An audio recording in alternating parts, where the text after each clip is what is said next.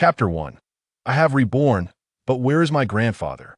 3 years into the apocalypse, the earth tore open, spewing forth magma at a temperature of several thousand degrees from the depths below.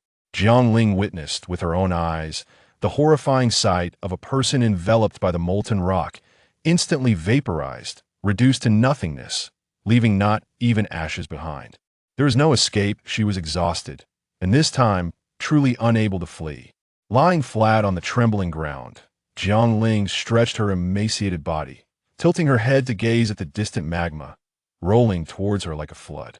In mere seconds, she would be consumed by the molten fury. Yet, at that moment, she suddenly noticed a green glimmer amidst the swirling dust beside her. Summoning her last ounce of strength, Jiang Ling reached out with her bloodied finger to grasp it, discovering it to be an emerald necklace, radiating an eerie light as if it were a bloodthirsty creature, continuously drawing the blood from her wound into the gemstone. What is this? It matters not, whatever it is, let it be. Jiang Ling watched as the crimson magma surged towards her like towering waves, already roasting her body in midair. Whether she perished from the blood-sucking necklace or was burned alive by the magma, the distinction seemed trivial. A faint, long-lost smile crept across her face as she thought, "Let's see who manages to do me in first." The pain of being scorched enveloped her entire body, and as a beam of green light flashed before her eyes, Jiang Ling let out a scream and sat bolt upright in bed. Surveying her surroundings, she found herself in her own 3-story villa. The afternoon sunlight filtered through the sheer curtains, and everything felt dreamlike. Her chest heaved violently as her heart raced uncontrollably. She glanced at the emerald necklace in her palm, a smile of exhilaration breaking across her damp face. This was no dream, it was a rebirth. With no time to seek tools, Jiang Ling bit her fingertip, squeezing a drop of blood onto the gemstone, and an entire holographic interface materialized in her mind. A dialog box popped up. "Master, welcome. Please choose a delightful nickname for yourself." Jiang Ling had no inclination to ponder a nickname. She thought, "I am your father," and entered a single character, "Father." "Hello, Father. Would you like to set an avatar?" "What nonsense is this?" Jiang Ling hastily clicked to skip, and after several attempts, finally reached the main topic. "Father, would you like to enter the space?" "Yes." The moment Jiang Ling selected that option, she was instantaneously drawn into a vast expanse, as large as 50 football fields. The height was indiscernible, but before her stood a 3-story villa, identical to her reality. She sprinted to the rooftop, but at her height of 1.60 meters, she still could not touch the ceiling of the space even when she jumped. How high it is! Standing atop the building, she gazed towards the periphery of the space, where an enormous expanse of black soil lay before her. In her childhood, her family farmed, and the back mountain had 3 acres, a considerable amount. Yet this patch of black soil dwarfed that area by 5 or 6 times, nearly equivalent to a moo. How splendid! With space and land, she could stockpile endless supplies and no longer endure the hardships of her previous life, subsisting on tree bark, roots, and dirt. Jiang Ling descended from the upper floor and rushed towards the black soil, tripping several times along the way, tumbling and crawling while muttering, I want starve, grandfather. I swear I will never let you go hungry in this life." "Where's grandfather?" She suddenly halted, conjuring the operational panel in her mind, exiting the space, and instantly returning to her bed. "Grandfather." Jiang Ling's voice trembled as she dashed downstairs, pushing open the door to the elderly man's bedroom, only to find it utterly empty. Where could he be? Glancing at the calendar on the table, she noted the date, July 16th, 20XX, a month before the apocalypse. Grandfather should still be here, the family should all be present. Jiang Ling's family operated a pig farm, and before the incident, her parents had been away delivering pigs. It was just the two of them living at home. There was no reason for him to be missing. In an instant, a torrent of terrifying thoughts flooded her mind, her legs turning weak. Just as she intended to take out her phone to call grandfather, she heard the sound of the door opening. An elderly man in his 60s hummed a tune as he entered, carrying a bag and grinning broadly. Upon seeing Jiang Ling in a daze, he smiled affectionately. "Little Ling, you're awake?" Jiang Ling's nose tinged with emotion, and she burst into tears, throwing her arms around the old man. "Grandfather, where have you been? You scare me to death." Qian Guishan chuckled, patting her head. "I went to the square to watch the Yanga dance. Where else could I have gone? Then I stopped by the supermarket to buy some fruit for you. Didn't you keep asking for durian? This thing smells terrible. I don't see what's so tasty about it. Look, I brought some back for you." Wiping her tears, Jiang Ling took the bag from Qian Guishan's hands, only to find 2 genuine golden pillow durians inside. Such a small amount was worth several hundred, and although the family had become well off over the past few years, grandfather had come from a humble background, having worked as an accountant, always pinching pennies, even rolling his own cigarettes. Yet whenever it came to what she desired, grandfather was never stingy. Grandfather was the one who loved her most dearly. In her previous life, he passed away in the 2nd month of the apocalypse. An unprecedented flood swept through, submerging the entire city. With no food left at home, Qian Guishan lay in bed, burning with fever and unable to rise. Jiang Ling unearthed a small bag of expired milk powder, mixed it with the last remaining water, and brought it to his bedside. "Grandfather, have some milk powder. This will help you get better." Qian Guishan, already on the brink of death, weakly shook his head. "You drink it, grandfather doesn't want any. I'm close to death, having lived to this age. Death is just death. Don't cry, save your strength to carry on. You must live to my age." Jiang Ling pouted. "I can't live that long. I can't do it." You can. Our little Ling, as long as she wishes, can achieve anything. Since you were little, I've seen your potential. You're much smarter than your brother, full of clever ideas, and excel in your studies. In peaceful times, I believed you would become someone great. Now, I believe you will survive." Qian Guishan trembled as he reached for a handkerchief beside his pillow. "Look, what is this?" Jiang Ling unwrapped it layer by layer, discovering several pieces of chocolate. Those were from days prior when she had given them to him. How could they still be here? Qian Guishan managed a sly smile. "Grandfather didn't eat them. I saved them for you. Look under the bed. There's plenty more. Enjoy them slowly and live well, so you can live for several more decades on my behalf." At that moment, Jiang Ling realized that since the apocalypse began, grandfather had never been full. He saved half of every meal, waiting to leave it for her.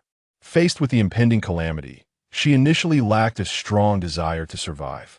Yet, the thought of grandfather starving himself to ensure she had food compelled her to grit her teeth and endure.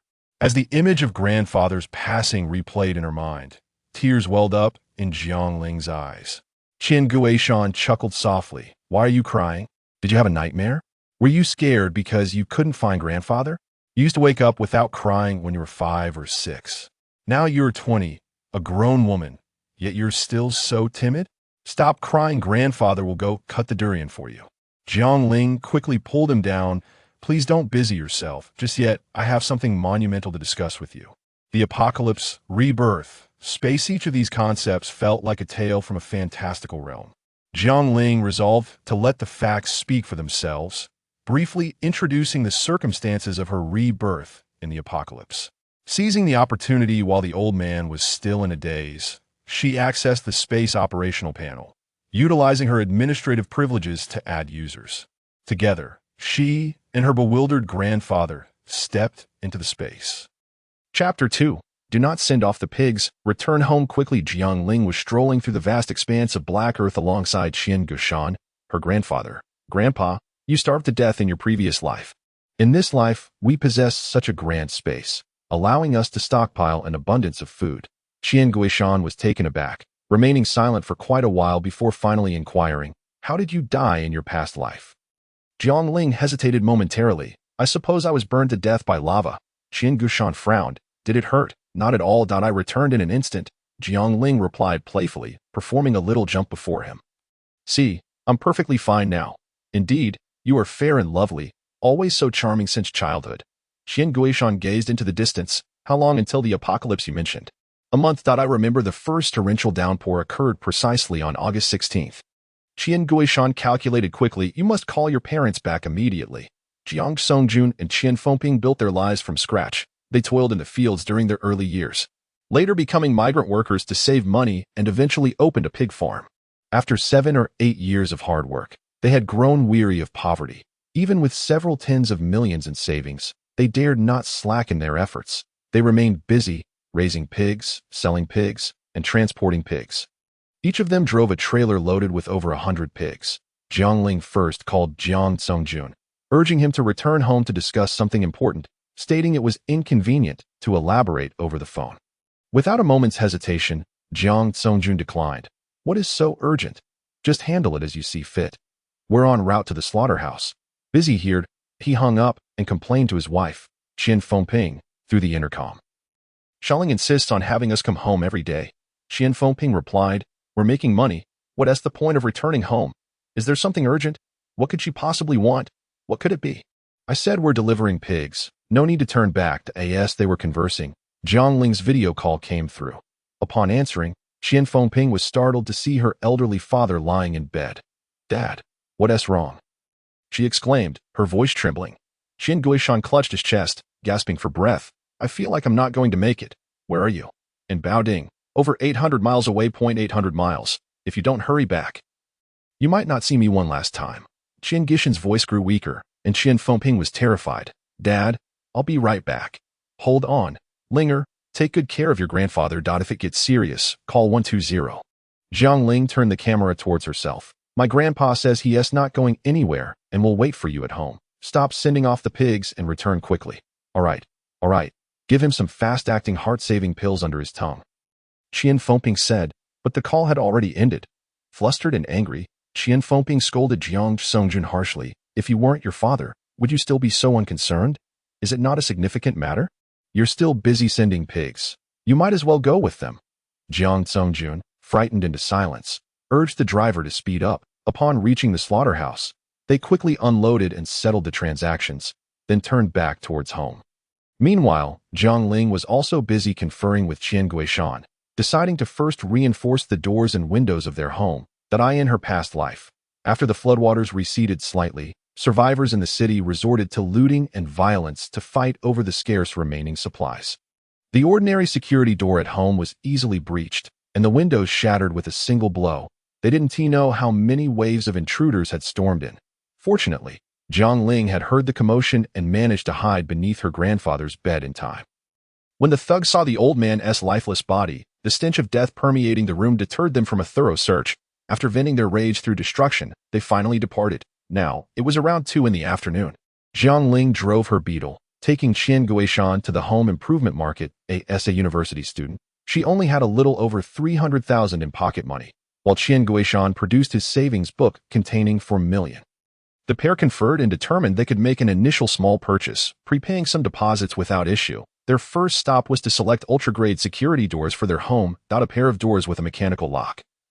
Exceeding 10 centimeters in thickness, made from magnesium titanium alloy, the peephole included a 5 million pixel high-definition camera with a 170-degree wide-angle view, allowing for a complete overview of the entrance situation from inside. The quality was exceptional.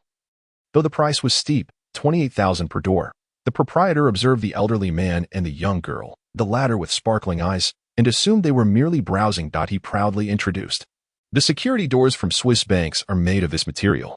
Regardless of what you have in your home, this door cannot be opened without explosives. Would you like to consider ordering one? Jiang Ling and Qian Guishan exchanged glances and shook their heads.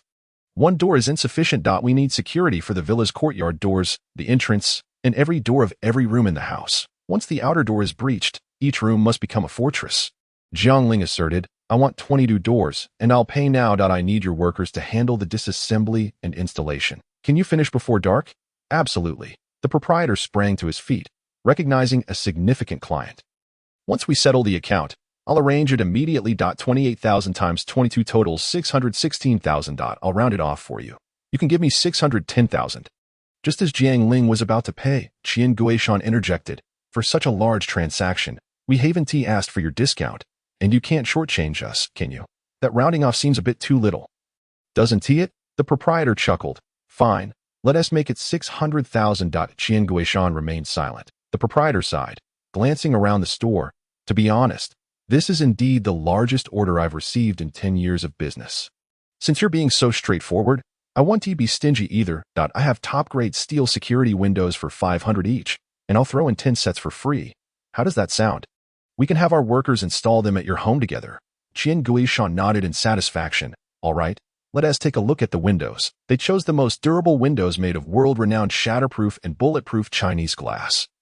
Opting for 30 sets at just over 40,000, the proprietor rounded off the total to 64,000, completely upgrading their home's doors and windows to a trench-level standard. The volume of work equated to a small-scale renovation. The proprietor immediately called over 7 or 8 workers. Qian Guishan handed all the money to Jiang Ling and took the proprietor's vehicle home to supervise the work. Jiang Ling turned back into the building materials store, ordering 20 bags of cement and 3,000 bricks. Cement was 115 per bag, and bricks were 5 cents each, totaling only 3,800. She casually added an extra 200 to have them delivered directly to her home. Moving swiftly, she drove nonstop towards the wholesale market for medical devices and pharmaceuticals. She had witnessed the desperate measures taken by the wealthy during the apocalypse, trading gold bars for a bottle of life-saving oxygen. Yet now, such items were merely ordinary medical supplies, priced between 20 to 30 each, whether in bottles or bags. Entering a medical supply store, she inquired, "How many oxygen tanks do you have? I have a significant demand." Chapter 3. A small purchase. The store owner checked the inventory. "We have around 1,000 in stock. How many do you need?" 10,000. It doesn't matter whether they are bottled or bagged. But the oxygen content must be guaranteed at 99%. You can rest assured about the quality. However, for 10,000, we can't deliver all today. If you leave a deposit, we can send them to you tomorrow. Jiang Ling promptly paid the deposit and selected several easy-to-use medical devices for home use. 5 oxygen concentrators, 5 blood pressure monitors, 5 blood glucose meters, 5 pulse oximeters, and 5 thermometers. Although Qian Guishan was in his 60s and currently healthy, it was wise to have these items on hand for emergencies. She also purchased 300 packages of medical gauze, knowing that the road to survival would inevitably bring bloodshed, making these essentials. Including the 10,000 oxygen tanks and various other items, her total expenditure at that store reached 340,000, leaving her with over 330,000 remaining, standing in the street lined with pharmaceutical supermarkets. She entered the largest pharmacy chain. Is the manager in? Yes, replied a meticulously groomed middle-aged woman. That would be me. Jiang Ling politely nodded. I intend to purchase quite a few medications, and I'm unsure if your store has sufficient stock.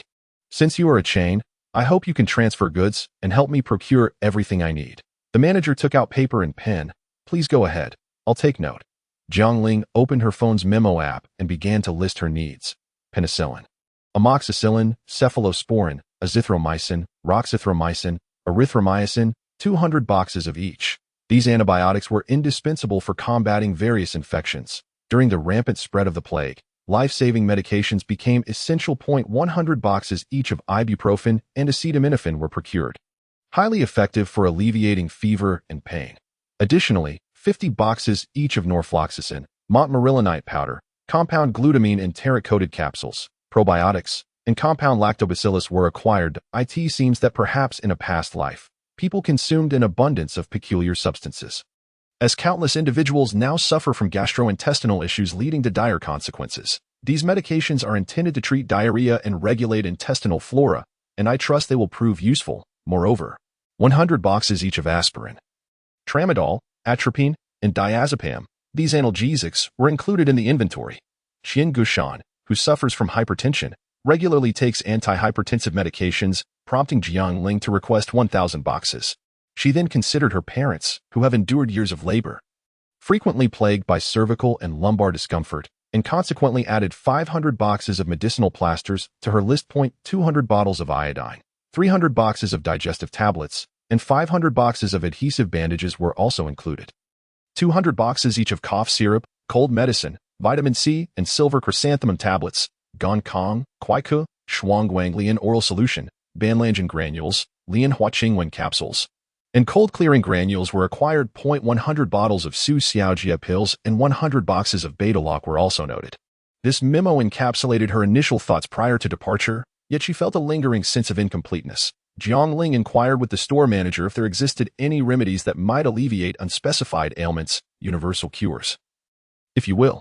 Indeed, the manager escorted her to the traditional medicine section, showcasing the prized Anganyo Huang pill from Beijing Tongrintang, reputed to be a miraculous remedy.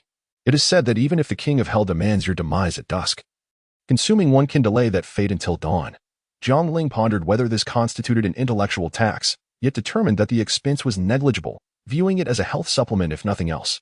I shall take 100 boxes of this Angan Yohuang pill, she declared. The manager promptly contacted the warehouse for inventory adjustments. The traditional medicine section boasted a plethora of herbs: ginseng, chuanbei, niohuang, danshin, Hishou Wu, Baiju, Zishuan, Dangue, Rogue, Fuling, Yinxiao, Wangyu, Sea Buckthorn, among many others. The shop displayed over 30 varieties, each labeled with approximate uses and instructions.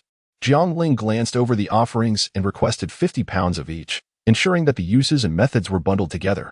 As she began reciting her memo, the shop door was promptly adorned with a closed sign. She was the sole customer, keeping the staff quite occupied.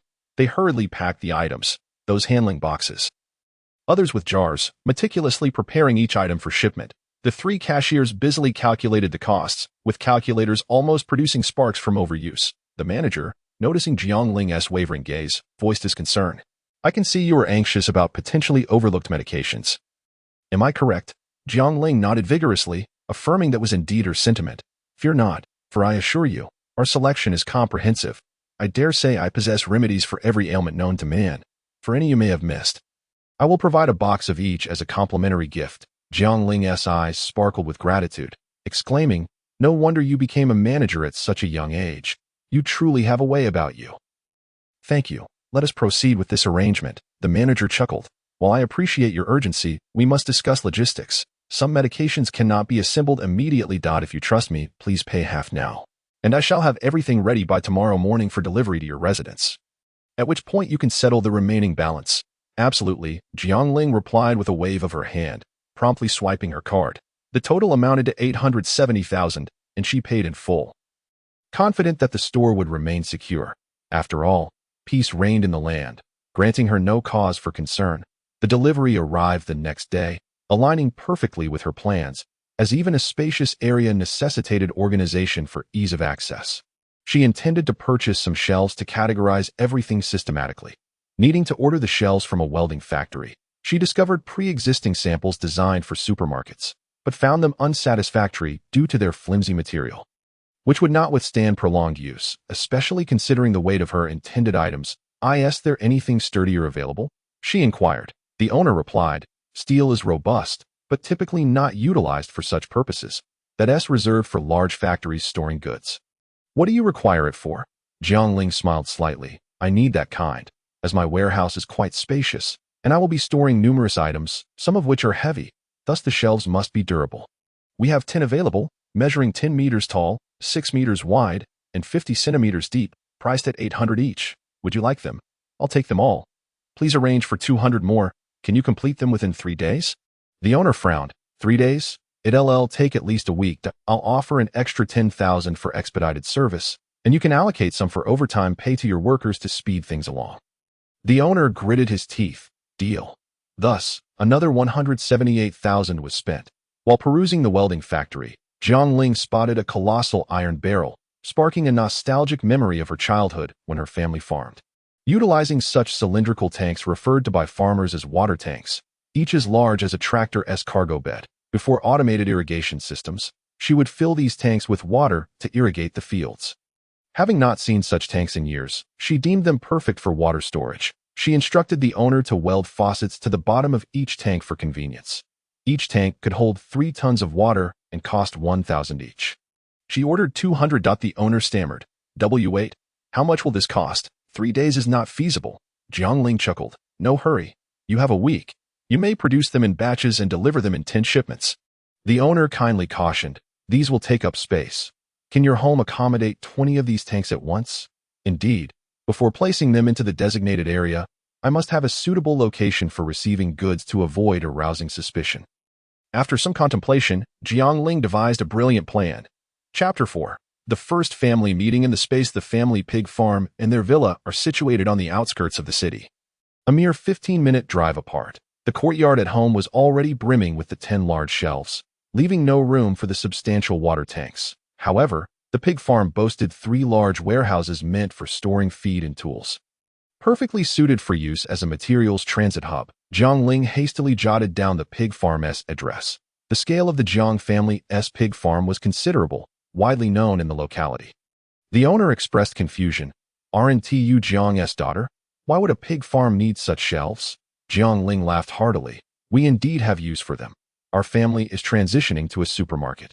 With numerous tasks ahead, she refrained from further chit-chat and rushed to order 2,000 barrels of purified water before the water company closed. The large 7.5-liter barrels were priced at $5 each.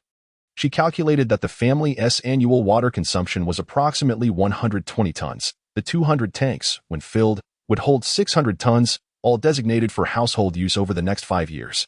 The purified water would suffice for drinking. Her household would typically consume 1 barrel a day, making 2,000 barrels sufficient for 5 years. Coupled with various beverages, the water storage capacity would be adequate. After much deliberation, she also purchased 5 integrated water purifiers, priced at $12,000 each. With no concerns about the expenditure, she reasoned that it was better to be prepared than to face unforeseen circumstances. After completing these purchases, dusk had fallen, yet the agricultural market remained open. Jiang Ling entered a farm tools and machinery store, requesting 20 each of shovels, hoes, rakes, sickles, 5-pronged forks, and pickaxes. Labor gloves, white cotton, leather, and rubber were requested in quantities of 200 pairs each. The land within her space would undoubtedly require farming activities. A 4-wheel tractor was procured for $28,000, while a combine harvester was acquired for $14,800, with 2 of each purchased to avoid potential breakdowns. She also picked up some wrenches and screws for possible household repairs. For labor protection gear, she chose the thickest waterproof boots available, essential during the period when the city transformed into a waterlogged landscape. Calculating her needs, she ordered waterproof boots in sizes 38, 39, 40, 44, 45, and 46, requesting 100 pairs of each size. As she perused the store, she stumbled upon a full-body waterproof suit, complete with gloves and boots integrated into one piece. Designed for workers who harvest lotus roots in water, this suit could prevent water from seeping in, and the price was quite reasonable at $120 per suit. Perfect, Jiang Ling mused, recognizing the utility of such attire. She ordered 100 sets in both large and small sizes, spending a total of $150,000 at the farm tools store. She believed she had covered her bases. She pondered further needs. Qian Guishan called, urging her to return home for dinner. Having spent over $240,000 that afternoon, she felt satisfied with her acquisitions for the day. Thus, she set off in her car, leading the way as the store's delivery truck followed closely behind, with the tractor and combine harvester trailing in a convoy. Rumbling back home. As she turned a corner, she spotted a tall, slightly hunched figure lingering near her home. As she drew closer, her headlights illuminated Qian Guishan. "Grandfather, why aren't you waiting for me at home?" she asked. "The door has been replaced, and you don't have the key. The soundproofing is excellent." "I feared you wouldn't hear me if I called." Jiang Ling was unconvinced, knowing he could have simply called her. The old gentleman, perhaps feeling uneasy as darkness approached, could no longer remain seated. She commanded the workers to place the farming tools in the courtyard, while the tractor and harvester were also parked inside. The 10 large racks from the welding factory had already arrived, making the one spacious yard feel somewhat cramped. Jiang Ling closed the black courtyard gate, intending to store these items in the space. Qian Guishan urged her, "There's no rush. It's almost 8 o'clock. Wash your hands and have dinner. Grandpa has stewed some ribs for you." At the mention of ribs, Jiang Ling's stomach audibly protested. Qian Guishan's stewed ribs were legendary. His method involved only oil, salt, light soy sauce, 13 spices, and monosodium glutamate, allowing the essence of the ribs themselves to shine through. The ribs were blanched to remove any blood, then pan-fried until golden brown on both sides, followed by slow simmering in boiling water until tender, and finished with a high flame to reduce the sauce until the surface fat emerged. The result was a dish that was crispy on the outside and tender within, bursting with flavor. After a day of bustling about, Jiang Ling felt both exhausted and famished. The weather was oppressively hot, causing her to sweat profusely. She quickly took a shower, changed into a nightgown, and sat at the dining table where steaming rice, fragrant ribs, stir-fried mushrooms, and bok choy, along with chicken soup prepared at noon, were laid out before her. Jiang Ling eagerly grabbed a piece of rib, took a bite, and was overwhelmed by its deliciousness. Exclaiming in delight, her eyes squinted with joy as she gave a thumbs up, repeatedly declaring how tasty it was. "Slow down. Don't burn your mouth. Who's competing with you?" Qian Guishan chuckled, pushing the plate closer to her. "That's 2 kilos of ribs. If your parents don't come back, the 2 of us want to finish it by tomorrow." The grandfather and granddaughter chatted leisurely while eating, soon filling their bellies to satisfaction. As Jiang Ling gazed at the steaming dishes, a sudden thought struck her. Grandpa, do you think the space can keep food warm and fresh? Qian Guishan filled a bowl with hot soup and handed it to her. Why not give it a try? Jiang Ling chuckled, retrieving a box of ice cream from the fridge. She placed both the hot soup and ice cream into the space and continued her meal. After finishing her dinner, clearing the table, and washing the dishes, she stored away the assorted items scattered in the yard. When she took out the ice cream and chicken soup to test, the soup was still piping hot, while the ice cream remained rock solid, showing no sign of melting. This demonstrated that the space was not only vast, but also capable of maintaining temperature and freshness without any deterioration. Truly remarkable. The grandfather and granddaughter rejoiced at this discovery, contemplating the preparation of some pre-cooked meals sealed with plastic wrap to prevent mingling of flavors, allowing them to be easily retrieved later. Jiang Ling took out paper and a pen, opened her computer, and created a document listing the food items they needed to prepare. Qian Guishan pulled out an abacus, beginning to calculate beside her. Unbeknownst to them, 2 hours had passed, and at 10 o'clock in the evening, Jiang Songjun and Qian Fengping finally arrived home. Upon reaching the doorstep, they sensed something was amiss. Looking up, they noticed that security bars had been installed on all the windows of their home. Glinting under the night lights, the side door next to the villa's main entrance had also been replaced. The couple exchanged suspicious glances as they entered through the main door, knocking hastily at the door. Xiaoling opened the door. Jiang Ling capped her pen, knowing she would have to pause her work for the time being. She opened the door, and the couple's eyes were immediately drawn to Qian Guishan, who was calmly calculating on the abacus while wearing reading glasses in the living room. Dad, are you all right? Why did you deceive us? Yes, Dad, you're fine. Don't curse yourself. You scared us half to death on the way here. And what is going on with the house? Why replace the doors and windows? We live in an independent villa. Is it really necessary to install security bars? It looks like a prison. The couple exchanged remarks. And Jiang Ling closed the door, saying, I understand you're anxious, but it's best not to rush. Let me take you somewhere. We need to hold a family meeting. Using her space administrator privileges, she added Jiang Songjun and Qian Fengping as users of the space, and then brought her grandfather along into the space. The Jiang family's first space family meeting was formally convened. Chapter 5.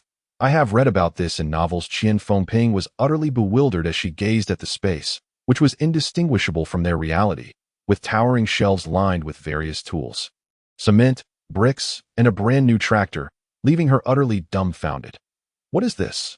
A space. Before Jiang Ling could explain, Jiang Songjun murmured a phrase, a man in his 40s who neither smoked nor drank, but rather enjoyed reading online novels, especially those about cultivation, martial arts, and apocalyptic scenarios. He surveyed the surroundings and the accumulated supplies, a sense of familiarity washing over him. Jiang Ling patted her father's arm with reassurance, glad to have someone who understood. Jiang Ling addressed the gathering, succinctly summarizing that a month from now, the apocalypse would strike. In her previous life, they had not survived long, with only she making it to the 3rd year of the cataclysm. Now reborn, they had this space, and they needed to seize the time to stockpile supplies and prepare before disaster struck. Qian Guishan added, just now, Xiao Ling and I compiled a basic list. After calculating, we estimate that we need about 80 million for sufficient supplies. Do we have enough in the account? Jiang Songjun scratched his head. Not enough. We only have 60 million in savings. Jiang Ling interjected, Dad, don't just consider the savings. Think about it. After a month, money will be worthless. Our pig farm will be useless as well. When the flood comes, the pigs will either be washed away or drowned, dying faster than humans. Shouldn't we act quickly? The pig farm, the house, the car, all can be mortgaged to the bank for a loan, which will give us a significant amount of funds. Even if we only manage to borrow 20 million, it will suffice. Not just that, we could borrow 50 to 60 million at the least. Tomorrow, I'll go to the bank to apply for a loan, claiming we're transforming the business into a supermarket.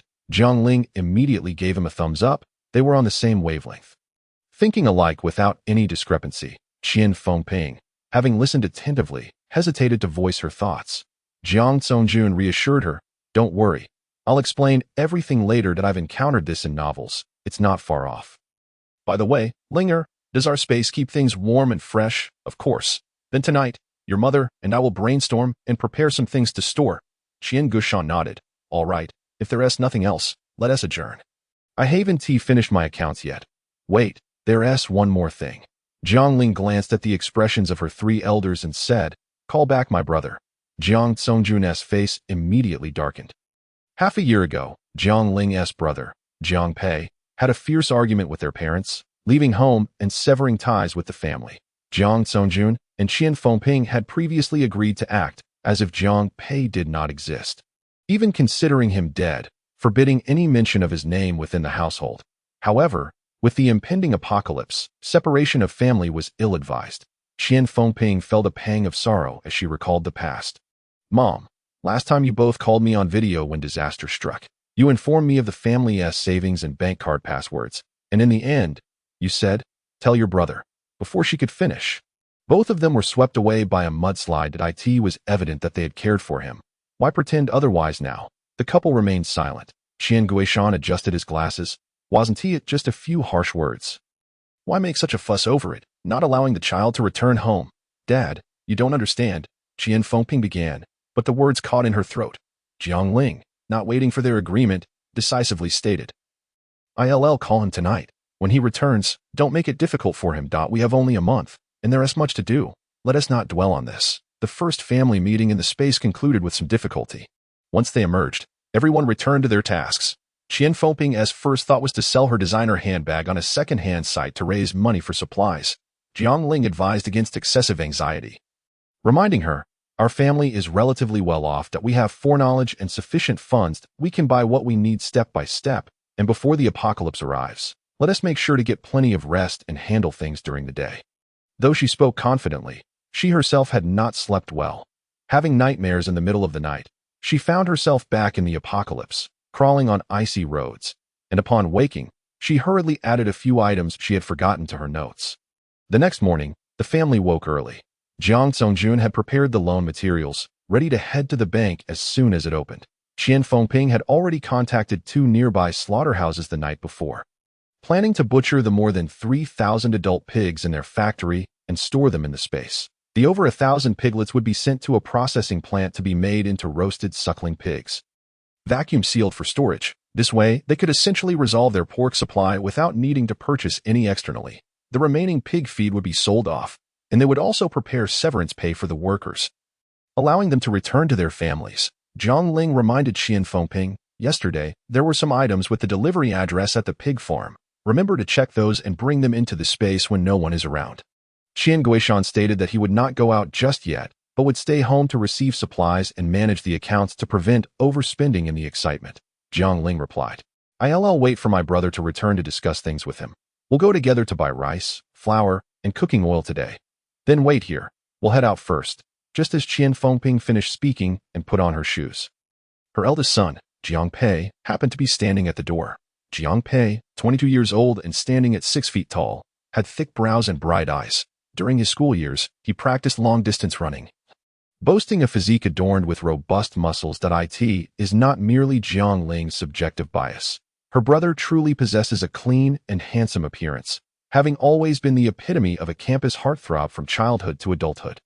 Although Jiang Pei may not excel in academics, he is a person of integrity, kindness, and filial piety, consistently making his parents, Jiang Fu and Jiang Mu, proud. However, one notable trait of Jiang Pei is his stubbornness.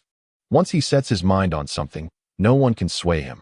After not seeing him for half a year, Jiang Pei appeared somewhat thinner, his features more chiseled, yet the resolve in his eyes remained undiminished. Qian Fengping sighed inwardly. As he returned, Linga mentioned that there were matters at home that required her presence. Let your sister speak to you. We have things to attend to, so we must leave first. Once the couple departed, Jiang Ling wasted no time and immediately pulled Jiang Pei into the space. 5 minutes later, she emerged with her bewildered brother in tow. Let us drive to the wholesale market first. I'll explain everything along the way. Jiang Pei's vehicle was an Audi A6, and a clever idea struck Jiang Ling. Your car could fetch a good sum if pawned, and I just realized that the apocalypse is due in a month, so we could borrow money without the obligation to repay. She opened a mobile app, exploring various lending platforms, from a certain Alpay to a particular Dom by credit line, and a myriad of other loan applications. With her regular credit limit and that beetle as collateral, she easily secured $1 million in mere seconds. silently praying for the disaster to arrive as anticipated. Otherwise, she would have to rely on the space to hide from creditors. Chapter 6. The secret arrangement of fried chicken and fries. Jiang Pei followed suit, borrowing over $1 million as well. The sibling duo cheerfully headed to the largest grain store in the market, promptly placing an order for 20,000 jin of the premium Wuchang rice from northeast China. This was the finest quality rice that their family typically consumed, costing 5 yuan per jin, totaling 100,000 yuan. Additionally, Qian Fengping noted that sometimes they would sprinkle a handful of fragrant rice for added flavor when cooking, so they needed to purchase some fragrant rice as well. They ordered 1,000 jin of Thai fragrant rice at 10 yuan per jin. Millet, perfect for porridge or mixed with rice, was also on the list. It was 7 yuan per jin, and they took 2,000 jin. Glutinous rice was priced at 15 yuan per jin, and they ordered 500 jin. Jobs tiers were 12 yuan per jin, and they acquired 300 jin. Brown rice, costing 4 yuan per jin, was ordered at 200 jin. Black rice, at 5 yuan per jin, came in 200 jin as well. These items were occasionally used for mixing, so they wouldn't require much. Flour also came in various types. Typically, Qian Fengping used high-gluten flour for making dumplings at home. The first-grade high-gluten flour was 10 yuan per jin, and they ordered 3,000 jin. For buns, steamed bread, and pancakes, they opted for medium gluten flour at 5 yuan per jin, taking 5,000 jin. There was also low-gluten flour for pastries and bread, which no one at home had learned to make yet, but Jiang Ling pondered that it wouldn't be too difficult to learn. They ordered 1,000 jin at 8 yuan per jin. Additionally, they ordered 500 jin of cake flour at 22 yuan per jin and 600 jin of bread flour at 23 yuan per jin. Jiang Ling noted to add a bread machine to her shopping list, planning to gather the necessary tools to experiment. The store also offered specialty yellow corn flour, a wonderful ingredient. When prepared, yellow corn flour can be wrapped around red bean paste and deep fried, creating a crispy and fragrant treat that, if not fried, it can be flattened and cooked as a filled rice cake.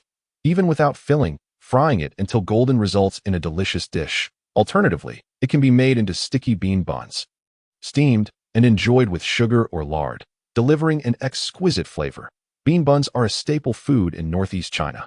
Even when cold and frozen solid, children still relish gnawing on them.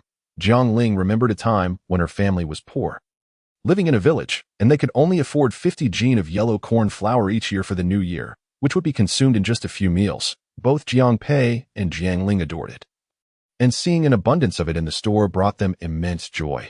Jiang Pei discreetly nudged his sister to order more yellow corn flour, asserting that it never gets tiresome. All right, shall we take 2,000 jin? How about 3,000? The shopkeeper approached, saying, "This is our store's specialty. You can ask around the market. Our yellow corn flour is the best, priced at 9 yuan per jin. Would you like some?"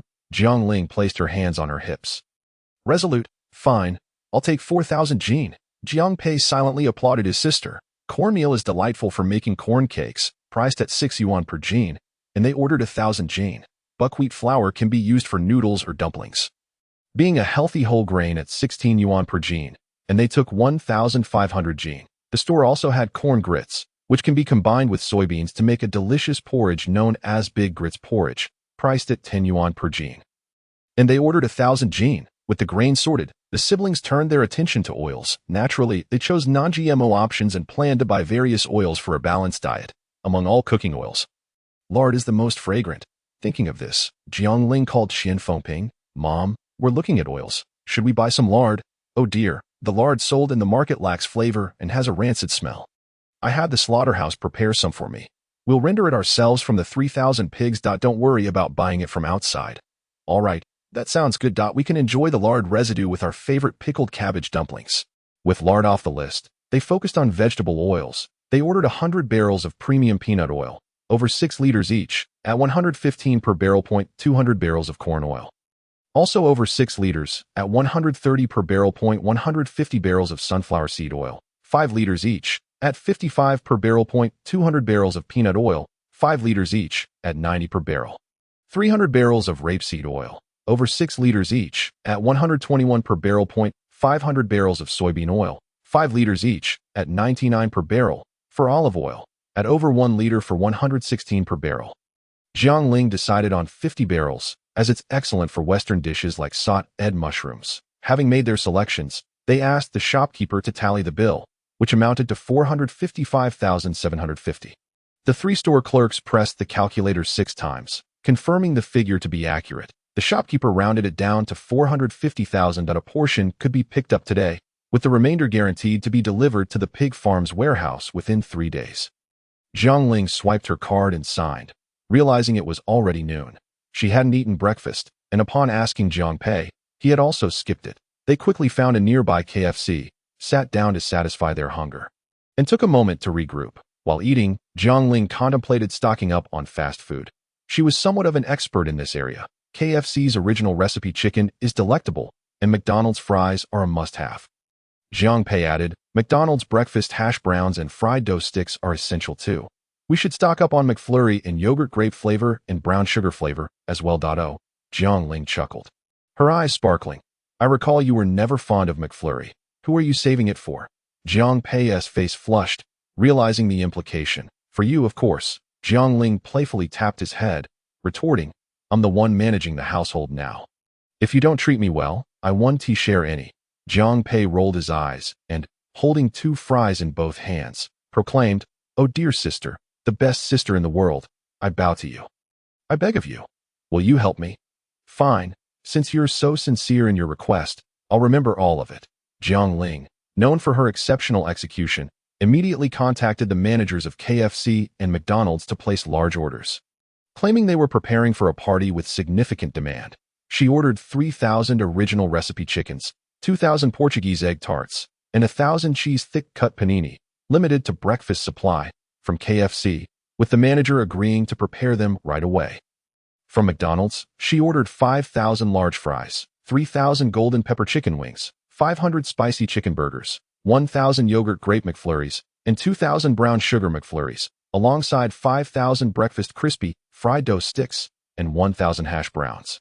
After placing the orders, she quickly called her grandfather, reminding him to store the fast food in the space as soon as it arrived, lest the fries become soggy and unappetizing. Qian Guishan pinched his brow. Little Linger, how much did the fast food cost? Jiang Ling glanced at the total, 264,000. That's beyond what your grandfather budgeted for. No worries. My brother and I pawned our car and borrowed over 200 million.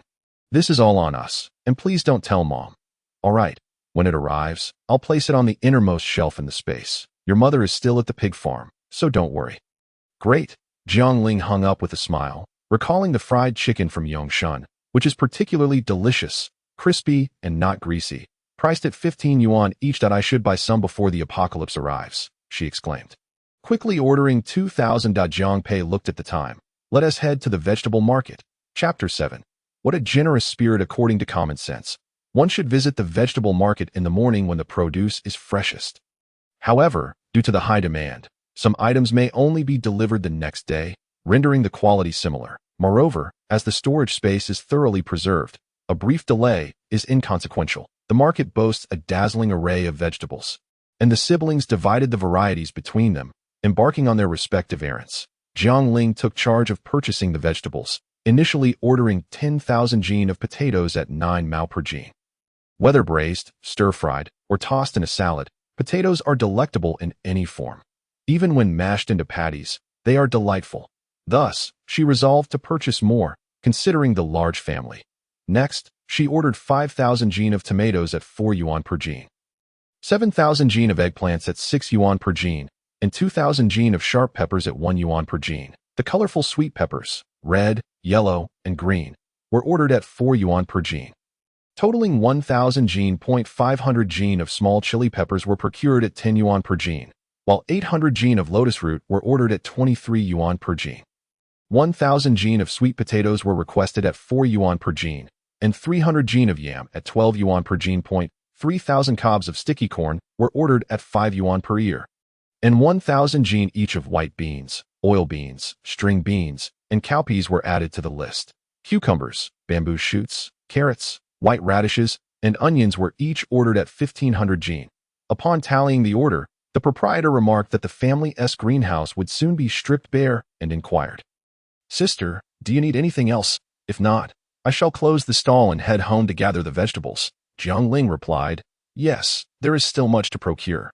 She then ordered 2,000 jin of oil wheat greens, 2,000 gene of baby bok choy, 2,000 gene of small cabbage, 2,000 gene of round cabbage, 2,000 gene of large cabbage, 2,000 gene of chives, 2,000 gene of baby vegetables, 2,000 gene of broccoli, 2,000 gene of cauliflower, and 2,000 gene of small scallions.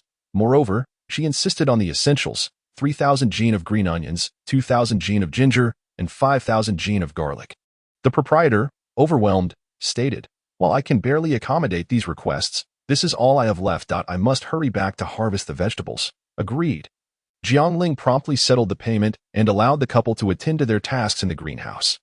She then visited another shop, ordering 2,000 gene of shiitake mushrooms, 1,000 gene of Pleurotus ostreatus, and 800 gene of hazel mushrooms. The shop also had matsutake, a delicacy showcased on television, but exorbitantly priced at 1,000 yuan per gene. After much deliberation, inspiration struck. She pulled out her phone and logged into a certain treasure platform. Her credit line had been raised several times, surpassing that of most users, whose limits typically fell below 50,000. Hers stood at 300,000. Thus, she ordered 300 gene of matsutake at 1,000 yuan per gene, opting to pay with her credit. She would repay it next month, though she mused, that means I needn't repay at all. After perusing the mushroom shop, she proceeded to a tofu store, ordering 2,000 gene of regular tofu, 1,000 gene of dried tofu, and 3,000 gene of frozen tofu, knowing well that the family had ample pork to pair with the frozen tofu for a rich stew. Before long, Jiang Pei arrived, having finished purchasing fruits. He ordered 2,000 gene of cherries, 2,000 gene of sunshine roses, 1,000 gene of durian, and 3,000 gene each of apples, bananas, oranges, grapes, dragon fruit, tangerines, cherry tomatoes, pears, kiwis, coconuts, pomelos, and cantaloupes, all at 1,500 gene each. Jiang Ling, taken aback, exclaimed, 2,000 gene of cherries, 2,000 gene of sunshine roses? Jiang Pei, scratching his nose, inquired, "What's wrong? Don't you eat them?" With sunshine roses priced at 41 yuan per gene and cherries at 90 yuan per gene. The total for these two items approached 26,000. "Brother, you are truly extravagant," Jiang Ling exclaimed. Jiang Pei retorted, "What about durian, which you love? Shouldn't you mention its cost?" "Ah, I do love it. But you still remember your sister." Jiang Ling chuckled. "Just don't complain to Mom. Besides, we have more than enough funds. When all these items are displayed together, she won't even notice. I'll place the expensive ones on the highest shelf. And when she eats them, I'm sure she won't say a word." Speaking of which, Jiang Pei mentioned needing to buy some ladders and a small forklift for organizing. Jiang Ling intended to purchase books, and they parted ways, agreeing to return home after completing their tasks. Upon arriving at the bookstore, she began selecting agricultural books related to breeding and planting, alongside some family medical guides. She also gathered a copy of every cooking book available, regardless of whether it was Sichuan, Shandong, Cantonese, Northeastern, or Huaiyang cuisine. Anything that taught cooking was added to her collection. She even included books on Spanish and Italian cuisine, reasoning that should boredom strike, she could learn to cook. Sweet treat cookbooks were tossed into her cart as well. The bookstore staff were astonished, having never witnessed someone shop for books as if they were in a supermarket, tossing items into the cart with abandon. Whether it was about automotive repair or comprehensive agricultural techniques, she purchased it all. In addition to these practical books, Jiang Ling ventured into the biography section. Although self-help literature was seldom useful, during moments of emotional turmoil, it could provide a fleeting boost to the spirit, whether it lasted 3 days or just 3 hours. Moreover, she stumbled upon a biography of Bear Grylls, the renowned survival expert from wilderness survival shows, and immediately added it to her cart, sensing it would be valuable. Furthermore, she appreciated literary novels for their ability to cultivate one's character. She adored reading such works and had amassed a considerable collection at home, many of which remained unopened. Her shelves were brimming with both classic and contemporary literature, including the 4 great classic novels, renowned international masterpieces, and popular novels by authors like Jin Yang, Eileen Chong, Mo Yin, Yu Hua, and Shakespeare, not to mention series like A Song of Ice and Fire and The Grave Robbers Chronicles. With 3 large bookshelves full and additional boxes in the basement, she planned to transfer her home library into the storage space for safekeeping.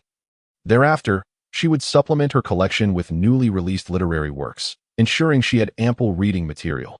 Her 2 shopping carts were filled to the brim, heavy and cumbersome. The staff assisted her in bringing them to the door. After a brief rest, Jiang Ling dragged the bags to a corner, seizing a moment when no one was watching to swiftly store the entire stack of books in her space before easily hailing a cab home. Upon arriving at her doorstep, she spotted Jiang Songjun directing workers unloading large ceramic jars from the vehicle. These jars were approximately 1 meter high and 90 centimeters in diameter, and there appeared to be over a dozen on the truck. Jiang Ling hurriedly inquired, "Dad, what's this for?" "Your mother intends to pickle cabbage," he replied. "Why not just buy it ready-made?" Jiang Songjun chuckled. "She claims the store-bought variety is unsatisfactory. She insists on making her own. Anyway, I've purchased both the jars and the cabbage. The jars cost 600 yuan each, and I bought 20. The cabbage was 2 mao per jin, totaling 20,000 jin. We'll store it in the space until she's ready to begin pickling in a couple of days." More pickling and rendering lard, Jiang Ling mused, considering it was worthwhile, as her mother's cooking was indeed exceptional. Unlike anything available for purchase, they were in for a treat. Jiang Songjun had just returned from outside and walked into the house alongside Jiang Ling. Upon entering, they were greeted by the sight of 2 piglets tethered in the living room, squealing adorably. "What is going on here?" Jiang Ling asked, perplexed. Just as she was taken aback, Qian Guishan emerged from the storage space.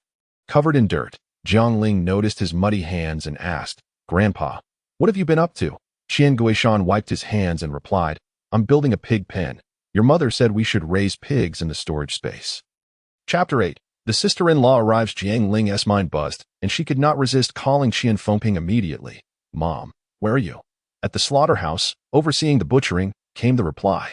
"Didn't we agree to process all the pigs and not raise any? Raising a couple of piglets is hardly a burden. Besides, I specifically kept these 2, a male and a female, so they can breed. What if we run out of pork? But raising pigs requires preparing feed.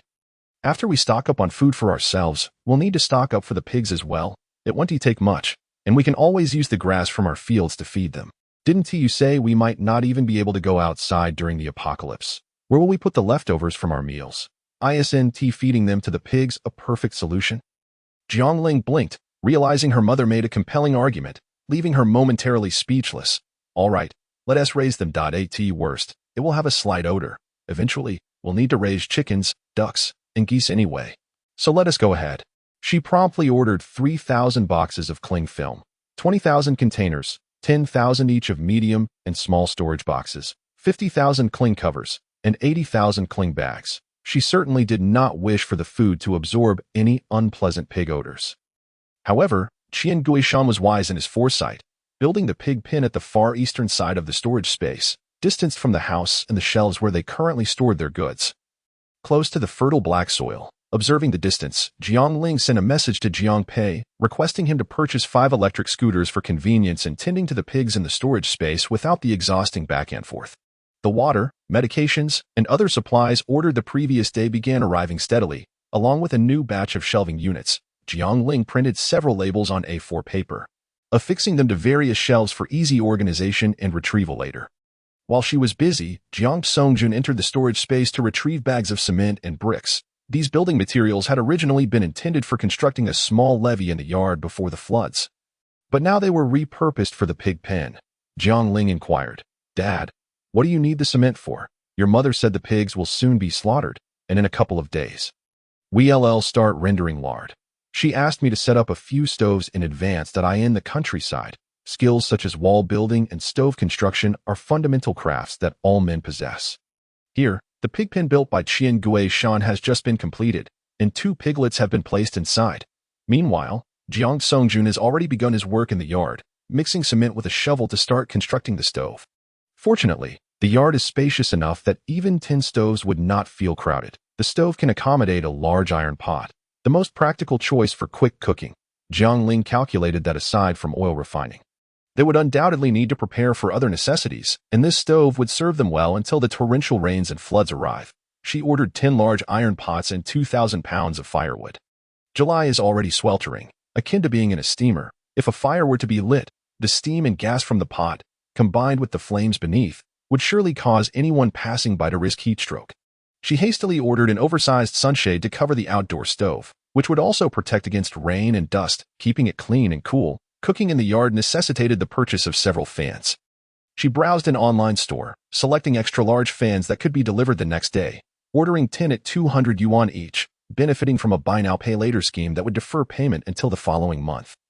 As with the electricity bill, effectively making them free of immediate cost, the refined oil must be securely stored, so she ordered 5,000 ceramic jars for lard from the same shop where Jiang Ling purchased sauerkraut jars, ensuring they would have sufficient supply to 6 in the evening. As the evening glow bathed the spacious yard, Jiang Ling bent over to finish constructing the first stove. Qian Fengping returned from the slaughterhouse, standing in the yard to converse with him, inquiring whether the bank matters were proceeding smoothly, if the sauerkraut jars had arrived, and when the 20,000 pounds of cabbage would be delivered. Jiang Ling emerged to serve tea and also discussed the progress of vegetable and fruit procurement. Just then, a horn sounded from outside the gate. "My brother is back." Jiang Ling set down what she was holding and dashed to the entrance, where a blue truck had come to a halt. The driver and a worker emerged from the cabin to unload the cargo. Jiang Ling glanced back and saw Jiang Pei jump down from the truck bed, then turned to extend a hand to another person still inside. Jiang Ling's mouth opened slightly, her words caught in her throat, momentarily at a loss for how to speak. Qian Fengping, sensing something amiss with her woman's intuition, stepped out of the yard and, peering through the busy workers unloading the cargo, spotted her son approaching step by step. His gait appeared somewhat strange, and indeed, another person's head soon emerged behind him. Jiang Pei stopped at the gate, and the person behind him shyly edged out from his back to stand beside him. The individual bowed his head, the setting sun casting a warm glow upon him, revealing only a delicate profile. Jiang Ling had known this person her entire life. Pei Jun, her brother-in-law. Jiang Ling had always believed that Pei Jun was merely a fleeting romance for her brother. But after experiencing a cataclysm, she came to understand the true nature of his character. 6 months prior, due to the family's staunch opposition to Jiang Pei's relationship with Pei Jun, he had run away from home. This incident was regarded by Jiang Ling and Qian Fengping as a profound disgrace, and they would rather sever ties with their own son than allow them to be together. Now, Jiang Pei had unexpectedly returned, bringing Pei Jun along without prior notice.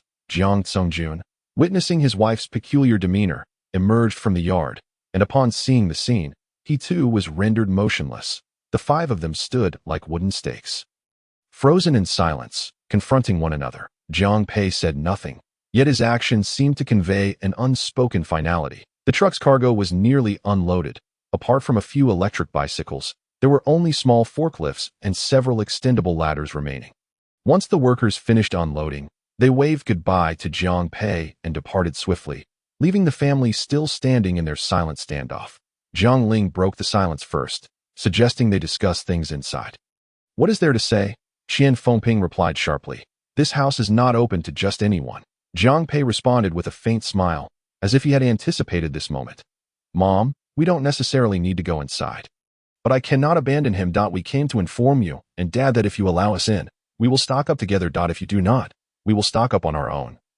And however long we survive is how long we survive. We will not hold it against you." Qian Fengping exchanged a glance with Jiang Ling. The couple's faces were equally grim, and they said nothing. Turning back into the yard, Pei Jun tugged at Jiang Pei's shirt, glancing longingly towards the yard, suggesting they leave. Jiang Pei gently patted his round head, feeling uncertain. After all, he had no personal space and could not be sure how long they would survive in this post-apocalyptic world. He asked Jiang Ling, "Do you know how I died in my past life?" Jiang Ling's eyes turned red. She did know. "How did you die?"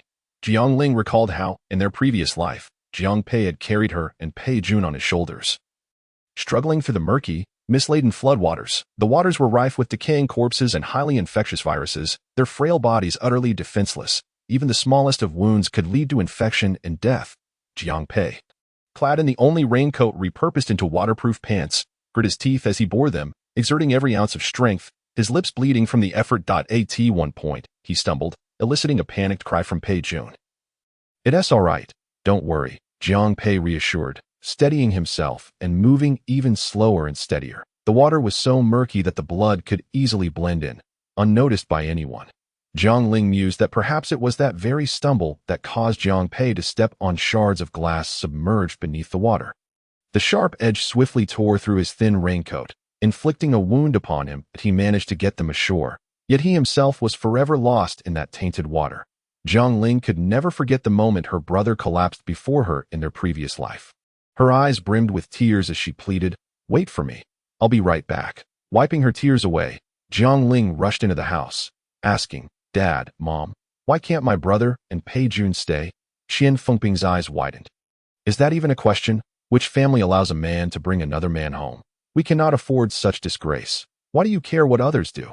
Live your life for yourself. If others die a month from now, who will care about your family's trivial matters? That is not acceptable either. Other people's sons marry and have children. What good is your brother bringing back this one? He will only bring us trouble." "Oh, so it's just because Pei Jun cannot bear children that you oppose him? If he could, would you dare let him?" Qian Fengping was momentarily at a loss for words, then replied after a pause. "If he were exemplary, that would be one thing, but just look at him, awkward and clinging to your brother, utterly lacking restraint. It vexes me to watch." Jiang Ling detected a softening tone in Qian Fengping's words. While Jiang Songjun remained silent, tacitly agreeing with his wife, begrudgingly accepting the situation, "Then you can just avoid looking at him. I advise him to exercise some restraint. In times of disaster, unity is paramount. We must maintain familial harmony." After saying this, Jiang Ling went to the gate to call for Jiang Pei and Pei Jun along the way. She pondered how to communicate with Pei Jun. He was indeed a peculiar individual. Having lost his family early on, he had ventured into society after graduating high school and became an internet celebrity, amassing 4 to 5 million followers online. Despite his short stature, he was strikingly handsome. With round, expressive eyes that appeared innocent when he looked down shyly, naturally charming, he seemed easy to bully, yet those familiar with him knew he had a flair for theatrics. If only he were a bit more down-to-earth and masculine, perhaps Jiang's father and mother would find him more agreeable. Yet, ironically, Jiang Pei had fallen for him, which was beyond anyone's control. Upon reaching the gate, Jiang Ling affectionately linked arms with Pei Jun, offering him sweet words. "Sister-in-law, my parents have agreed to let you stay, but I have a few things to advise you." She could not reveal that Qian Fengping found him bothersome.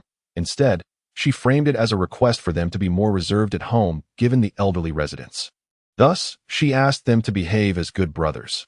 Pei Jun, overjoyed, twirled Jiang Ling around, while Jiang Pei finally revealed a relaxed smile. Exchanging a grateful glance with Jiang Ling, Pei Jun was no fool. He could easily deduce who had prompted his need for restraint. However, he considered himself adept at managing his demeanor, feeling no pressure. Once inside the house, he made a concerted effort to play the role of a good brother to Jiang Pei, greeting Qian Guishan amiably with, "Hello, Grandpa." Jiang Pei explained to Qian Guishan, "Pei Jun is the only one in his family, and we have a good relationship, so I told him about the post-apocalyptic situation, and we plan to stock up on supplies together." Qian Guishan nodded, offering no further comment. At 6 in the evening, the 6 of them gathered for dinner. During the meal, Qian Guishan warmly encouraged his guest, "Xiao Jun, don't be shy. Take whatever you like." To Jiang Pei, he added, "Take good care of your friend." Jiang Pei responded with a grunt, while Pei Jun's eyes sparkled with delight, assuring, "Don't worry, Grandpa, he has taken excellent care of me." What initially appeared to be an ordinary statement somehow emerged from his lips, casting doubts on whether it bore an entirely different meaning. Qian Fengping cast a discreet glare in his direction, hastily consumed a bowl of rice, and announced her intention to tend to the pigs. The elders quickly finished their meals and departed one by one, each preoccupied with their own affairs. The remaining 3 young individuals at the table witnessed Pei Jun exchanging flirtatious glances with Jiang Pei, sharing a rib that had been bitten in half, and insisting he could not eat anymore, tossing it into the other's bowl. Just as Qian Fengping emerged from her space, she chanced upon this scene. Shooting him a fierce glare while muttering, "So mischievous," Pei Jun watched her retreating figure and turned to Jiang Pei, inquiring about what his mother had said. Jiang Pei smirked, his eyes sparkling with mirth, and replied, "She said you resemble a sprite, always trying to entice me." Pei Jun glanced around, promptly set down his chopsticks, and stood beside the dining table, mimicking the character Daji from the game Honor of Kings with exaggerated flair, exclaiming, "Master, please feel free to command Daji." Jiang Ling couldn't contain herself, spitting out a mouthful of rice and coughing violently. "Behave yourself." Pei Jun craned his neck to glance upstairs, reassuringly stating, "Don't worry, no one saw." Jiang Pei, laughing, pulled a chair over for him to continue his meal. Jiang Ling sighed inwardly, foreseeing the vibrant days ahead with such a character in the household. That very night, Jiang Pei and Pei Jun moved into the Jiang family's villa. As they entered with their bags, Qian Fengping and Jiang Ling were busy pickling vegetables in the courtyard. They exchanged knowing glances without uttering a word. Once inside, Qian Fengping immediately began to complain to Jiang Ling. Look at Pei Jun, he only carries a small bag and a rabbit, leaving your brother to haul 2 suitcases. How lazy can he be? Jiang Ling chuckled softly, tearing off cabbage stalks as she retorted. Why are you so concerned? It's not like my brother is foolish, he must enjoy it. Carrying 2 suitcases won't break him. Just focus on your pickling. Qian Fengping shot her a disdainful look. I can hardly stand to look at him, and I won't let him into the space. Let him stay outside. Don't be ridiculous. He's just a young man, a laborer, with so many things in the space. How long will it take just the 2 of us? The more hands, the better. Just let it be. Jiang Ling tossed aside the cabbage, abandoning her task. She went upstairs and knocked on Jiang Pei's door. Adding Pei Jun as a user, while also including him in the family group chat. The group, consisting of 6 members, was aptly named Surviving the Apocalypse Together. Jiang Ling announced the plan to shop the following day with Jiang Pei and Pei Jun, suggesting they all enter the space to assess their supplies and strategize their layout. Her grandfather remarked, "Come and take a look. I plan to place the chicken coop next to the pigsty. See if that works." Jiang Songjun replied, "I'm organizing things right here." Qian Fengping chimed in, "I've entered. Hurry up. Don't delay my pickling." Jiang Ling swiftly entered, noticing her parents and grandfather were present. Yet the space felt eerily empty. Where is my brother? Where is my sister-in-law? A message from Jiang Pei popped up in the chat. We can't get in. Jiang Ling's mind raced. Could the space be discriminating? But Jiang Pei had entered before. She quickly checked her mental control panel and discovered an overload notification. The space could only accommodate 4 individuals at a time, denying any excess. What a nuisance. So much stuff can fit in here. Yet only 4 people can enter at once. It's more restrictive than a taxi. Frustrated, she explained the situation to the 2 and allowed them to enter in turns. That IT was clear now. It wasn't personal. The limit applied to everyone. Thus, the family chat transformed into a space usage notification group. Qian Fengping inquired, "Who's inside?" "I can't get in." Pei Jun responded, "I've come out. You can go in now." Jiang Pei added, "I've exited too." Jiang Ling remarked, "This is quite the inconvenience, isn't it?" At this stage, the capacity limit didn't pose a significant issue, as retrieving items didn't necessitate entering the space. Operations could be conducted from outside. However, tasks like organizing supplies or tending to the pigs required physical presence inside. Jiang Ling maintained an air of nonchalance, feigning indifference, yet struggled to find sleep that night, her mind racing. The limitation of 4 people meant 2 must remain outside. She had envisioned transforming the house into an impregnable fortress, retreating into the space until the calamity passed. Now, that plan was entirely disrupted. She needed to devise a more resilient and comprehensive survival strategy to ensure her family's safety. Having never experienced the apocalypse, her family could scarcely fathom the grim reality based solely on her brief accounts. As the sole witness to the horrors of the end times, Jiang Ling remained haunted by memories of the many who had succumbed to cannibalism. Acutely aware that the future would only grow more perilous, preparing weapons became paramount. Procrastination was no longer an option. Early the next morning, she contacted the owner of the welding factory responsible for constructing water tanks.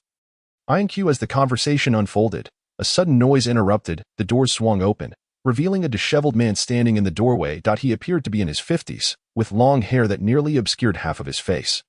His eyes hidden behind a curtain of unkempt locks. His hair was a chaotic mess, clearly long overdue for a wash. Draped in a black cloak and leaning on a cane, he exuded an air of bitterness.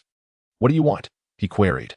Jiang Ling cleared her throat and inquired, "Sir, do you craft cold weapons here? We are interested in acquiring some spears or sabers." Likz lifted his chin, brushing aside his hair to scrutinize them.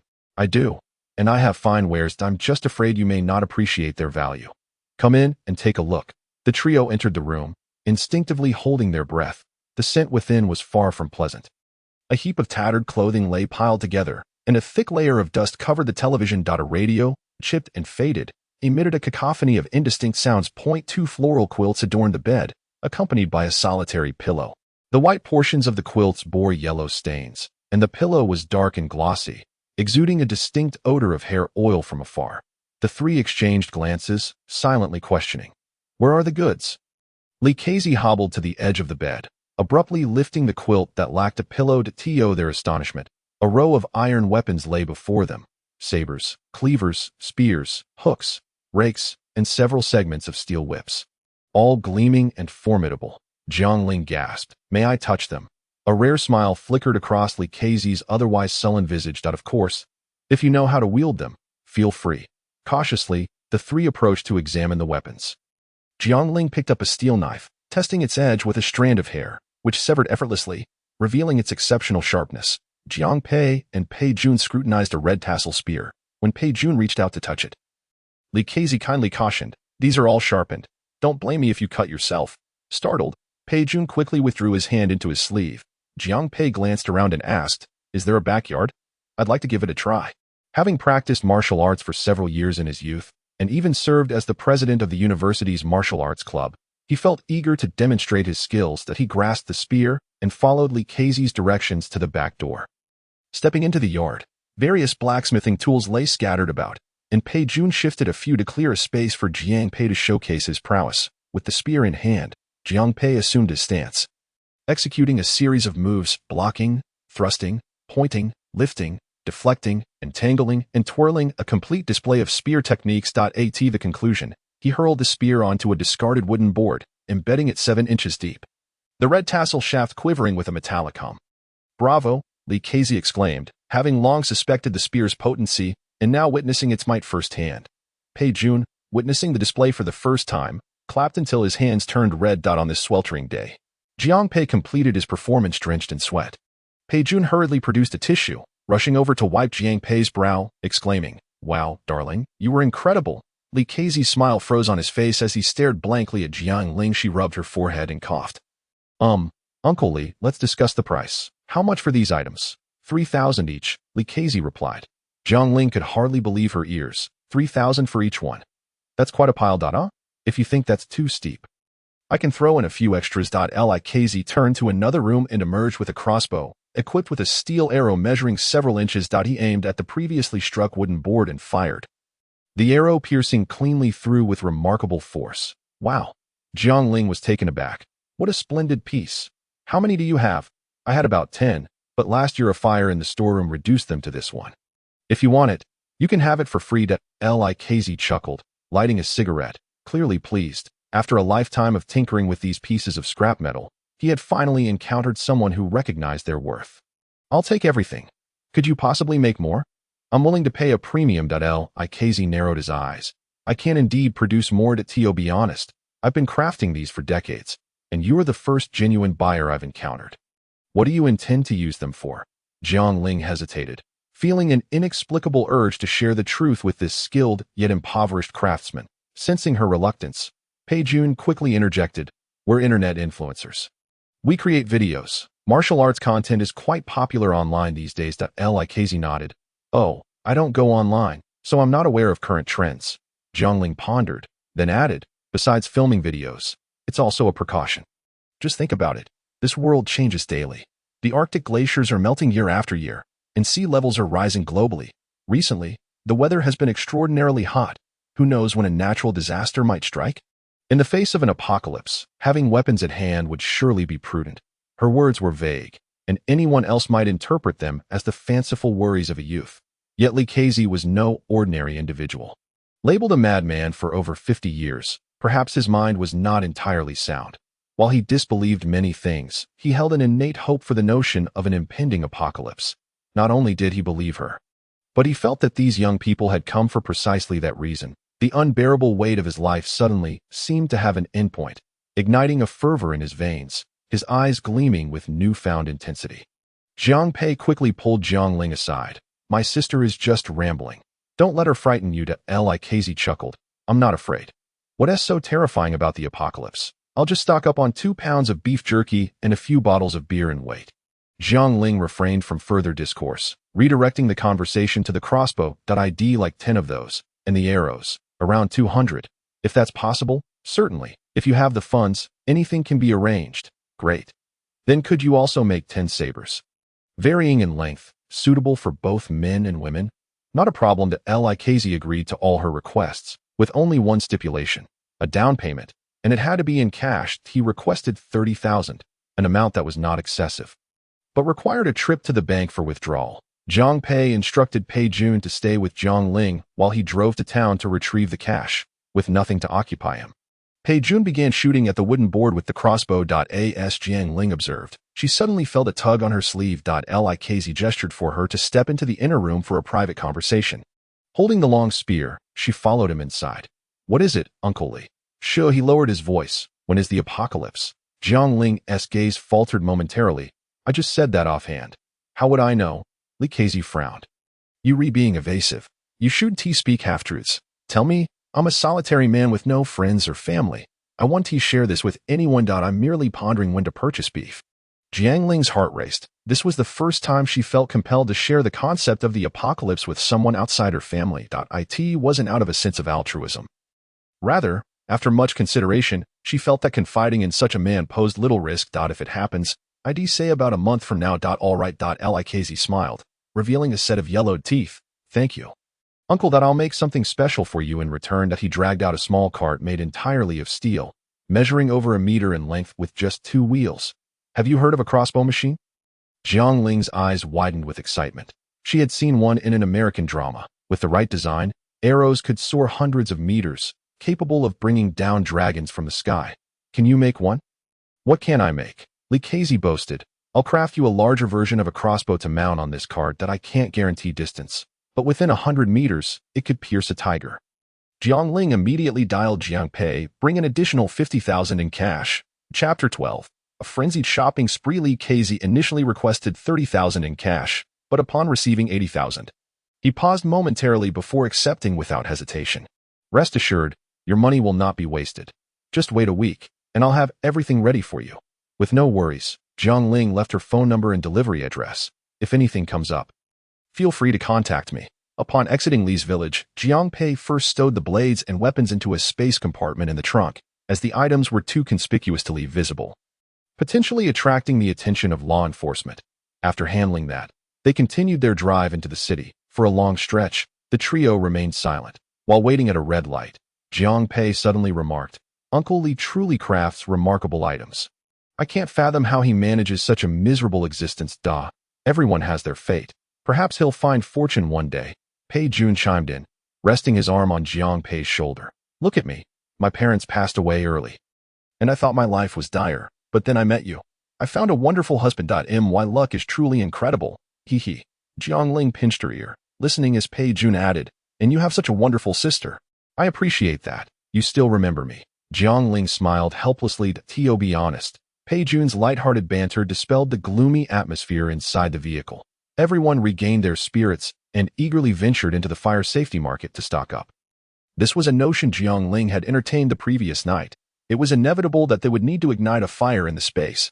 However, considering the vast quantities of supplies piled there, a mere spark could spell disaster. Thus, fire safety measures must be meticulously implemented. Flammable and explosive materials should be stored separately. 100 units each of various types of fire extinguishers, 500 gas masks. The proprietor, assuming they were a government agency making a purchase, passionately recommended a particular escape rope, composed of fire-resistant material with alloy steel buckles. It came with a safety harness and complimentary non-slip gloves. 100 meters long, priced at 491 per unit. With a decisive wave of her hand, Jiang Ling ordered 20 fireproof cloaks, capable of withstanding temperatures of 1,000 degrees, priced at 231 each. She requested 100 fire blankets suitable for outdoor use were 89 each, and she ordered 30. She was determined. With everything prepared, there was nothing to fear. After leaving the fire equipment section, they headed straight for an outdoor store, where Jiang Ling immediately set her sights on a military-grade inflatable boat displayed outside. Claimed to be tear-resistant and durable, the owner demonstrated its resilience by cutting it with a knife without causing any damage. A 6-person capacity model was priced at 4,008 each. Jiang Ling ordered 8, confident that even if 1 or 2 were damaged, they would have plenty of spares.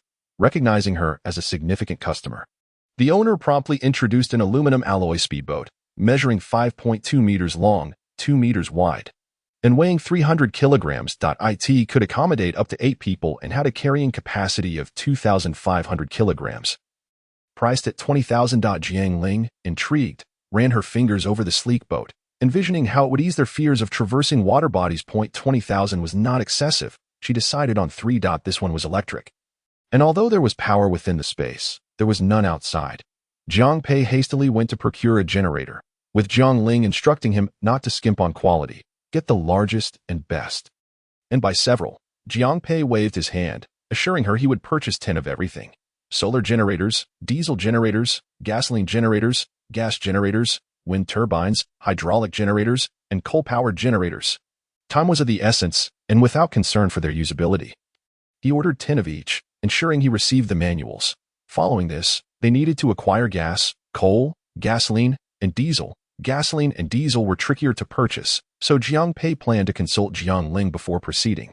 He first ordered liquefied gas, noting that a typical household would use a tank within a month, and a 50-kilogram cylinder could last no more than 20 years, after calculating the necessary surplus. He ordered 400 tanks to be delivered directly to the pig farm's warehouse. For coal, he chose high-quality smokeless coal from Shaanxi, ordering 50 tons and 100 tons of coking coal. He also contacted a firewood supplier to order 2 tons of firewood. With these provisions, they would have little to worry about regarding heating needs. After a thorough circuit of the market, he returned to the outdoor store, finding Jiang Ling and Pei Jun with their own substantial acquisitions. Household heating stoves were priced at $3,008 each, and he bought 10.1.5-meter smokeless barbecue grills were priced at $1,008 each, and he purchased 3 windproof lighters for outdoor use. 200 units professional-grade high-precision compasses, 20 world maps, maps of China, mountain maps, and city maps, 10 of each, 2 of each size of jet skis, small, medium, and large. Wind and rain-resistant outdoor tents were 500 each, and he ordered 20. Outdoor survival thermal blankets, 100 units, were quite affordable at 20 each. Survival toolkits for outdoor use were 150 each, and he ordered 10. Fully automated. Thickened outdoor tents for cold weather were priced at 503 each, and he ordered 50. Outdoor anti-freeze sleeping bags were 600 each, and he ordered 80. These items filled several trucks, and Jiang Ling instructed them to deliver everything directly to her home. After a busy morning on empty stomachs, the three decided to indulge in a hearty meal. They entered a high-end Western restaurant, ordering filet mignon for each, alongside pasta, seafood fried rice, and the restaurant's signature truffle sauce Spanish ham pizza, 2 portions of that. Pleased. As 3 young individuals, their hunger felt insatiable, as if they could devour an entire cow. Jiang Ling glanced at the menu and added crispy pork, scallion roasted chicken, vegetable salad, cream mushroom soup, and desserts. When the dishes arrived, the trio remained silent for the first 10 minutes, focused solely on their feast.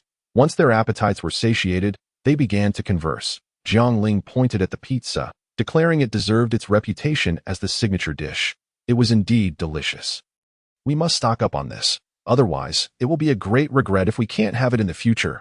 Pei Jun nodded in agreement, immediately calling the waiter to order 500 portions of the truffle sauce Spanish ham pizza for delivery to their address. At 108 each, 500 portions totaled over 50,000. Jiang Pei settled the bill, while Pei Jun clicked his tongue, feeling it still wasn't enough to satisfy their cravings. Jiang Ling suggested, "We can make it ourselves. They sell pizza dough, and we can just buy some Spanish ham." Jiang Pei disagreed, saying, "Forget it. I saw my grandpa's ledger, and Spanish ham isn't on the list. At over 1,000 each. It's not a necessity, and buying too much will surely get us scolded." Pei Jun countered, "That's easily resolved. I'll use my own money to buy it. My funds aren't part of my grandpa's plan. Just say it's my purchase," he added. "My mom doesn't like wasteful people. If she sees you buying extravagant things, she won't be pleased." Jiang Ling retorted, "Your mom wouldn't be happy even if I were frugal." "What's the difference?" Pei Jun shot him a glare and pulled out his phone to place an order. A whole top-tier Spanish ham cost 2,700, weighing around 10 pounds. He ordered 100. Spending 270,000. Having made money as an internet celebrity for 7 or 8 years, living comfortably and owning 3 properties, he had savings exceeding 20 million. After learning of the impending apocalypse, he promptly mortgaged his houses to secure a significant loan from the bank. While he could compromise on many things, he never skimped on food. Jiang Ling said, "Sister-in-law, don't worry about the money. I'll teach you a few tricks to get things for free." Chapter 13. Easily captured from various online loans to using credit services like Huabei and Jiabei. Jiang Ling guided Pei Jun through the process step by step. Jiang Pei, too, was engrossed in his phone, performing similar transactions. When he glanced back at his account, he felt as though his funds were multiplying, wondering if he could possibly spend it all within the month. What a dilemma. Pei Jun, eyeing his Huabei limit of 500,000, thought, I can't let this go to waste. He promptly ordered 1,000 portions of Australian sirloin steak, 200 for butter, and 100 boxes of light cream. Swiss imported cheese, priced at $190 for 400 grams, he bought 40 pounds. Tomato sauce, 10 boxes. These items were not essential, but they would enhance the quality of life, so he justified his purchases by thinking, I won't know how to live otherwise. It's worth it. Pei Jun shook his round little head, reveling in the satisfaction of depleting his credit limit. Jiang Ling remarked, All right, we'll definitely find a use for these. I just ordered 5 bread machines, 3 ovens, and a complete set of baking tools, ensuring we can enjoy Western cuisine whenever we desire. After their fill, Jiang Pei recalled the matter of fuel. Both gasoline and diesel needed to be obtained from gas stations. But how could they store such quantities? This was indeed a conundrum, and the trio sighed in unison, resting their chins on their hands, lost in thought as they gazed out of the window. Pei Jun's mind wandered until he spotted a truck loaded with watermelons on the road. The watermelons appeared exceptionally large and round, with vividly clear stripes, and he murmured, Have we stocked up on watermelons? Jiang Pei exclaimed, I actually forgot about that. Jiang Ling immediately stood up, saying, Sister-in-law, and I will chase after it. You pay the bill. Pei Jun and Jiang Ling sprinted over 100 meters, just as a red light halted the truck. Jiang Ling called out to the driver, breathless, Sir, how much are your watermelons? 2 yuan per gene. It's peak season now. They're incredibly sweet. Give it a try. He picked one up, swiftly slicing a triangle with a sharp knife and offering it to Jiang Ling. The flesh was a vibrant red, juicy and sweet. Pei Jun, eyeing it hungrily, said, Cut me a small piece. I want to taste it too. Recognizing Pei Jun, the vendor generously offered him a larger slice. Pei Jun, content with his treat, squatted by the roadside to savor it. Jiang Ling inquired of the vendor, Are these from your own farm? Indeed.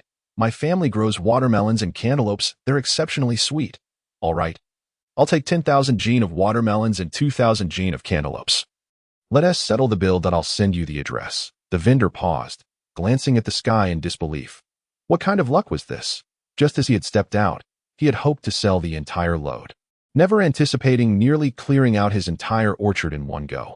When Jiang Pei arrived, Jiang Ling had already paid the deposit, and the vendor urged the driver to hurry back to harvest more melons.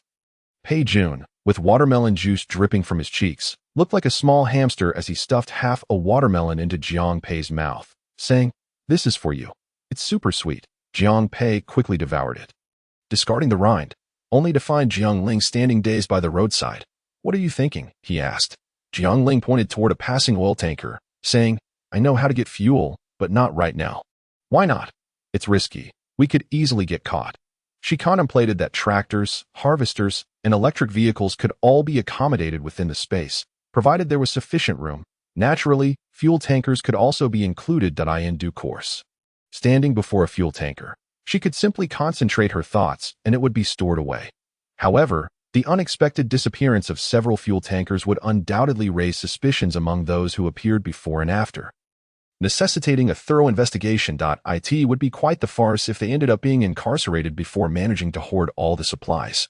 Better to wait a little longer, to act only as the apocalypse draws near. Jiang Ling maintained her composure. There were numerous items she intended to procure, prioritizing sustenance and necessities. The trio made a turn down the street and drove to the meat wholesale market. They ordered 10,000 pounds of beef and another 10,000 of lamb. For beef rolls and lamb rolls, they requested 3,000 boxes of each. Knowing that beef bones are nutritious when simmered for broth, they also ordered 2,000 pounds of beef bones. For barbecued lamb chops, tender and juicy, they added another 2,000 pounds. They requested 2,000 black chickens, 6,000 rural free-range chickens, and 1,000 broiler chickens. Additionally, they ordered 3,000 bags each of chicken heads, wings, and feet. 2,000 ducks and 3,000 large geese were also included in their order. All the birds were processed, cleaned, and vacuum-packed, ready to be stored in the space for easy access when needed. They included 10,000 quails, 10,000 pigeons, and 2,000 pounds of bullfrogs. Just as they completed their purchases, Qian Fengping messaged to inform them that the cabbages at home had dried sufficiently and were ready to be pickled, prompting them to buy extra pickling salt for the journey back. The three then turned into a spice shop, where their primary purchase was salt. Without salt, one could fall ill, suffer from edema, and experience weakness in the limbs and nervous debilitation. Thus, even if they bought nothing else, salt was indispensable. Because salt is essential for human life, the government strictly regulates its price, making it quite affordable. Only 2 or 3 yuan per bag. A family typically consumes just 1 bag per month, totaling 12 bags per year, or 120 bags over a decade. Jiang Ling, fearing it might not be enough, reasoned that in the apocalypse, salt would also serve as a valuable currency, so it would be prudent to purchase a little more. They ordered 2,000 bags of refined salt and 1,500 bags of pickling salt. For soy sauce, they specified 300 barrels of Haoyan Yijixian light soy sauce, 1.9 liters each, along with 200 bottles of dark soy sauce, 800 bottles of Shaanxi aged vinegar, and 300 bags of Meiwa monosodium glutamate. They also included 500 bags of Taitel chicken essence, 1,000 pounds each of white sugar, powdered sugar, and rock sugar, 500 boxes of 13 spices, 100 pounds of star anise, and 300 bottles each of mustard oil, sesame oil, and cold dressing. Additionally, they purchased 200 bags each of barbecue and grilling spices, 500 bags of hot pot base, and 1,000 jars of lao gan ma. They ordered 10 boxes each of sweet bean sauce, garlic chili sauce, and yellow soybean sauce. After reporting their purchases to the group, Qian Fengping remarked that while they had enough sauce, they should refrain from further buying. Instead, she would procure 2,000 pounds of yellow soybeans to make her own. In her earlier years in the countryside, she had made northeastern soybean paste annually, meticulously sorting out the bad beans, frying them in a wok until they changed color, rinsing them twice in clean water, boiling them with water for an hour, and then mashing them while hot. The mixture would be packed into boxes and pressed down firmly, resulting in neatly shaped blocks of paste. After letting the blocks air dry for a day or two until the surface was dry, she would wrap them in paper and place them in a warm spot to ferment. Once they developed mold, it indicated successful fermentation. The fermented blocks would then be crushed and placed in a paste jar, covered with a layer of gauze, and left for a month before they could be consumed.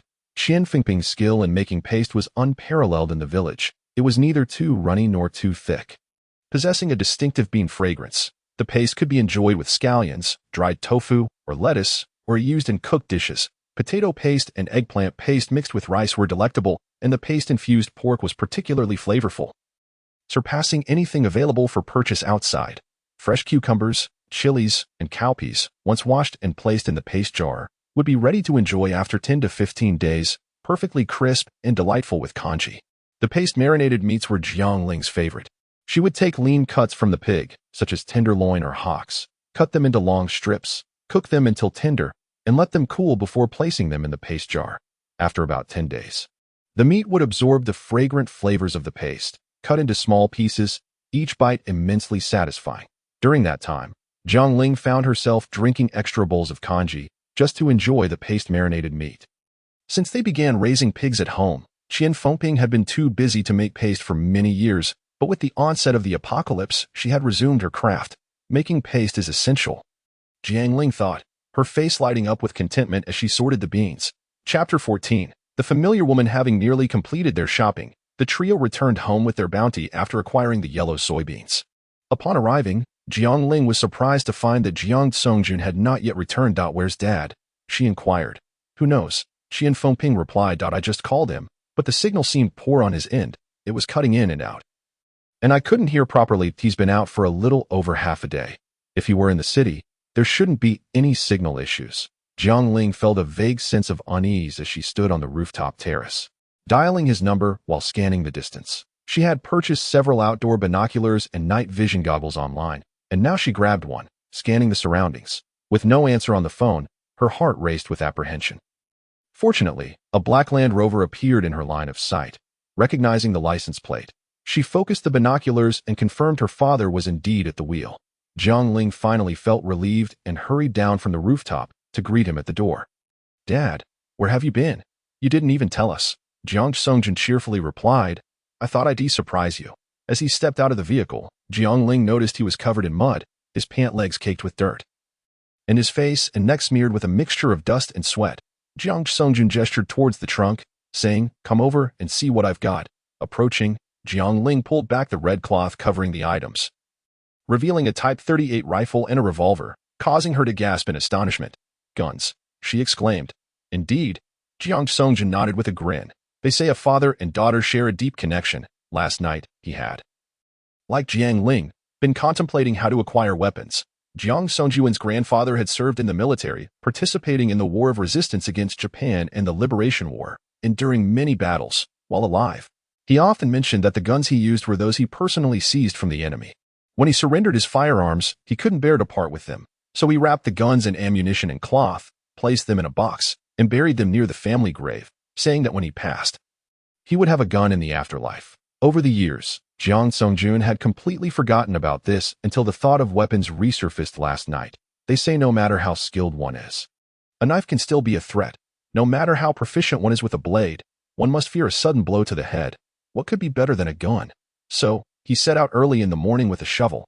After nearly 3 hours of driving, he finally reached the desolate mountain where his grandfather's grave was located. In the sweltering summer, the area was overgrown with wild grass and lush vegetation. Had it not been for the distinctive pointed shape of the grave, he might have accidentally dug up the wrong ancestor's resting place. Unsure of the exact location, he dug several holes around his grandfather's grave, sweating profusely without any luck. Finally, feeling desperate, he knelt before the grave and began to pray, saying that with the apocalypse looming, their family would not endure without some solid weaponry. Hence, he sought to borrow his grandfather's gun. Asking for guidance on its whereabouts, he promised to return the next day with a truckload of paper money to send to his grandparents. After a fervent prayer, he stood up to find a gust of wind blowing through, revealing a small tree that caught his eye. Digging near the roots, he excavated half a meter deep and, to his astonishment, struck gold. "Ah, truly blessed by my ancestors," Jiang Songjun boasted to Jiang Ling.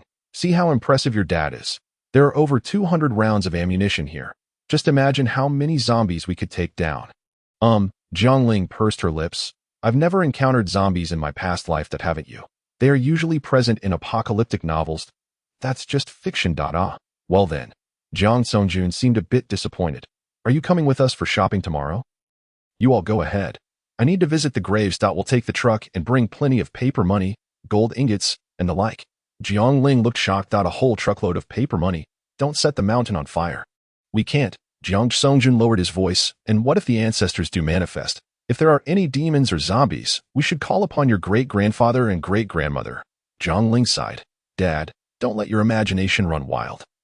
You should read fewer novels." She was truly exasperated.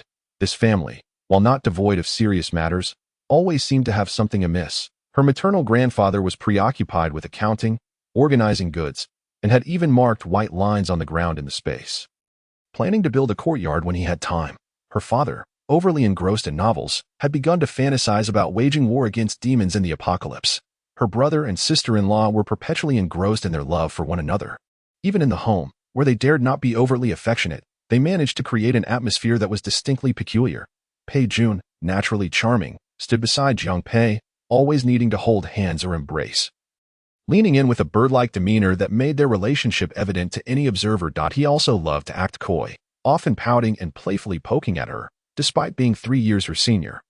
He would still call her sister with an affectionate tone, which Jiang Pei found endearing. When Jiang Ling felt lazy and sought her brother's assistance, she would drop all pretense and simply say, "I beg you, brother." She resembled a female warrior in her demeanor, while Jiang Pei would respond with an exaggerated expression of disdain. "Do it yourself." Pei Jun, throughout the day, would repeat, "I beg you, brother," countless times. Jiang Pei, ever patient, would lower his voice. What do you want?" Jiang Ling looked momentarily stunned, feeling as though the entire family's negative energy was concentrated in Pei Jun alone. Before this sister-in-law, she, a young maiden, seemed rather masculine. She sighed, observing Qian Fingping's bustling figure, realizing that her mother was the most reliable, tirelessly preparing delicious food every day. "Mom, you truly are wonderful. Are you all right?" "I'm fine. If you're fine, why don't you come help me pickle the sauerkraut?"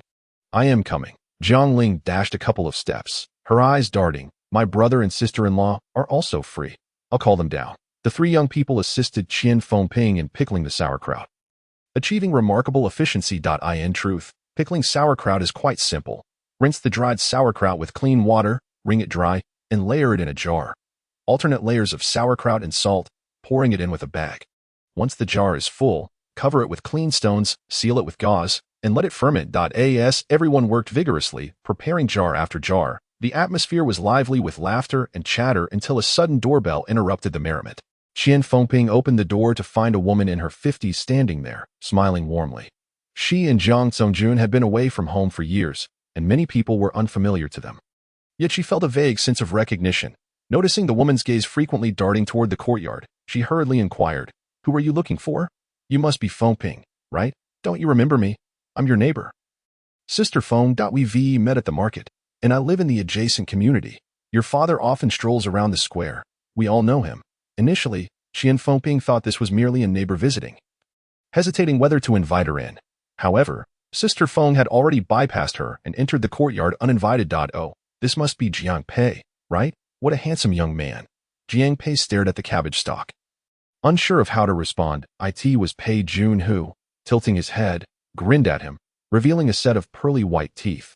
She and Feng Ping held on to her, asking, "Aunt Feng, what brings you here today?" "Ah, it's because the neighbors saw Jiang Pei return.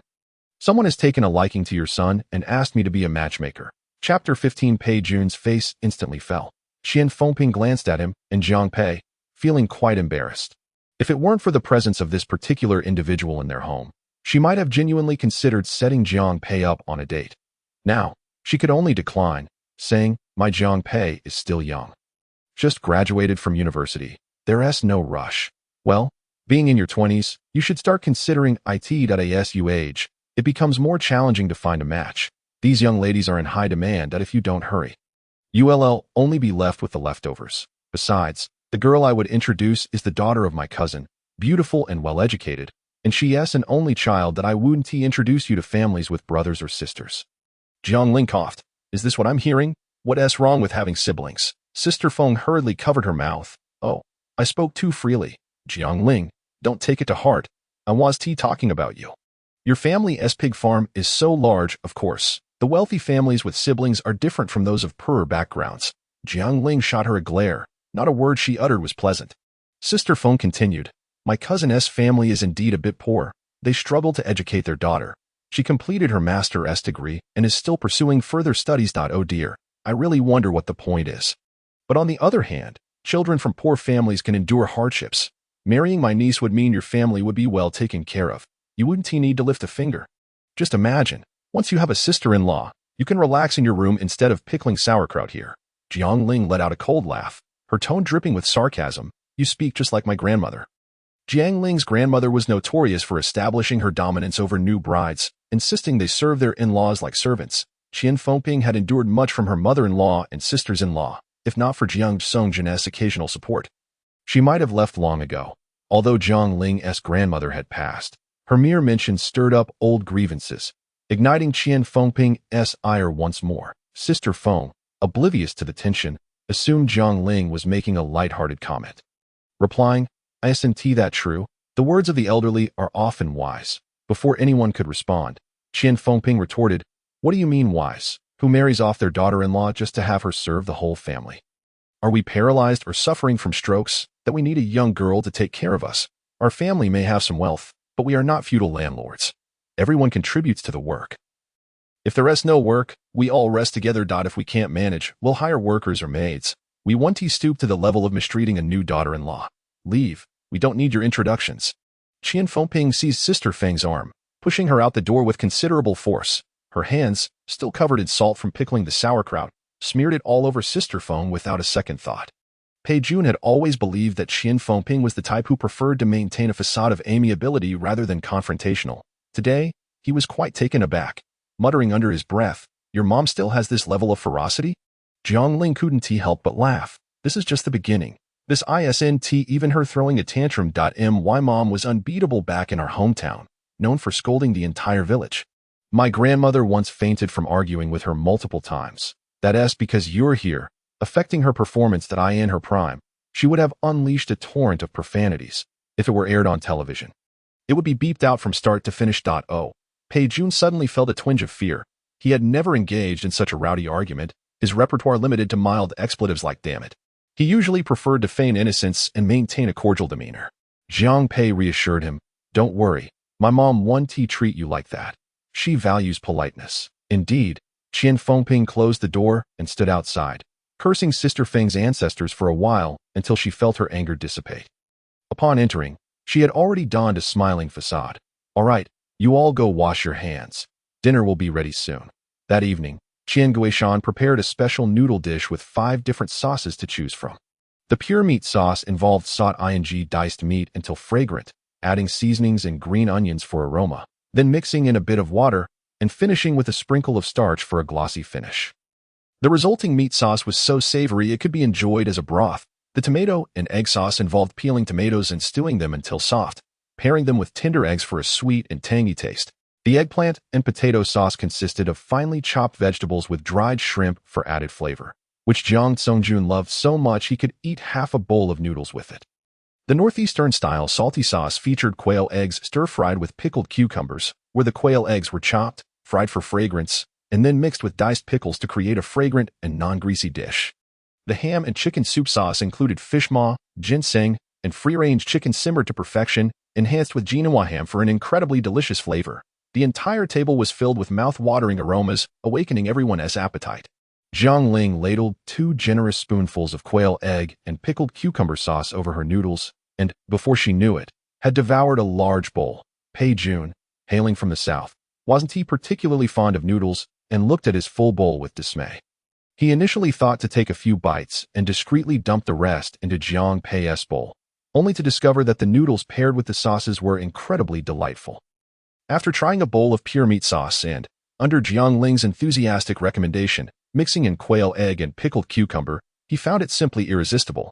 Qian Guishan, observing his family enjoying the meal, felt happy and remained at the table, rolling a cigarette and smiling as he watched the younger generation feast. Jiang Ling had eaten 2 large bowls and was truly unable to eat more, yet she still passed her bowl to her grandfather.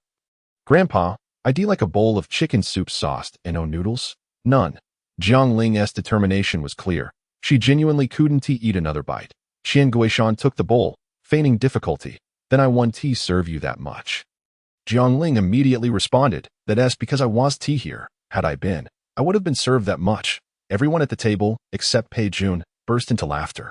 Jiang Pei, seeing Pei Jun's bewildered expression, quietly explained, "Haven't you seen Zhao Binshan's skit, Not Short of Money? That's a line from the skit." Pei Jun replied, "I've seen it, but why are we quoting skit lines? It's a passive skill of northeastern people to quote skit lines." "Don't you believe me? Let me demonstrate." Jiang Pei cleared his throat and asked, "Do you know what the most painful thing in life is?" Jiang Ling, without looking up, replied, "When a person dies, and the money has been spent." Qian Fengping chimed in, "Do you know what the most painful thing in life is?" Qian Guishan answered, "When you're alive, and the money is gone." Another wave of laughter erupted at the table. Pei Jun laughed along, pondering that this was akin to certain ethnic minorities who, while drinking, suddenly burst into song and dance. This family, while enjoying their meal, had become so elated that they spontaneously began performing skits. Turning dinner into a form of entertainment. To integrate into the Jiang family as a somewhat acceptable member, he resolved to secretly catch up on Zhao Binshan's skits. After a while of laughter, Jiang Ling placed a piece of quinoa ham on Pei Jun's plate. "You should try this quinoa ham. It tastes different from the Spanish ham we stocked up on the other day, but it's also incredibly delicious." Qian Fengping quickly seized upon the key phrase. "When did we stock up on Spanish ham? My sister-in-law saw it while shopping. Brother Pei Jun paid for it." Jiang Ling smirked slightly, striving to maintain her composure. Chapter 16. What if your brother changes his mind? Qian Fengping regarded Pei Jun. He was not as stingy as she had initially thought. "How much did you spend?" "I'll have Jiang Pei transfer it to you. With so many of us in the family, you can't possibly eat much on your own. You don't need to pay for this. It's really no trouble." Pei Jun, biting down on his chopsticks, flashed a sweet smile, expressing his primary concern about experiencing the most agonizing aspect of life, the inevitability of death, coupled with the thought of unspent wealth. Qian Fengping, rarely displaying any warmth towards him, refrained from broaching the subject of transferring money again. Instead, she remarked, "In the past few days, we've already spent nearly 10 million, although the household funds are sufficient. We must prioritize purchasing the essentials. Once the loan comes through in a few days, and we have acquired the necessary items, you young folks can spend as you please. I shall not interfere." Jiang Ling readily agreed, saying, "All right, we shall purchase daily necessities tomorrow, and also acquire any overlooked ingredients." The following day, Jiang Ling set out early, driving a truck laden with paper money, gold ingots, and paper replicas of iPhone 14s to visit the gravesite. Qian Fengping and Qian Guishan retrieved strips of pork from their storage, slicing them into pieces as tin stoves roared to life in the courtyard, commencing the rendering of lard. After a hasty breakfast, Jiang Ling, Jiang Pei, and Pei Jun tidied up and ventured out for shopping. Their first objective was to procure eggs. Regardless of how much food one hoards, without the means to reproduce, they could only await the depletion of their supplies. Eggs are a crucial component of stockpiling. When supplies run low, they could activate the incubator. Eggs give rise to chickens, which in turn produce more eggs, creating an unending cycle. They aimed to secure 50,000 eggs, which, upon arrival, would be stored for preservation. These eggs could be used for scrambled eggs, steamed egg custard, boiled eggs, or even raw eggs mixed with sugar, prepared as egg tea with hot water. When the chicken supply dwindles, they would hatch chicks later, alleviating the burden of rearing. They also planned to acquire 20,000 duck eggs and 20,000 goose eggs, as both could similarly be incubated. Moreover, Qian Fengping intended to pickle salted duck and goose eggs, which, when prepared, would ooze golden oil when pierced with chopsticks, making them a perfect accompaniment to porridge or rice. Though they had no immediate plans to incubate, Jiang Ling nonetheless ordered 5 tons of poultry feed and stocked up on essential medications for common poultry ailments. They purchased 5 fully automatic incubators, each capable of incubating 200 eggs simultaneously. The end of the world was unpredictable, and thus, preparing thoroughly was prudent. As Qian Guishan left, he reminded them they hadn't stocked up on cilantro. Without it sprinkled atop the soup, the dish would lack that critical finishing touch, significantly diminishing his culinary prowess. Consequently, Jiang Ling ordered an additional 2,000 pounds of cilantro, crossing another item off their list. Once these purchases were completed, the trio shifted their focus to the wholesale market for daily necessities. Their primary aim was to stock up on paper products, as one's basic needs for eating, drinking, and sanitation could not be overlooked. Toilet paper, weighing 140 grams per roll, with 14 rolls per pack and 28 rolls per box, weighed approximately 8 pounds. Jiang Ling, adhering to a 3,000-pound requirement, ordered 400 boxes in one go. They also secured sanitary napkins, 100 boxes each of day and night use, along with 100 boxes of adult diapers. Wet wipes and moist toilet paper were each ordered in 200 boxes. With 300 boxes of napkins, they acquired 60 electric toothbrushes, 100 replacement heads, and 300 manual toothbrushes. For drinkware, they selected sturdy, easy-to-clean iceberg cups at $6 each, ordering 100 water bottles in large, medium, and small sizes were each ordered in tins, alongside various cookware including frying pans, clay pots, frying pans, stewing pots, pressure cookers, air fryers, and rice cookers, 10 of each. They also secured 5 juice extractors, soy milk machines, and meat grinders. 2 backup stoves and 10 induction cookers were included in the haul. Additionally, they procured 105-inch rice bowls, 600 pairs of chopsticks, 200 spoons, and 50 each of plates, saucers, deep bowls, and soup bowls. They obtained 20 fruit platters, 50 trash cans, and 20 giant communal trash bins for waste sorting in their neighborhood. 30 boxes of concentrated dishwashing liquid, 10 boxes each of steel wool and dishcloths, 20 brooms and mops, and 10 boxes of laundry powder and laundry pods rounded out their shopping list. They also acquired 5 drying racks, 100 clothes hangers, and 20 shoe brushes, along with 10 boxes of antibacterial hand soap, and 3 boxes each of lingerie soap, transparent soap, and antibacterial soap. Lastly, 20 extension cords and 5 sewing kits, along with 100 towels, 60 bath towels, and 20 boxes of face towels were added. Following this, they moved on to personal hygiene and cleaning supplies at a large department store, where Pei Jun volunteered to make the purchases. As an influencer who prioritized quality and self-care, he rarely used ordinary products. Opting instead for the finest, he selected 30 bars of shower soap, choosing the long-lasting mandala rose scent, placing a bar in the bathroom to fill the space with fragrance. He chose L'Occitane Cherry Blossom Shower Gel, priced at $185 per bottle, and bought 10 bottles, knowing one wouldn't last a year. For body lotion, he selected Cetaphil's large white jar and Vaseline's hyaluronic acid body lotion, ordering 20 of each to last indefinitely. His usual shampoo brand was Kerastase, priced over $400 each. For this stock-up, he ensured they had ample supply. 10 bottles each of volumizing, nourishing, oil-controlling, and brightening formulas. He also ordered 30 bottles of hair oil, 20 tubs of conditioner, and 50 gentle, non-irritating facial cleansers suitable for sensitive skin. For skincare, he opted for classic Avene facial mist, ordering 10 boxes of 20 bottles each. Jiang Ling watched him closely until he glanced at the SK2 store, at which point she promptly detained him, saying, "Sister-in-law, ISNT this a bit too pricey. A single bottle of SK2 facial treatment essence, 230 milliliters, cost over 1,500, and it seemed to fall outside the realm of basic necessities. What is the fuss? It's just for the two of us. One bottle will last 6 months. We only need 4 bottles a year, totaling 40 over 10 years. The cost is just over 60,000. And they throw in plenty of freebies. What a bargain. Pei Jun quickly placed his order, seemingly unconcerned about the expense. He also ordered 60 bottles of Sisley lotion, each 125 milliliters, and still over 800 after discounts.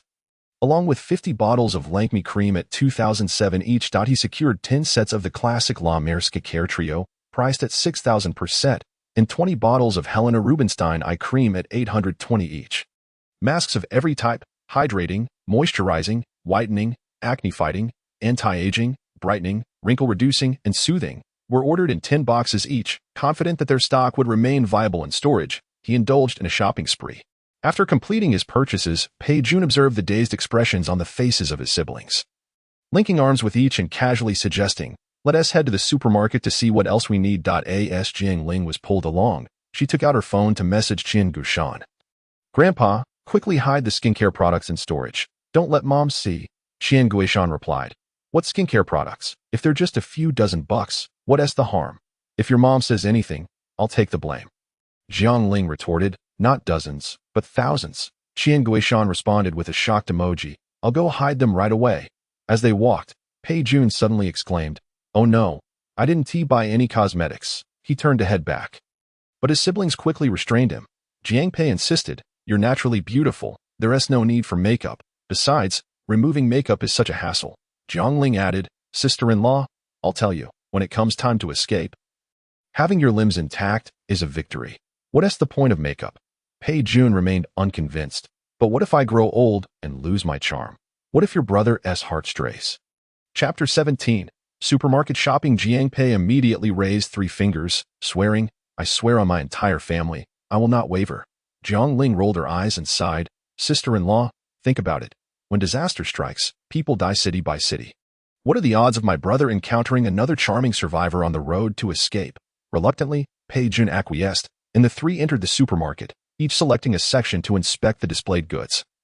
Beginning to identify any gaps in their supplies and placing orders via their phones, Jiang Ling compared various beverages in the drinks aisle, her eyes growing weary from the choices, eventually settling down to lay out a few similar options before her.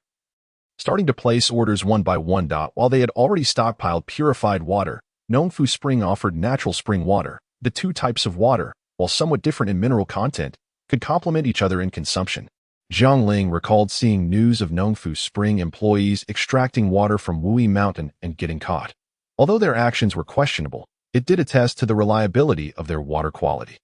Jiang Ling ordered 1,000 boxes of Nongfu Spring bottled water, which contained 4 bottles each. Electrolyte water, essential for maintaining balance during electrolyte disturbances that could lead to shock or sudden death, was another priority for stocking. The 2 popular brands, Alien Electrolyte Water and Pocari Sweat, each came in 500 milliliter bottles, with 15 bottles per box, priced around 80 to 90 per box.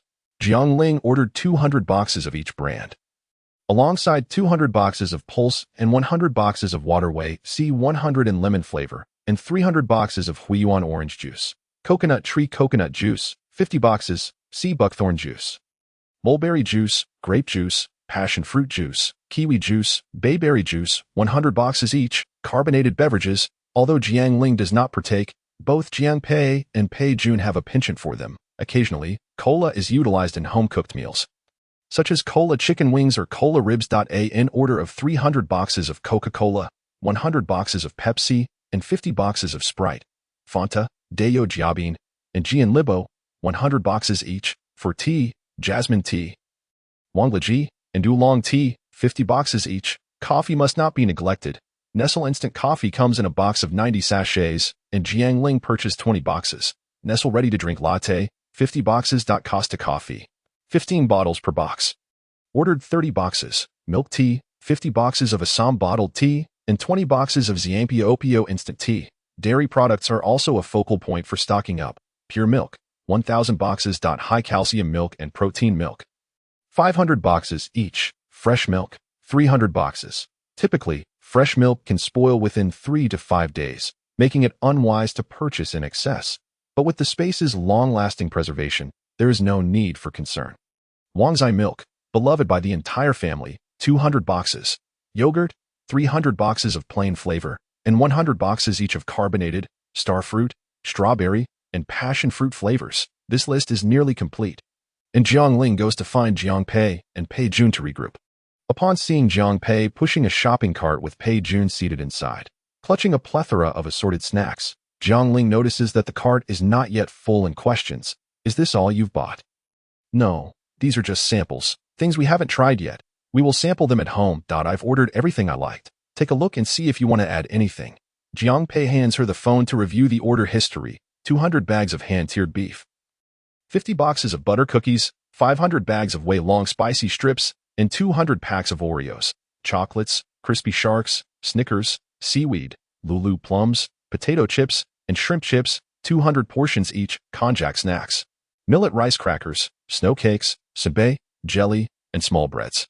Each in a large bag with 100 bags ordered. Spicy enoki mushrooms, beef tendons, spicy small fish, spicy stinky tofu, pickled pepper chicken feet, and pickled pepper pork skin, 300 portions each. Instant noodles, in flavors of braised pork ribs, braised beef, spicy beef, old vinegar pickled pepper, and old hen soup, 50 boxes each. Snail noodles, spicy noodles, and self-heating hot pot, 300 bags each. Additionally, some candies: nougat, crispy heart candy, orange candy, lollipops, Thai-style filled candies, and so forth. After some contemplation, Jiang Ling decides to add 2 of her favorite snacks: honey butter-flavored potato chips and imported Royce raw chocolate, which is not overly sweet and has a particularly delicate texture. A box weighs less than 200 grams and costs over 100 yuan. Indeed not cheap. Under normal circumstances, she would hesitate to stock up too much. But now, if she does not spend the money quickly, it will be gone. Thus, she decisively orders 20 boxes of honey butter potato chips and 500 boxes of raw chocolate. She sends the list to the family group chat, and after reviewing it, her parents and grandfather suggest adding hawthorn cake, peach crisps from Luxor River, and cow tongue cake from an old-fashioned bakery, all of which the elders enjoy. They are all purchased by the Jin, with each item totaling 200 Jin, arranged for packaging and direct delivery to their home. The snack samples, along with various miscellaneous items like peelers and umbrellas, fill 2 large shopping carts to the brim. The 3 of them carry the carts from the supermarket exit to the parking lot, their hands weary and sore. July's weather is typically sweltering, and nearing the end of the world, the air is exceptionally humid. The entire planet seems to have been placed inside a steamer, with news alerts on their phones about individuals in Africa and India succumbing to heat strokes. Jiang Ling recalls having seen such news in a past life, though at that time, it was taken lightly. In the square, she overheard elderly people discussing, with one saying, "It's naturally hot in Africa and India. And they are poor. They probably can't afford air conditioning, so heat-related deaths are common." Yet, it is peculiar, as even this usually dry inland region has become extremely humid. Why has no one noticed these anomalies? While Jiang Ling sits in the car enjoying the air conditioning, her thoughts drift until Pei Jun hands her tissues and sunscreen spray, reminding her to reapply. Looking up, Jiang Ling sees that Pei Jun has regained his composure, wiped the sweat from his face, and touched up his makeup from his travel kit, even applying a clear lip gloss, making him appear fair and rosy. He glances in the mirror, satisfied, and seeing the car filled with bags. All fatigue dissipates, replaced by a sense of happiness. He proposes, "I want to take a photo. Go ahead." Jiang Pei fixes her hair in cooperation, and the siblings pose together without makeup, thankful that their features are presentable. The 3 of them exude youthful exuberance and vitality in the picture. Pei Jun adds a filter to the photo and posts it on Weibo, captioning it, "Out shopping today with my husband and sister-in-law." Weibo is not Pei Jun's primary platform, and he seldom uses it, but he has around 500,000 to 600,000 followers. As soon as he posts, fans quickly comment, "Meeting the parents? Is Pei Ji's family this open-minded?" Pei Jun contemplates, thinking that although Jiang Pei's parents hardly speak to him, it could still be considered a meeting. He thus likes the comment, tacitly agreeing. Fans rejoice in the comments, congratulating him on successfully entering the family, unaware that this photo is about to spark a considerable uproar. Chapter 18. Who in the Jiang family courtyard these days, there is a continuous bustle. 10 stoves are simultaneously ablaze, with 10 large iron woks rendering lard, Even before Jiang Ling steps through the gate, she is greeted by an enticing aroma. So fragrant. Jiang Ling retrieves a piece of golden, crispy lard, known as yuji in northeast China, from the bowl and devours it. Savoring its crispiness and flavor, nodding in approval, Qian Fengping chuckles. I knew you would love this. I'll set this bowl outside, and later, I'll pack it in a sealed bag for you to snack on. The rest will be used for fillings and dishes. I'll store them in the space. Jiang Pei parks the car, comes over to greet, and grabs a handful of lard, heading inside with Pei Jun to eat. Qian Fengping watches, pouting, thinking, with a wife now, he forgets his mother. He doesn't even bother to check on me, just runs off with food. Look who's back again. Jiang Ling cannot help but laugh and shouts into the house. Brother, come out and show some concern for Mom. Jiang Pei understands the cue, rushing out in a few swift steps, dramatically shaking Qian Fengping's shoulders while mimicking Ma Jingtao. Mom, what's wrong? Don't scare me. Mommy. Qian Fengping, exasperated by the antics of her children, kicks Jiang Pei away. Go on, get back inside. Jiang Pei bursts into laughter and runs off. The door is ajar, and Pei Jun overhears the exchange outside. Calling out, Brother, show some concern for me. Jiang Ling, through the window, sees Pei Jun imitating Qian Fengping's movements of frying oil, his mouth twisting in a comical way. Jiang Pei runs back inside and shakes him again. Jiang Ling watches the two playful individuals, pointing at her dramatic sister-in-law, silently suggesting, can you tone it down a bit? Turning back to reassure Qian Fengping, she says, stop it, Mom, it's so hot, just take a break. We can buy more outside. Though there are people in the house causing a ruckus, the thought of her son finally returning, her daughter being clever and obedient, and her husband being considerate fills Qian Fengping's heart with sweetness. It is not hot at all. Look at the cooling setup your dad arranged for me, it's quite pleasant. Jiang Ling looks over and sees that indeed, Jiang Songjun has arranged the fans she bought in a circle, each with a large ice block in front, blowing cool air that surpasses even the air conditioning inside. This oil rendering doesn't require constant supervision. Just be careful not to burn it. When the time is right, we'll stop the fire, scoop out the fried meat, and seal the oil in jars to cool, which will turn into lard as smooth as jade. Qian Fengping has already filled dozens of jars. This is the final batch. After cleaning the ceramic jars and drying them, she pours the oil into them, sealing them for storage, just as Jiang Ling and Qian Fengping have scooped out 2 ladles. Jiang Pei and Pei Jun emerge from the house. Andy, let me help you. No need. Qian Fengping declines firmly. Jiang Ling nudges her arm lightly, whispering, aren't you always complaining about people being lazy, now that someone is eager to help? You won't let him? Don't complain later. After pondering, Qian Fengping concedes. Pei Jun does appear quite delicate, seemingly unaccustomed to manual labor, and if he gets tired or annoyed, he might just run off. She tosses the ladle to Pei Jun. Here, ladle it out, but be careful with the hot oil. Don't blame me if you get burned. I want tea. He takes the ladle, fills it halfway, and Jiang Pei quickly positions the jar in front of him. Pouring it in with a splash. He chuckles. This is so easy. Am I awesome or what? Awesome, awesome.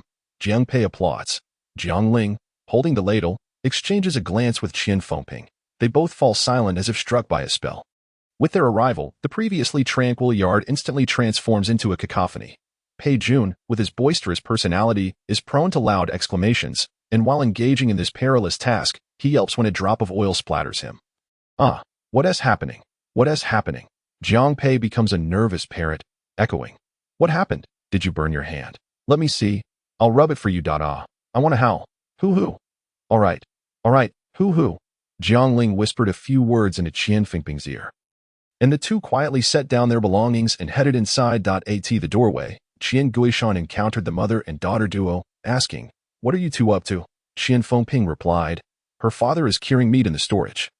And we're going to take a look. By the way, Grandpa, it's hot outside, so don't go out. I want to go out. I'm just pondering what to prepare for dinner. How about some savory sauerkraut pies? Would you like that? I would. All right then, I'll go prepare the dough. Qian Guishan turned and made his way into the kitchen. Qian Fengping and Jiang Ling exchanged a chuckle, leaning against the window to watch Jiang Pei and Pei Jun bickering under the blazing sun. Their voices a cacophony of complaints and flirtations. Jiang Ling remarked, what did I say? Love is enough to quench one's thirst. They don't seem to tire, so we needn't concern ourselves with them. They'll return once they finish their tasks. Qian Fengping, feeling slightly unaccustomed to this newfound leisure, decided to join Jiang Songjun in curing the meat. The flavor of cured meat is truly unique. Whether it's stir-fried with sour bamboo shoots, simmered with green beans, or sautéed with sweet peppers, even simply steaming golden, translucent slices of cured meat is a delight. Jiang Songjun had prepared 500 pounds of pork belly. Cut into strips of moderate thickness, he ground dried Sichuan peppercorns, star anise, and fennel seeds into a powder, mixing it with salt to evenly coat the pork belly. Surrounding him were 10 large stainless steel basins, into which he layered the seasoned pork, sprinkling chopped green onions, ginger, and garlic between each layer. Once filled, he covered the basins, allowing the mixture to marinate for 3 to 4 days, turning it over each day.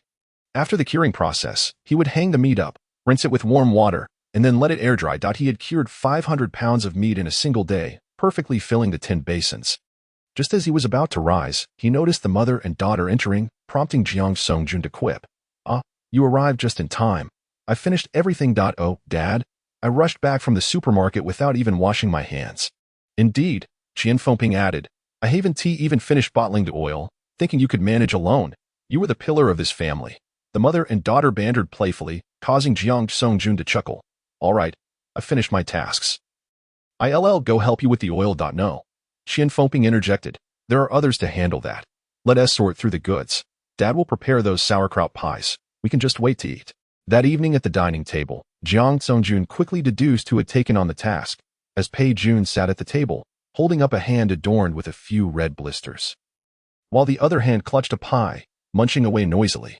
When he thought no one was watching, he even had Jiang Pei fan him a few times. Qian Fengping quietly asked Jiang Ling, "Did he injure himself doing this? Is he going to blame me?" Jiang Ling whispered back, "If he is blaming anyone, it's my brother. You just eat your meal." "Well, that's fine," Qian Fengping thought, "as long as he doesn't put the blame on me." I certainly didn't intend to torment him. Who would have thought that such a seemingly smart young man could be so clumsy? The following day, Qian Fengping planned to start making sauce, while Jiang Songjun decided to prepare another 300 pounds of meat for sausages. The couple was in high spirits, inspiring Qian Guishan to chime in. "How about you buy me 50 pounds of dried tofu and 200 pounds of meat filling? I could whip up some meat rolls." "Forget it," Jiang Ling quickly advised. "Grandpa, you're over 60. Let us not involve you in this. Your parents too. If we can purchase it, let us not make it ourselves. When we go stock up today, we'll select some ready-made food, so you can all have a lighter workload." After a moment of contemplation, Qian Guishan agreed. "All right, I'll accompany you to choose some seeds and saplings, and I'll handle the lighter tasks." After everyone finished breakfast and tidied up, preparing to set out, the doorbell suddenly rang.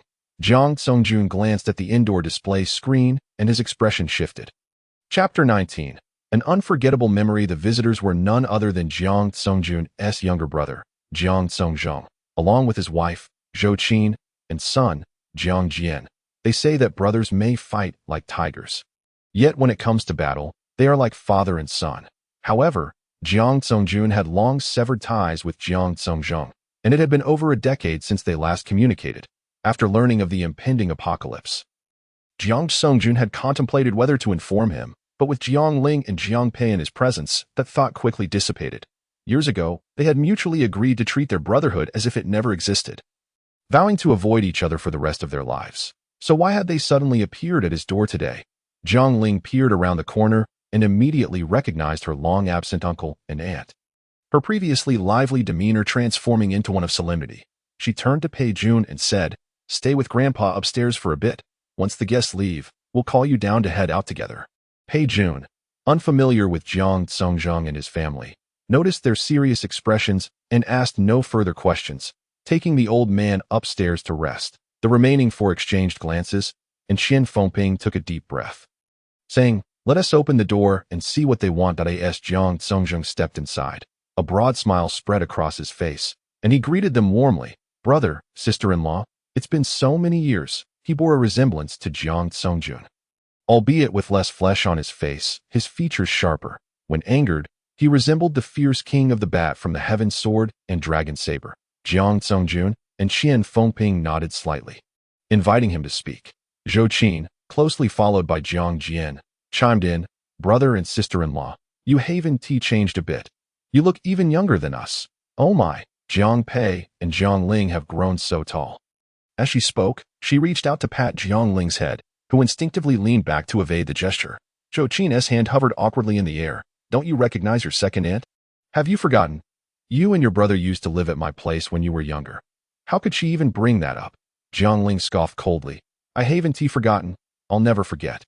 That was the year Jiang Songjun and Qian Fengping left their village for work elsewhere. When Jiang Ling was 8 and Jiang Pei 10, they had left their hometown, unaware of the outside world, and naturally could not take the children with them.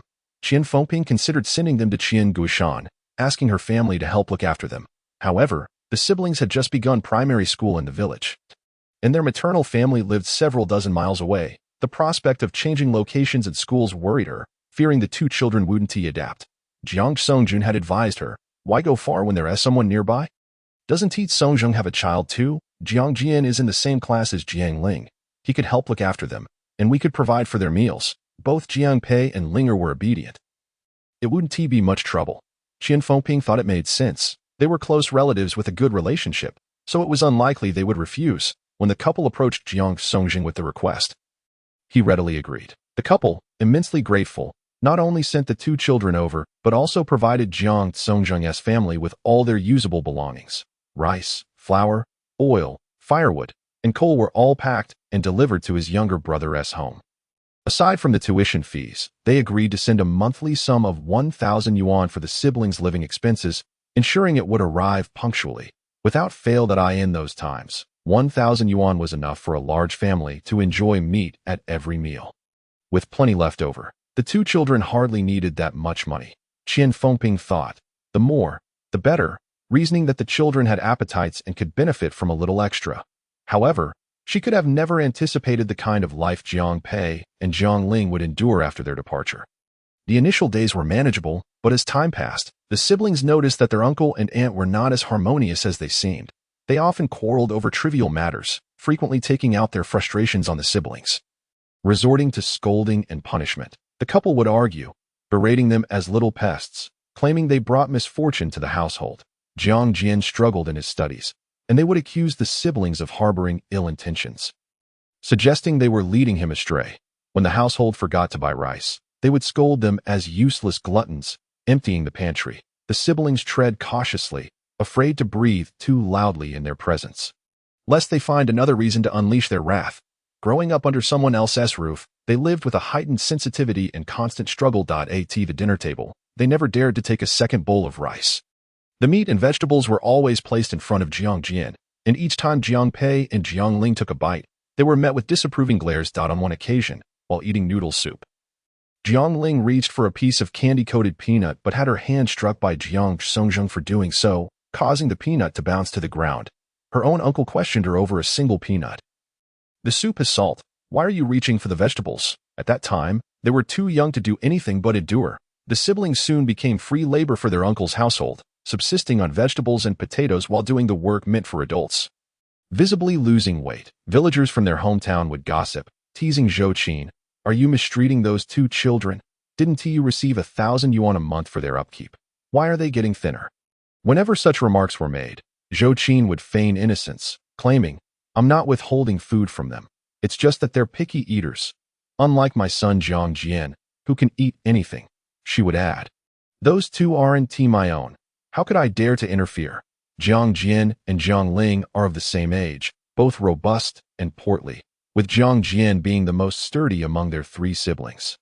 During summer vacation, while his parents took Jiang Pei to the fields to work, Jiang Jian remained at home, asserting his dominance and compelling Jiang Ling to wash his shoes, clean his socks, and complete his homework.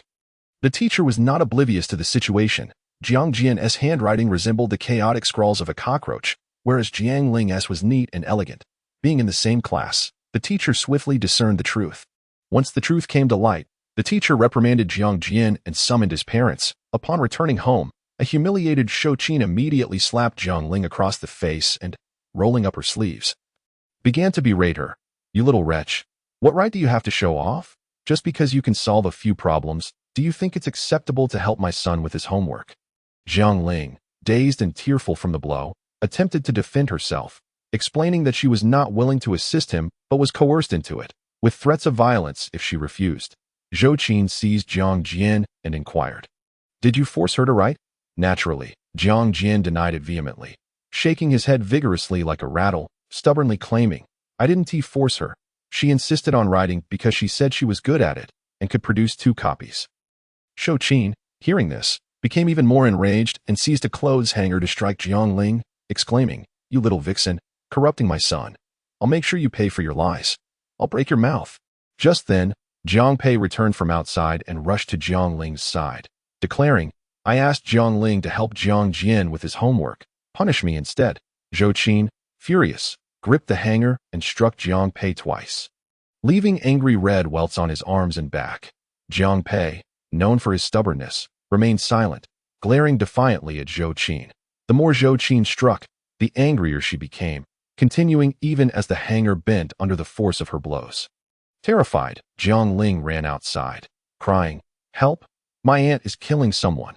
In that instance, it was only when the neighbors, drawn by the commotion, intervened that Shou Qin ceased her assault. The following day at school, upon noticing the siblings' injuries, the teacher inquired about their situation, subtly warning Shou Qin that corporal punishment constituted abuse and was illegal. From that moment on, the frequency of beatings diminished slightly, yet their lives did not improve significantly. Each day, they counted down the days until the new year, anticipating the return of their parents, who worked away from the village.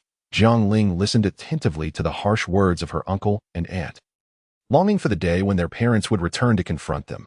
Day after day, they endured until the arrival of the New Year's Eve, which fell on the 25th day of the 12th month. The siblings gazed at the calendar, smiles lighting their faces. "Brother, when will our parents return? They should be back any day now." Wonderful. On that day, Jiang Songjung took his wife and children to his mother-in-law's home for dinner, leaving 2 cold buns for Jiang Pei and Jiang Ling. Jiang Pei skewered the buns with chopsticks and placed them on the stove to warm that as Jiang Ling noticed the sky darkening. She exclaimed, "I'll fetch some firewood.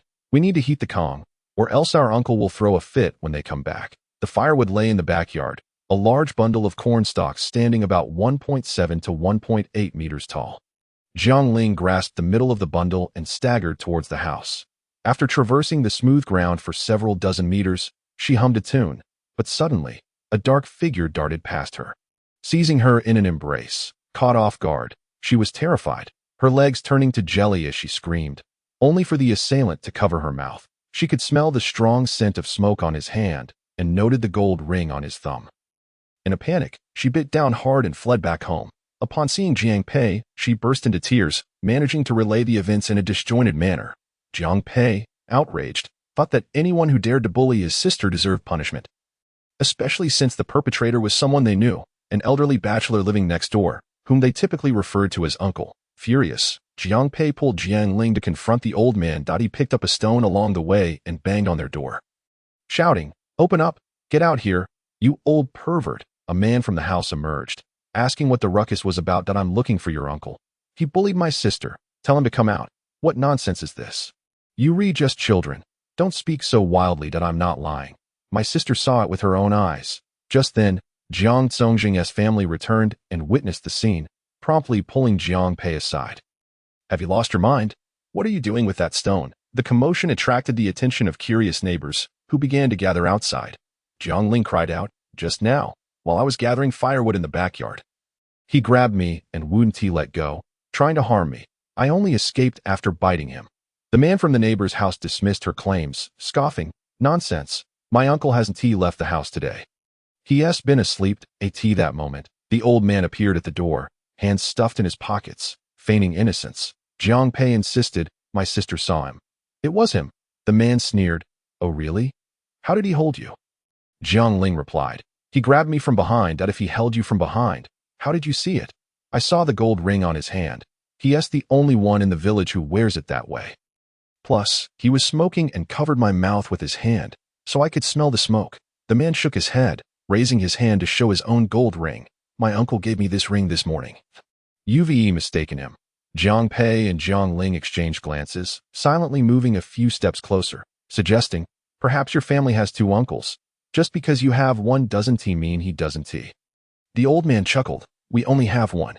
If you don't believe me, look, my hands are bare." He pulled his hands from his pockets, and Jiang Pei lunged at him, both siblings gripping tightly and shouting, "There are bite marks on his hand. It's him. It's him." The old man, frail with age, was suddenly overpowered by their combined strength, struggling to break free. Jiang Pei pressed down hard on his hand. But unexpectedly, he received a kick from behind. Jiang Songjung had forcefully kicked Jiang Pei away, sending him crashing into a nearby chicken feed bowl, leaving him sprawled on the ground, unable to rise. "Brother," Jiang Ling's voice trembled in fear as she crawled over.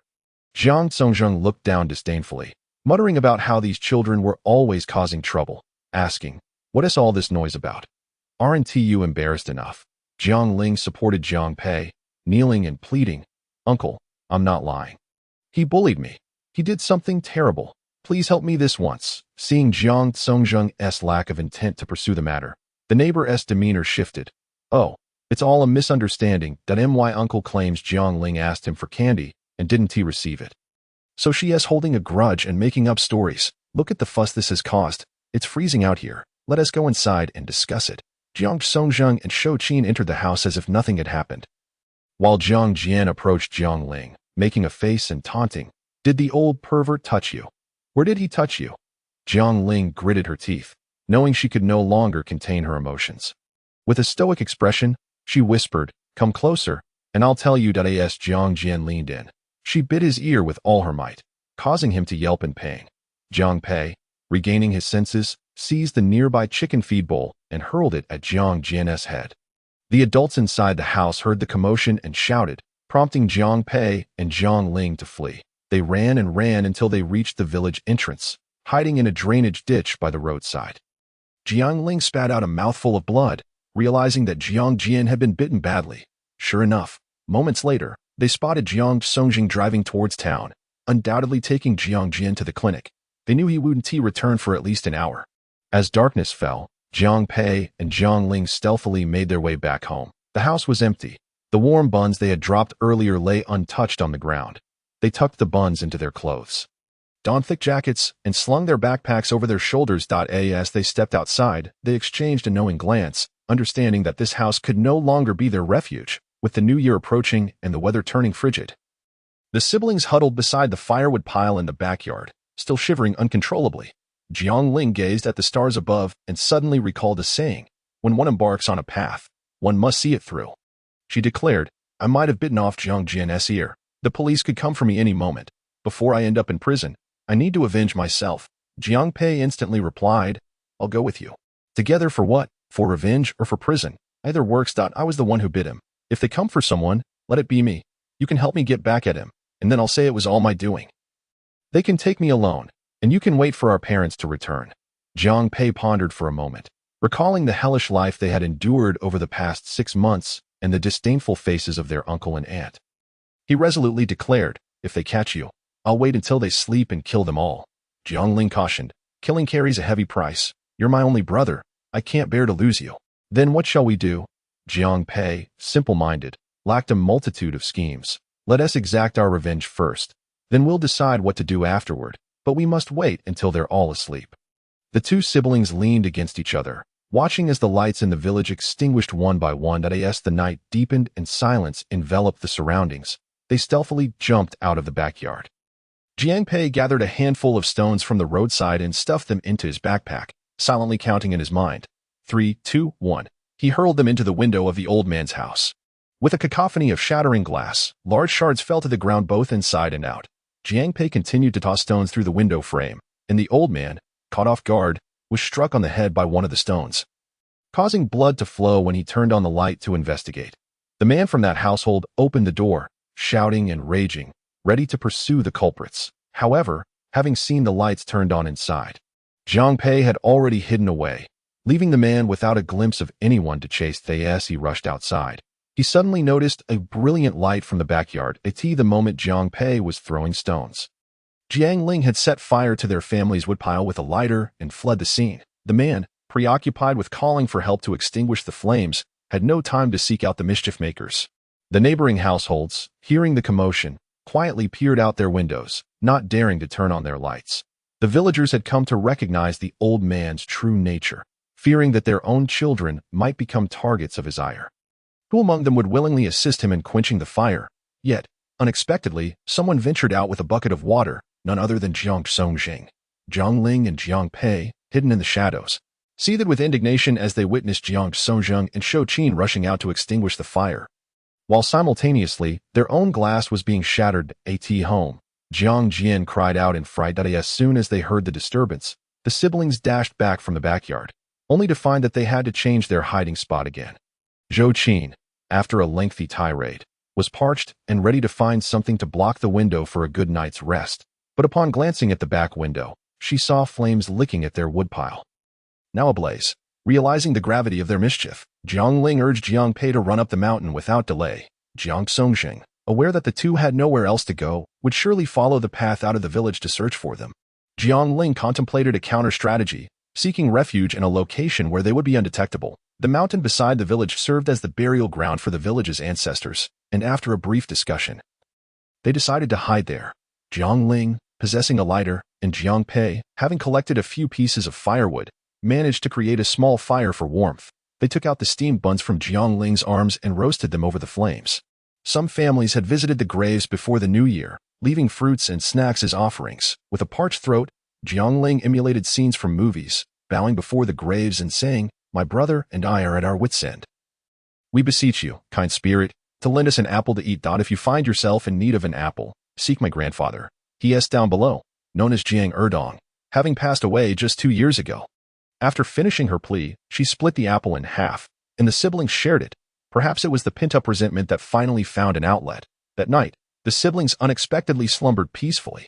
The towering gravestones and undulating mounds shielded them from the cold night breeze, and the two frail bodies nestled together for warmth. As dawn broke, Jiang Pei roused Jiang Ling, and the two cautiously circled the village, making their way through the fields to the village entrance, where they crouched in a drainage ditch, peering out expectantly for their parents' return. The siblings, their limbs stiff with cold, were fortunate enough to finally catch sight of a familiar blue old truck approaching. They rushed into the road, waving their hands to stop it. Upon seeing Qian Fengping descend from the vehicle, they burst into tears at that moment. Jiang Songjing's family was preparing breakfast, having endured a sleepless night due to the shattered glass that had been hastily covered with quilts. Their woodpile had been consumed entirely by flames, leaving them without kindling for breakfast. They resorted to cooking noodles in an electric pot as a makeshift meal. Jiang Jian, with a bandage wrapped around his ear, glared at the pickled vegetables and noodles on the table, throwing a tantrum. Zhou Qin soothed him for a long while before he reluctantly agreed to eat a few bites. Jiang Songjing, fuming at the thought of Jiang Pei and Jiang Ling, cursed for a lengthy period. Just as he was about to eat, there was a loud bang as the door was kicked open. Qian Fengping, her face taut with anger, wasted no time and overturned the table, sending pickles and noodle broth splattering everywhere. Jiang Songjing stood in shock, bewildered by her actions. Qian Fengping turned to leave, not out of cowardice, but to find a more public place where the entire village could hear her. Standing in the yard, she raised her voice and unleashed a torrent of curses. "Jiang Songjing, you scoundrel! You mistreat the children of your own brother. How dare you call yourself an uncle? You are nothing but a disgrace. Zhou Qin, you heartless fiend, you don't even feed my children properly. We provide you with 1,000 yuan every month for food, and you still complain about the few vegetables you serve. What sort of creatures are you? Your entire family is comprised of vermin. May a thunderbolt strike you down." Qian Fengping picked up a 5-pronged fork from the yard, brandishing it at Zhou Qin as she attempted to cover her mouth. The fork was sharp enough to inflict serious harm, deterring anyone from approaching. She stood on tiptoe, wielding the fork and cursing for over half an hour, drawing a crowd of neighbors. Jiang Songjun dragged the old scoundrel from the neighboring yard to face the music. The old man had been beaten to a pulp, having been struck on the head by a stone the previous night and then thoroughly thrashed by Jiang Songjun and the two children. He resembled a battered pig that he could not dare to retort, kneeling before the Jiang family, lamenting, "I am not human," while slapping his own face repeatedly. After a lengthy uproar, the pent-up frustration was finally vented. Jiang Songjun, wishing to avoid any further encounters with his unscrupulous brother and sister-in-law, uttered a few parting words through the window. "That we share the same blood. I never imagined you would treat your own niece and nephew this way. Our brotherly bond is severed. For the rest of my life, I shall consider you non-existent. When you pass on, let me know where you are buried so I can ensure I stay far from your grave to avoid sorrow." From that day forth, Jiang Pei and Jiang Ling were sent to their grandfather's home, severing all ties with Jiang Songjing's family. Years later, when they unexpectedly visited, it was indeed astonishing, just as the Jiang family was perplexed. Zhou Qin produced her phone to explain the reason for their visit. "I don't often browse my phone, but this photo was seen by Jiang Jian by chance. although we haven't seen each other in over a decade. He recognized Jiang Ling immediately. Brother and sister-in-law, take a look. Does this online celebrity Pei Jun speak the truth? Your son is involved with this male internet celebrity. Chapter 22. Bring the knife over. The photo Shou Qin presented was precisely of the three of them leaving the supermarket. As posted by Pei Jun on his Weibo, Qian Fengping and Jiang Songjun, who had not seen it before, were taken aback. Feigning composure. We are not privy to the children's affairs, they said.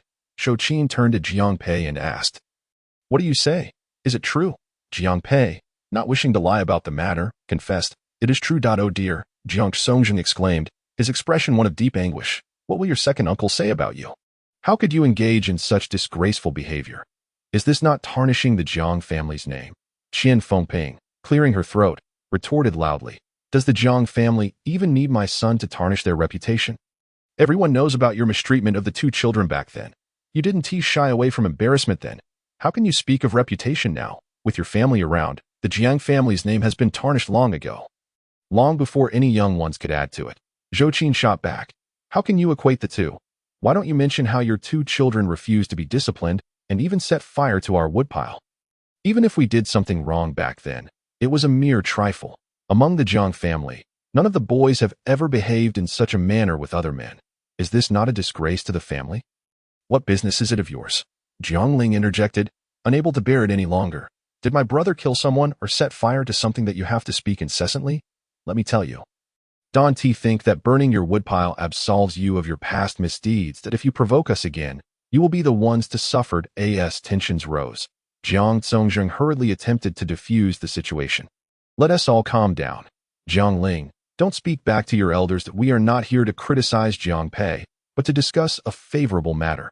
After a lengthy silence, Jiang Songjun finally inquired, "What favorable matter?" Jiang Songjun lowered his voice. "Jiang Pei and that young man are said to be unable to have children, and Jiang Ling is just a girl, brother, with your family's south vast estate. What will happen when there are no heirs? It will fall into the hands of outsiders." He then pulled his son Jiang Jian over, who still bore the spoiled expression of a child. Now taller and sturdier, resembling a plump corn cob, Jiang Songjun continued, "A few years ago, Shou Qin and I had another daughter, so now we have two children. I was thinking of adopting Jiang Jian under your name, so that he could support you in your old age and carry on your family's legacy. When he marries and his children, he will call you grandfather." Before he could finish, Jiang Ling was already fuming beside him. Grinding her teeth in anger, Jiang Songjun burst into laughter, wrapping his arms around Jiang Songjun's neck. "Why your reasoning? Wouldn't your family be left with just one daughter? Wouldn't your estate also be without an heir?" Seeing his brother so affable, Jiang Songjun thought there might be a chance for this proposal, his eyes gleaming with hope as he chuckled. "Brother, I want to hide it from you. My family is getting by with just a few small, dilapidated houses. What is there to inherit? Your days are going poorly, so you come to scheme against me." Jiang Songjun's smile froze on his face as he forcefully pressed Jiang Songjun's head onto the tea table and began to strike him with his fists. "You wretched scoundrel! You dare to conspire against your brother!" Jiang Jian hurried to assist his father, while Shou Qin immediately joined in. Qian Fengping had been prepared and swiftly pulled Shou Qin down, mounting her as they instantly grappled with one another. Jiang Pei and Jiang Ling chose sides, one aiding their father, the other their mother, turning the living room into utter chaos. Pei Jun had been eavesdropping at the staircase, but the situation escalated too quickly for him to react. Seeing the fight break out, he rushed down to offer support. However, having never engaged in a scuffle before, he was uncertain which faction to align with. In a state of panic, he ran to the kitchen to fetch some utensils. Inside, he found a basin of yellow beans that Qian Fengping had prepared for making sauce. He scooped a handful and hurled them at Shou Qin and Jiang Songjun, shouting, "I will kill you! I will kill you!" Jiang Ling, in the heat of battle, was taken aback by the sudden onslaught of beans, and upon turning to look, nearly burst into laughter, quickly calling out to him, "Bring a knife." At the mention of a knife, Shou Qin was so frightened that she nearly lost control. She knew well that Jiang Ling was fierce and unpredictable, capable of anything, which caused her face to drain of color as she scrambled to escape. Jiang Songjun and Jiang Jian did not dare to linger, hastily following suit. Jiang Pei pursued them, kicking them a couple of times, reveling in their misfortune as they fell in a heap. The entire family erupted in laughter.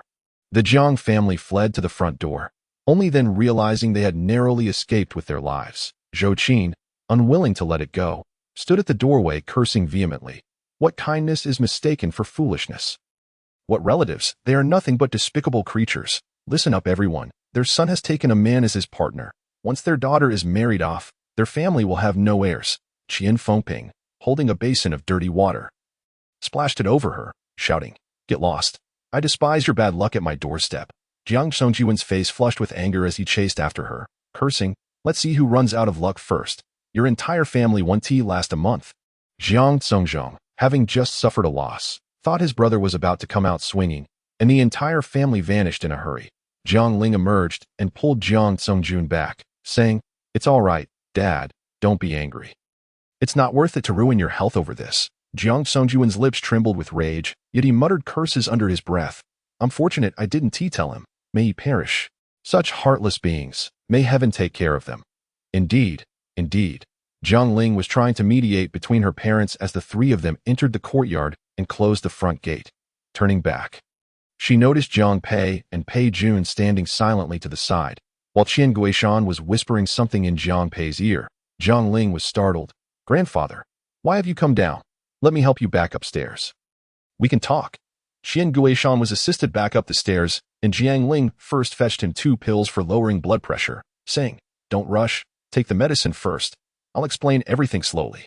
If you take the medicine in the morning and again now, wouldn't that lower your blood pressure too much? I'm just being considerate. I'm worried you might get too excited and faint." "What is there to be excited about?" Jiang Ling, aware of the old man's limited capacity for acceptance, spoke delicately. "Well, it's just that my brother and Pei Jun are not merely good friends or brothers.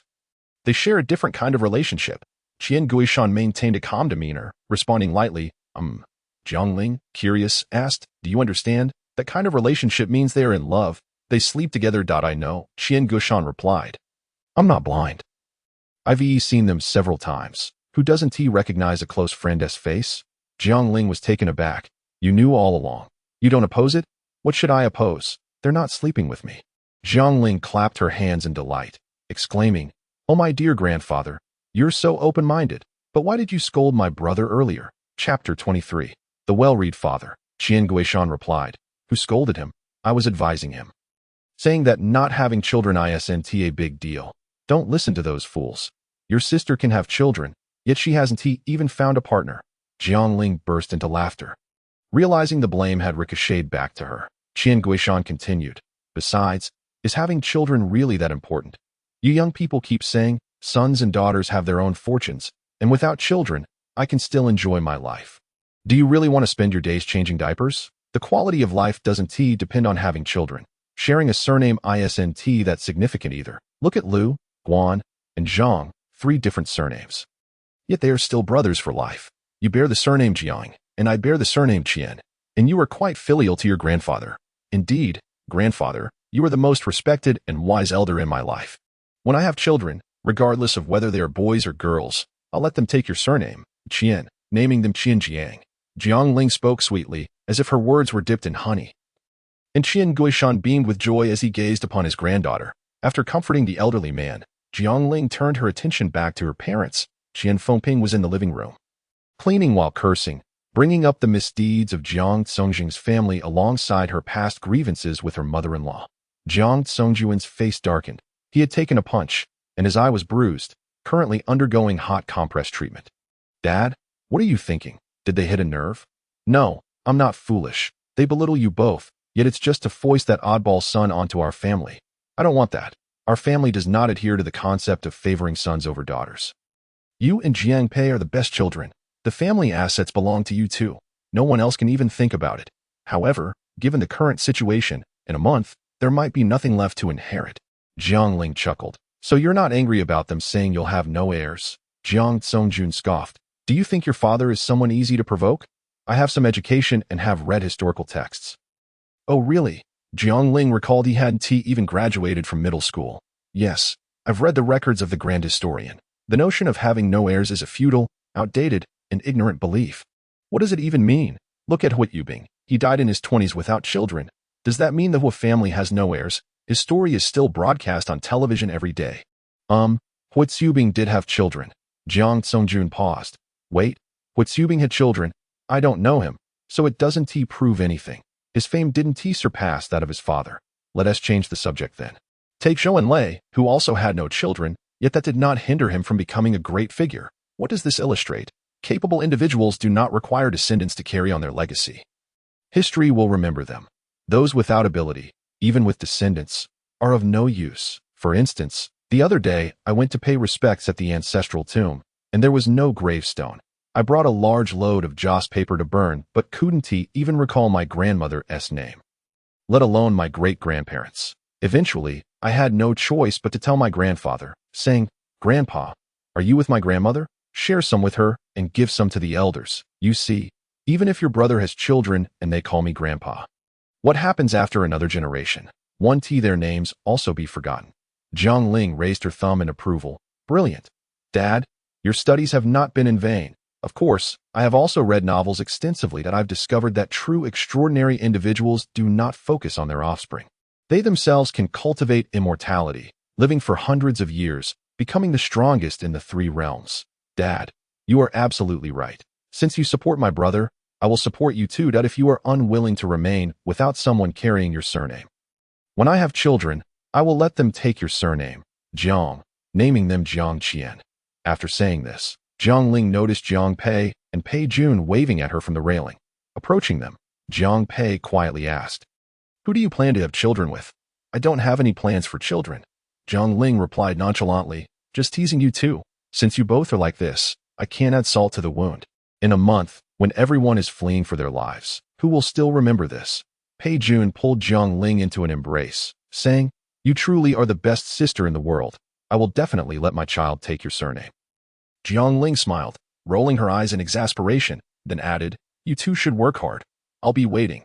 The commotion at Jiang Songjing's home disrupted their original plans, and with lunchtime approaching, they decided not to go out in the morning. Instead, they collaborated with Qian Fengqin to pick yellow beans for making sauce, and worked alongside Jiang Songjun to prepare cured meats. The rooftop of their spacious villa had been erected with racks, hanging heavy strings of sausages. Jiang Ling poked holes in the sausages to let them breathe, while surveying the vast space below.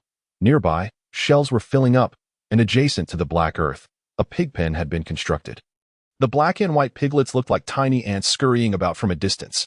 Jiang Pei had purchased 6 forklifts for inventory management, and during his free time, he and Pei Jun would drive around cataloging the stored goods. Their parents and grandfather were also busy organizing, ensuring the entire space was well managed. Jiang Ling gazed at the abundance of fruits, vegetables, grains, and various tools, feeling a deep sense of satisfaction. In her previous life, they had been caught unprepared, struck by natural disasters that nearly resulted in the loss of their entire family. This time, everything was starting anew, and they were determined to make thorough preparations, uncertain if they could survive until the end. She was resolved to exert every effort. That afternoon, Qian Guishan set out with Jiang Ling and her siblings to visit a seed shop. The Jiang family's land was dry, having only grown corn and sorghum in their hometown. And they had never cultivated rice. Rice required flooded fields, needing irrigation every 2 to 3 days. In the post-apocalyptic scenario, water would be the essence of life and could not be wasted on farming. Qian Guishan hesitated. Should we buy rice? Buy. Jiang Ling contemplated that even if it were inconvenient to cultivate in the current space, once the apocalypse had passed or they discovered a suitable place to thrive, they would inevitably need to farm. Seeds symbolize hope. It would be a great misfortune to find oneself with water and land but lacking seeds. The space was ample enough to accommodate them. Thus, regardless of whether they were immediately useful, she decided to stockpile them. For rice seeds, she selected those that were heat-resistant, disease-resistant, and had a high survival rate, purchasing 300 bags at 80 yuan each. The corn seeds, boasting a yield of over 3,000 gene per mu, were 33 yuan per gene, and she ordered 200 bags. Wheat seeds, priced at 9 yuan per gene, led her to acquire 500 bags. With rice and wheat secured, it meant an inexhaustible supply of rice and flour. Jiang Ling researched cultivation methods and promptly instructed Jiang Pei to order seedling trays, seedling paper, seedling racks, sprayers, and other necessities. Even after the apocalypse, it would take a long time to restore production. Thus, they must stockpile these items first.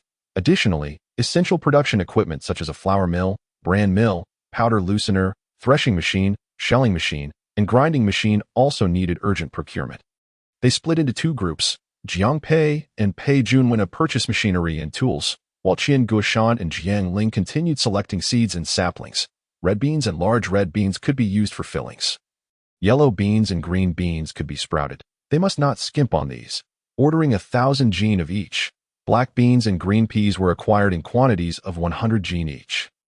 For sorghum, millet, sunflower, and peanut seeds, they ordered 200 jin of each.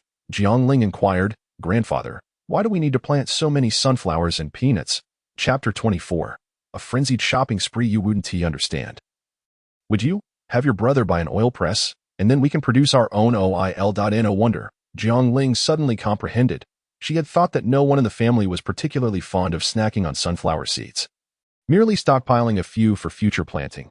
But her grandfather had already planned for oil extraction. She quickly messaged Jiang Pei to purchase 2 more oil presses, emphasizing the need for several copies of the product manual. As no one in the family had ever used one. The beauty of these seeds lies in their ability to multiply endlessly, birthing an abundance of life. A small bag can yield a vast expanse of crops. When harvesting the fruits, they can save seeds for further planting. A packet of scallion seeds, weighing 200 grams, can cultivate over 100 plants. Jiang Ling selected the renowned Zhangqiu scallion seeds, known for their long white stalks and 5-leaf clusters. Realizing that there were indeed many varieties of scallions, she ordered 5 packets to cultivate at her leisure. Common vegetable and fruit seeds such as beans, cucumbers, peppers, tomatoes, eggplants, watermelons, melons, and grapes were also procured, with each packet priced at 7 or 8 yuan, totaling 30 packets. These were items her family had cultivated annually, and she was confident of their success. The store offered a pre-packaged selection of leafy vegetable seeds for 30 yuan for 200 grams, which included lettuce, oilseed lettuce, small leaf artemisia, fruit cucumbers, red cherry radishes, 49 cabbage hearts, creamy bok choy, Shanghai chicken feather vegetables, large leaf cilantro, and large leaf spinach. Each of the 10 varieties came with detailed planting instructions. Jiang Ling, feeling rather lazy, ordered 10 sets of this package. Whenever she envisioned the scene of magma eruptions where people and plants were reduced to ashes, she felt a profound significance in preserving as many seeds as possible. The crops that would flourish on this land in the future might well be determined by the seeds her family hoarded, thus adhering to the principle of purchasing as much as possible. She stocked up fervently. They nearly bought out every category in the store, leaving no seed types untouched. Noticing they were significant customers, the store owner gifted them 10 flower seed packages, which included 18 varieties: purple jasmine, peacock grass, zinnia, forget-me-nots, sunflowers, cornflowers, February orchids, violets, lavender, blue flax, lupins, a wildflower mix, poppies, morning glories, cosmos, marigolds, and baby's breath, each with 1,000 seeds. They purchased saplings of apples, pears, peaches, oranges, flat peaches, cherries, pomegranates, waxberries, plums, durians, and apricots, acquiring 5 of each. Jiang Ling also ordered several books on seedling cultivation and planting techniques. Intending to nurture these items according to the texts, Qian Guoshan selected a few types of fertilizers, pest control agents, and other supplies, placing an order for those as well. The elderly man, eager to return home to plant trees, was escorted to the vehicle by Jiang Ling, who then made a trip to the pharmacy to buy some medications for treating burns, scalds, and frostbite. The stifling weather and the dampness in the air reminded Jiang Ling of the foul stench of rotting corpses submerged in water from her previous life. The infectious virus that had erupted then might have originated from those very bodies. With this thought in mind, Jiang Ling hastily checked her shopping list and realized she had forgotten to purchase disinfectants, alcohol, and masks. She could not guarantee that everything would unfold similarly to her past life. Should a viral outbreak occur, proper protective measures were essential. She promptly ordered 50,000 N95 masks, nearly 300 kilograms of 84 disinfectant, and 5,000 barrels. She also ordered 500 barrels of alcohol disinfectant and 100 boxes of alcohol wipes, along with 50 of each size of disinfectant sprayers and 1,000 sets of protective clothing. After completing these purchases, she messaged the welding factory owner to make 500 large shells, adhering to the specifications from the previous batch. The owner reminded her, "The water tanks you ordered last time have already been delivered in several batches, and there's still a small portion yet to be completed. With seedlings about to be planted, there would be many areas requiring water." Jiang Ling replied, "Then add 200 more water tanks, and continue the previous approach of making and shipping in batches. The sooner, the better." The owner assured her, "Rest easy, It won't exceed 10 days. Jiang Ling transferred the payment, then called home to instruct them to prepare the water pipes and fill the tanks in advance. Once Jiang Pei finished his tasks, he joined them, and the three decided to explore the snack street. There were many items that they couldn't make at home and wouldn't replicate the same flavor. So it was wise to buy and stockpile more in advance for future enjoyment. The trio drove into the snack street, systematically purchasing from stall to stall. Upon arriving at a candied chestnut stall, they asked the owner, "How much can you roast in one pot?" The owner replied, 80 Gene. "How many Gene do you have in the shop now?" "About 300 Gene. It's still early, and we haven't started serving customers yet." "We'll take all of it." The owner roasted a pot and filled a large bag, which Jiang Pei carried to the vehicle, placing it in the space while still warm. He stayed there while Jiang Ling and Pei Jun continued to explore the next stall. At the candied hawthorn stall, they bought everything in the two large refrigerators. The owner's wife prepared to bag their order, but Jiang Ling directly inquired, "How much for this stand with the glass cover?" After calculating, the owner's wife said, "About 70 yuan. Jiang Ling replied, "I'll give you 100. Buy yourself a new one. Just give us this one, and we'll take it all." "Deal," the owner's wife cheerfully agreed. For the Tujia-style sauce pancakes, they ordered 50 large ones. For the egg-stuffed pancakes, which were crisp on the outside and tender on the inside, beloved by the entire family, they ordered 500. These two stalls were adjacent to the candied chestnut shop. Leaving Jiang Pei in charge of them, he pretended to carry a pot to the car, then conveniently placed it in the space. However, their massive orders made it impossible for the stalls to serve casual customers, prompting the candied chestnut stall owner to put up a sold-out today sign. When someone came to buy an egg-stuffed pancake, the aunt cooking them wiped her sweat and pointed to the sign. "There are none left. Today, we really have none. Stinky tofu, 300 portions. Grilled cold noodles, 400 pieces. Starch sausages, 500. Iron plate chicken racks, 100. Shaowei cold noodles, 500 portions. Freshly fried durian pastries, 300 boxes. Yunnan flour cakes, 300. Potato towers, 200. Freshly made ice cream, 500. Their substantial orders caused these stalls to neglect others, leading them to post signs at both ends of the street that stated they were closed to casual customers today. This resulted in a peculiar phenomenon where, despite only 3 customers on the street, every stall was bustling with activity, the staff sweating profusely as they worked tirelessly. Those shops yet to be visited craned their necks, even waving to attract customers. "Our skewers are delicious. We're well known in the neighborhood. If you don't mind, please give us a number so we can prepare them in advance." Jiang Ling found this reasonable. She grabbed the menu and began to make large orders with Pei Jun. 2,000 lamb skewers, 1,000 pork belly skewers, 200 yellow mud roasted pigeons, 200 secret recipe chicken wings, 100 grilled eggs, 200 beef tendons, and 300 steamed bread slices. The owner's wife was nearly beaming with joy, quickly jotting it all down. "Are your roasted pig skins clean?" "Absolutely. The staff uses tweezers to pluck them, and then they roast them over fire. There's not a single hair left. They're perfectly clean." "All right, let us add 200 pig skins." Pei Jun had long been eyeing a dessert shop. Without waiting for Jiang Ling to finish her orders, he entered the shop. Once he went in, Jiang Ling didn't follow, knowing that Pei Jun was even bolder in his buying, ensuring they would never miss out on something they wanted. Jiang Ling continued her shopping spree at the next stall, while Jiang Pei parked the car in the middle of the street, equidistant from the various shops. As they busily loaded and unloaded goods, he hadn't thought much of it, until a staff member from the ice cream shop approached with a large box to deliver goods, curiously asking, "I see you've got quite a bit already. Will your car fit everything? How large is the capacity?" Chapter 25. Astonishing and extraordinary. Jiang Pei awkwardly turned to the side to shield himself from the interior of the vehicle.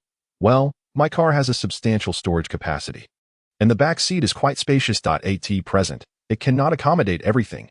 Please leave it here for now. I will make a quick trip home and return shortly to retrieve it." Feigning nonchalance, Jiang Pei drove off, taking a circuitous route for 3 minutes before promptly returning to continue collecting the goods. The diligent staff at the ice cream shop even took the time to remind him, given the sweltering heat, "We must swiftly place this ice cream in the freezer. Although it is packed in foam boxes, it will inevitably melt soon." "Understood, understood. I will return it immediately," he replied, driving off again to take another round. In order to prevent any further misunderstandings, Jiang Pei started the vehicle every 20 minutes, leaving for 3 to 5 minutes, pretending to deliver the items home. Jiang Ling and Pei Jun, while shopping, observed Jiang Pei's comings and goings with amused smiles. Jiang Ling had ordered 200 cups each of Yangji Ganlu, taro mud boba, strawberry milkshake, avocado milkshake, classic pearl milk tea, cheese cream, and latte from the milk tea shop. While browsing the deli, Pei Jun approached. Empty-handed, Jiang Ling inquired, "What did you order from the dessert shop?" With a beaming expression, Pei Jun replied, "That dessert shop is the top-rated in the city. Everything is delicious, and I practically ordered one of everything." He began reciting his shopping list. Tiramisu, strawberry mousse, taro snowy mini cakes, macarons, donuts, walnut apple pastry, half-baked cheese, black forest cake, Parmesan cheese, muffins, along with various types of toast, golden brick bread, and croissants. I ordered 200 portions of each. And they mentioned it will take until tomorrow evening to prepare. Tomorrow, I will return with your brother to collect the order. And their freshly baked waffles are exceptional, drizzled with condensed milk. They are incredibly delicious. I requested 500 of those, with the condensed milk provided separately for us to add later. Additionally, he ordered 200 birthday cakes. Huh? Jiang Ling quickly lowered her voice. Why did you order so many birthday cakes? To celebrate birthdays, of course. Pei Jun replied confidently, I think this is still insufficient. Considering the three of us are in our 20s and will live to 80, we will need to celebrate 180 birthdays. Not to mention your parents and grandfather. I am thoughtful. I ordered several with longevity peaches to ensure they won't run short of cakes for their future celebrations. Sighing, Jiang Ling contemplated the sentiment. It was indeed thoughtful, yet something felt amiss. She consoled herself, reasoning that as long as there was room, it was acceptable to purchase them. The deli was filled with the rich aroma of meat. And as Jiang Ling gazed at the freshly braised pig's trotters, her stomach growled. 100 braised pig heads, 200 pig trotters, 200 pounds of braised beef, and 100 braised hocks. 500 roasted chickens and 300 roasted ducks. She ordered. The duck shop could not be overlooked either. The duck intestines and spicy wing tips from the renowned brand were perfect for breakfast with congee. 300 pounds each of signature duck intestines, duck heads, and duck necks. 200 pounds each of duck hearts and duck collarbones. 500 pounds of spicy bullfrogs, signature duck tongues, and chicken wing tips. 200 pounds each of dried tofu, kelp, seaweed, bamboo shoots, and lotus slices. The sheer volume of items was overwhelming. Jiang Pei grew weary of the charade and decided to make a genuine trip home, bringing back a box truck. Jiang Ling peered inside, questioning, what was this originally used for? It wasn't for transporting pigs, was it? Of course not. It previously carried pig feed. Before heading out, my grandfather washed it thoroughly with a hose. It is spotless. That's good to hear. With the arrival of the larger vehicle, they could remain parked at the snack street indefinitely. The deli brought out 3 stools and a small table, while the milk tea shop delivered 3 cups of milk tea. The duck shop provided several boxes of duck delicacies along with some gloves. The 3 sat down to eat and drink as they awaited the evening. By 7 or 8 o'clock, the shop's ingredients were depleted, and the sealing machine at the milk tea shop malfunctioned. All that could be taken away was loaded into the truck, creating space for the remainder, which Jiang Pei would need to retrieve the following day.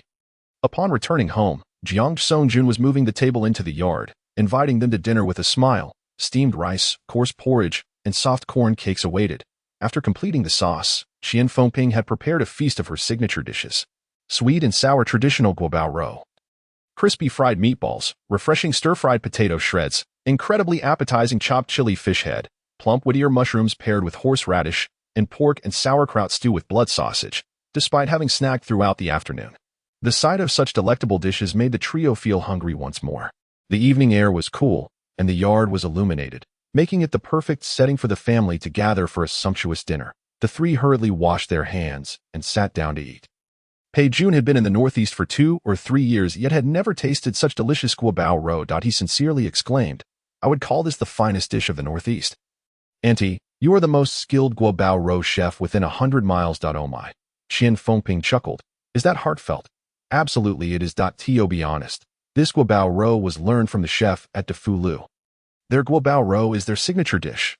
Pei Jun was incredulous. How had he never visited such a renowned establishment? Shall we order 1,000 portions of guobao roe from them tomorrow? Jiang Songjun shook his head. No, we have hosted graduation and birthday banquets there before. The owner, chef, and staff all know our family. They will surely inquire, so we need a suitable excuse. Jiang Ling's eyes sparkled with mischief. How about we say we are hosting a banquet at home?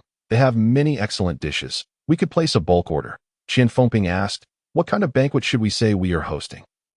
Jiang Ling smiled cunningly. If I tell you, you will surely scold me. As long as you propose a solution to the problem, who would scold you? Xian Gushan chuckled. All right, I will say it, Jiang Ling said, setting down her utensils and swallowing her guabao roe. Let us say we are hosting a wedding banquet for my brother, and Pei Jun coughing. Pei Jun nearly choked on his food, turning crimson as he waved his hands. No, that isn't necessary. He had just posted a photo, and now Jiang Pei's uncle had come looking for him, resulting in a fight. If a wedding banquet were to be held, wouldn't he be attacked en masse? Listen to me. First, we don't have to actually host it. A simple decoration of the house, with a few tables set up in the yard for appearances, will suffice. Second, hosting a wedding for 2 men is such an astonishingly unconventional event that not only business partners or neighbors, but even classmates and friends would be unlikely to attend. Their absence would actually save us the trouble of hosting. Third, if such news were to spread, others would surely keep their distance from our family, ensuring that we are undisturbed and can stockpile our goods more swiftly and conveniently. At first glance, it seemed absurd. Yet upon reflection, it held a kernel of truth. Qian Fengping and Jiang Songjun exchanged glances, still somewhat hesitant. Let's discuss it later. For now, let's eat, as we can cook ourselves, since they were not entirely agreeable. Jiang Ling had no choice but to change the subject. Oh, this blood sausage is quite delicious. When did you make it? Today. After you all left, I checked the cured meat and found the stored pig's blood. So I filled several casings while your mother simmered a pot of meat soup. Jiang Songjun's face lit up with joy as he spoke. Making blood sausage was a skill he prided himself on mastering. Chapter 26. Not the right time. This pork and sauerkraut stew with blood sausage is also one of the northeastern specialty dishes. If anyone claims it is not delicious, it must be due to improper preparation or inauthentic ingredients. The sauerkraut should ideally be homemade, shredded finely, imparting a distinctive sourness to the broth that is incredibly appetizing. The pork should consist of both fat and lean cuts, with large bones for the most flavorful marrow. The blood sausage must be crafted by a skilled hand. Many cannot balance the seasoning, resulting in a mixture that is either too runny to slice properly or too dry and chewy when fried. The ideal consistency is neither too dry nor too runny. The pig's blood should be prepared, ensuring it is blended with fresh meat broth containing some pig fat and mixed with an appropriate amount of flour. Preferably white flour, though buckwheat flour will suffice. Jiang Songjun used white flour, adding chopped green onions, salt, Sichuan pepper, MSG, and pepper, mixing it well before filling cleaned pig intestines, tying them securely, and boiling them until cooked. When Jiang Pei and Jiang Ling were young, they would gather around the pot while the pig intestines were cooking. Once they were nearly done, Qian Fengping would cut them into segments for each of them. The two would gleefully dash away to enjoy them. Even if their hands turned red from the heat, it did not deter their eagerness to eat. Pei Jun had never eaten blood sausage before, but under the siblings' enthusiastic persuasion, he reluctantly tried a piece and then asked Jiang Songjun, "Will you be making more tomorrow? I can help you." Jiang Songjun laughed heartily. "See, my skills have effortlessly won over a southerner." Pei Jun unlocked numerous culinary techniques that night. Previously, he only consumed wood ear mushrooms in soups or stir-fries, and he had never encountered the idea of dipping fresh wood ear mushrooms directly into mustard.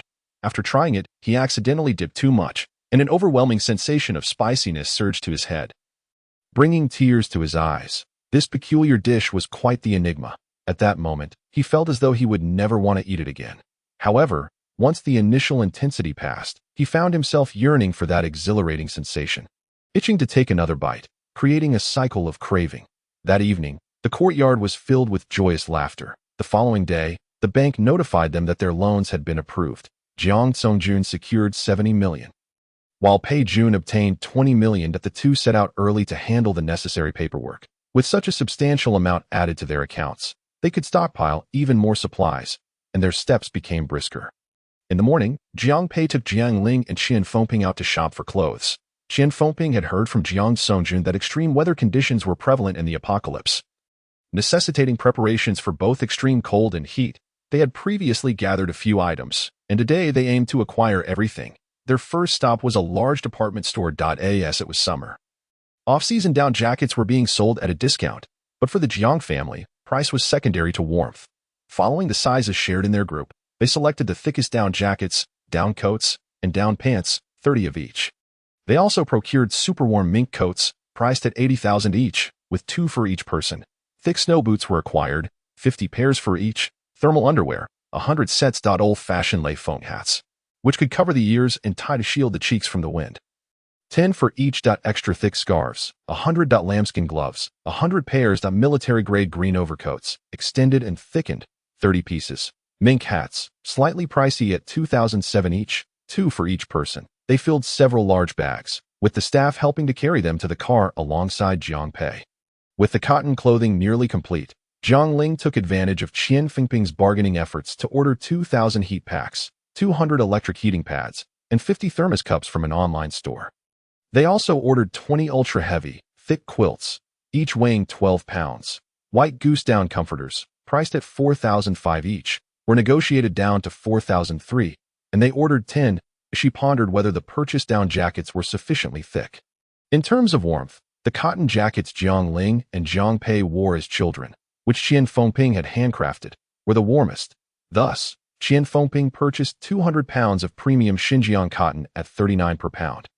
Easily discernible as quality, and indeed, not expensive. She also bought fabric, needles, and thread, and had Jiang Ling order a sewing machine so she could begin making cotton clothes and pants whenever she had the time.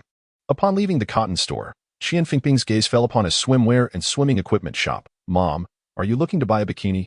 Jiang Ling asked in surprise. Your father said that in the apocalypse, the weather can swing between extreme cold and heat. When it's cold, we'll wear cotton clothes and cover up with quilts.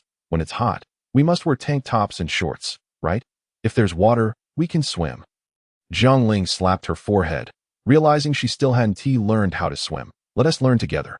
Your dad isn't very proficient either, and we can save some money. All right, let us buy swimsuits first."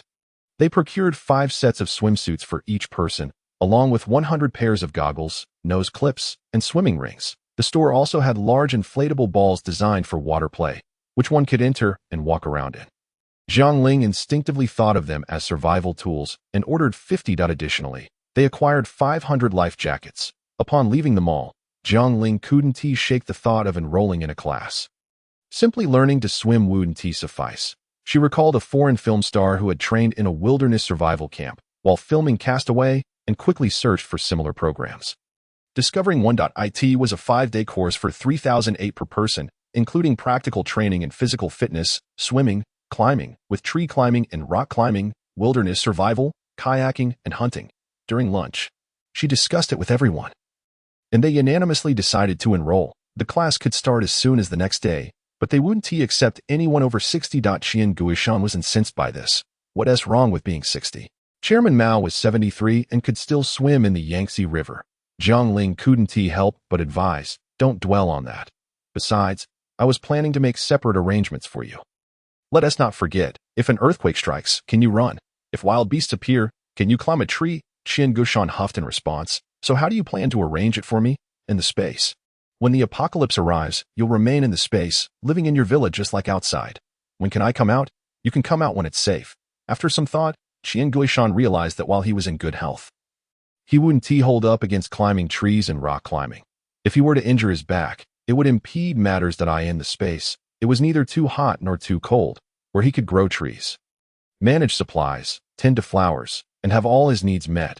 It was a veritable paradise, akin to a celestial existence. Suddenly, he exclaimed, "Then help me buy some brushes and ink, so I can resume my calligraphy." "Absolutely, grandfather, you are truly reasonable and wise," Jiang Ling praised, giving him a thumbs up. In the afternoon, Pei Jun and Jiang Pei planned to head to the snack street for supplies. Jiang Ling accompanied Jiang Songjun and Qian Fengping in a large truck to the seafood market.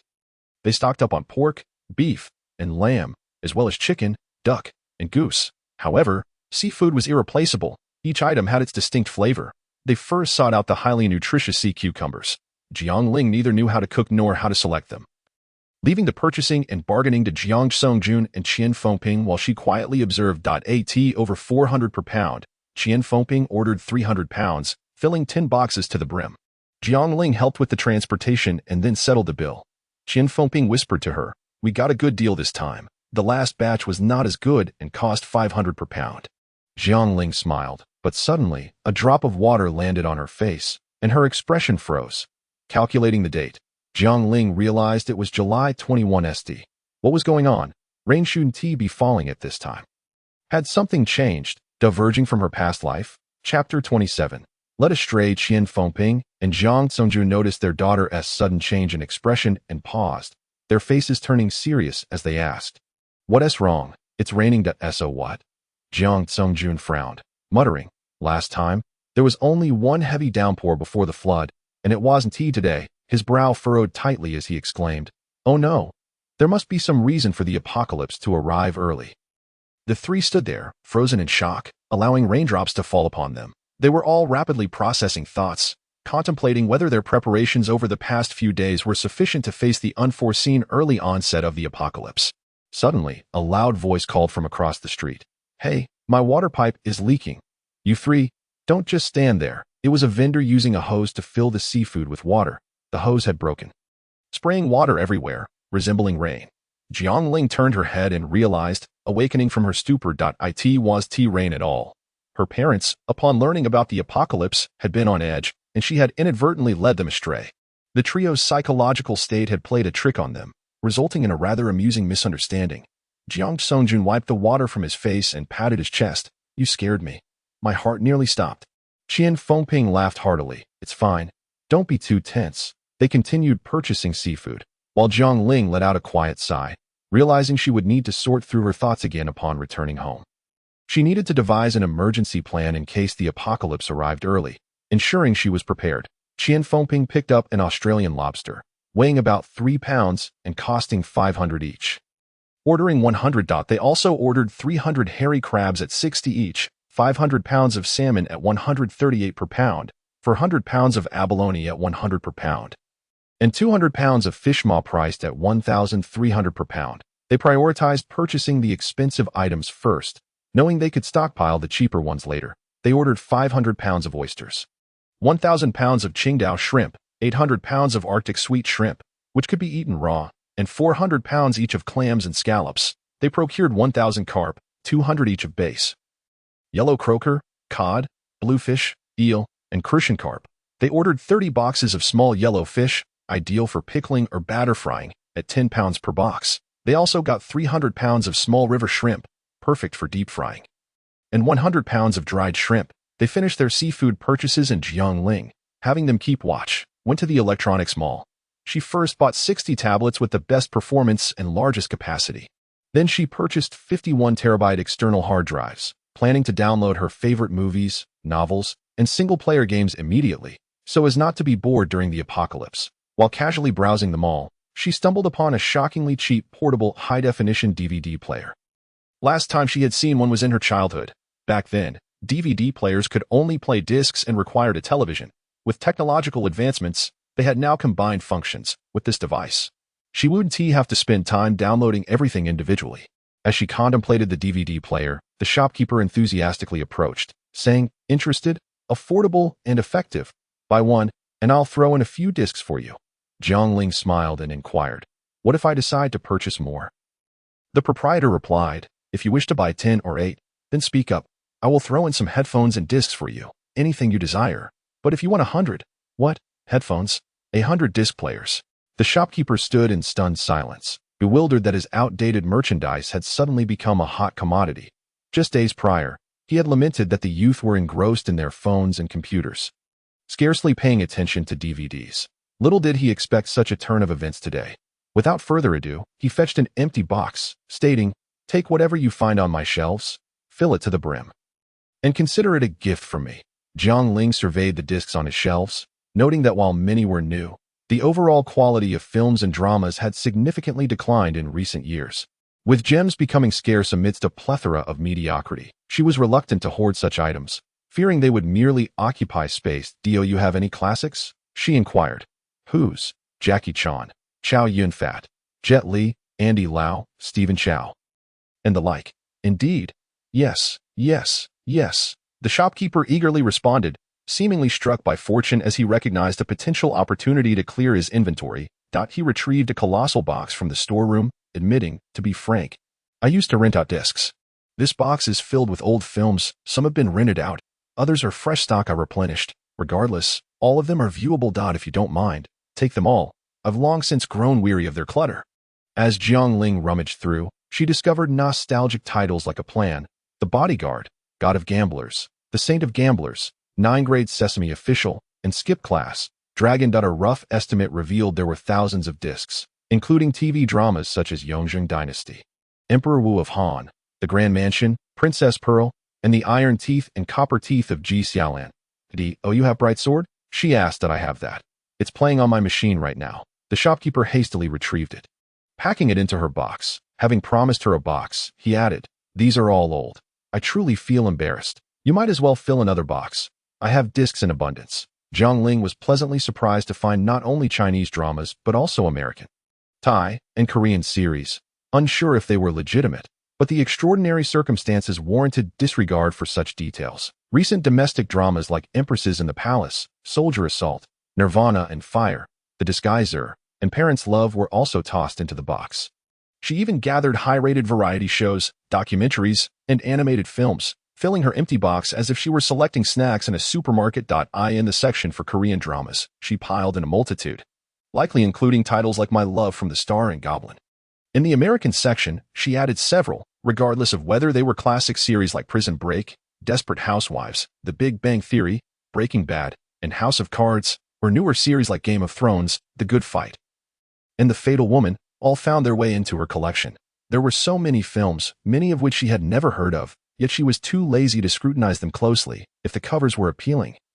They went in, especially since they were offered for free. However, when she reached the Japanese and Thai dramas, she felt compelled to pause and examine them carefully. These regions had produced a plethora of peculiar content. And given her current family dynamics, selecting the wrong titles could shatter the values of her elders. She lingered over titles like Still a Virgin at 30 and A Magical Love Story, before finally requesting, "Could you please provide me with a black plastic bag?" Chapter 28. A tiger man. As night fell and the birds returned to their nests, the family reconvened after a day of activities, dining together before preparing for the survival training camp the following day. Qian Guishan moved the bedding and pillows into the spatial villa early, declaring he needed to acclimate to living there for the next few days. The next morning, the 5 of them set off in an off-road vehicle toward the training base in the suburbs. The individual in charge of this wilderness survival training was a veteran named Jiang Ling. Standing at over 6 feet tall, he was of a similar height to Jiang Pei, with sharp features and a stoic demeanor. His bronze skin and camouflage attire showcased a well-built physique. Upon their first encounter, Pei Jun couldn't help but exclaim, "So handsome." Qian Fengping shot him a glance, pursed her lips, and rolled her eyes dramatically. The first day's training consisted of physical conditioning and swimming lessons. Everyone exerted themselves through various activities, running, jumping, carrying each other, until they were nearly drained of energy. After a mere 40-minute break at noon, they struggled to recuperate. In the afternoon, they splashed around in the water for half an hour, begging for mercy. Coach Jiang Ling, however, was unyielding, insisting they endure. Anyone who attempted to exit the pool was promptly kicked back in, regardless of gender, demonstrating his ruthless approach. In the end, Qian Fengping resorted to a desperate tactic.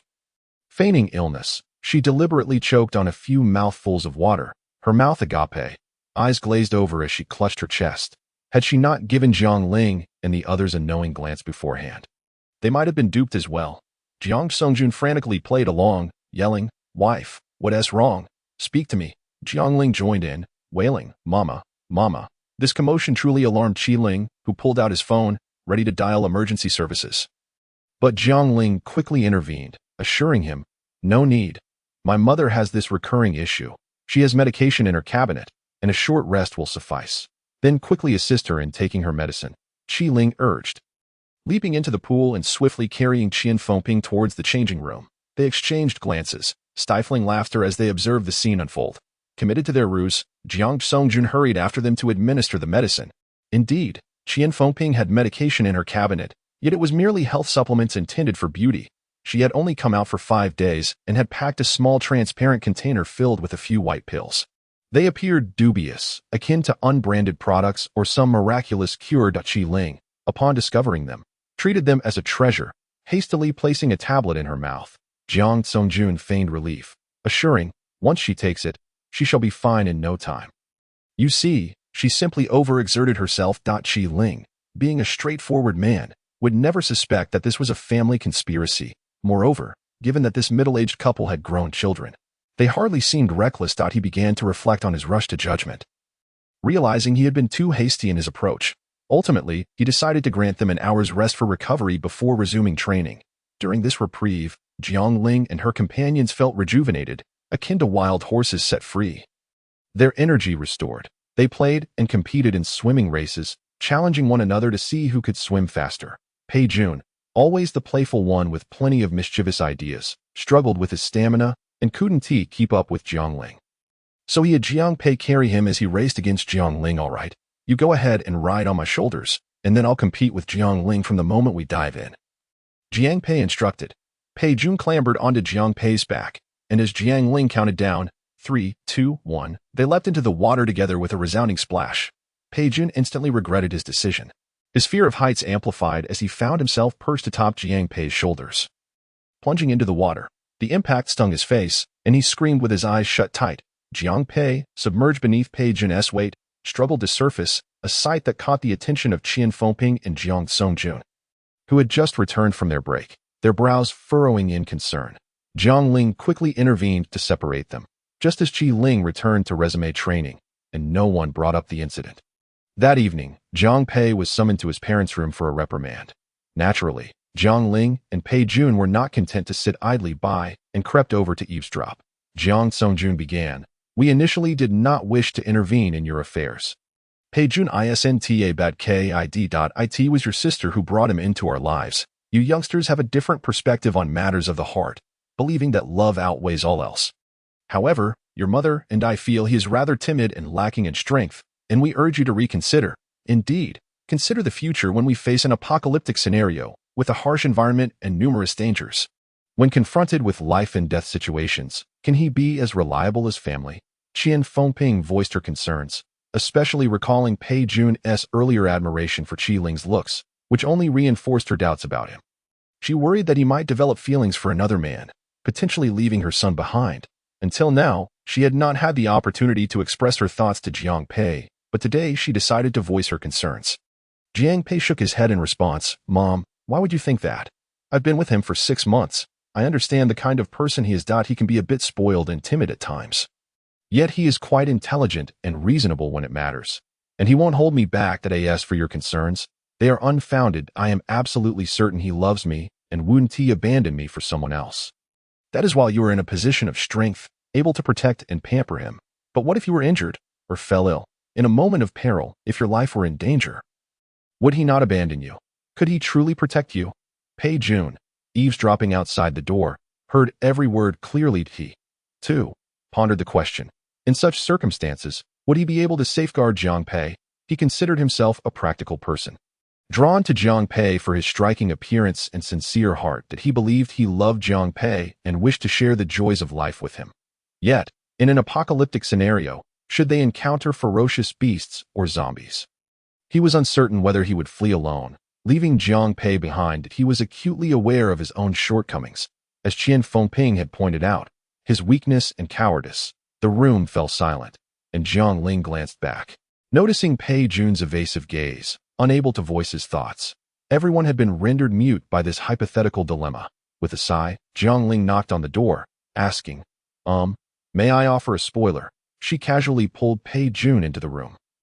Jiang Ling said, Mom and Dad, I understand now. You place greater trust in familial bonds than in romantic love. I believe that after so many years of marriage, you share both kinship and love.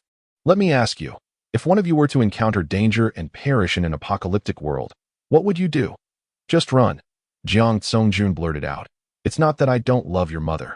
But in most novels, anyone who talks too much tends to meet an untimely end.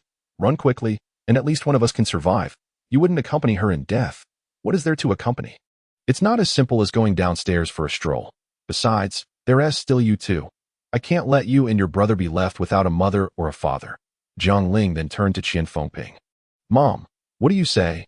Your father's words may be coarse, but they are not without wisdom. If it were me, I would make the same choice. We love each other, but it hasn't reached the point where one would wish to die if the other does. This isn't an ancient era. The practice of accompanying someone in death has fallen out of fashion. As the song goes, love suicide is merely an old tale. In this day and age, anyone who chooses to die for love would likely be considered a fool, the most romantic of fools. Jiang Ling pulled Pei Jun in front of her, declaring, the most romantic fool in the world is your daughter-in-law. Chapter 29. Farewell. Beneath the setting sun. In her previous life during the apocalypse, Jiang Ling had witnessed scenes unimaginable to ordinary people. She had seen a companion linger beside a deceased comrade's body momentarily before cooking and consuming it. She had also witnessed a group of fellow survivors engaged in a bloody struggle for a morsel of food. During a blizzard, a dozen individuals found themselves trapped in a cave, having agreed to hunt and share their catch equally.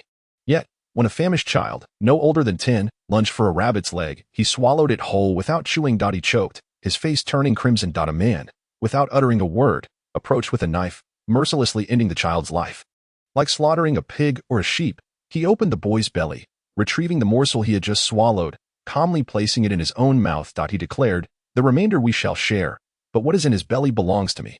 In that moment, an eerie silence enveloped the group, as they dared not even breathe. Reflecting on this memory, Jiang Ling could still feel the suffocating atmosphere it evoked. In the apocalypse, trust between individuals was a mere illusion. Though she had never encountered a zombie, the humans of that world were far more terrifying. In the struggle for survival, people would trample over one another without hesitation. Only one person, in a desperate quest for death, ran backward. Pei Jun. The instant Jiang Pei fell, it was as if a towering mountain had crumbled. "Brother, husband!" Pei Jun and Jiang Ling shouted, grasping Jiang Pei's arms, straining to pull him from the water. Yet, upon seeing the blood beneath his feet, their hearts sank completely. There was no saving him. The virus had already infiltrated his bloodstream. Soon, he would suffer from high fever and inevitably cease to breathe within hours. Jiang Pei remained calm, saying, "Go on. Hurry. I can only accompany you this far. From here on out, you two must look after each other, as family. Do you understand?" Jiang Ling nodded through her tears, while Pei Jun sobbed uncontrollably, seemingly oblivious to everything. Eyes closed, mouth agape, head slightly raised, like a beast howling in despair. Jiang Pei dared not touch him too closely. He merely squeezed Pei Jun's arm through his clothing, saying, "Don't cry. Follow your sister." He commanded Jiang Ling. "Sister, listen to me. Take your sister-in-law with you. Live well together, and then my life will have been worth it." Jiang Ling wiped her tears, pulling Pei Jun up and dragging him forward. In the apocalypse, parting was devoid of elaborate rituals. She dragged Pei Jun further away, glancing back in haste, tears blurring her vision as she caught a glimpse of her robust brother lying weakly by the roadside. His vacant gaze following their retreating figures. Jiang Ling paused, reminiscent of her childhood, when she would push open Jiang Pei's door to bid him farewell before heading to school. "Brother, I'm leaving." But this time, it was the final farewell. "Brother, I'm leaving." Jiang Pei nodded. Jiang Ling could not recall how long they walked, but eventually, Pei Jun had ceased crying. He wore a lifeless expression, allowing her to tug at his arm as they trudged onward until fatigue slowed their steps. They ambled along the roadside, lost in their thoughts, oblivious to the figure lying amidst the weeds. Suddenly, a bloodied hand reached out, grasping Jiang Ling's ankle. The two screamed, jumping back in fright. Pei Jun frantically wiped the blood from her ankle with his shirt, while Jiang Ling regained her composure, sighing in relief. "It's nothing, no broken skin, no infection." When they looked back, the figure was trying to crawl back onto the road, its hands covered in grotesque wounds. Its skin appeared abnormally red, eyes bloodshot, lips beginning to rot. "Help me, please," it gasped, teetering on the brink of death, yet still managing a faint plea. "Stay away. Droplets can transmit infection," Jiang Ling warned, gripping Pei Jun's arm as they distanced themselves. Pei Jun, gazing into the desolate eyes of the figure, seemed to ponder something before suddenly breaking free from her grasp. "Sister, you go on. I'll go back. I'll stay with him." As he uttered those last words, he turned and sprinted away. It was astonishing. Though he had been unable to walk moments before, he now dashed like the wind. Jiang Ling chased after him, witnessing him throw himself onto Jiang Pei, only to be pushed away and fall to the ground. He quickly rose and lunged again, decisively kissing Jiang Pei. That moment, Jiang Ling halted, realizing his intent. Jiang Pei no longer pushed him away. The two embraced silently. Pei Jun searched around, soon finding a large, damp piece of wood, mottled with black mold and dirt. His frail body dragged it back to Jiang Pei, who lay beside him, and with a wave of his hand, he gestured to Jiang Ling. "It's all right, we're fine.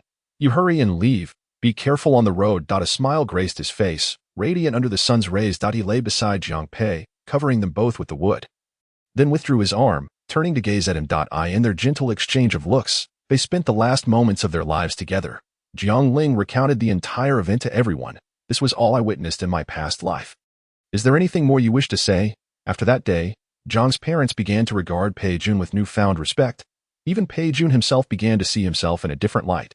He felt buoyant, whispering in Jiang Pei's ear, "Be kind to me. In my last life, I accompanied you to death." Jiang Pei, while washing his feet, sighed helplessly, "Haven't I been good enough to you? I'm just one step away from building a shrine for you."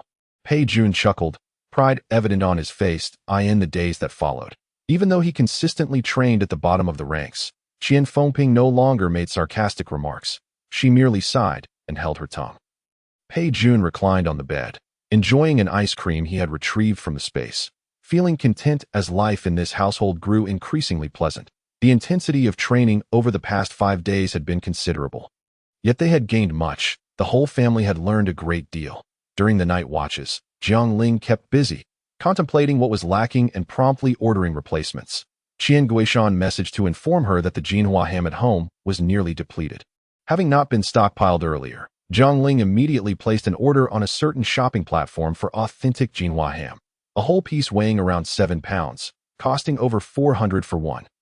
Ordering 200 pieces. With the rigorous training, Jiang Songjun had been lamenting his sore back and legs, prompting Jiang Ling to order 6 top-tier luxurious full-body massage chairs.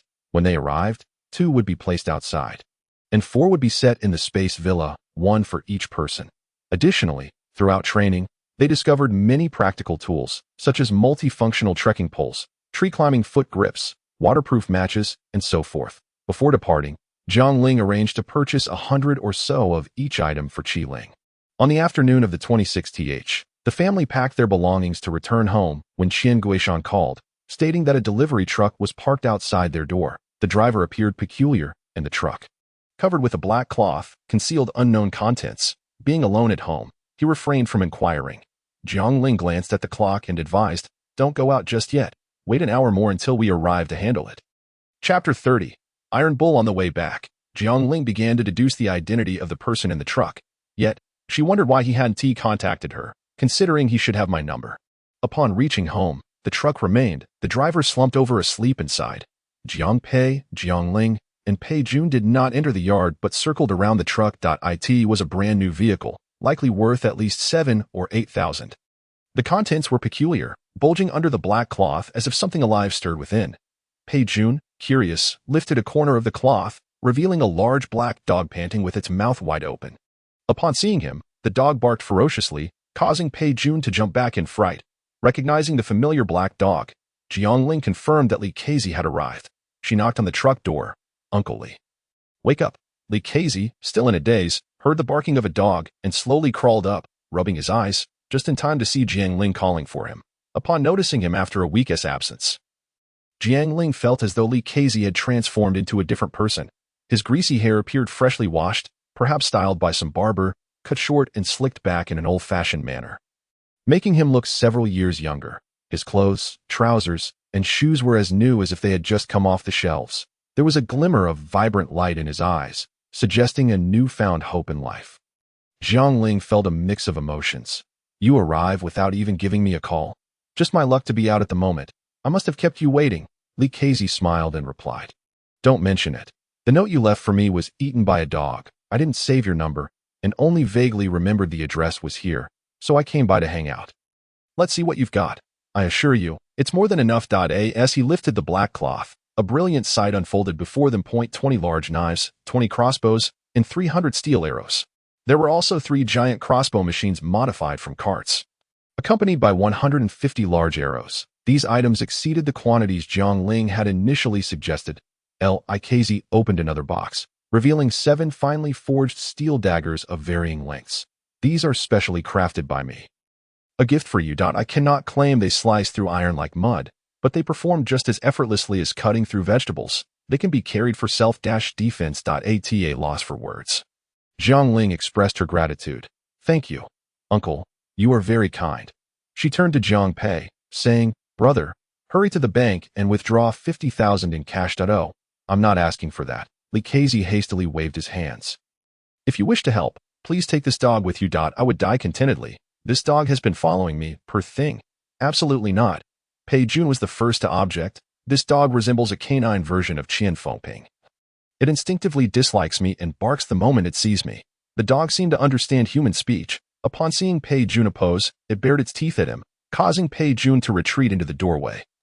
Cursing the dog for a considerable time, Jiang Ling rubbed her nose, considering the dog.likz, fearing her rejection, fervently advocated, "Do not underestimate this dog. It is robust. You've seen my situation. We are so poor we have nothing. Yet this dog finds food on its own every day and has grown quite plump. It's strong and capable. This iron bull has stolen chickens and ducks from the village on numerous occasions without ever being caught or harmed. Showcasing its survival skills. It can even hunt for you. If you find yourselves without food, it can help you steal some." Noting Jiang Ling's astonished expression, Likz added, "It can even raid. It has the courage and is unafraid of people." "Iron bull, is it? Let us keep it." Jiang Ling consented. Likz was overjoyed, quickly placing the chain in her hands and reminding Iron Bull to behave, not to steal from its owners but to discreetly pilfer from others. The entire family busily unloaded the cart of goods, while Pei Jun glowered at Iron Bull, his lips pursed in disdain. As the cart neared empty, Likz steadfastly refused to accept any more money. Insisting he had received enough that he could not spend, Jiang Ling, resigned, handed Iron Bull over to Pei Jun and told Likz, "Please wait a moment." Within minutes, Jiang Ling and Jiang Pei emerged with several large bags filled with items. There were instant noodles, sausages, self-heating hot pot, marinated chicken and duck, braised pig trotters, pig head meat, duck delicacies, a few bottles of liquor, and some side dishes. Additionally, there were prepared meals they had previously stored, including pizzas from a Western restaurant, fries from a fast food joint, and trendy fried chicken, all preserved in a space-saving manner and still hot to the touch. Jiang Ling stated succinctly, "I recall you do not have a refrigerator at home. With the heat, these might spoil. It would be best to buy one. These require no cooking.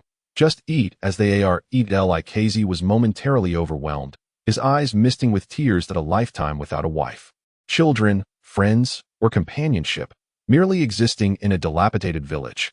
What glory and dreams he knew not. He simply wished to perform a good deed with his skills before his demise, and had not anticipated such a generous return for entrusting the dog. Likz glanced at the family's grand house, then at their equal gaze, and nodded solemnly, his voice slightly hoarse. "Then I shall not be polite." The once full truck, now emptied of goods, was loaded with a small portion of food. He estimated he could buy a large refrigerator to fill the truck on his way home. "Wait." Pei Jun hesitated for a while, then entered the courtyard, emerging moments later with an entire Spanish ham in his arms. "This one I send cheap. Over 2,000 for a ham, best enjoyed with sliced knife and wine." Likz chuckled. "To eat a ham worth over 2,000 in my lifetime is quite a treasure. I want to say thank you. I wish you all the best, and now I must go buy a refrigerator." With that, he hurriedly stroked Iron Bull's head and drove off in his brand new truck. The family entered the courtyard, swiftly locking the gate. The yard was filled with knives and crossbows. It would be hard to explain if someone saw them. Jiang Ling led Iron Bull, pondering where to settle it. Noticing Pei Jun standing in a daze, she couldn't help but tease him. "Sister-in-law, at least pretend a little. When you retrieve the ham, shouldn't you at least feign going inside to fetch it? Who leaves a Spanish ham lying in the yard?" "I was just trying to hurry before he left," Pei Jun replied. "Besides, I never intended to give it. It's too expensive. We only have 100. But considering he brought us so much, even delivered it to our home, I thought I might as well give it." Sigh. Pei Jun sighed, clearly distressed about his ham. Jiang Pei handed him his phone. "I still have money left. Let us order another 200. We can eat well into our 100th year." "All right." Pei Jun eagerly placed the order, just as Jiang Pei was about to collect the weapons. The doorbell rang again. Outside, someone shouted, "Is Jiang Pei home? It's your Aunt Feng. Why is she here again?" Jiang Pei thought, recalling how Aunt Feng had been scolded by Qian Fengping last time. He hastily stored the weapons in the space. Opening the door, Aunt Feng, as before, attempted to rush inside but was blocked by Jiang Pei. "What's the matter? Speak here." Aunt Feng smiled, gesturing to the girl she was dragging along. "This is the daughter of my cousin. I brought her to meet you." Jiang Ling leaned in to take a look, noticing the girl refused to raise her head, her wrist red from Aunt Feng's grip, evidently dragged against her will. Jiang Pei, unwilling to be entangled by someone like Aunt Feng, who frequently barged in uninvited, declared directly, "I have a partner now." Aunt Feng pouted. "What nonsense. Last time your mother said you just graduated and weren't in a rush."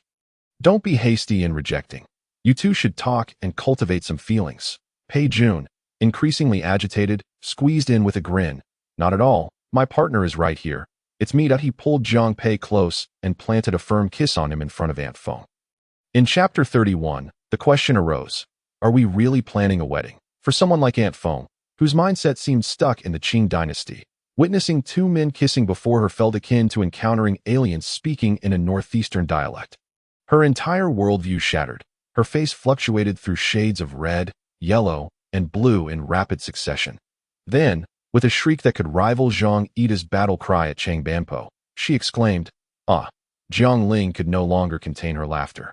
"What is the fuss about? Haven't you seen a homosexual before? Stop making a big deal out of it. Let me tell you, stop trying to play matchmaker for my family, or I'll set the dog on you." The girl Aunt Feng brought along was equally unyielding, shaking off Aunt Feng's hand and retorting with disdain, "You're something else, pushing my parents to marry me off every day. You say you found me a good match. But it turns out you want me to be a same-sex spouse? How ridiculous. I'll tell my parents right away. Don't show up at my door again." Aunt Feng found herself in a predicament, slapping her thighs in frustration as she collapsed to the ground, wailing, "Who am I doing this for? You're all heartless wolves."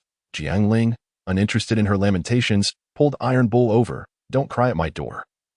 It brings bad luck. Are you leaving or not? I'll set the dog on you." Iron Bull, go. Iron Bull, though merely a dog, had a fierce demeanor, bolting out in an instant. Not just Aunt Feng but even Jiang Ling. Jiang Pei and Pei Jun were taken aback. Aunt Feng scrambled away, Iron Bull chasing after her, while the three struggled to hold on to the leash. "Come back. Iron Bull, come back." Iron Bull was incredibly strong, despite three adults tugging at it. It sprinted off for several meters, leaving Jiang Ling's legs trembling in fright. If it truly bit someone, it would be troublesome. She wondered if Li Kezi had vaccinated the dog against rabies. They would need to take Iron Bull to a pet hospital for a thorough checkup. After much effort, they finally managed to reel Iron Bull back, their hands sore and dripping with sweat. Unsure if it was from exhaustion or fear, Pei Jun, catching his breath, remarked, "I now think Iron Bull is quite fine. Its combat abilities surpass ours. It feels like we have an additional security guard at home, enhancing our sense of safety." Jiang Pei found himself at a loss for words, lacking a sense of security yet overwhelmed by a palpable sense of crisis. He hastily secured Iron Bull, his dog, which possessed a keen sense of awareness. It was best to issue commands only when truly necessary, lest an unfortunate incident occur. With such commotion, the news of Jiang family's eldest son finding a boyfriend was bound to spread like wildfire. Before long, a passerby in the neighborhood group inquired, "Have you heard? Jiang family's eldest son is dating a man." Another inquisitive soul asked, "What does he need a man for?" To which the first replied, "He's in a relationship with a man." A third person expressed regret. "Is that true? He was such a tall and handsome young man. I saw him last year. What a shame." Someone else chimed in, "I knew it. His boyfriend is an internet celebrity. It was posted on Weibo. A screenshot was shared." The first speaker added, "I heard they were caught in broad daylight doing such things in the courtyard by Sister Feng, and she sent the dog after her."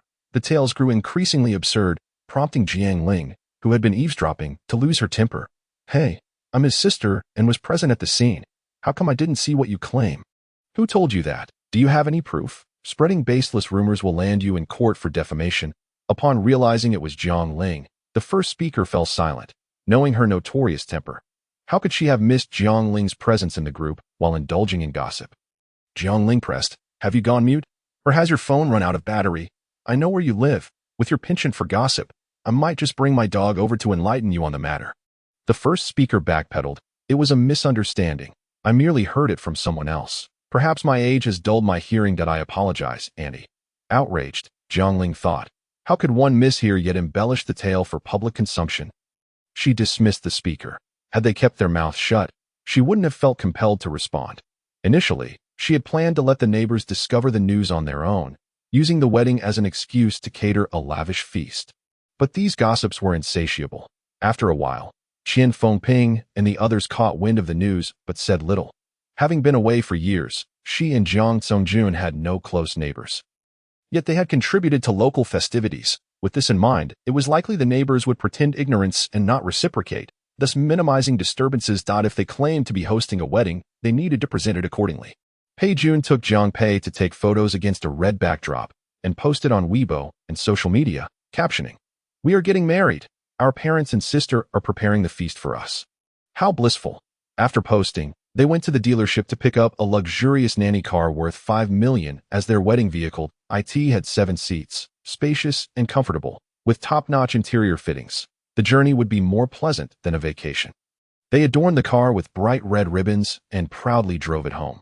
Jiang Ling ventured out to purchase decorations, red lanterns, auspicious characters, and a red carpet that may or may not be useful. She bought whatever caught her eye, as resources were nearly exhausted, and she had yet to spend all her money. With 8 to 9 million remaining, it was imperative to make use of it while she could. Firecrackers, fireworks, and double firecrackers were procured, even if they wouldn't all be used for the wedding.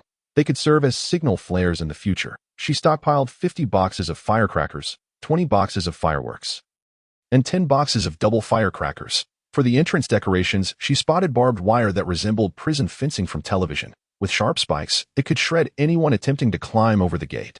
She chose the thickest double-stranded rope, requesting 10,000 meters for under 20,000 yuan, more than enough to wrap the entire house. Upon returning home, she found the menu was still undecided, with discussions of good and bad omens giving her the impression she needed to ask seriously. Are we really having a wedding? Qian Fengping sheepishly nodded in agreement. Since hearing Jiang Ling's tales of past lives, she felt a sense of obligation towards Pei Jun. Seeing him so excited about the wedding made her reconsider. They had no relatives to invite, so it would just be the immediate family at a simple feast. A symbolic gesture. If they didn't do it now, there might never be another chance. She thought it best to cherish each day and ensure the family was happy. Pei Jun felt a swell of emotion and humbly remarked, "If it's inconvenient, we can let it go. There is nothing inconvenient about it," Jiang Songjun replied. "Let us finalize the menu tonight and send it to the hotel. Tomorrow, we can shop for the wedding. The day after is an auspicious date, perfect for everything." Jiang Ling was the first to endorse the plan. "Okay, I'll decorate the villa for my brother and sister-in-law. Why wait for tomorrow? Let us start tonight. We might not have enough time otherwise." Qian Fengping rallied everyone, insisting no one was to remain idle. Chapter 32. Good fortune arrives. Qian Guishan busied himself with calculations and writing the menu, soon becoming so fatigued he could scarcely keep his eyes open. "You all discuss it. I'm going to sleep." However, he was soon affectionately coerced by Qian Fengping. "Oh, Dad, your granddaughter is getting married. You can't be lazy. With less than 2 days to prepare, they would be busy, but it would soon be over." Jiang Ling also felt weary, urging, "Let us finish this so Grandpa can rest. We have an early morning ahead." "Mom, you're scrolling through your phone. Check the dishes, and once they're good, I'll send them to the restaurant." "That I'm not just scrolling. I'm ordering dresses. Your dad, Grandpa, and I need to dress formally." "Don Tiwi, fine, fine." Without seeking anyone's input, Jiang Ling quickly placed her orders. 26 dishes were ordered for the feast, all favorites of the family, with any leftovers to be stored for later enjoyment. The menu included dishes such as guabao roe, crystal pork hock, huardiao crab, traditional steamed tiger grouper, garlic prawns, scallops with garlic vermicelli, sea cucumber with tendon, cucumber with jellyfish, papaya with yogurt, fragrant duck, and more. The total for the feast reached 3,888 yuan. With 200 orders, that meant 200 tables, costing over 700,000 solely for the dishes. The staff at the Fu Lu remarked, 200 tables is quite a lot. Will you even use them all?" Jiang Ling calmly replied, "Our ancestors are numerous. Most of it is for ancestral worship." After pondering this, they believed her, thinking the family might be worried about ancestral displeasure and were preparing offerings to avoid trouble. Early the next morning, Jiang Songjun visited a gold shop and returned with 2 boxes filled with gleaming gold bars. Qian Fengping handed 1 box to Pei Jun and the other to Jiang Ling. At this time, gold is more substantial than cash for betrothal gifts. Your father bought 20 kilograms, 10 for Pei Jun's betrothal and 10 for Jiang Ling's dowry. Keep them safe, with gold prices at over 200 yuan per gram. This purchase cost over 4 million. In truth, these items held little value in the apocalypse, but the couple had pondered all night, realizing they had nothing else to offer. They couldn't present rice or flour as a betrothal gift. Whether useful or not, it was the sentiment that mattered. Pei Jun held his 10 kilograms of gold, grinning from ear to ear. For these few days, he felt like a bride, doing nothing but shyly watching others bustle about. Jiang Ling decorated the villa's rooms and affixed large red characters on the door. Good-hearted onlookers, both men and women, gathered outside the door, whispering and pointing, clearly bored. Upon returning with supplies, Jiang Songjun parked the car and began unloading. He had procured a variety of cigarettes, wines, and teas, 1,000 packs of Zhonghua cigarettes for Qian Guishan, along with 500 bottles each of Wuliangye and Mitai. He also bought 200 pounds of assorted candies and various teas, including 200 cakes of ripe pu'er tea and 50 cakes of raw pu'er, along with ample jasmine and green teas. Additionally, he stocked up on nuts, buying 300 pounds each of macadamia nuts, almonds, pistachios, hazelnuts, walnuts, pecans, and cashews, plus 200 pounds of dried persimmons. As he unloaded the goods, he overheard someone say, "Isn't that Jiang Pei's father, buying so much this season, eh? Are they preparing for the new year early?" Another remarked, "Who could endure such a situation? I hear the old man is bedridden from anger." Jiang Zongjun found the incessant chatter of those around him quite amusing, as they busied themselves with the affairs of others, utterly oblivious to the fact that it was he who was on the precipice of being unable to rise from his bed. Upon hearing Jiang Zongjun's words, Qian Guishan promptly set aside his beloved abacus and took Iron Bull for a leisurely stroll. As night fell, the courtyard of the Jiang residence was ablaze with light, the atmosphere a mixture of tension and merriment, with joyous smiles adorning everyone's faces. The chefs from Dafilu began preparing dishes at 3 in the morning, delivering them in waves to the Jiang home. The cold dishes arrived first, meticulously arranged in the kitchen, stacked high. Qian Fengping and Jiang Zongjun received them in the courtyard, setting aside a portion for the grand round table, while placing the rest on a separate large stand in the designated space. By the time all 26 dishes had arrived, dawn had already broken. A server presented a red envelope, a special directive from the owner, congratulating the Guifu family on their joyous occasion. He had business to attend to and would not be present. Qian Fengping accepted it with a smile, handing him a carefully prepared gift to take back. Jiang Ling had risen early, having adorned herself for the day, and had set up a camera at the entrance to record automatically. She climbed to the rooftop and hung firecrackers from the terrace, letting them dangle down to the first floor. After borrowing a cigarette from Qian Guishan, she lit it, and the entire courtyard erupted into a lively celebration. The long string of firecrackers would resound for quite some time. A large speaker was dragged into the courtyard, playing "Good Luck Comes" on repeat. The house was awash in red. Even Iron Bull was adorned with red silk. With the atmosphere nearly perfect, she hurried back to the space to prepare for the wedding reception. Inside and out, just a handful of people were bustling about, a flurry of activity. The idea of holding the reception in the space was conceived by Jiang Ling.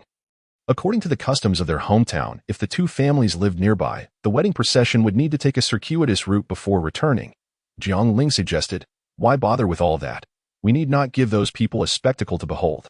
My sister-in-law awaits in the space, and when my brother enters to fetch her, isn't that akin to traversing time and space for love? Let us dispense with the tedious customs and simply conduct the ceremony. Share a meal, and call it a day."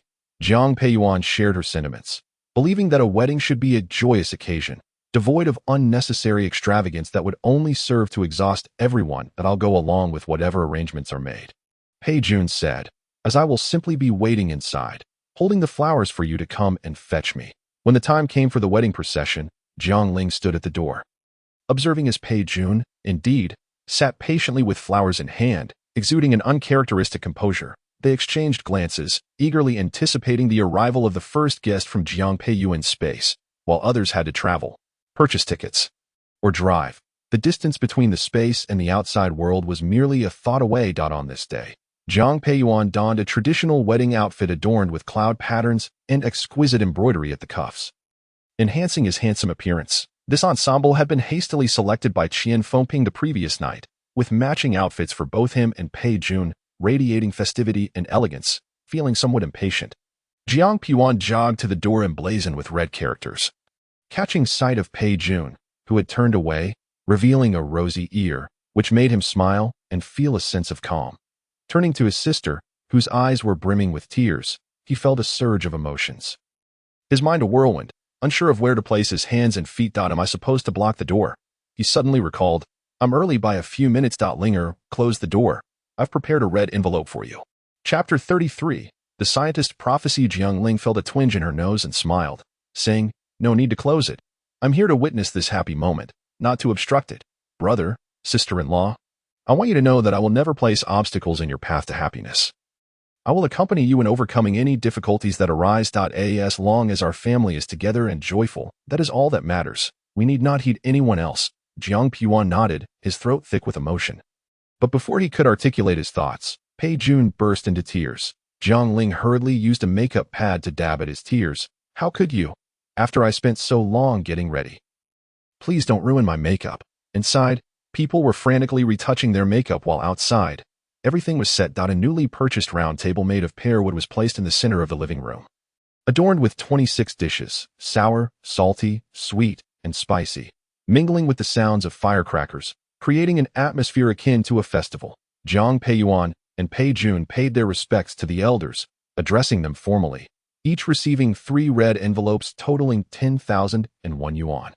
Overwhelmed with joy, the family took their seats, and the newlyweds offered a toast, signaling the official start of the feast. The preparations for this wedding had consumed 2.5 days of the family's efforts, making this meal particularly significant, filled with satisfaction and contentment.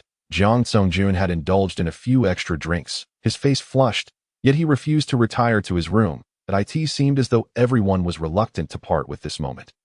Even when satisfied, they remained at the table, engaging in conversation or simply enjoying each other's company, basking in the warmth of happiness. Qian Guoshan had also consumed some alcohol and cautioned Jiang Ling, reminding her that if he fell asleep, she should remember to tend to the fruit trees in the space, as they needed watering. Qian Fengping quickly replied, I'll do it. I'll water them while I'm out feeding the pigs. Linger, do you plan to go out today? Jiang Ling leaned back in her chair, feeling overly full, and lazily counted off on her fingers. There are a few things I still need to take care of. I was thinking of taking Iron Bull for a vaccination and a bath this afternoon, and perhaps stock up on some dog food. Pei Jun interjected, ISNT, there's still more than half a month left? No rush. Tomorrow, your brother and I will take Iron Bull. Jiang Ling smiled, noting how different married people seemed, already displaying such domesticity. Weren't you the one who disliked Iron Bull? Indeed, I don't like him. And he doesn't like me either.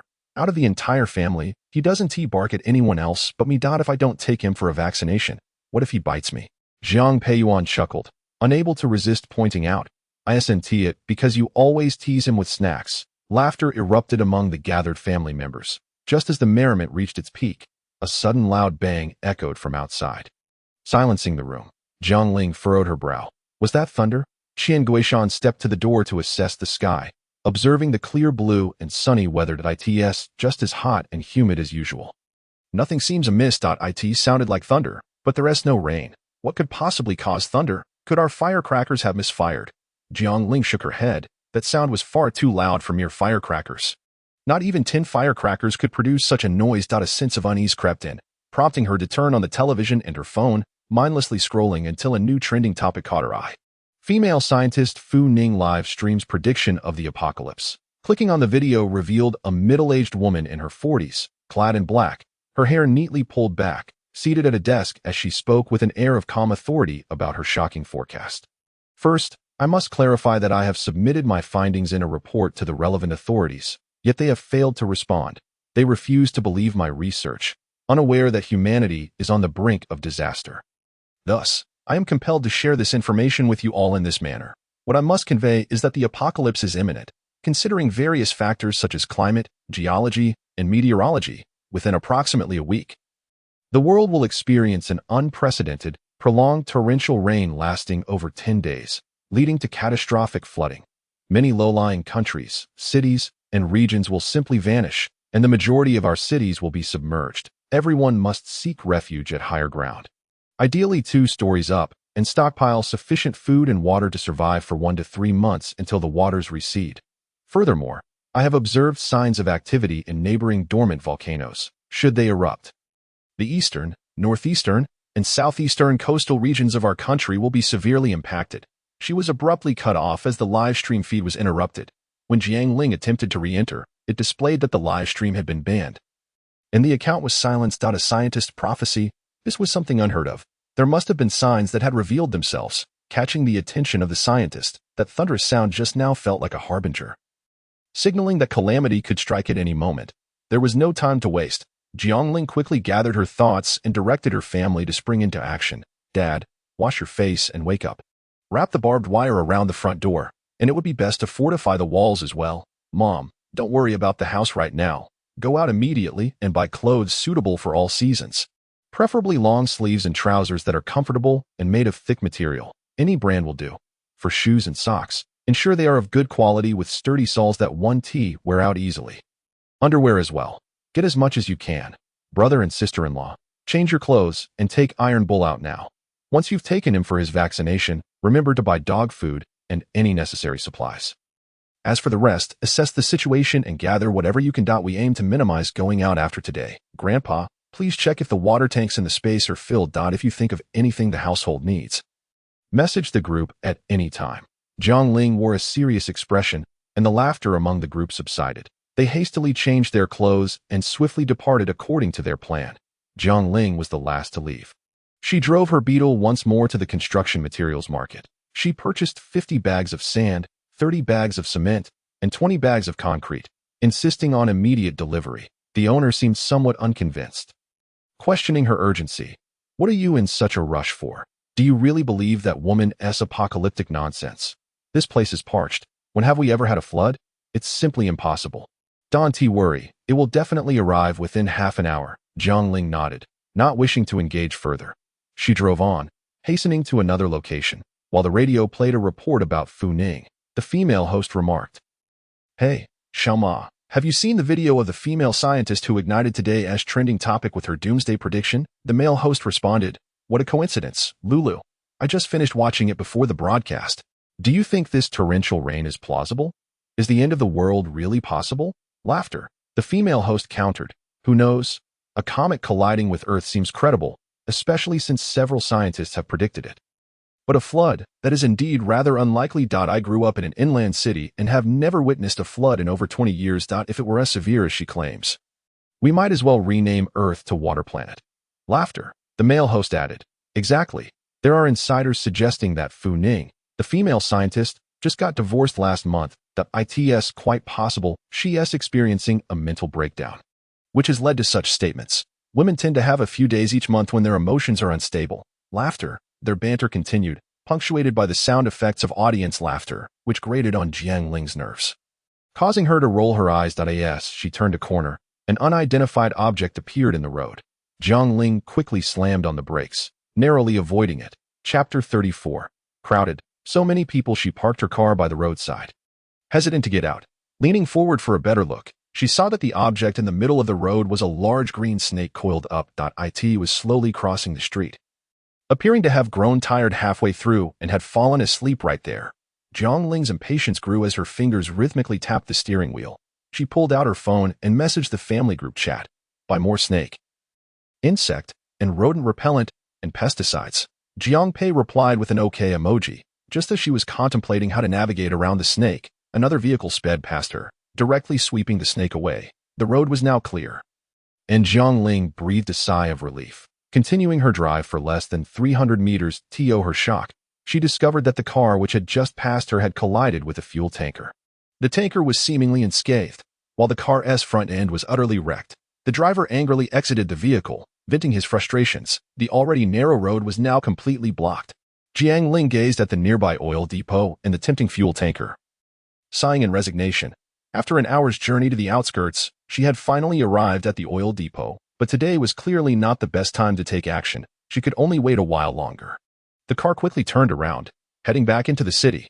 Jiang Pei messaged, "The pesticides in the supermarket are quite eco-friendly, but I wonder if they are effective. So many people. It's terrifying.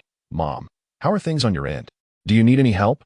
Qian Fengping replied, "I've already arranged for them to deliver to our home. The store is busier than usual, but there aren't many people buying clothes, so it's manageable. I'll browse a bit longer to see if I can pick up anything else." Jiang Ling responded, "Brother, don't worry about the pesticides. I see an outdoor store nearby that should have them. You all can roam freely." In the suburban area, the crowd was not overwhelming, and the outdoor store was particularly quiet. The owner stood at the entrance, chatting with a neighboring vendor. "Have you seen the supermarket across the street? It's overflowing. That woman named Fu has certainly benefited the food stores. They must be selling like hotcakes." The other vendor scoffed. "What end of the world? It's undoubtedly a publicity stunt. Who knows if those selling food and water are in cahoots with her? The government should arrest people like her for spreading panic and causing unrest." Jiang Ling interrupted their conversation with a stern expression. "Do you have snake repellent?" "Yes." The owner replied loudly. "Do you have pesticides?" "Yes." We have everything. The owner hurriedly led her inside. Business was picking up. Without further ado, Jiang Ling requested 5-pound bags of snake repellent at 30 yuan each, ordering 200 bags. The owner hesitated. We only have a little over 100 bags in stock. The rest will be in barrels. Is that acceptable? The products are the same, also 5 pounds. Jiang Ling checked and found that they were all concentrated snake repellents made from realgar and sulfur, effective against various snakes such as the 5-step snake, silver ring snake, bamboo leaf green snake, and cobra, with a shelf life of 3 months. No problem. How much do you have in total? With both barrel and bag products, around 300. I'll take them all. This stuff runs out quickly, better to have more. She also ordered 100 barrels of concentrated termite killer, 10 boxes of cockroach bait, and 500 bottles of high-concentration pesticide effective against ticks, leeches, bed bugs, damp bugs, fleas, flies, mosquitoes, lice, ants, centipedes, and various bizarre sewer pests. The owner loaded everything onto his truck for personal delivery. Jiang Ling then activated the navigation, driving around the city for 2 hours, continuously cross-referencing a paper map and marking significant locations with red pen for future reference. Around 6 o'clock, Jiang Pei called, saying they had wandered into the grain and oil market and inquired about her whereabouts. Upon sharing her location, Jiang Ling realized they were only 10 minutes apart. Since she was nearly finished, she drove over to meet them. The grain and oil market at that moment was drastically different from a few days prior. The foot traffic was now several times greater than usual, and parking took a good 15 minutes. After some squeezing and shoving, they finally located Qian Fengping, Jiang Pei, and Pei Jun in a semi-finished goods store. The customers there were primarily focused on essentials like rice, flour, and oil, so the store was not overly crowded. Qian Fengping had purchased 300 bags of cold noodles, 200 boxes of potato flour, and 300 packets of rice noodles. She also secured 200 bags each of beef tendon noodles, rice flour, sweet potato flour, and corn flour, which could be seasoned and prepared at home. After exiting that store, Qian Fengping wanted to browse other shops, but Jiang Ling noticed the crowd was growing denser, and it was nearly the end of the workday. She quickly urged her, "Don't go. We have enough at home. We can order online just the same." Thus, the 4 of them, accompanied by a dog, took 2 cars home before the evening rush hour. As they drove, swarms of dragonflies occasionally flitted across the road, while swallows flew low along the pavement. Jiang Ling couldn't help but mutter, "Swallows fly low, snakes cross the path. Heavy rain will soon arrive." It seemed the end of the world might indeed be arriving sooner than expected. "Don't worry, we'll stay at home. Mom will cook delicious meals for you every day," Qian Fengping said, attempting to reassure her daughter despite her own inner turmoil. Jiang Ling opened her mouth, wanting to say something, but ultimately swallowed her words. She was eager to learn what else Fu Ning had discovered. During the live broadcast, Fu Ning had only revealed half of her thoughts. The eruption of a volcano in a neighboring country could affect coastal cities in the northeast. But how exactly would it impact them? Would their family need to relocate before that? And what specific time frame were they looking at? Unfortunately, she could not reach Fu Ning at that moment, and she hesitated to voice her speculations for fear of causing her family unnecessary anxiety. After all, the flooding disaster was expected to last a considerable time. There was no need to rush into conclusions. Upon arriving home and unloading the car, Jiang Ling discovered that Pei Jun and Jiang Pei had snatched up a collection of bizarre and eclectic items. From a large bag, she pulled out a black fishing net. Puzzled, "What is this for?" Jiang Pei replied, "It's a fishing net for catching fish. If we run low on fish in the future, we can catch our own." Jiang Ling chuckled in disbelief, "But we don't even know how to fish. It would be better to buy a couple of fishing rods. At least Dad and Grandpa know how to use them." Pei Jun immediately brandished a fishing rod. "Bought it. We got 10. You wouldn't believe how crowded the supermarket was. We couldn't even squeeze into the food section. It was packed with elderly folks. We could only grab what no one else was buying and hurry out." As Pei Jun continued to pull out items, he exclaimed, "Look, this is a super thermometer that withstands high and low temperatures. This is a foot massager, this is a wrist guard, and this is a simple bathtub." "Wait a moment," Jiang Ling interrupted, inspecting the item. "This isn't a simple bathtub, it's a sled." Pei Jun burst into laughter. "I thought this bathtub seemed a bit too small. Its shape is quite peculiar." "What is this?" Jiang Ling tugged at a large, unwrapped box from the car, revealing the words Okamoto Ultra Thin emblazoned on it. With quick reflexes, Jiang Ling snapped it shut. Just then, Qian Fengping, having just washed her hands, approached to help and curiously asked, "What's inside?" Chapter 35, Soaring just some cling film. Jiang Ling replied nonchalantly, "We already have some at home. Didn't you stock up early? It's fine. They're consumables, so having more is perfectly reasonable. Then give it to me. I'll take it inside." Qian Fengping reached out to take it's quite heavy. "Let my brother carry it." Jiang Ling gently pushed the box into Jiang Pei's embrace, thinking it best not to provoke their mother on such a joyous occasion. Qian Fengping maneuvered around them to inspect another box, lifting a small bottle filled with English text and inquiring, "What is this?" Pei Jun's face flushed crimson at her question, but Jiang Ling quickly interjected, "This is moisturizer." Qian Fengping shook her head in confusion. "Why is it all in English? It's imported moisturizer," Jiang Ling clarified. "Why haven't I ever used it? When do you apply it?" "After a shower," she replied. "Mom, please don't ask any more questions. Perhaps you should check the clothes you bought instead." What Jiang Ling truly wished to convey was, "Mom, please stop asking. I'm running out of excuses." Fortunately, Qian Fengping remained oblivious, handing the items over to them and busily counting the goods. Jiang Songjun had already set up the steel spikes. And once the main gate was secured, the Jiang household felt as impenetrable as a fortress. The family gathered in the hall, unboxing their treasures, the sounds of scissors and tape resonating in a lively symphony. Tainyo had just received his vaccination and enjoyed a thorough bath. Now smelling delightful, he appeared utterly transformed from his previous half-wild state upon arrival, freed from his chain inside the house. Tainyo excitedly darted around the family, eagerly assisting by gathering excess boxes into a neat pile. Impressed by his intelligence, Qian Fengping commanded, "Tainyo, toss these 2 pairs of pants into the washing machine." Tainyo dutifully carried the pants to the machine, placing his paw on it and turning to look at her, as if asking, "Is this correct?" "Yes, that's right. Just toss them in," she encouraged. Only then did Tainyo drop the pants inside. The family marveled at his remarkable abilities, convinced he was destined for greatness. Qian Fengping had managed to procure nearly 400 boxes of clothing and over 1,000 pairs of shoes. Following the family's sizes and Jiang Ling's preferences, all items were casual and sporty, prioritizing comfort and durability. Each person received over 300 articles of clothing, 1 or 200 pairs of shoes, and more than 500 pairs of socks, along with over 500 sets of undergarments. With water and electricity available, all 8 fully automatic washing machines in the house operated simultaneously, washing and air-drying the clothes, neatly organizing them for storage. Jiang Ling ordered an additional 3,000 large storage boxes and 2,000 clothing organizers for future use in the yard. The fragrant garments quickly hung out to dry, sweetening the air itself. The interior mirrored this, with all idle shelves repurposed as drying racks. Wiping her hands, Qian Fengping surveyed the neatly hung clean clothes both inside and outside, feeling a profound sense of accomplishment. After Jiang Pei hung the last box of clothes, he remarked, "Tainyo has been quite helpful. Let's reward him with a can of dog food." "Sure, I'll grab it." Pei Jun dashed to a shelf designated for Tainyo's supplies. Opening a can of mixed flavor food to his surprise, Tainyo showed little interest, appearing quite picky at what's wrong. "Not hungry.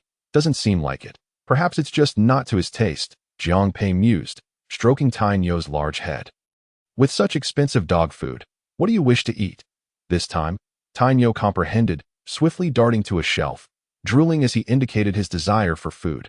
Pei Jun examined the labels on the shelf, noting chicken, duck, goose, lamb, and beef. Rolling his eyes, he asked, "Do you want to eat everything? What about dog meat?" Tainyo responded with a howl, turning away, leaving Pei Jun with a solitary figure. Uncle Li had mentioned that Tainyo often pilfered chickens and ducks from neighbors, showing he was unlike typical pet dogs. He relished meat over dog food. What should they do? They had stockpiled so much. Perhaps they could occasionally reward him with some meat. Pei Jun tossed a chicken leg into a bowl, and Tainyo devoured it in mere moments, licking his lips and eyeing the mountain of meat on the shelf, his mouth watering. Jiang Pei had to warn him that if he dared to steal food, he would face serious consequences. Tainyo lowered his head and turned away once more, perhaps reminiscing about his carefree days of stealing chickens in the countryside. Currently, about 2/5 of the space was utilized, with the fertile black soil largely untouched, only a few fruit trees planted. Rows of pickling jars, sauce jars, and drying racks for sausages and cured meats were neatly arranged. 3/4 of the 400 large shelves had been filled. Some items that were difficult to categorize lay scattered on the floor. 400 large water tanks, stacked in threes and lined in rows of 5, occupied a significant area, resembling a game of chess. Various vehicles, including agricultural machines, sedans, trucks, trailers, and electric bikes, were neatly displayed along the edge of the space, resembling a grand family vehicle exhibition. As Jiang Ling conducted her inspection, she noticed a particularly large trailer and discussed with Jiang Songjun.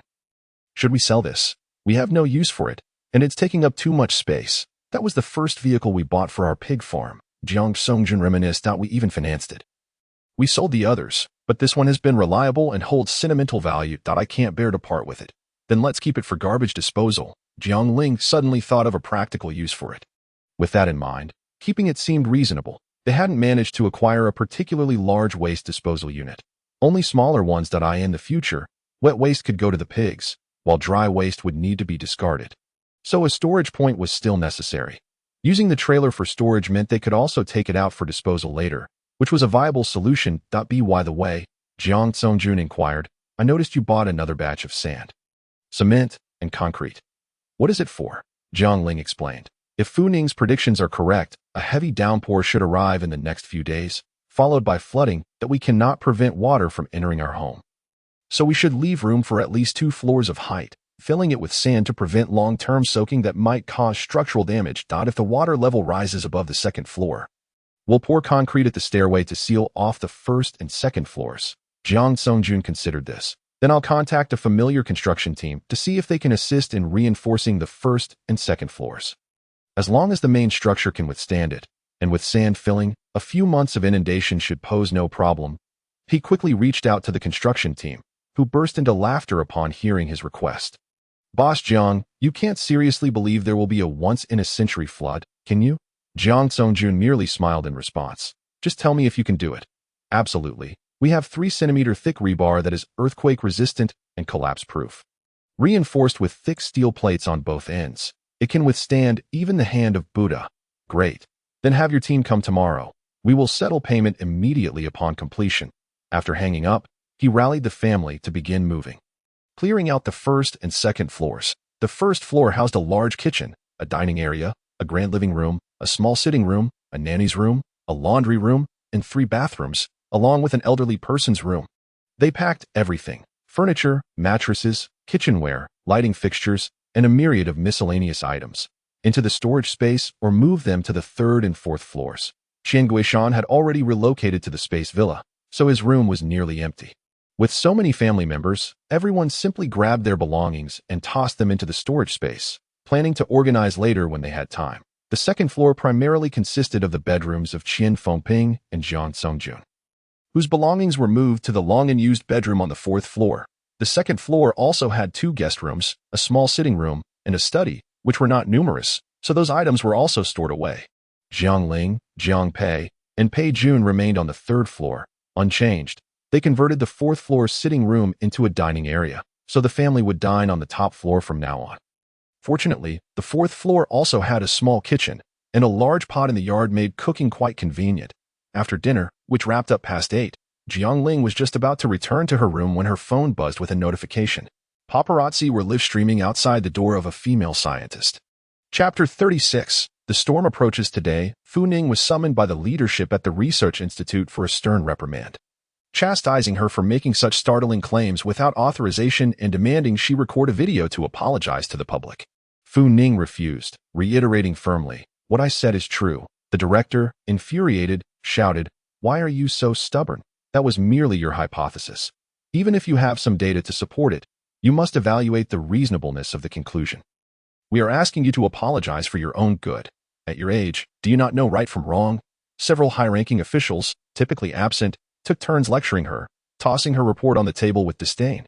"What is this? A pile of nonsense. Professor Fu, are you seeking fame?" Fu Ning's expression remained cold, her gaze vacant as she repeated, "What I said is true." They confiscated her phone and detained her until 9 at night before allowing her to return home. Upon unlocking her phone, she discovered that the Research Institute had issued a statement just 10 minutes prior, declaring, "Professor Fu Ning has been suspended due to personal reasons. Her poor health and emotional distress have significantly impacted her work."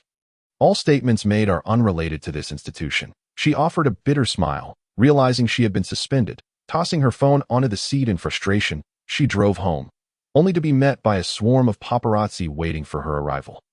The entire Jiang family was glued to the live stream, eager for any useful information. To their shock, the paparazzi posed the question, is it true that the rumors about your divorce from your ex-husband stem from your mental health issues? What advantage do you gain from making such statements? Is there any possibility of vested interests at play? Whispers from informed sources suggest that you have been seeing a psychologist.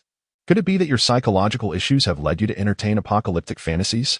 Has your ex-husband commented on your remarks? Could you disclose the reasons behind your divorce? Was it your fault or his? The gossip mongers chatter incessantly, akin to the group in the office pressuring her for an apology. Fu Ning, on the brink of emotional collapse, spoke with a tremor in her voice, asserting that her statements are grounded in scientific observation, calculation, and judgment. By voicing them, she hopes to prepare people to save themselves. These matters have nothing to do with my ex-husband. She nearly ground her teeth in frustration, explaining that her visits to a psychologist stem from chronic insomnia, but she is not insane. What I say is the truth. Fu Ning lost control of her emotions as a 14 or 15-year-old boy rushed out, shoving the surrounding paparazzi aside, exclaiming, "Let go of my mother, move away." Her son escorted Fu Ning away, concluding the live broadcast. Jiang Ling felt a mix of anger and disillusionment, recognizing the consequences of speaking the truth. If she were to publicly express doomsday sentiments like Fu Ning, she feared her fate would be even worse. Were it not for her family's trust, Jiang Ling too would have been deemed a lunatic. One cannot play the role of a saint in today's society, where people are increasingly skeptical of altruism without cause. Just like some elderly individuals who, after falling, attempt to extort those who come to their aid. I didn't knock you down. If you didn't, why help him? Much like Fu Ning, who is doubted as mentally unstable.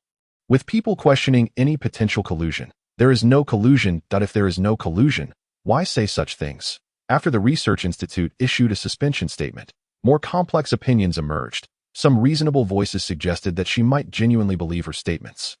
Yet in reality, it is her mental state that is in question. It seems reasonable for society to label a middle-aged woman in her 40s, abandoned by her husband and raising a child post-divorce, as mad. Such rhetoric has gained traction. Discussions surrounding the personal lives of female scientists have become even more fervent than those about the apocalypse. Merely a night has passed, and most have ceased stockpiling supplies. Some even began to return items, realizing they were swept up in a moment of frenzy. Yet others persist, including the Jiang family, who have been diligently hoarding supplies for several days. Jiang Ling browsed an online marketplace at midnight, filling gaps in their stockpile, ordering 100 bedding sets, 20 mattresses, 1,000 tubes of toothpaste, and 300 tubes of antifreeze hand cream. She also ordered 100 hairbands and 500 hair ties, along with a complete set of hair-cutting scissors and clippers, knowing these would soon be needed by her family. Jiang Ling dreamed of shopping, and after indulging in a much-needed lie-in, she awoke to find it nearly noon. The construction crew had come to reinforce the house, and the work was nearly complete. They utilized thick, sturdy rebar for support, welding steel plates atop them, with 5 support points per 30 square meters. The workers sighed as they labored, lamenting the unsightly appearance of what had once been a fine home, now marred by an expanse of steel. It's fine. It won't hinder our departure. Jiang Songjun moved about freely among them, his stout frame allowing him to navigate effortlessly. It was merely an addition of 5 steel columns to a bedroom. Once the flood recedes, they could be disassembled just the same. As Jiang Ling descended the stairs, she found Jiang Songjun settling payments with the foreman. The foreman, recognizing Jiang Ling, remarked, "Look at your father. He believes everything he hears. Look at the mess he's made of the house. His courage is too small." Jiang Ling smiled faintly, her demeanor calm as she regarded the steel columns. "Isn't this rather good? My caution brings me security." The foreman left, feeling rebuffed. The psychological defenses of the Jiang family resembled the reinforced house, impenetrable. Accompanying Jiang Songjun to see the workers off, Jiang Ling noticed a multitude of ants relocating nearby. Jiang Songjun pointed at a croaking frog squatting by the tree roots, saying, "See, animals are the first to sense something amiss. Ants are moving, and the frog has emerged. It truly will rain." Jiang Ling felt a pang of worry, hoping it wouldn't, as they still hadn't secured gasoline. "What do you propose? Come with me to the gas station and have a look." As they pulled the car out of the garage, Qian Fengping rushed out, asking, "What are you two up to? Lunch is nearly ready." Jiang Ling rolled down the window, responding, "My father and I are just taking a stroll. We'll be back shortly." The nearest gas station was 10 kilometers away, a 10-minute drive. They fell in line behind other vehicles at the station, waiting to refuel. Jiang Ling couldn't help but mutter, "Getting fuel is so challenging. It's harder than robbing a bank." Jiang Ling suggested a cumbersome idea. Why not drive all our cars over, fill them up one by one, then take them home to store, and come back for more? That's too slow. We wouldn't be able to stockpile much that way. Unfortunately, these gas stations have their tanks underground for safety. Otherwise, we could try something else. Forget it. Let us head to the oil depot and see if we can fill a large tank while no one's watching. Jiang Ling searched for information on the oil depot, glancing at the paparazzi's live broadcast. They were still camped outside Fu Ning's home, capturing footage of grocery delivery personnel bringing rice, flour, and vegetables inside. The chatroom buzzed. Look, they're starting to stock up. That bag of flour is visible. Investigate that brand. There must be something wrong. The more ignorant people are, the more subjective they become, the less they care about factual data. And the more they enjoy conspiracy theories. Jiang Ling found it tedious and switched off the live feed, feeling increasingly irritable. Why weren't they moving? Her mother was surely waiting for them to return for a meal. It seemed there was a commotion ahead. Jiang Ling, curious, leaned out to see, and his heart nearly stopped at the sight. A man brandishing a flaming Molotov cocktail was charging at the gas station staff. This was a gas station, where a single spark could lead to an explosion. Without hesitation, Jiang Ling swerved the car and accelerated away from the queue. Just as they turned around and had driven barely 10 meters. A deafening explosion rocked the gas station. Flames erupted, smoke billowed into the sky, and the scene turned catastrophic, with charred bodies and debris scattered everywhere. Some vehicles were engulfed in flames, while others were overturned by the force of the blast, collapsing into twisted heaps, emitting groans. Jiang Ling's car shuddered from the shockwave. He dared not look back. Driving over 3,000 meters before finally stopping, he turned to Jiang Ling, asking, "Are you all right?" "I'm fine. How about you?" "I'm a bit dizzy from the shock, but thankfully we got away in time." The father and daughter, shaken, heard a pattering noise on the windshield. This time, it truly began to rain. Jiang Ling nudged her dazed father. "Hurry, let's get home." Chapter 37. Is this the end? Qian Guishan stood at the gate, anxiously peering out with an umbrella as the rain poured down, intensifying by the minute. How could Jiang Ling have chosen this moment to go out? Qian Fengping, on the phone, urged him, "Come inside. They're not fools. They must be heading home now." Before she could finish, Pei Jun rushed outside, exclaiming, "The gas station near our home has exploded." "What?" Qian Fengping's heart sank, as gruesome. Unedited photos of bloodied scenes quickly spread across social media. Despite their graphic nature, she felt an ominous premonition, and instead of feeling fear, she scrutinized each image, dreading the sight of a familiar face. She muttered repeatedly, "Not them, not them, not them," uncertain whether she was reasoning or praying.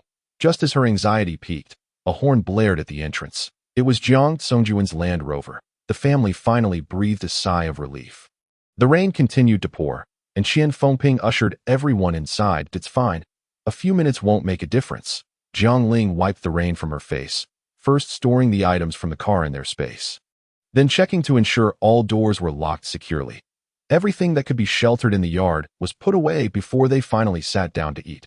She changed out of her damp clothes, quickly showered, and donned comfortable pajamas before joining her family at the table. Jiang Ling animatedly recounted the harrowing experience of their narrow escape. Qian Guishan listened, alarmed. "That sounds incredibly dangerous. What happened?" "The apocalypse hasn't arrived. Yet people are going mad." Jiang Ling shook her head. "I don't know. We'll wait for the reports, but I suspect it has something to do with the apocalypse. No worries. At worst, we won't go out. We have everything we need at home." Qian Fengping served Jiang Ling a portion of sweet and sour pork, advising, "Don't bother with the oil.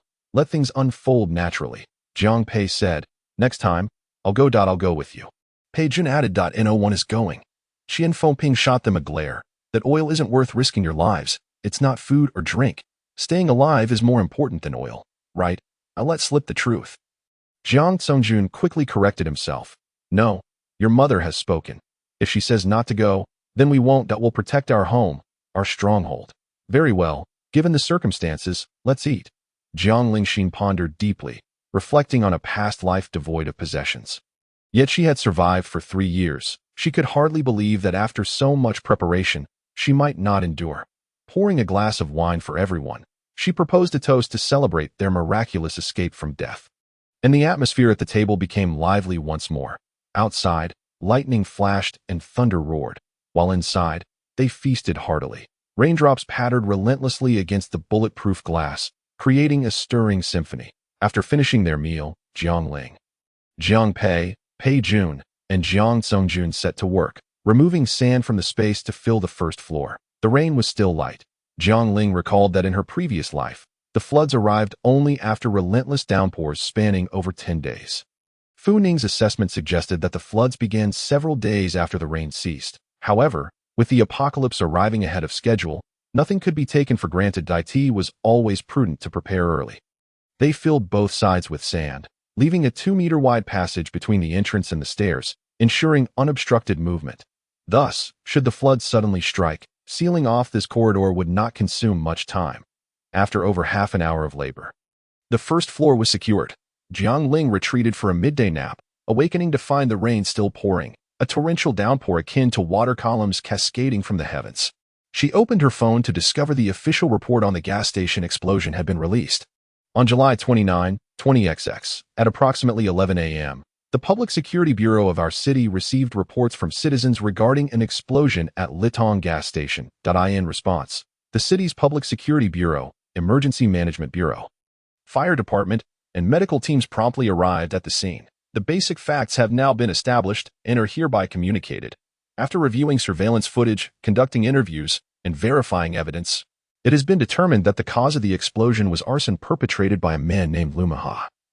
Age 38. Due to business failures, he had been placed on the list of untrustworthy individuals and had recently been frequently searching for apocalyptic news, leading to thoughts of societal vengeance. On the evening of July 28, Lumaha repeatedly searched his phone for queries such as how to survive the apocalypse, is killing during the apocalypse illegal, and how many people need to die to make the 7:30 news. Subsequently, he crafted a Molotov cocktail and ignited it while refueling the next day, causing the explosion. The incident has resulted in 7 fatalities, 3 severe injuries, and 12 minor injuries, with Lumaha dying on the spot. Authorities urge citizens to refrain from believing or spreading rumors, maintain a healthy mindset, and face life positively. Indeed, the fear of the apocalypse had driven some to psychological extremes. Jiang Ling opened the comments section and found a torrent of condemnations directed at him. Among the top comments were various opinions on the apocalypse, with frequent mentions of Fu Ning. Commenter 1. The apocalypse hasn't arrived, yet chaos has already ensued. Fu Ning, can you live with the consequences of your actions? Commenter 2. Brother upstairs, you overestimate her. She has no conscience. She's hoarding rice and flour at home, clearly aiming to become an influencer. Commenter 3. It's already starting to rain. Was Fu Ning wrong? She tried to warn us and got insulted instead. I'm off to buy rice. Commenter 4. For those who don't believe, don't buy rice. Let us see who competes with me.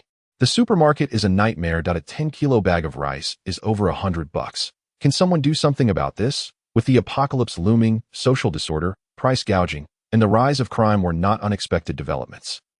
However, this meant they could hardly venture outside. Online shopping was a gamble.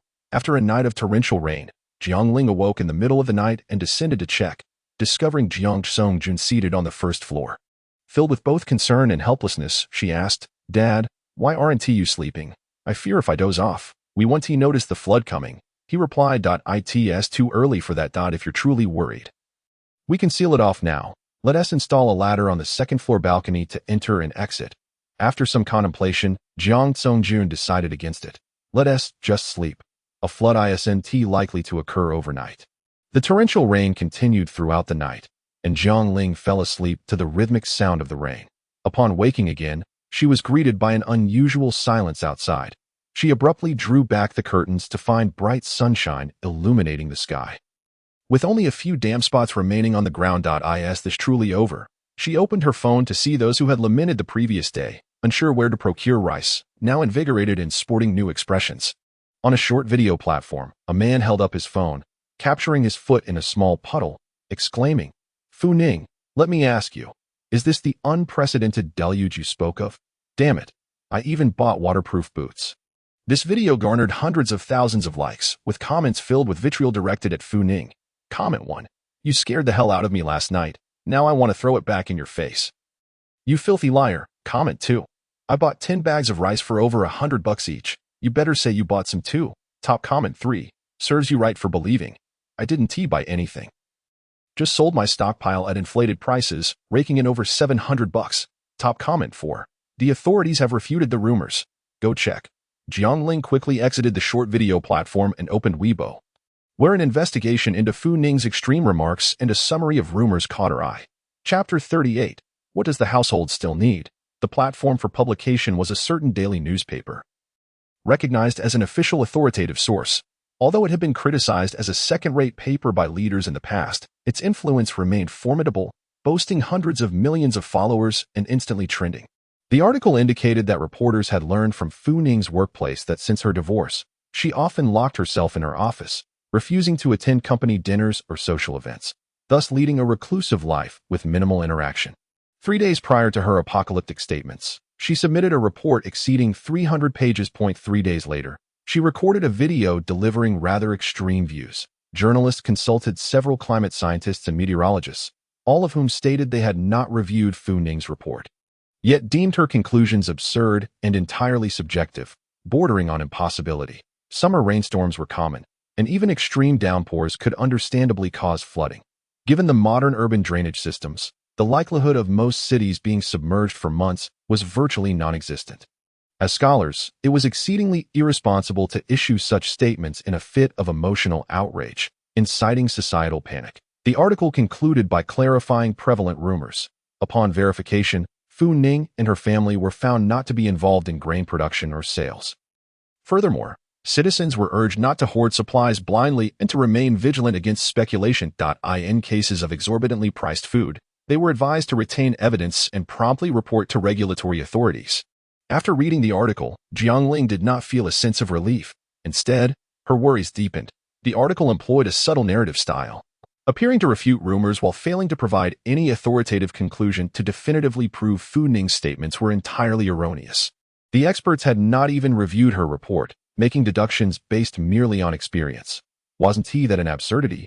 Moreover, the media had not made any definitive statements, using terms like possibility and subjective opinion, clearly leaving themselves room for maneuver. The entire piece insinuated Fu Ning had personal issues and marital problems, yet failed to disclose the contents of her report. Was there sufficient theoretical data to support her claims? Was there enough scientific rigor? Jiang Ling began to suspect that Fu Ning's report had stirred some ripples, but the upper echelons remained indecisive, neither fully believing nor entirely dismissing it. Perhaps while the torrential rain fell yesterday, they intended to commend Fu Ning as a pioneering scientist. Today, with the rain ceased, they sought to hold her accountable. Yet, no formal charges were established. They merely cautioned her against making indiscriminate statements, leaving the upper authorities' stance on Fu Ning ambiguous. Chaos reigned everywhere, compelling officials to intervene to placate the public's anxiety. Jiang Ling could discern this intention, while most netizens remained oblivious, startled by apocalyptic rhetoric and terrified by the night's deluge. They now read the article with indignation. One comment swiftly garnered 50,000 likes, exclaiming, "Arrest her! Criminal detention!" Jiang Ling felt a pang of concern. These simple-minded individuals could act rashly under emotional duress, and she truly feared for Fu Ning's safety. Jiang Ling wished for her to take care of herself and hoped she would eventually have the chance to express her unfinished thoughts. Qian Fengping was right. It was better to stay indoors as the outside world became increasingly turbulent and perilous. Before long, regulatory bodies announced several punitive cases. For instance, a supermarket was fined $500,000 for selling a single cabbage for $80. Another merchant faced an $80,000 fine for severely shortchanging customers, selling 100 pounds of rice that turned out to be only 75. This was indeed fortuitous news, seizing the opportunity while prices remained stable. It was wise to spend the money at hand. Jiang Ling swiftly gathered the family for a meeting with the theme, "What does the household still need?" Qian Guishan raised his hand first, saying, "Your father bought quite a bit of cigarettes last time, but I noticed they were all rolled. Sometimes I crave a pipe. Let us find some pipe tobacco leaves, and if possible, seeds so I can grow my own. Then we'll never have to worry again." Agreed. Jiang Ling meticulously noted the elder's singular request, striving to fulfill it to the best of her ability.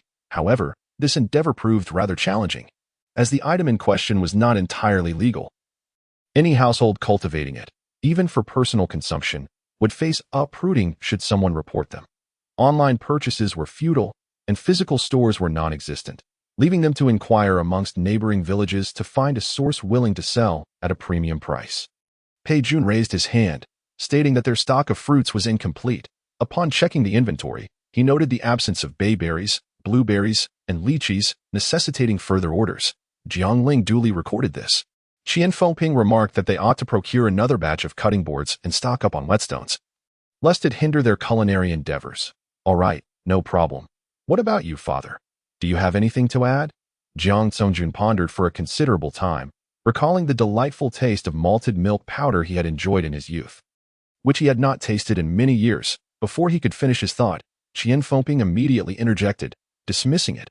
Forget it. You haven't had that in ages because it's no longer sold. That was years ago. How can you expect to find it now? Jiang Ling pressed her temples, suggesting, not necessarily. Retro foods have made a comeback in recent years. Let me search. Perhaps there is someone selling it. The group engaged in animated discussion, ultimately delegating the purchasing task to the three younger ones. Jiang Songjun ventured into the storage to smoke cured meats, while Qian Fengping gathered several stainless steel basins and brushes to the courtyard to wash duck, chicken, and goose eggs in preparation for pickling salted eggs. Jiang Ling, Jiang Pei, and Pei Jun huddled in a study, each equipped with a computer and 2 mobile phones, entering a frenzied buying mode. I found malted milk powder priced at 65 per can. ILL order 300 cans. You needn't worry about it. Pei Jun and Jiang Pei responded in unison. Okay. Pei Jun continued. I've ordered 2,000 pounds of bayberries, 3,000 pounds of lychees, and 1,800 pounds of blueberries. The shop indicated that all they have left. Jiang Ling replied. All right, let us stock up on blueberries. I'll search other stores when they become available. Jiang Pei chimed in. I found a shop with 700 pounds of blueberries. I've placed the order. The trio communicated swiftly, advancing their shopping list with remarkable efficiency. 50 cutting boards and 30 whetstones, along with various kitchen utensils that, while not particularly popular, were nonetheless useful. In the courtyard, Qian Fengping meticulously washed 500 eggs, rinsing them thoroughly and laying them out to dry before placing them in jars. She then tied scallions into bundles, sliced ginger, and combined them with salt, star anise, and sugar in a large iron pot, adding water to boil. Once boiled and cooled, she added white liquor, filtering the mixture through gauze before sealing it in jars. Provided all went according to plan, they would be enjoying fragrant salted eggs in a month's time. After completing her tasks, she ascended to find the 3 children still engrossed in their online shopping, each craning their necks, seemingly oblivious to their fatigue. She prepared plates of strawberries, cherries, and sunshine roses, delivering them to the trio for a refreshing fruit break, as there was nothing pressing on the agenda. They responded in unison, their expressions clouded with worry that it wasn't that the items were particularly difficult to procure. Rather, with each purchase, they became increasingly aware that their funds were depleting rapidly. What to do? What should they buy? Chapter 39. A new approach to shopping. Jiang Ling, with a cherry clutched in her mouth, reclined on the bed, exclaiming, I'm taking a 10-minute break. Pei Jun, also munching on grapes, joined her in repose, declaring, I'm tired too. I'm taking a half-hour break. Jiang Pei, observing the 2 lazybones lounging about, found their lack of movement amusing. I refuse to be idle. I want a reward. Can you both support me? Huh? They mumbled, eyes closed, responding lazily. What do you want? I want to buy an excavator. Jiang Ling nearly choked on her cherry pit, springing upright in shock. What on earth would you want an excavator for? She asked incredulously. Jiang Pei replied, when we drive out, if the road is uneven, I can use the excavator to level it. Pei Jun shot him a disbelieving glare, urging him to be truthful. Jiang Pei sheepishly scratched the back of his neck, admitting, honestly, it's not for anything practical. I just want to buy one. Jiang Ling rolled her eyes, asking, how much is it? I've got my eye on one for 12,000. Pei Jun mused, that's not too expensive. Go ahead and buy it. I'll get it for you as your birthday gift next month. Jiang Pei erupted in applause, thrilled that his childhood dream of operating an excavator was finally coming to fruition. Jiang Ling considered their genuine needs and realized they were merely missing the dry tobacco. With that resolved, she felt free to indulge in other purchases without concern. She posted in a chaotic secondhand group, inquiring, who has dry tobacco leaves? I'm in need of a substantial quantity. Please contact me if available. Price is negotiable. Half an hour later, someone responded, stating that they had a significant amount of tobacco leaves cultivated for their elder, who had recently passed away due to a sudden illness. They were at a loss for how to dispose of it, and rather than waste it, they were willing to sell it cheaply if someone was interested. Jiang Ling's spirits soared. How much do you have? Approximately 300 pounds. Do you have seeds? There is a small bag of seeds, less than half a pound. If you take all the tobacco, I'll throw in the seeds for free. Just give me 500 for the 300 pounds. After he provided an address in a nearby village, Jiang Ling felt it was unwise to venture out at the moment. Can you deliver? I'll pay double, 1,000. The seller readily agreed. He often traveled to the city for errands and promised to deliver the next day. With one hurdle cleared, her mood lifted. Even the cherries tasted sweeter. Jiang Ling browsed a shopping website, casually purchasing instant food items. 100 bags of soy milk, each containing nearly 30 packets, 200 cans of lotus root powder, a specialty from Jiangnan, and 500 bottles of honey. Choosing the pure white, exquisitely sweet black bee crystallized honey from Beidawang, priced at 120 per 2-pound bottle. With money to spare, she opted to buy more of similar items rather than let it accumulate uselessly. As she shopped, an idea struck her. We can buy some local specialties, like Inner Mongolia's beef jerky and Mongolian milk tea. We should also stock up on regional dishes we don't know how to make. Perhaps 200 to 300 servings of delicious food. This suggestion opened a new avenue for everyone, prompting Pei Jun to grab his phone. That I know a fantastic restaurant for Huayan cuisine. I'll order a few signature dishes right now. Northeastern dishes tend to be rather salty, and with the family's palate leaning heavily towards salt, it's not the healthiest choice. Huayan cuisine, on the other hand, is lighter, providing a nice balance. Stewed crab meat lioness head. Made from pork belly, crab meat, crab roe, and shrimp roe, is tender and rich without being greasy, and it's great for the stomach. Dried shredded chicken with tofu, shrimp, ham, and bamboo shoots, simmered in chicken broth, offers a unique flavor. There's also squirrel-shaped mandarin fish, 3-course duck, pink xiao tofu, soft-shelled eel, white prawns, and crystal meat jelly. Pei Jun spent considerable time on the platform but only managed to secure less than 200 servings. Ultimately resorting to a phone call. I'd like 200 servings of each of these 8 dishes. The restaurant staff repeatedly confirmed. Are you sure you want 200 servings? How many people are you serving? Pei Jun, twisting his neck, replied, That's not your concern. Just tell me if you can sell it. After a brief silence on the line, a deep male voice responded, We can sell.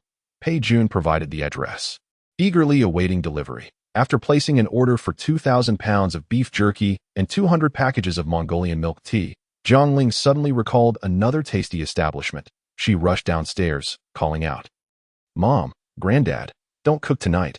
I'm ordering hot pot. Understood, came the reply from upstairs. Cantonese hot pot is Jiang Ling's favorite food. Similar to a spicy hot pot, it typically features a golden soup base made from fish maw and chicken, into which various meats, vegetables, and seafood are immersed for cooking. However, the quality of hot pot can vary. Some restaurants serve diluted broth that lacks flavor. Authentic establishments prepare the broth in front of the guests, with a consistency thicker than pig trotter soup. During her visits to the capital, she had dined at the most popular restaurant, named Xingyun Hot Pot, but the service was subpar and distinctly Cantonese. The food was exquisite, with generous ingredients and an unending supply of golden broth. Last month, this restaurant finally opened in her city, and Jiang Ling had already visited a couple of times. It was time to stock up.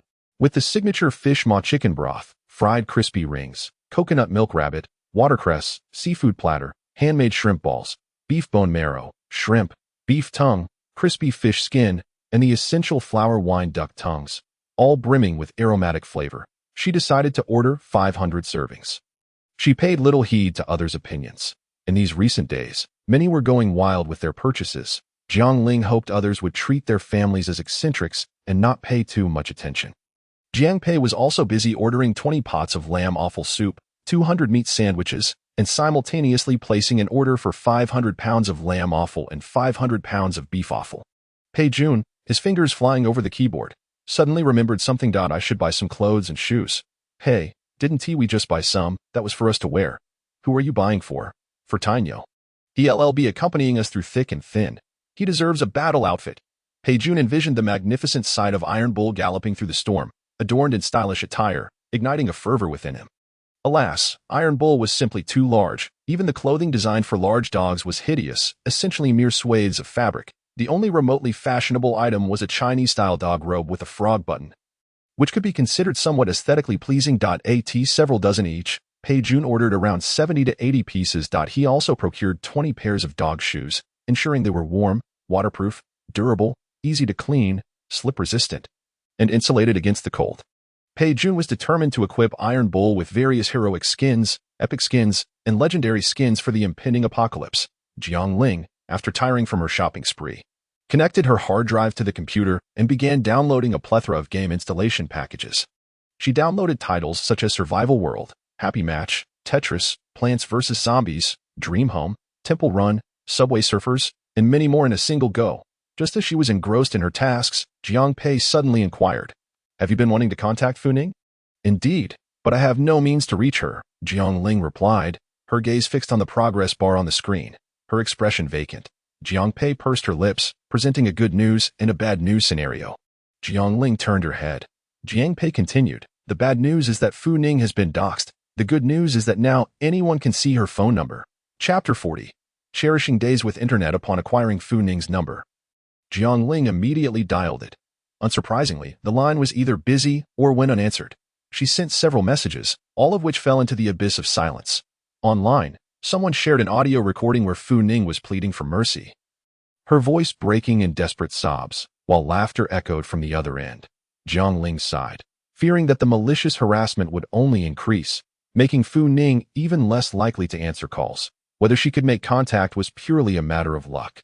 Whenever she had a spare moment, she dialed a few numbers, as the minutes were of no consequence. That evening, after the family enjoyed a hot pot dinner, Jiang Songjun mentioned that he had installed a mahjong machine in the space, stocked with 5 decks of cards, leaving 2 decks outside. He had prepared 50 boxes of playing cards and 10 sets of chess to combat the boredom of future internet outages. "What do you think? Want to play mahjong?" Jiang Songjun asked, clutching the dice, feeling a twinge of excitement. Jiang Ling shook her head, asserting that since they still had internet, they ought to cherish these days and engage in some online gaming while they could. Jiang Pei inquired, "What rank are you currently in honor of kings?" "Starry Glory 3, Jiang Ling declared, her face brimming with ambition. "I plan to reach the rank of king before the apocalypse, thus concluding my gaming career on a high note. I'm also at Starry Glory 3. I'll play alongside you. Then I shall join too." Pei Jun, eager to join the fun, usually did not play much, but Jiang Pei would often rope him in for games. He was assigned to play as Yao, capable of soaring to the front lines. However, this arrangement left Jiang Songjun without anyone to challenge him in mahjong. The old father, struck with inspiration, asked, "How many players does your game require?" "Count me in," Jiang Ling replied. "For players is not feasible. It requires either 3 or 5. Then let's invite your mother. That will suffice." Jiang Songjun chuckled, feeling quite pleased with his arrangement. As it happened, Qian Guishan had gone to the space to explore the orchard, making the total 5, neither too many nor too few. The couple was not averse to playing with younger folks, and Honor of Kings was not particularly difficult to pick up. They conducted a 3-on-2 tutorial, even sharing instructional videos, and after a brief practice in the training camp, everyone had a basic understanding of the game. Qian Fengping played as Lu Ban, while Jiang Songjun took on the role of Xiang Yu. One as a marksman in the development lane and the other as a tank in the confrontation lane.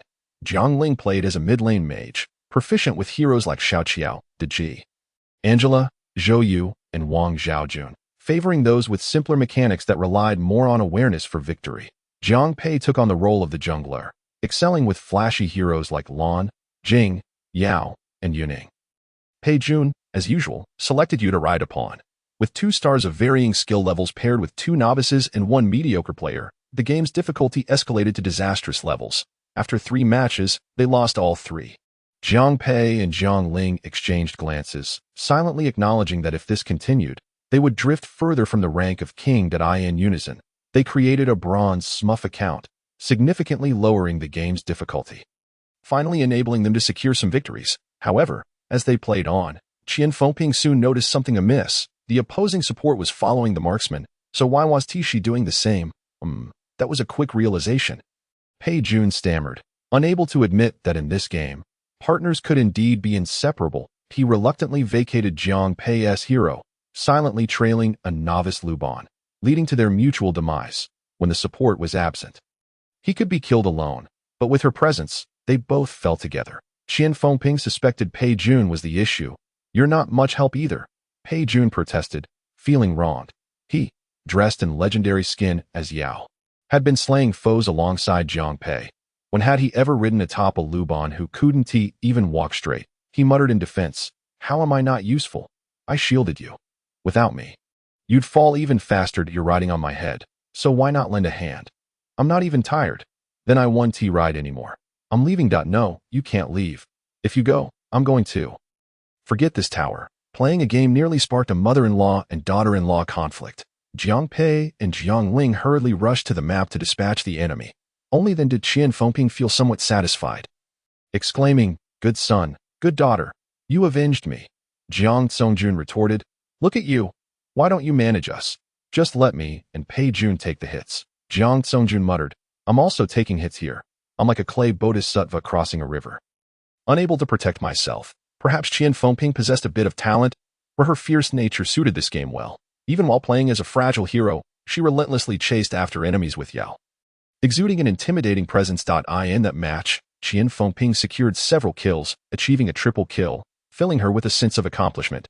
After an enthusiastic review of their game, Jiang Ling seized the opportunity while Qian Fengping and Pei Jun debated the merits of being connected for a few minutes. And she called Fu Ning. Glancing at the time, she saw it was nearly midnight and wondered if anyone would answer. The phone rang a few times before a hoarse female voice picked up. "What do you want? Are you satisfied only when I'm dead?" "No, no, no." Jiang Ling quickly urged her family to silence, switching to speaker mode. "Hello, Professor Fu. I assure you my intentions differ from those of the others. I believe in your theory. Please, don't give up." "Hold on." There was a pause on the other end, and Fu Ning's emotions seemed to stabilize slightly. It's useless. When the apocalypse arrives, we will all die. Survivors are exceedingly rare, but we don't want to die. We wish to be survivors. You mentioned during your last live stream that volcanic activity in neighboring countries would impact Northeast China, Southeast regions, and coastal areas. We reside in Northeast China. Could you please tell us the specifics of this impact? Is there any way to avoid it? Fu Ning sighed. "It won't help to tell you. Besides, I no longer wish to say anything." She ended the call and switched her phone to airplane mode, furrowing her brow as she swallowed 2 sleeping pills and extinguished the light. Jiang Ling's family exchanged glances. Offering mutual consolation, Jiang Songjun reassured, "It's fine. What she said may not be accurate. If she chooses not to speak, then so be it." Pei Jun added, "She has faced such severe backlash. I saw someone turn her cries into a comedic video today. I've been a target of online harassment too. I know how it feels. When everyone is condemning you, it feels like the entire world despises you, and you truly contemplate whether life is worth living." "Exactly, and she's lost her job, with a child to raise. Knowing about the apocalypse in advance must be incredibly taxing. Perhaps she could accept her own demise, but she would never bear to watch her child perish." Qian Fengping empathized, fully understanding the sentiment of a mother. Jiang Ling pondered. In her past life, she had wandered aimlessly, perpetually fleeing from various disasters. If Fu Ning possessed more accurate information, their family could effectively avoid risks and navigate a safe route through the apocalypse. The most critical aspect was that she was unaware of what Fu Ning had not disclosed. The unknown dangers were the most terrifying. In her previous life, she had left Northeast China during the plague. Had she remained under conditions of ample supplies, could she have held out? After much hesitation, she sent Fu Ning a message proposing a trade.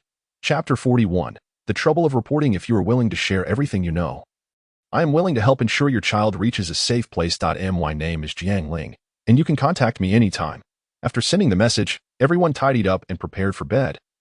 Uncertain if this message would meet the same fate as the previous ones, vanishing without a trace. The following day, Jiang Ling was awakened by the clamor in the yard. Peering out from the upper floor, she discovered that Jiang Songjun had summoned a construction crew once more to reinforce the courtyard walls. She returned to her bed for a while longer and scrolled through her phone. The torrential rain had lasted only one night, followed by 2 consecutive sunny days, and the public sentiment had shifted dramatically. Many now believed the apocalypse to be a fabrication. Those who had previously supported Fu Ning began to defect one by one. This trend was likely to worsen, as some individuals, in a moment of panic, had blindly hoarded supplies, and due to inadequate preparation and improper storage, many of their provisions would spoil in the coming days. They would likely attribute their losses to Fu Ning's warnings, harboring even greater resentment towards her. The only silver lining was that the fear of the apocalypse among the populace had somewhat diminished. At this moment, the outside world flourishes in a state of peace and prosperity. Only the Jiang family remains incessantly occupied with purchasing goods and indulging in various delicacies, gathering for spirited gaming sessions while tending to their pigs and watering their trees. All from the comfort of their home. 3 days passed in this tranquil manner, And even Jiang Ling began to ponder whether the apocalypse would ever arrive. Rising from her slumber, she felt a twinge of hunger and decided to check on the culinary offerings on the fourth floor. The kitchen was empty, the pot was bare, and just as she was about to call for her mother, she suddenly heard a cacophony of voices emanating from the living room. "Are you out of your mind? You seem quite ill. Hurry and take your medicine." It was Pei Jun's voice. "Are you even a man? You can't handle that formidable woman. You're utterly useless, a complete joke," came the retort from Qian Fengping. Jiang Ling's head throbbed with frustration. Harmony had prevailed in the household for several days, and after just one night of sleep, why was discord rearing its head again? "Mom, sister-in-law." Jiang Ling rushed through the door to find both of them engrossed in their games. Each clutching a tablet, their feet propped up as they played. Pei Jun was in the midst of an animated tirade. "Can't you see who is carrying the team? Have you lost your mind? I'm free to assist whoever I choose. What business is it of yours? If you're unhappy, report me." Qian Fengping swiftly interjected. "Don't involve the police. That would just complicate matters and delay our shopping." Pei Jun, bemused, replied, "Mom, the police won't intervene in King of Glory." From the tablet, a shaky male voice piped up. "Are you really mother and son?" "Indeed. What of it? You don't have one, do you? If you can't even manage a nearly depleted Digi, you're worthless. Just leave." Pei Jun promptly muted the microphone, then did the same with Qian Fengping's tablet. At that moment, they both noticed Jiang Ling's presence, and a lively exchange of banter ensued. It turned out that Qian Fengping had become quite taken with the game over the past few days. After an early morning of feeding pigs, she had encountered Pei Jun and insisted on playing a few rounds together. Their synergy had grown remarkably over these days, and although Qian Fengping's rank was lower, it proved manageable until they encountered a troublesome teammate. This particular male player, using Han Xin, misinterpreted Yao's support of Liu Ban as romantic involvement and began to mock them with taunts. Initially, Qian Fengping was bewildered. But Pei Jun, fearing further insult, typed, "I'm playing with my mom. I must protect her. Let's play well and win." However, this only incited the male player further, as he saw Pei Jun's ID, Mad Big Monkey, and presumed him to be male. "What sort of son plays as you while his mother plays Liu Ban?" He scoffed. He escalated the situation, spewing profanities while theatrically returning to base, deliberately dying to irritate them. Pei Jun, not one to back down, immediately retaliated verbally. He hesitated to curse in front of Qian Fengping, but after a few exchanges, she felt he needed to be more forceful and joined in the fray. Their combined efforts left the male player in stunned silence. Jiang Ling nodded in agreement. She had taught her parents everything about King of Glory, except for the fact that teammates could be rude. To her surprise, Qian Fengping displayed remarkable prowess in the game, her insults resonating with vigor, especially with Pei Jun providing support. In just 5 days, Qian Fengping had ascended from bronze to platinum, not only satisfying her competitive spirit but also earning Pei Jun's admiration. When discussing King of Glory, Qian Fengping's first thought was, "Little Jun must play with me." Jiang Ling suggested, "Why don't we switch up the lineup? I can play a warrior in the solo lane, and let my sister-in-law take on the mage role. My dad can use Xiang Yu as support to protect you." Qian Fengping grimaced, "Your dad is not up to par. His awareness is lacking and he cannot carry. He's still stuck in gold rank. Perhaps your grandfather could practice a bit. He might surpass him." Frightened, Jiang Guishan quickly stood up. "I have matters to attend to in the orchard. I must take my leave." Jiang Ling laughed. "Grandpa, please sit down. We won't force you to play. Don't be scared. I'm too old for this sort of chaos. I think I'll return to cooking." Jiang Ling insisted. "Let me handle it. I'll make some porridge. Everything is prepared. I just need to serve it. In the early morning, not much would be consumed." So Jiang Ling rinsed 2 bowls of millet and added clean water to cook the porridge. She sliced a plate of boiled pig's head and elbow meat, the enticing marbling of fat and lean meat glistening.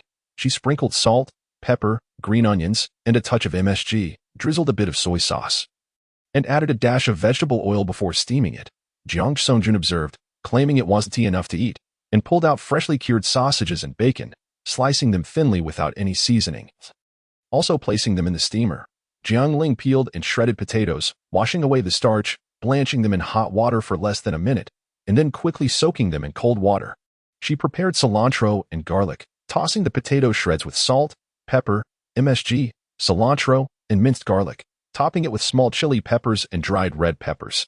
Heating oil in a pan until it nearly smoked, she poured it over the mixture, causing the peppers to sizzle and popped. A drizzle of sesame oil and a splash of authentic Shaanxi aged vinegar completed the refreshing and appetizing stir-fried potato shreds.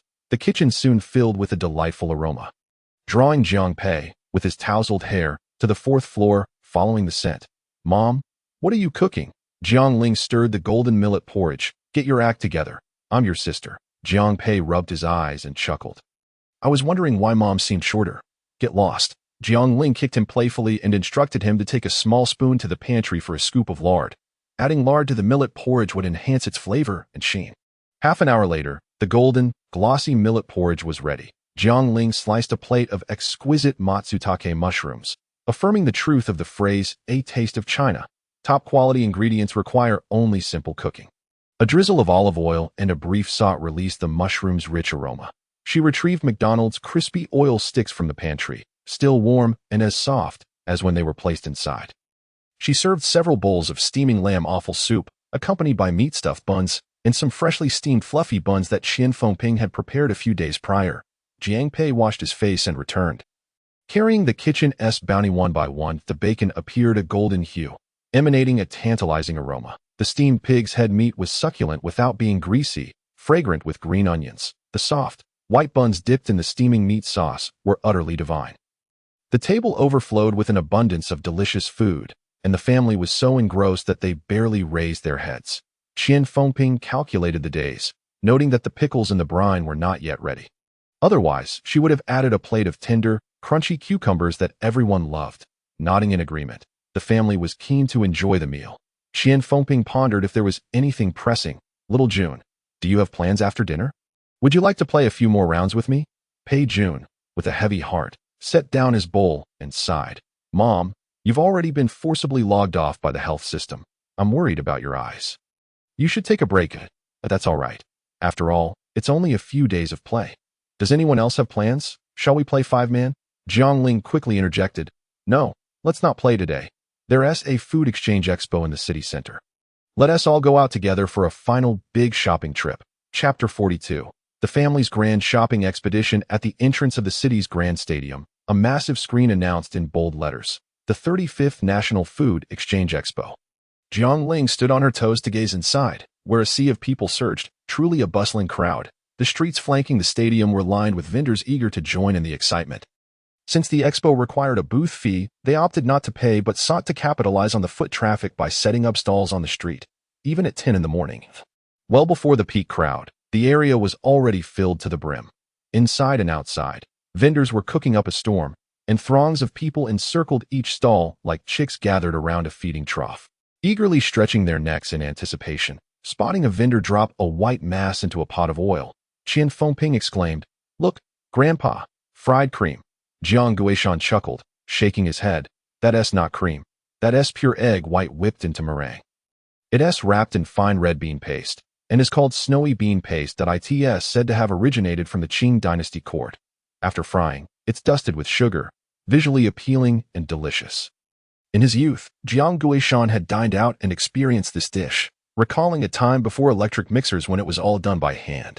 Each time a customer ordered it, the chef would curse under his breath. Now, with modern tools, this delightful treat had not been lost to time, as it was still being prepared. Jiang Guishan approached to inquire, "How much for these?" 10 yuan for 3, 15 for 6. With exactly 6 family members. Jiang Guishan purchased a portion, allowing everyone to enjoy one each, quickly devoured in a few bites. Before Pei Jun could swallow his, still too hot to close his mouth, he hastily opened his phone. "Boss, how many can you make today? I want them all." The vendor was taken aback. Pei Jun didn't appear to be joking. Glancing back at the ingredient card, he hesitantly replied, "About 500 portions. But I'll need to work until dark. Do not dawdle. Please proceed promptly. I shall make the payment first."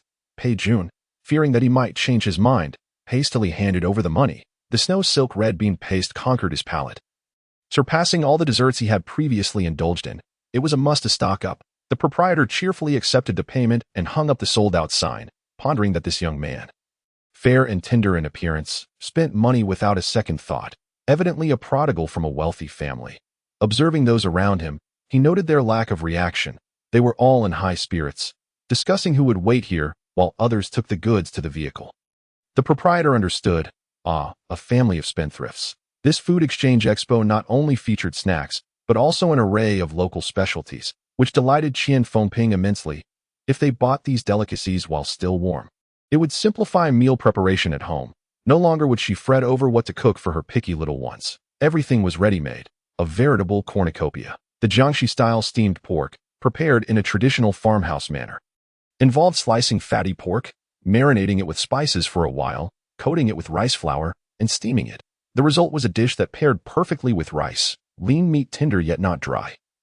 Fatty meat rich without being greasy, offering a unique flavor. Disposable chopsticks and freshly steamed pork were laid out at the stall. Jiang Ling and Qian Guishan sampled a couple of pieces and exclaimed, "Delicious." They almost wished for a bowl of rice to start feasting right there. "Boss, how much of this meat do you have? We wish to purchase more." "Plenty." The proprietor pointed to the large boxes behind him.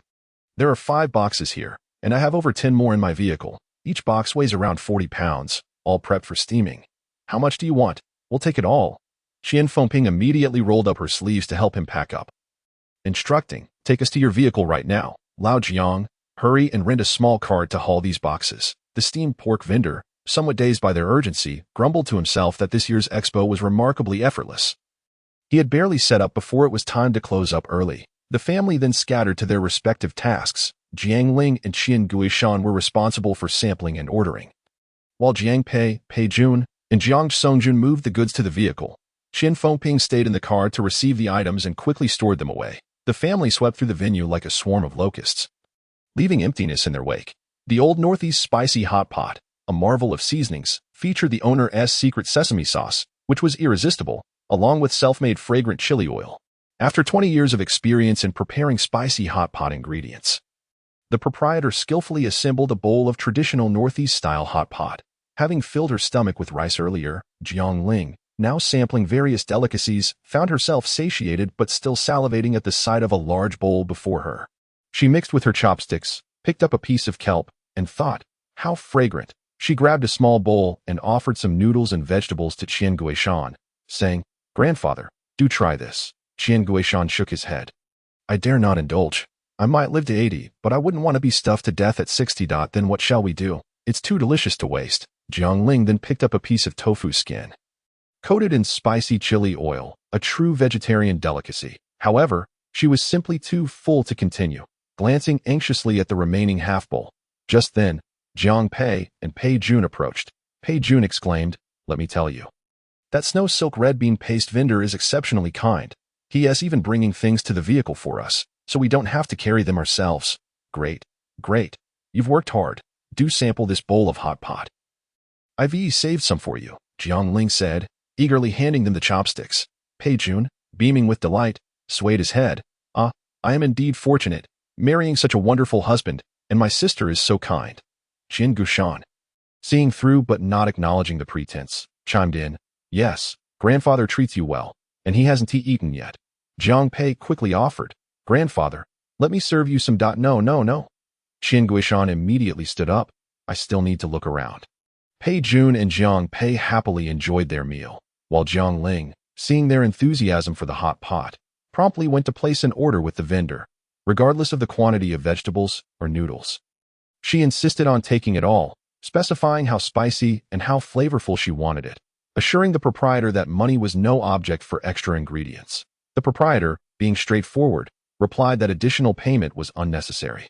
He could easily prepare 2,000 servings. However, he cautioned, "But in this summer heat, you won't be able to store that much. It will spoil overnight. That I have plenty of large freezers at home." "Worry not. 0.12 per serving. So 2,000 servings will be 24,000. After payment, please deliver them directly to our vehicle. Here's the license plate number. In an instant, a grand stall was completely taken over. As they ventured deeper into the venue, the stall owners noticed the preceding vendors taking down their signs and felt a wave of unease, whispering among themselves, "What is going on? Is it the city management? That can't be. We paid the stall fee. We're legal. Then why is everyone packing up? Those individuals couldn't possibly be from the Food Bureau, could they? Doesn't seem like it. How could the Food Bureau have an old man among them? That young girl seems too small to be working. Oh, I recognize that person in white. Isn't that the internet celebrity Pei Jun? And who is that beside him? Is he the one he is dating?" Yes. Have you heard? They've gotten married." "Married? Did they obtain a marriage certificate?" "What certificate? It's not legal." They just held a wedding ceremony. I heard they hosted hundreds of tables, but not a single guest attended. Ah, that explains it. The crowd exchanged meaningful glances, speculating that this family must be struggling to maintain their status in the city, resorting to hoarding goods to retreat into the mountains. While gossiping, they were also mindful of their own interests. Those with acumen had already squeezed through the crowd to approach Pei Jun, subtly suggesting, "Our zongzi are made with genuine ingredients, and they store well. If you find it inconvenient to go out, having some at home would be perfect. We sell mooncakes, both traditional and modern varieties, even ice skin ones. Would you like to get some? We specialize in bamboo tube rice. Making that at home is quite a hassle. Why not buy some to stock up?" Pei Jun and Jiang Pei exchanged glances, wondering how these vendors knew they were looking to stock up. They had finished their hot pot and wiped their mouths. Hesitant to say too much for fear of revealing their intentions, Pei Jun pointed to Jiang Ling in the distance, saying, "Ask my sister. If she wants any, she'll keep some." All right. Several small vendors turned in unison and headed towards Jiang Ling. She was at a stall selling clay pot soup, where a small pot was simmering within a larger one, the black-bone chicken soup rich and flavorful. "How much do you have? Is the pot for sale?" "The pot isn't for sale, but I can give you the small one. We don't have many, just around 400. Do you want all chicken? Or would you like some with yam and pork ribs? Let us do a bit of both. You choose the combination." After paying, Jiang Ling was immediately surrounded by the eager vendors. She sampled the zongzi, ordering 500 each of salted egg yolk, red date, and fresh meat flavors, as well as 400 each of rose red bean paste, fruit, and fresh meat mooncakes. 100 red date paste mooncakes, 25 nut mooncakes, and 200 each of cheese and blueberry-filled mooncakes. She ordered 100 portions of bamboo tube rice. The vendors cheered as they prepared the stock, while Jiang Ling pulled out her phone to order 200 boxes of Meishin ice skin mooncakes online. Without their arrival, she might have forgotten these festive foods entirely. She also ordered 100 bags of sesame glutinous rice balls, for even in the apocalypse, festivals must be celebrated. These were all traditional Chinese holiday foods. Jiang Ling mused. If they ever encountered people from the neighboring country who claimed the Dragon Boat Festival and Spring Festival as their own, she would challenge them to produce their zongzi and dumplings on the spot. In that era where a single morsel was worth its weight in gold, it would be easy to get anyone to acknowledge their Chinese heritage for a bite to eat. The more she thought about the abundance in her space, the more she felt compelled to buy. Huangshan's stinky mandarin fish, over 600 pieces, all taken. Shandong's famous dish, fluffy shrimp, over 200 servings, all taken. 9 turn intestines, over 100 plates, all taken. Authentic Sichuan-style spicy hot pot, 60 pots, all taken. Brown sugar glutinous rice cakes, 100 plates. Changsha stinky tofu, 200 servings. Xinjiang diced cake, 100 pounds. 8 treasure sticky rice, 300 bowls. Authentic stewed fresh soup, 200 servings. Jiang Ling was parched from talking so much. She grabbed a small bowl from the stewed fresh soup vendor and took a sip to moisten her throat. "Sister, do you know which other stalls here are tasty? There are quite a few delicious options. There's a fried rice noodle stall, a Xinjiang big plate chicken, twice cooked pork, and a Shaanxi-style potato shreds stall." "Potato shreds?" Jiang Ling exclaimed in surprise, having not tasted that dish in quite a while. She quickly finished her soup, reminding the vendor to deliver the goods to the vehicle, and hurried off to find those tasty stalls. Fried rice noodles, big plate chicken, and twice cooked pork, 200 servings each. The owner of the potato shreds was busy frying, peeling, and shredding potatoes, adding a few eggs, gradually mixing in flour, seasoning with salt, pepper, and chicken essence, and kneading by hand.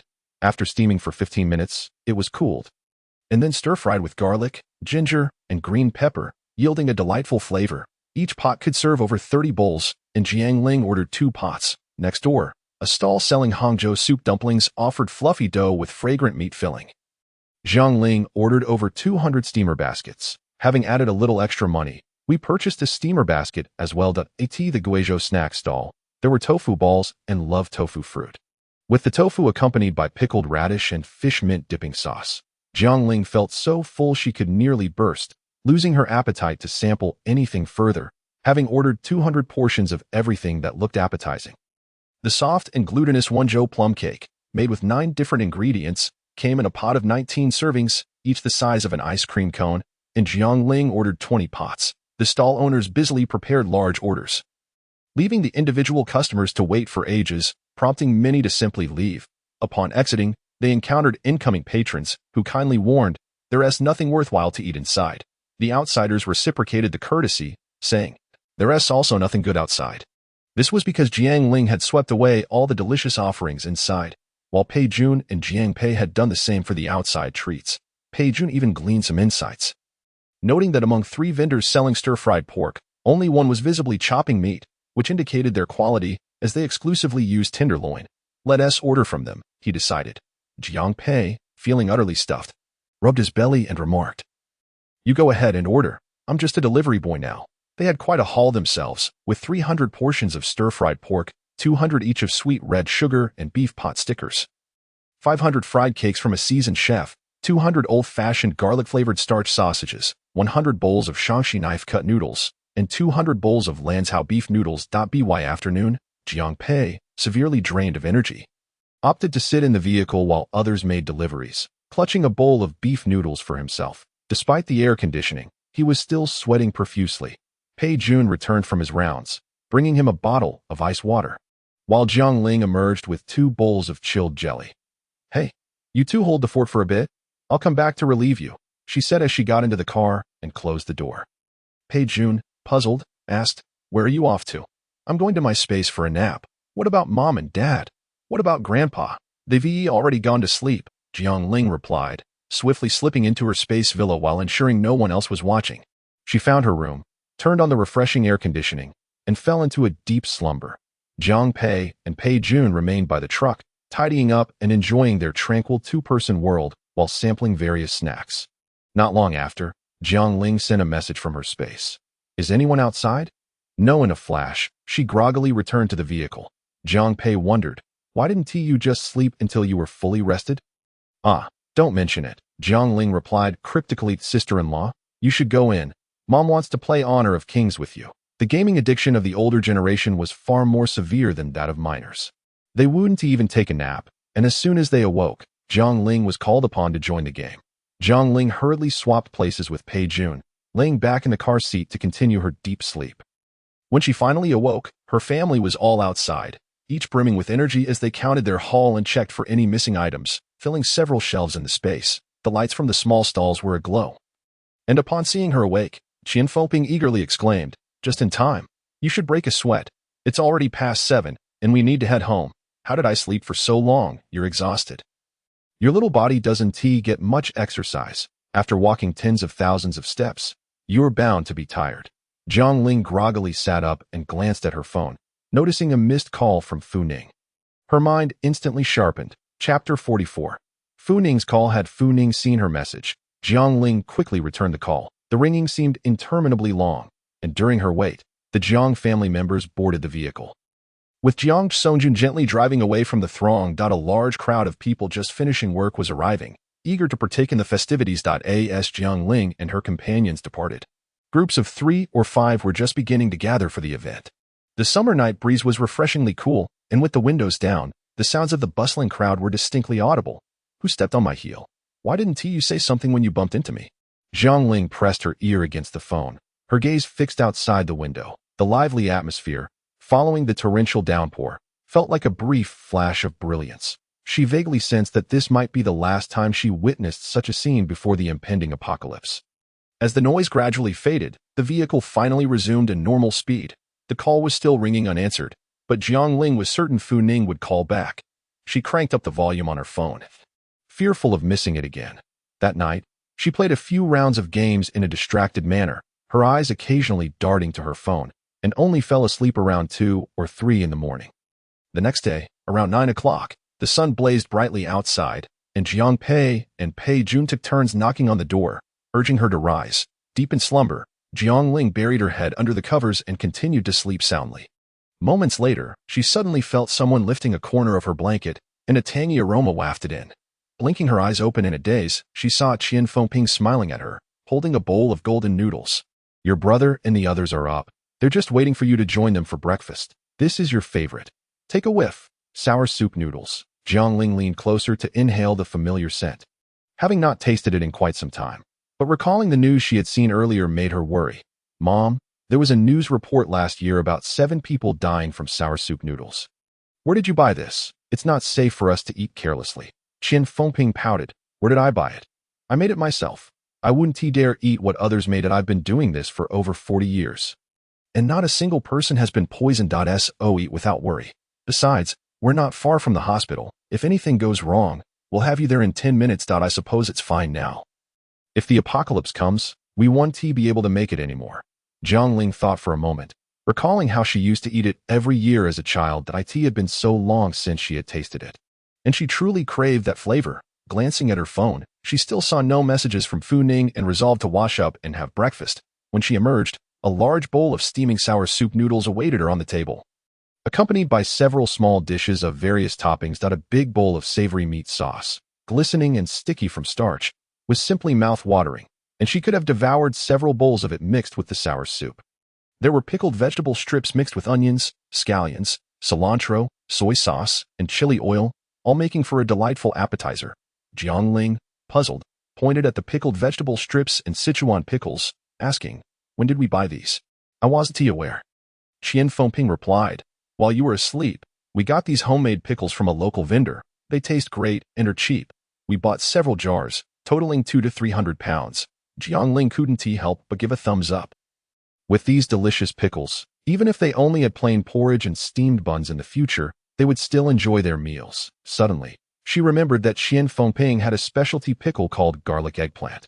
"Mom, why don't you make some garlic eggplant in advance and stock up? Let us wait a few days. We already have all the ingredients for garlic eggplant at home, so it can be made anytime. But I think we should dry some vegetables while the sun is nice these days." Although the space could preserve food, fresh vegetables had their unique taste, while dried vegetables also had their own charm. For instance, dried cabbage stew was even tastier than fresh cabbage. Dried cabbage dipped in sauce or chopped and made into coarse grain dumplings were a true delicacy. In the yard, long racks were set up, drying several hundred heads of cabbage. Some cowpeas were also taken from the space, cut open, and hung up to dry.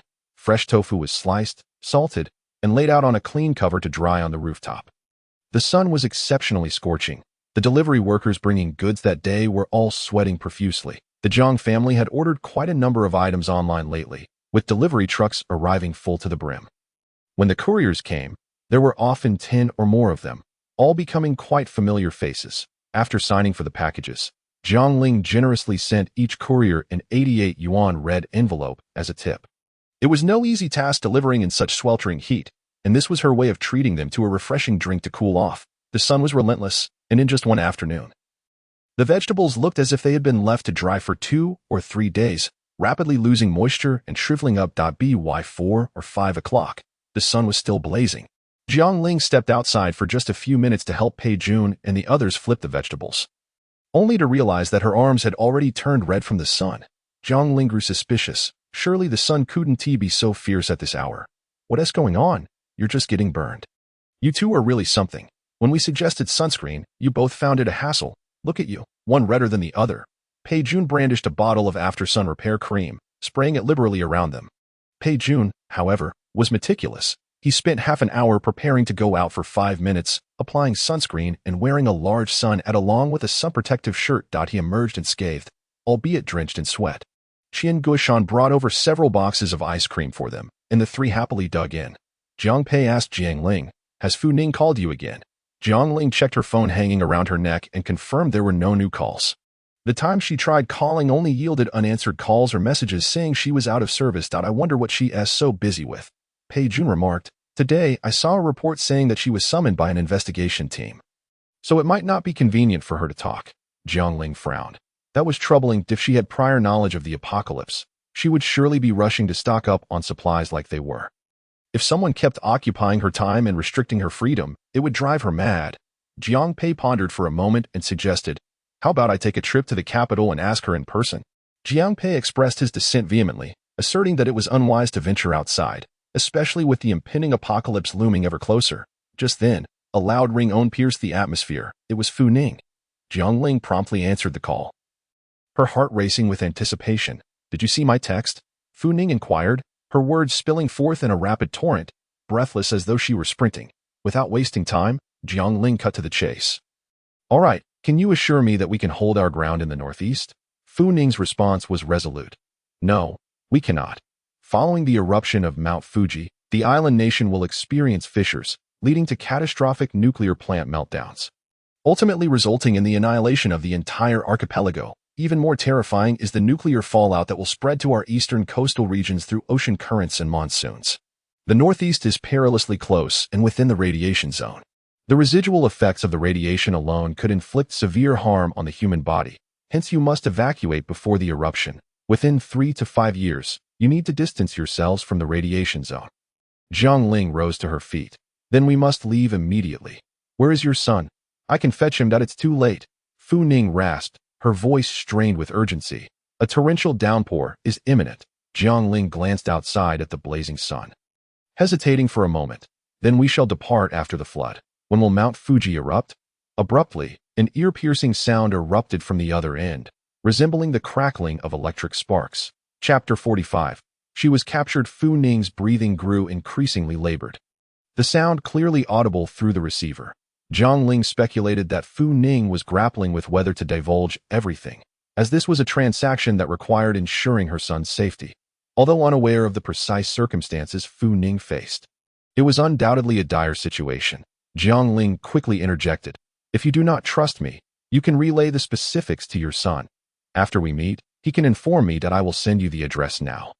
Have him come find me. The noise on the line escalated, yet Fu Ning's voice pierced through the clamor, declaring loudly, I indeed do not trust you, but I have no other choice. The eruption will occur in mid-December. You must leave by then. Understood. Mid-December. I will remember. What about your son? When will he arrive? I don't know. I cannot guarantee he will make it. Fu Ning suddenly paused. I share this information with the hope that if he finds you, you will honor your promise to take him to safety. If he does not make it. A loud thud interrupted her, and the call abruptly ended with a busy tone.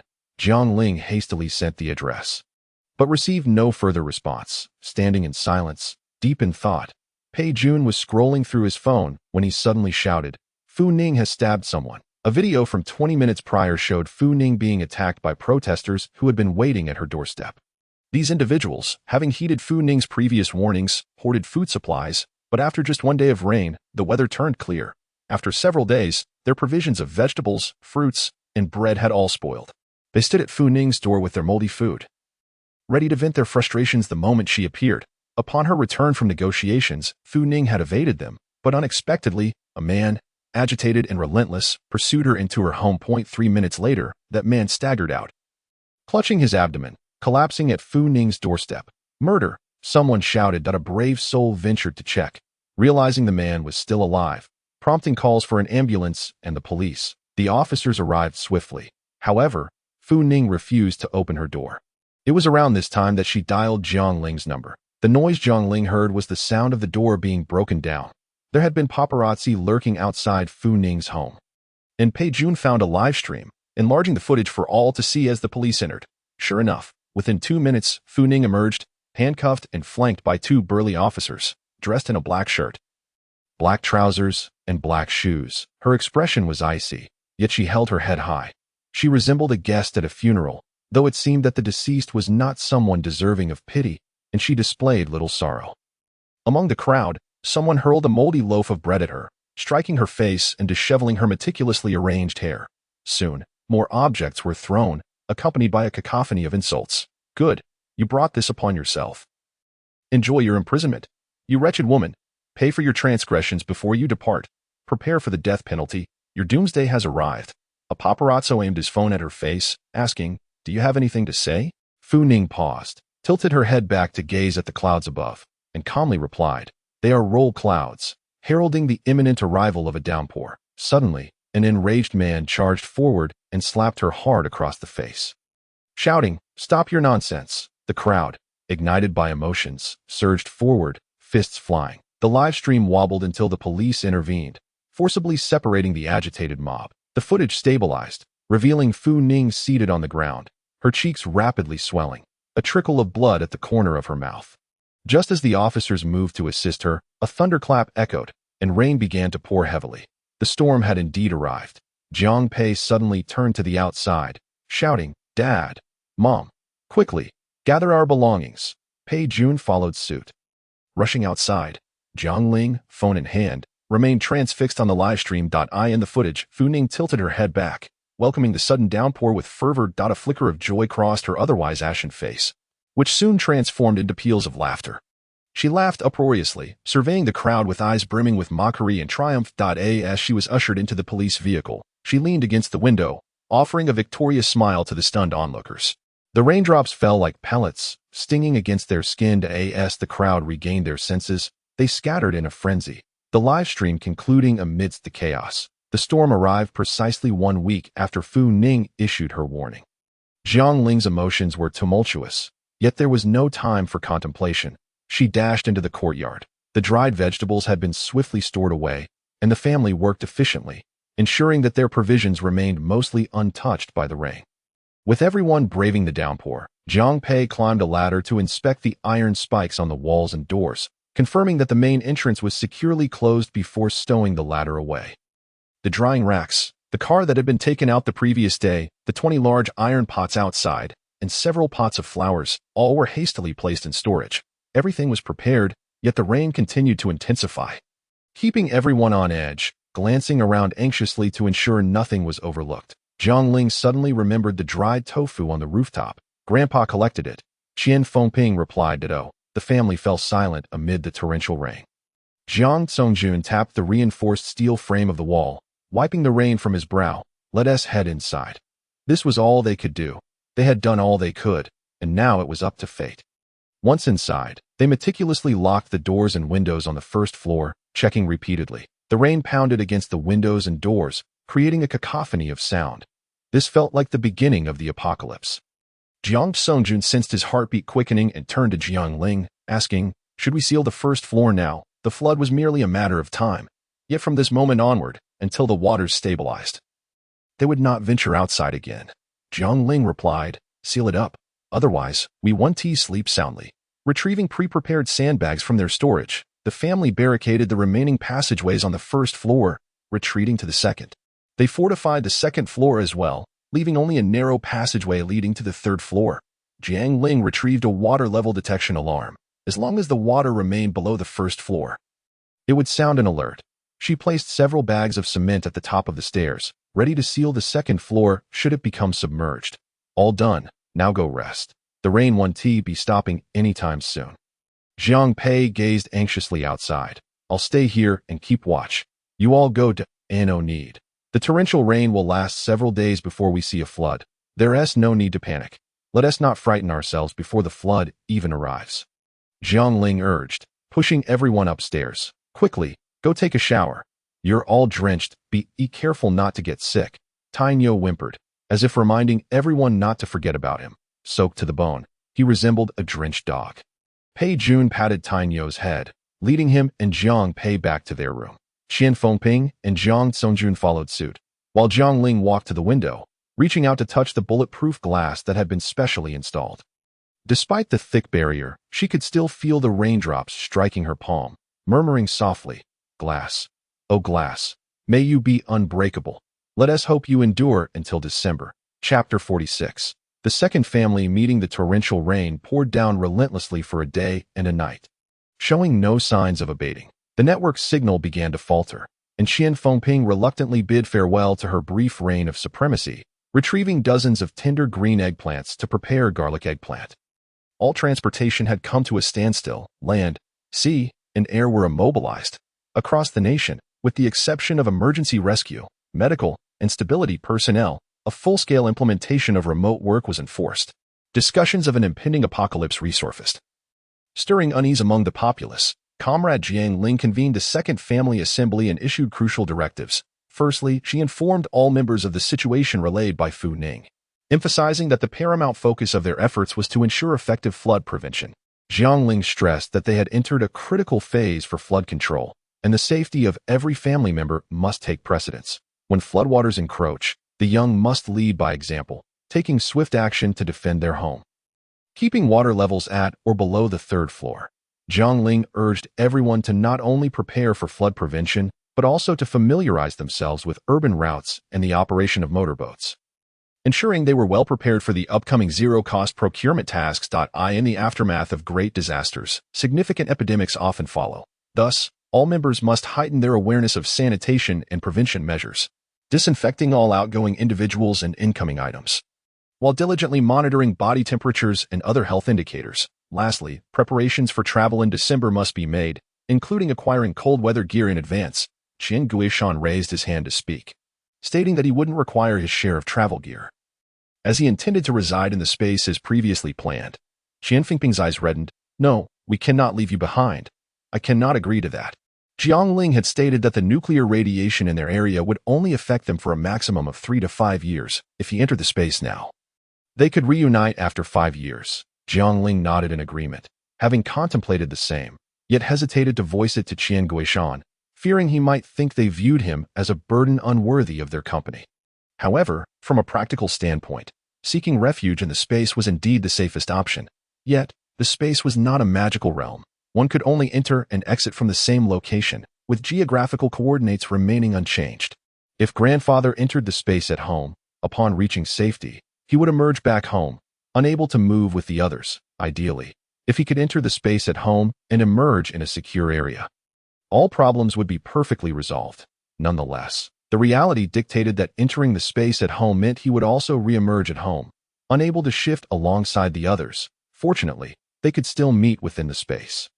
Although it could accommodate only 4 people at a time, they could take turns. Jiang Ling grasped Qian Guishan's hands, speaking earnestly. Grandfather, in this apocalyptic survival, the concept of home is obsolete. Our only goal is to reach a place of safety. The safest place for us is the space. The next safest option is to follow disaster avoidance routes. Your entry into the space and our departure are aimed solely at ensuring we can reunite alive. Wherever family is, that is home. The space will become our mobile home. We will certainly return to visit you every day as long as we all survive. We will undoubtedly return to this house in 3 to 5 years. Just as before, Qian Guishan felt a pang in his heart, his eyes glistening with unshed tears. The atmosphere grew heavy, prompting Jiang Songjun to break the tension with a laugh. Well, Dad, if you're worried about being bored alone inside, why not let Fengping keep you company in there? It would be easier for Jiang Pei, along with Pei Jun and Jiang Ling, to manage outside with just 4 of us. Get out of here. Qian Fengping playfully punched him. As if you could come. You weren't much better than me during survival training. I can help out here, while you're afraid to go in. Who else afraid? With my mental fortitude, I could take on a zombie, he retorted. The elderly couple began to exchange playful banter, while Qian Guishan wiped his tears and softly suggested, why not let Jiang Ling come in with me? Before Jiang Ling could respond, everyone voiced their unanimous dissent. No. Dad, that's not acceptable. Qian Fengping interjected. You care for your granddaughter, but there should be limits. If she goes in with you, then you two will be just fine. But what about us when you emerge 3 to 5 years later? We may not even recognize the state of our graves. Indeed, grandfather, Jiang Ling added. I possess experience, while the rest of us are novices. In case of emergencies, she can at least guide us. Otherwise, we would all be paralyzed with fear. Honestly, I feel my hands cramping already. Oh, I'm so anxious. Pei Jun flailed his arms in the air, while Jiang Pei quickly restrained him. Grandfather, please don't be biased. How about this? Mom, let Ling and Pei Jun go in with grandfather while Dad and I stay outside.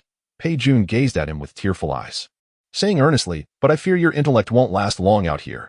I'd rather stay with you. What if we both die outside? Then we shall die together. The two exchanged glances, tears welling in their eyes, as if the soundtrack of You Are the Wind and I Am the Sand had begun to play in the background. Jiang Ling gritted her teeth, thoroughly exasperated with these two love-struck fools. She rapped the table, declaring, all right, enough of this. Our objective is for the entire family to survive, not to send anyone to their demise. It is settled that grandfather will remain in the space alone. This matter is not up for discussion. Meeting adjourned. Support for all decisions made by Comrade Jiang Ling. Qian Guishan exchanged a high-five with Jiang Ling before heading to the kitchen. Qian Fengping resumed her task of preparing garlic eggplant. Having already steamed the eggplant and now washing cilantro for the ingredients. As Jiang Songjun peeled garlic, he turned on the television. Due to the unstable signal, the broadcast resembled a choppy playback. All entertainment programs had been suspended. Aside from commercial breaks, the channel was dedicated to news, continuously reporting on the torrential rain across various regions. It was said that news anchors had opted to remain in the studio, fearing they wouldn't be able to return home due to the downpour. The live feed connected to an outdoor reporter, whose signal faltered for a long moment before finally stabilizing. The reporter, a burly man clad in a raincoat, clung to a post, visibly shivering from the downpour. I am currently at the Changjiang Bridge. As viewers can see, the water level has risen slightly above normal and is nearing the warning line. However, flood control personnel assured me that such situations occur annually during the rainy season. Urging the public not to worry, before he could finish, a massive wave surged from behind, knocking his cameraman to the ground and severing the connection instantly. The studio anchor's expression shifted dramatically as he forced a calm demeanor. Thank you to our reporter for that update. Now, let us take a short commercial break before we return to the latest. Upon returning from the break, they aired reports from other countries, subtly suggesting that although the domestic situation was dire, conditions abroad were even more chaotic, hoping to provide some comfort to the audience. Objectively speaking, some smaller nations had indeed been hit harder by the disaster, especially those with inadequate drainage systems that are in places like Seoul and Manchester. Even moderate rainfall could inundate basements. After merely 20 hours of heavy rainfall, some areas were already submerged up to the second floor.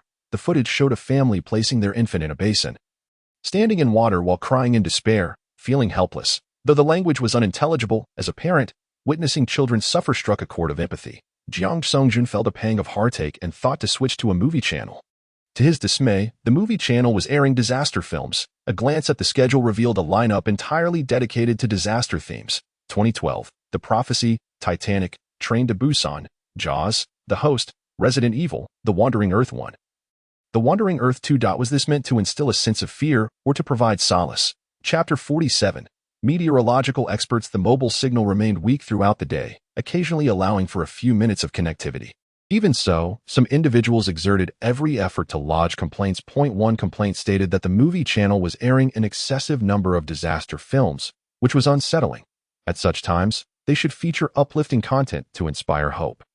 Preferably family-friendly films suitable for those working from home or students unable to attend school. As a result, that evening, the movie channel replaced half of its disaster film lineup with Bears Are Coming. The next day's schedule was updated to feature titles like Retracing the Long March, The Three Great Campaigns, and The Founding of a Republic. Indeed, these were all victorious battles that could inspire courage. Jiang Ling had hardly touched her phone all day, but upon picking it up, she discovered an unread message. It was from Fu Ning's number, containing only 2 words, received. Fu Ning had been detained. This message must have been sent by her son. Jiang Ling promptly replied, "Understood. Once the flood passes, you must depart as soon as possible, but we will wait for you until early December, at the latest by the 7th or 8th.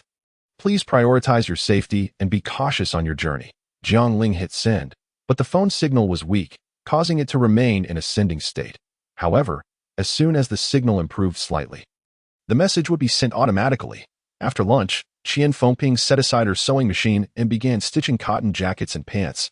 December in northeast China was no trifling matter. The outdoors could be perilous, with herders often suffering from frostbite. In years past, after heavy snowstorms, it was not uncommon to encounter individuals who had succumbed to the cold on rural roads, unable to make it home.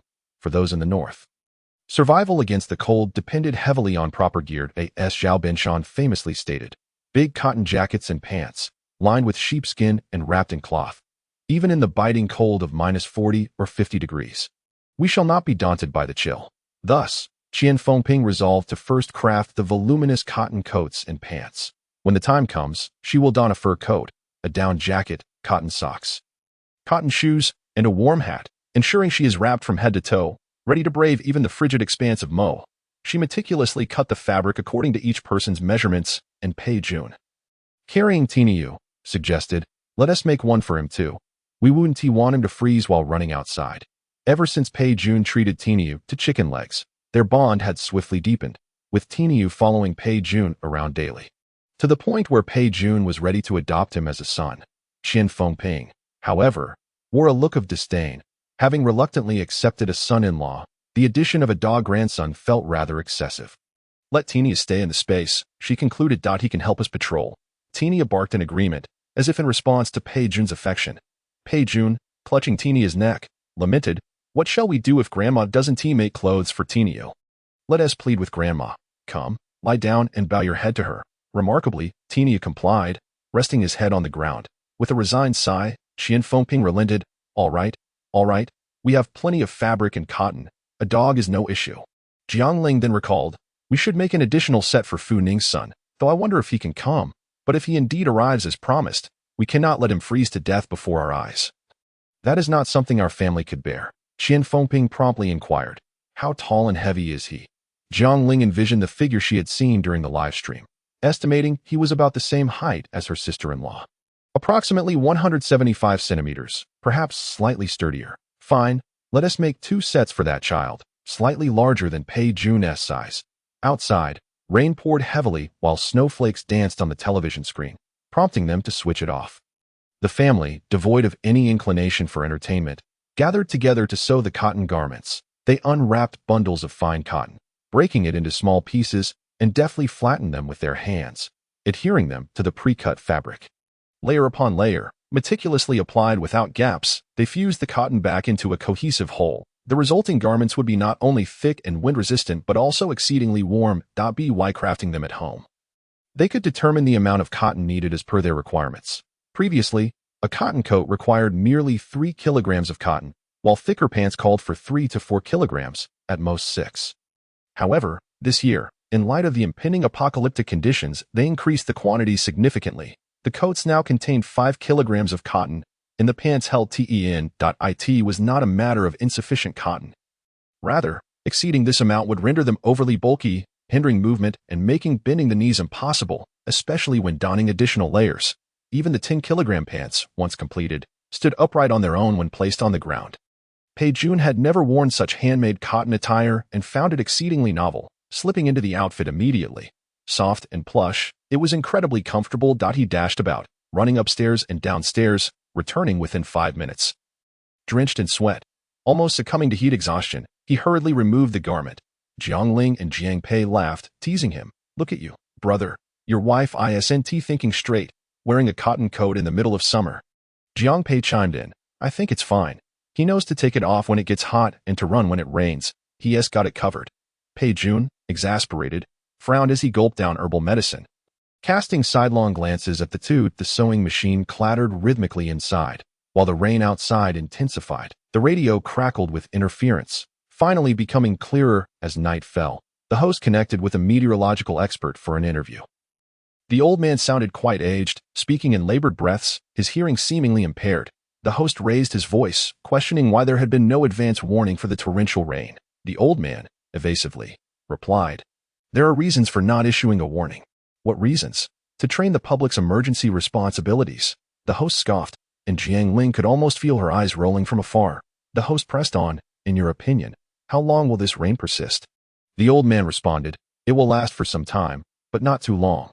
But how long exactly? That depends on the specific circumstances. The old man was rather slippery, offering no concrete answers. The host probed further.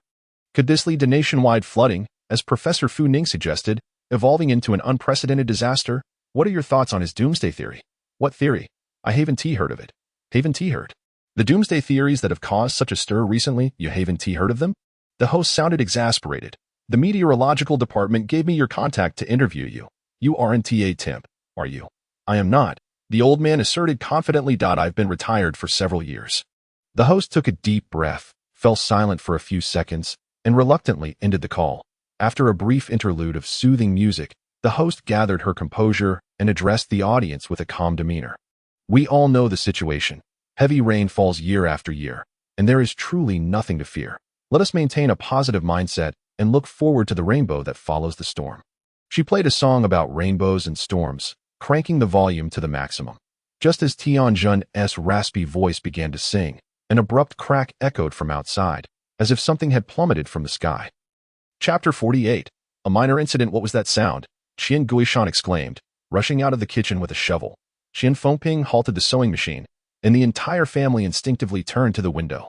Do not be alarmed. It is hail, Jiang Ling reassured, moving to the window. The sound of hail striking the protective railing grew louder, a cacophony reminiscent of someone wielding a stick to beat against it. Hailstones, larger than eggs, cascaded through the gaps and fell outside. This hailstorm arrived with a ferocity none had anticipated. From the window facing north, they could see the open parking lot of the neighboring community.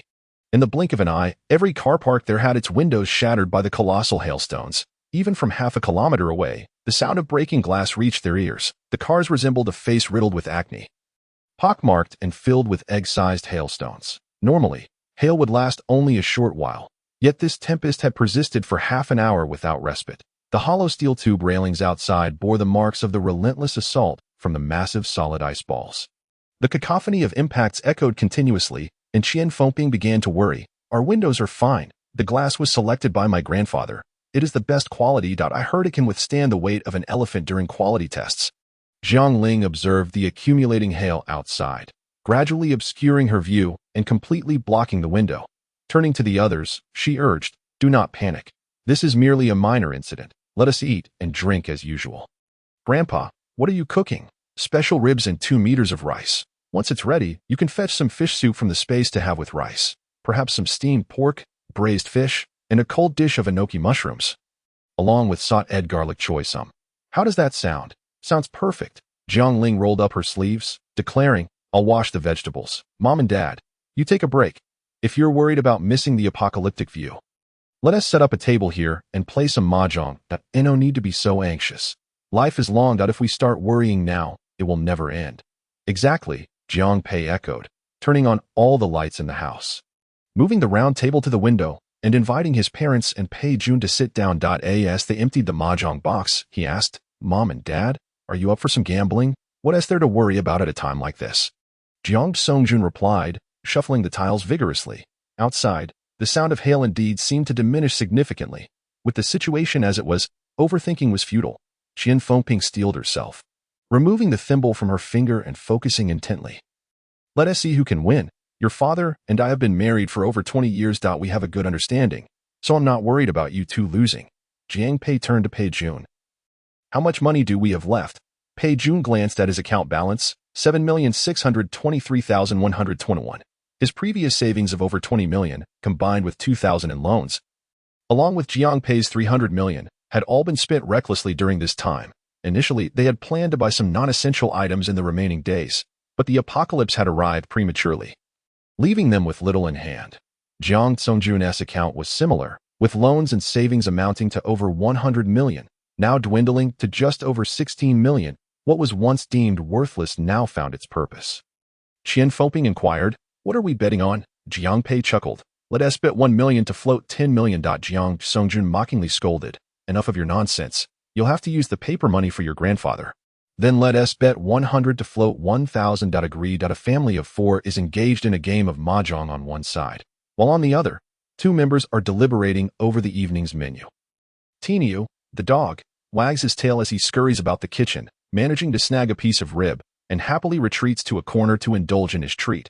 After dinner, the family boiled a kettle of hot water and brewed several pots of pu'er tea, sharing them together to aid digestion and alleviate any heaviness in their stomachs. It was already past 8 in the evening, yet the hailstorm showed no signs of abating.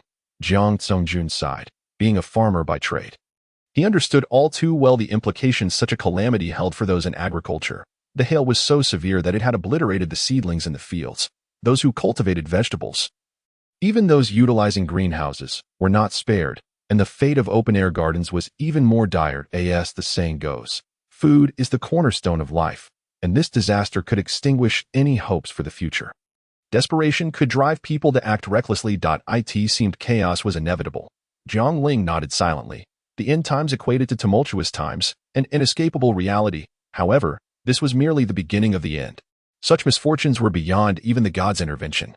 She was just an ordinary person, wishing only for her family to remain intact and to weather the storm of chaos. Around 3 in the morning, the hail finally ceased, but the torrential rain persisted.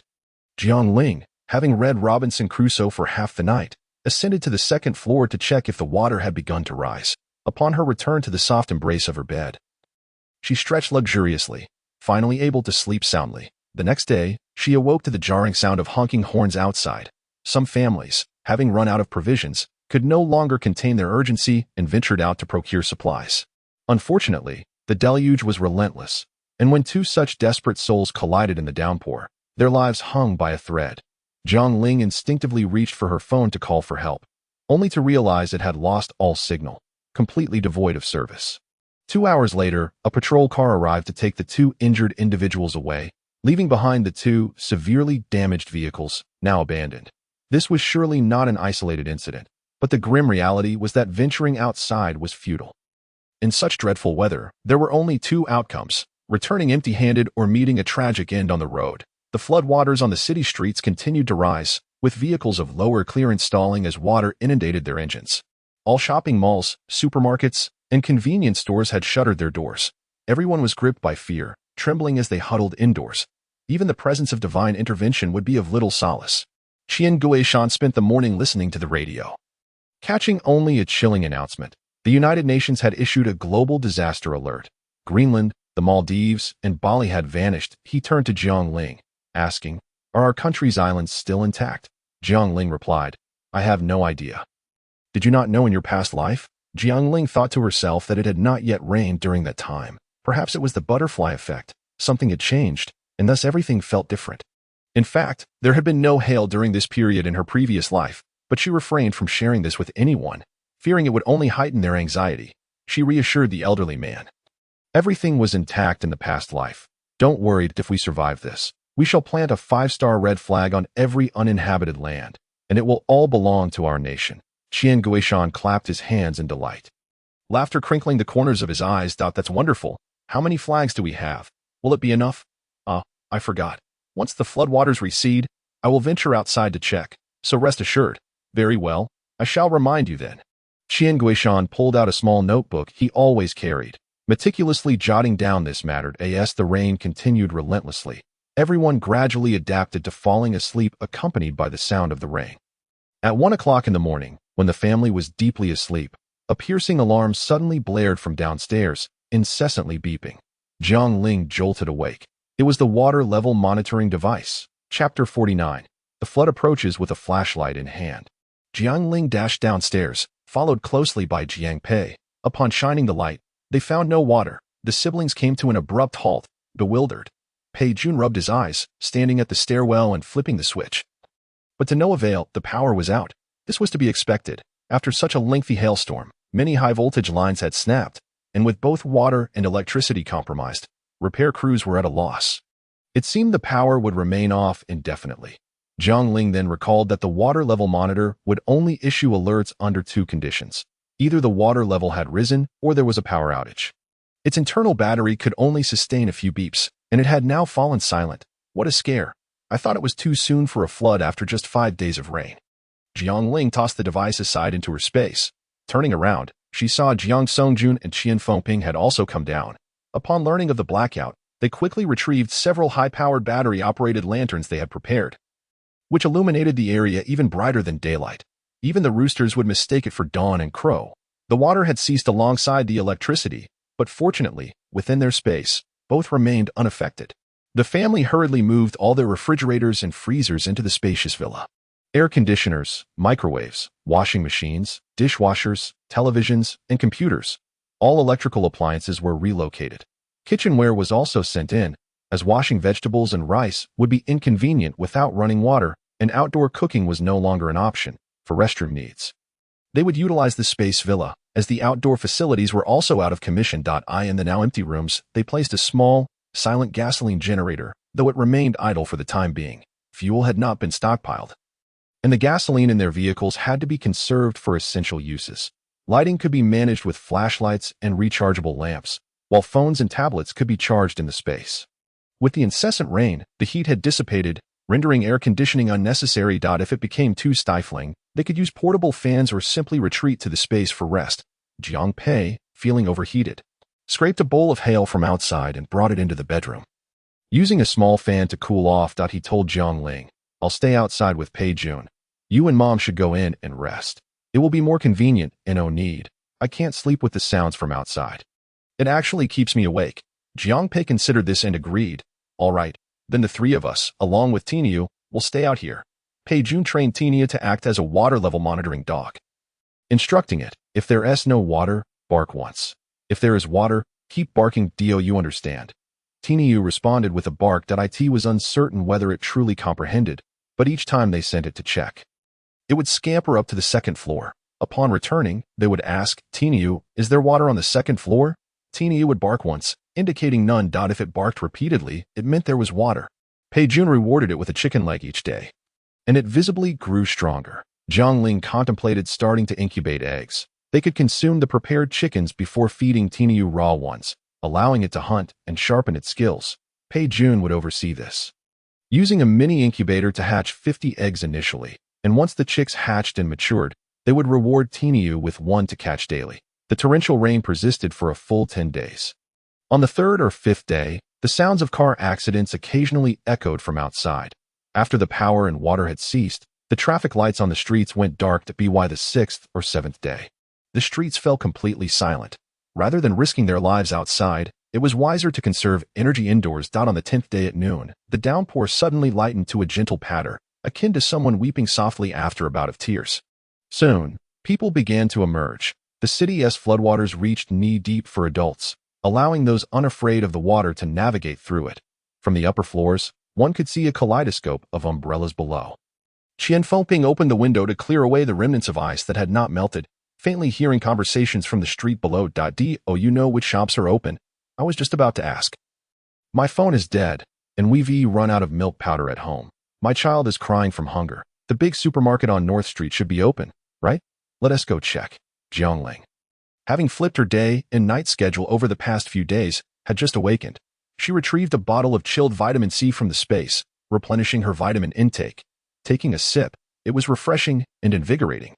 She did not draw the curtains, but stepped directly outside her room to assess the situation, spotting Qian Fengping peering down from the window. The air was thick with a damp, earthy scent, reminiscent of the time she had choked on flood waters in her past life. A flood. This was dire. Jiang Ling's gaze shot towards the distance. White foam surged 10 meters high, rapidly advancing from the city's edge, like a mountain of water crashing down. "Mom, close the window." Jiang Ling could not wait for her to react, quickly sealing the window shut. Unaware of the impending danger, people below continued to navigate the streets with their umbrellas. As they realized the water was rising rapidly beneath their feet, a glance back revealed a towering wave that swept them away in an instant. Jiang Ling pulled Qian Fengping back against the wall. The mother and daughter huddling together, eyes wide as they watched the flood rush in, slamming against the window, spilling over from the rooftop. The building trembled slightly as Jiang Pei and Pei Jun emerged from their rooms, all grasping the reinforced steel beams of the house, pressing closely together. The deluge was fierce but brief. Once it calmed, all would be well. Jiang Ling spoke rapidly, striving to comfort everyone. Suddenly, Pei Jun exclaimed, pointing out the window. They saw a person being swept away by the flood, caught in the protective railing of their home. The individual was missing shoes and showed no signs of struggling. From inside, only a foot at an odd angle could be seen, lending an eerie quality to the scene. Pei Jun glanced at it briefly, trembling with fear. Fortunately, the next wave came and carried the person away. Jiang Songjun had prepared a meal in the space and emerged with the rice cooker. Upon seeing everyone huddled together, with murky floodwaters outside, he nearly threw the pot. "Dad, give it to me," Jiang Pei said, taking the pot. "We'll eat later." Jiang Songjun hesitated for a moment, then joined the others. In times of crisis, the warmth of solidarity brings a sense of security. Indeed, this was an unprecedented deluge. Those with weak hearts could easily be frightened to death. They gazed out from the living room on the third floor, unable to see the sky. All that met their eyes was water, along with mud, debris, and the bodies of people or animals swept away by the flood. Jiang Songjun's palms were sweaty. "How high do you think the water is? Is the fourth floor safe?" Jiang Ling replied, "I don't know. Why don't you go take a look?" Jiang Songjun rose but crouched back down, saying, "Maybe later, just a bit later," with a loud crash. A pig collided with the protective railing. It seemed still alive, squealing a couple of times before being swept away by the flood. Qian Fengping looked on with relief. "Thank goodness we dealt with our pig. Otherwise, it would have been ours getting swept away." Just then, a tricycle slammed into the protective railing, bending the unfortunate barrier. The noise was so loud that the entire family covered their ears, nearly shattering their eardrums. Jiang Songjun, cupping his ears, called out, "Ling do we have a backup for the railing? Can we replace it?" Jiang Ling shouted back, "No, but it's fine. There are still windows inside the railing. Last time, we had nothing. And the flood destroyed everything. Only letting in a load of filth. It's not a big deal." As she spoke, Tiniu barked frantically, racing up from downstairs, barking incessantly at the family. Chapter 50.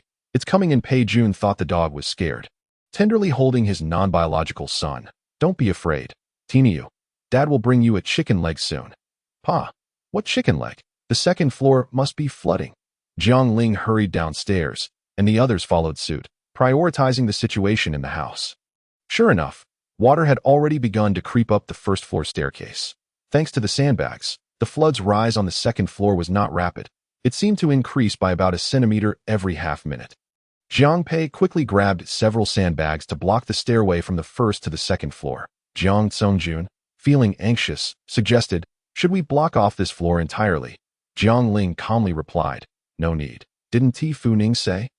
The highest water level shouldn't exceed 2 floors. Didn't reach 2 floors last time, and with all this sand on the first floor, it won't suddenly surge up. We'll block a little at a time. It'll help us keep track, and we can feel more at ease." Jiang Pei agreed.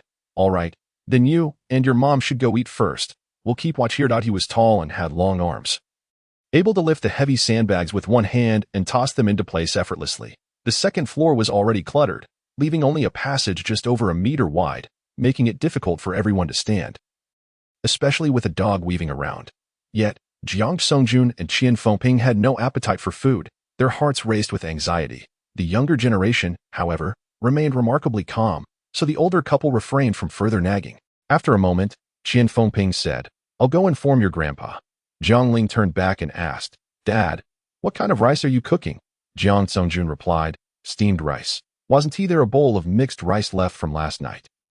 I wanted some. Can you help me heat it up?" The mixed rice was made by adding millet to the cooked rice, resulting in a dish that combined the sweetness of the rice with the fragrance of the millet, providing a texture reminiscent of fish roe rice. Moreover, millet is a coarse grain that nourishes the stomach, something Jiang Ling had loved since childhood. Seeing that he was of no further use, Jiang Songjun decided it was better to go heat rice for Jiang Ling. "All right, you all keep an eye on things. I'll go heat the rice." After a brief conversation, the water had yet to creep up past the sandbags Jiang Pei had just placed. Jiang Pei grabbed 2 sandbags, propping himself up as he sat and waited.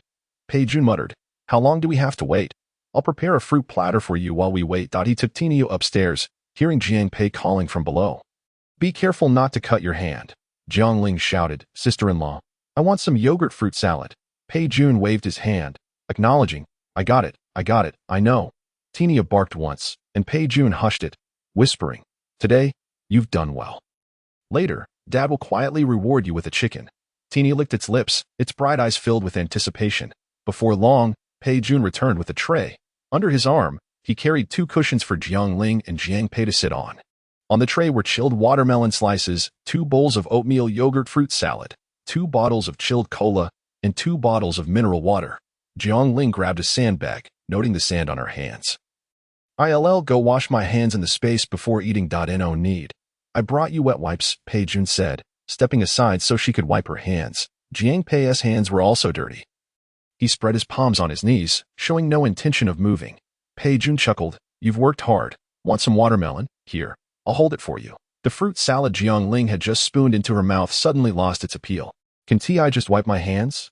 Why do I need someone to feed me? How ridiculous. Fine, you 2 stay here. I'm leaving." Jiang Ling went upstairs and saw the flood still thrashing outside. Though it wasn't as fierce as before, at least, the house didn't feel like it was swaying anymore. From the 4th floor window, she could see the flood's highest point, which had receded somewhat compared to half an hour ago. No longer reaching the rooftop, from the attic on the roof, she could see debris from the previous wave of floodwaters accumulating on the rooftop, along with some animal carcasses. She hesitated to dispose of them, fearing they might rot and spread disease, yet was also wary of the flood returning. Qian Guishan followed behind her, suggesting, "Let us wait a bit until the water drops to the 2nd floor." Grandpa donned gloves and prepared to throw the debris out.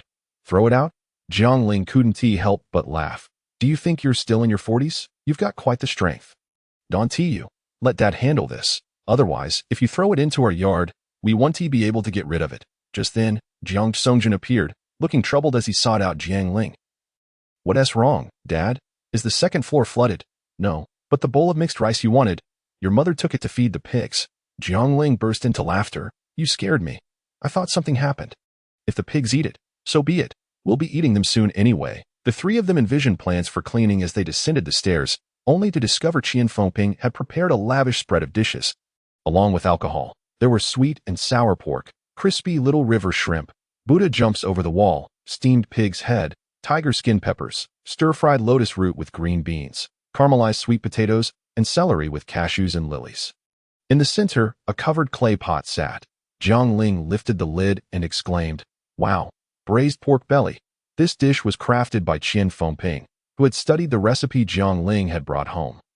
Marinating the pork belly beforehand, then soaking it for 2 hours before briefly blanching it, the pork was sliced into pieces of moderate thickness, combined with authentic Genoa ham and spring bamboo shoots for stewing. The resulting broth was clear, visually appealing, and incredibly flavorful, making it a perfect accompaniment to rice. Jiang Ling quickly grabbed a ladle to serve everyone a bowl, while Qian Fengping called for Jiang Pei and Pei Jun to wash their hands and come upstairs to eat. She urged Jiang Songjun to open the Maodai and pour everyone a glass. Jiang Songjun chuckled as he glanced at the floodwaters outside. "What day is it today? With the flood here, why are we celebrating?"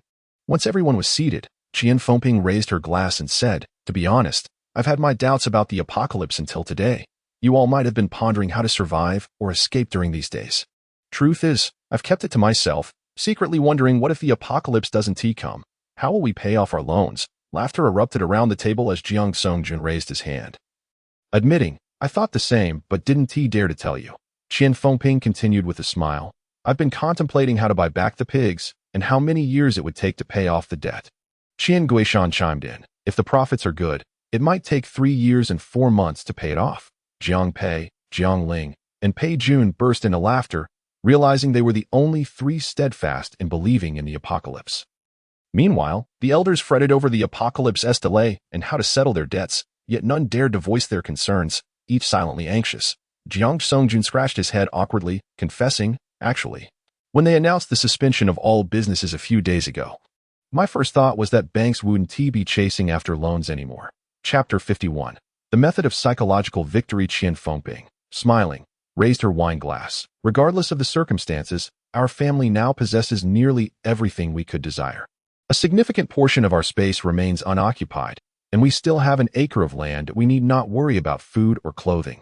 Thus I believe today warrants a celebration.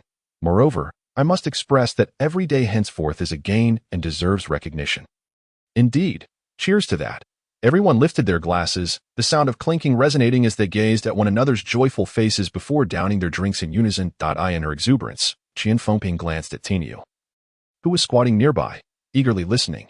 She retrieved a chicken from their space and tossed it to him, saying, "Here, have some. You deserve it too." Tinio sniffed the offering but made no move to eat. Puzzled, Qian Fengping exclaimed, "Isn't he fond of chicken? Why isn't he eating?" Pei Jun, rubbing his forehead, thought to himself that Tinio had just consumed a chicken and was likely too full to eat more. With a quick flick of his eyes, he devised an explanation. Tinio was overwhelmed by the unexpected treat and apprehensive. He recalled having told the dog not to eat the chickens at home. And now, receiving such a gift, Tinio might think she was testing him. He resolved to speak to Tinio later, assuring him it was all right to indulge. Realizing this, Qian Fengping marveled at how well-behaved the dog was in their home. Crediting Pei Jun for his excellent training, silently acknowledging his effort. After dinner, the floodwaters receded slightly, now at the halfway mark on the 3rd floor. However, the current remained swift, with debris frequently crashing against the house, indicative of the immense force at play. Jiang Ling recalled that in her previous life, the flood had peaked just 2 days prior, but now the first wave had reached its zenith, and with the rain ceased, it would not surpass the 4th floor. Jiang Songjun and Jiang Pei donned thick waterproof rubber gloves, securing safety ropes around their waists, the other ends tied to the staircase on the 4th floor. They exited the attic, tossing the remains of animals from the rooftop, allowing them to drift away with the current. They also discarded various wooden planks, weeds, hair, and tattered fabric, sweeping the area roughly to maintain cleanliness for future utility. The father and son descended from the rooftop and entered the space. Qian Fengping, wielding a spray bottle filled with disinfectant, thoroughly sanitized them. The used rubber gloves were discarded into a separate bin, to be subjected to high-temperature sterilization later. Under Jiang Ling's watchful eye, they adhered strictly to the common 7-step hand-washing technique employed by healthcare professionals. Once the cleaning was complete, the family went to check the water level on the 2nd floor, which remained at 2/5 full, showing no signs of rising further. Jiang Ling encouraged her parents to rest while she set up a small round table on the landing of the 2nd floor, producing a deck of cards and some snacks to play do diju with Pei Jun and Jiang Pei through the night. Around 11, Qian Fengping brought late-night snacks. "Your father has just grilled lamb skewers. chicken wings, pork rolls with millet peppers, garlic oysters, and spicy steamed bun slices. If you wish for anything else, just let me know. The charcoal is still burning strong. I can have your father grill more for you. Wow, Jiang Ling exclaimed, gazing at the sizzling lamb skewers, her fingers itching with desire. After a few bites, she found them too hot to handle, yet eagerly proclaimed, "So delicious." Jiang Pei and Pei Jun, feeling equally famished, devoured a couple of skewers before savoring the flavors. Jiang Pei took a bite of the oyster and said, "Mom, this oyster would be even better with a bit of cheese. Garlic cheese oysters are heavenly." "Do we have cheese at home?" Pei Jun replied, "Yes, it's on the shelf in the dessert and Western cuisine section, around number 50. Jiang Ling added, "I also want to eat baked starch sausages and cheese ham-baked potatoes." "Which ham-baked potatoes? Spanish ham?" "Any will do. Even Genoa ham is fine." Jiang Ling briefly explained the cooking method to Qian Fengping, who had never made it but often ordered it when dining out. Choose large potatoes, wash them without peeling, microwave on high for 4 minutes, flip, and microwave for 3 more minutes. Remember to wear gloves. They will be very hot. Then cut the baked potato in half, scoop out the insides, leaving a centimeter around the edges. While still warm, add diced ham, butter, salad dressing, pepper, and a bit of milk, mixing it all together. Return the mixture to the hollowed-out potato, sprinkle cheese on top, and bake in the oven for 15 to 20 minutes. And it's done. On a typical day, Qian Fengping would have likely grumbled, "What a hassle, just make it yourself." However, given the current apocalyptic circumstances, with little to do and insomnia plaguing her, she found the time-consuming task of preparing food quite suitable to pass the hours. After a while, she completed the preparation, each person holding a large potato that was too hot to eat. Just gazing at the rich cheese made their mouths water. "Mom, you should go to sleep now. We'll clean up afterward," Jiang Ling suggested. Sighing, Qian Fengping replied, "I can't sleep. Your father is carefree, watching movies with the DVD player, and I don't feel like joining him." "What do you want to do then?" "I was thinking how nice it would be if the internet wasn't down. I could play a few rounds of Honor of Kings with you all, and maybe even rank up." Pei Jun, recalling the days when Qian Fengping would insist he accompany her in the game, could not help but exclaim, "Thank goodness the internet is down," receiving a sharp glare from Qian Fengping. He quickly added, "Otherwise, I fear you wouldn't rest well." "Exactly," Jiang Pei chimed in. "Mom, why not play a single-player game? There are plenty on your tablet. Try them all." Once they managed to coax Qian Fengping away, Jiang Ling retrieved a DVD player and selected My Fair Princess. The three of them snuggled under a blanket, munching on snacks while watching the nostalgic drama to pass the time, perhaps due to their full stomachs or the late hour. By 1 or 2 in the morning, they all dozed off, leaving Tinio to guard them while enjoying the remnants of his chicken. Before long, the stillness of the night was abruptly shattered by a series of piercing cries, followed by a thud. Jiang Pei jolted awake, exclaiming, "What was that noise? Someone must have fallen from the building." Jiang Ling replied, rushing to the 3rd floor to shine her flashlight outside, only to see nothing. The unfortunate individual had already been swept away by the raging flood.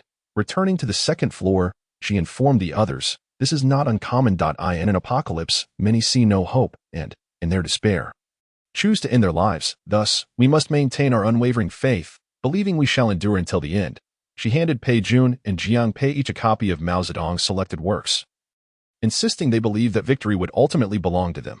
Pei Jun, looking bewildered, asked, "So what do we do next?" Jiang Ling replied, "Have you memorized the maps I provided?" Both men confidently affirmed, "We have." Jiang Ling's gaze turned toward the outside. "Once the flood stabilizes a bit, we will venture out and undertake something significant." Chapter 52. I'm about to suffocate. Jiang Pei felt a growing sense of restlessness as he sought out tasks to occupy himself. The rooftop had been thoroughly cleaned, and after being exposed to the sun and wind, it was now remarkably dry, devoid of any traces of moisture. He carried dozens of sandbags and fashioned a small fortress atop them, laying down mats and setting up a telescope to create a makeshift observation post. Shortly thereafter, Pei Jun and Jiang Ling joined him, gazing toward the southeast, where a few white cylindrical tanks were visible. Located 30 kilometers away, these were the oil storage facilities Jiang Ling had previously scouted. Their primary objective, the space had been rearranged to accommodate the influx of items, creating ample room for new additions. Preserved sausages, cured meats, dried vegetables, and other supplies were all neatly stored away. Various sections were designated for hot dishes, cooked foods, raw meats, vegetables, grains, water storage, daily necessities, clothing, weapons, pharmaceuticals, Tools, incubation, breeding, and energy, each spaced adequately to prevent the mingling of scents and ensure convenient access. Different vehicles, agricultural machinery, inflatable boats, and motorboats acted as dividing markers for the existing items and those that would arrive post-flood. Jiang Songjun and Qian Fengping established a household disinfection station, mandating that all newly introduced items undergo sterilization to eliminate any risk of bacterial growth. Jiang Ling placed a conspicuous notice board, inscribing the names of every individual. Beneath each name, hooks were affixed, adorned with red, yellow, and green knots. Red signified danger, indicating one should remain inside. Yellow indicated potential danger, suggesting it was best to stay indoors. Green signified the lifting of danger, permitting one to venture out. Jiang Ling demonstrated the system. Should she discover an intruder within their quarters, she would remove the red knot. The individuals inside the space would then recognize the absence of the red knot and remain indoors until someone outside replaced it with a green knot. Pei Jun raised his hand, asserting, if you detect danger, you shouldn't remove the red knot. You should retreat into the space first. This is merely a demonstration, but what if someone doesn't make it in time? Jiang Fengping interjected, spitting to ward off ill fortune. That scenario 1T happen. After you all leave, your father and I will remain outside, ensuring that all three of you can enter safely if danger arises. Jiang Ling surveyed the space, noting that a substantial portion remained available, hoping it would suffice to accommodate everything they needed to bring in. They diligently prepared for their excursions, having thoroughly studied the inflatable boat's manual. The map was densely annotated, with various colored pins marking different routes, while bright colors highlighted areas with sharp objects and potential hazards to avoid. Qian Fengping had completed sewing winter coats, even for Iron Bull. With surplus fabric, she fashioned a tiger head cotton hat for him. Pei Jun took Iron Bull for leisurely strolls through the pig pen and orchard, ensuring that the incubator he was responsible for was functioning properly. Jiang Pei, inspired by Jiang Ling, had developed a fascination for motivational literature, delving into the works of Carnegie and Nick Vujicic, studying how others persevered through adversity.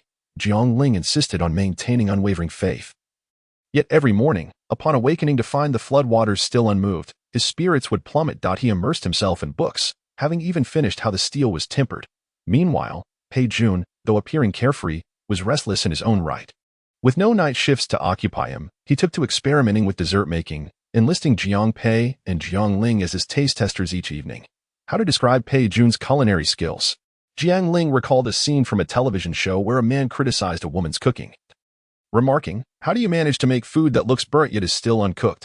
She had never understood the comment until she tasted Pei Jun's chiffon cake. The outer layer was charred, resembling a mischievous child who had tumbled into a coal pile, while the inside remained undercooked and runny, still carrying the scent of raw eggs. After spending 3 hours in the kitchen, Pei Jun observed their expressions and felt disheartened. "Is it truly that unpalatable?" Jiang Pei remarked. "It's passable. The burnt parts are edible, but the unburnt portions are inedible. Then try this," he suggested, presenting a cupcake. Jiang Pei took a bite, nearly breaking a tooth, his face a mask of disbelief. "Did you really follow a recipe for this?" Pei Jun reflected. "I made slight adjustments. It's not good. Perhaps refrain from innovating next time, or better yet, just don't cook at all." Pei Jun, unconvinced, insisted on trying again. He bit into the cupcake, only to find it impossible to chew. In frustration, he hurled it onto the table with a resounding thud. Jiang Ling burst into laughter, exclaiming, "Don't discard it. We can use it as a weapon. It's harder than a rock." Pei Jun, dejected, withdrew into himself. Jiang Pei rummaged through the serving tray and discovered a soft waffle, warm and drizzled with condensed milk. Tentatively, he took a bite and gave a thumbs up. "Delicious. This waffle turned out great." "Don't be upset. You clearly have talent. None of us can make waffles. Yours is exquisite. You can't find anything this good outside." Pei Jun's face turned even greener, and he sighed in resignation. "You can indeed find them outside. This waffle was simply something I had stocked up on that I was worried we wouldn't have enough to eat, so I used it as filler." "Humph, I want to cook again." "Such a waste." Jiang Ling quickly interjected, "It's fine. If we can't eat it, Iron Bull can." She called Iron Bull over, pushing the chaotic chiffon cake in front of him.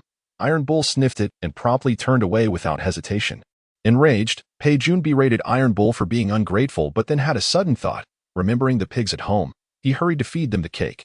Moments later, he returned, excitedly announcing to his siblings, "The pigs devoured it. At least it was wasted." Jiang Pei remarked, "Not too shabby. The future looks promising." Once Pei Jun had walked away, He couldn't help but whisper to Jiang Ling, "Your sister-in-law spent 3 hours making pig food." Ha ha ha ha. And so, the days passed in lightheartedness. On the afternoon of August 18, Jiang Ling awoke and checked the water level outside, noting it had receded to the second floor's midpoint, with a noticeably slower current. "Let us get ready. We'll head out tonight."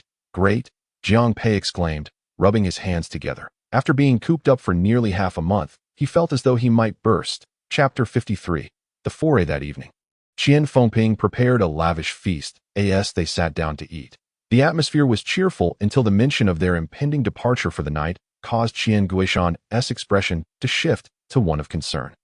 "But the water is still so high outside. Is it really safe to go out?" The elderly man's voice trembled with emotion as he spoke. Jiang Ling felt a pang of sorrow. It wasn't insurmountable. The current was manageable, and as long as the inflatable boat didn't capsize, they could venture out. They could not afford to wait any longer. Soon others would emerge, and the likelihood of competing for resources would increase, rendering their situation even more perilous. Jiang Songjun added, "Indeed, and there are numerous corpses floating in the water now, beginning to emit a foul odor. The longer we delay, the more pathogens will proliferate. It's better to leave sooner rather than later." The group reached a consensus, and no further arguments ensued. Around 8 in the evening, the city, devoid of power, was Jiang Pei navigated the inflatable boat, adjusting its course as he smoothly departed from home. Jiang Ling turned her head and saw Qian Guishan standing on the rooftop terrace, waving a flashlight. The tranquil night was pierced by a beam of strong light as the boat sped toward the southeast. This route had been traversed in Jiang Pei's mind hundreds of times, skillfully avoiding visible obstacles. Within half an hour, they successfully arrived at the oil depot. The entrance to the depot, like their home, was submerged in floodwaters, allowing them to drive straight in. Upon reaching the vicinity of the oil tanks, Jiang Pei turned off the engine, and the three of them paddled slowly closer. This was a medium-sized oil depot, where the capacity of the tanks ranged between 10,000 and 50,000 cubic meters. Such massive tanks required several people to encircle them, standing tall and towering into the clouds, with iron ladders welded to the side for the convenience of routine inspections by staff. Jiang Ling switched on the overhead light and climbed the ladder to take a look. Jiang Pei and Pei Jun waited anxiously below. Although the surroundings were deserted, it was perhaps their first time engaging in such an endeavor, leaving them feeling apprehensive and instinctively lowering their voices, intermittently inquiring, "Have you reached the top? What do you see?" Unsure if the height obstructed their communication, they soon could no longer see the beam of light. Pei Jun, feeling a bit anxious, said, "Support me. I'll go take a look." No sooner had he spoken than a beam of light shone down from above. Jiang Ling poked her head out, excitedly exclaiming, "We've struck gold." She swiftly descended, using both hands and feet, and reported that there was an opening above for oil extraction, with some writing. Jiang Pei hurriedly asked, "What does it say?" "Gasoline, 30,000 cubic meters." Jiang Pei gasped in astonishment. "Heavens, 30,000 cubic meters. Our family only uses 3,000 liters a year. 1,000 liters equals 10 cubic meters. 30,000 cubic meters.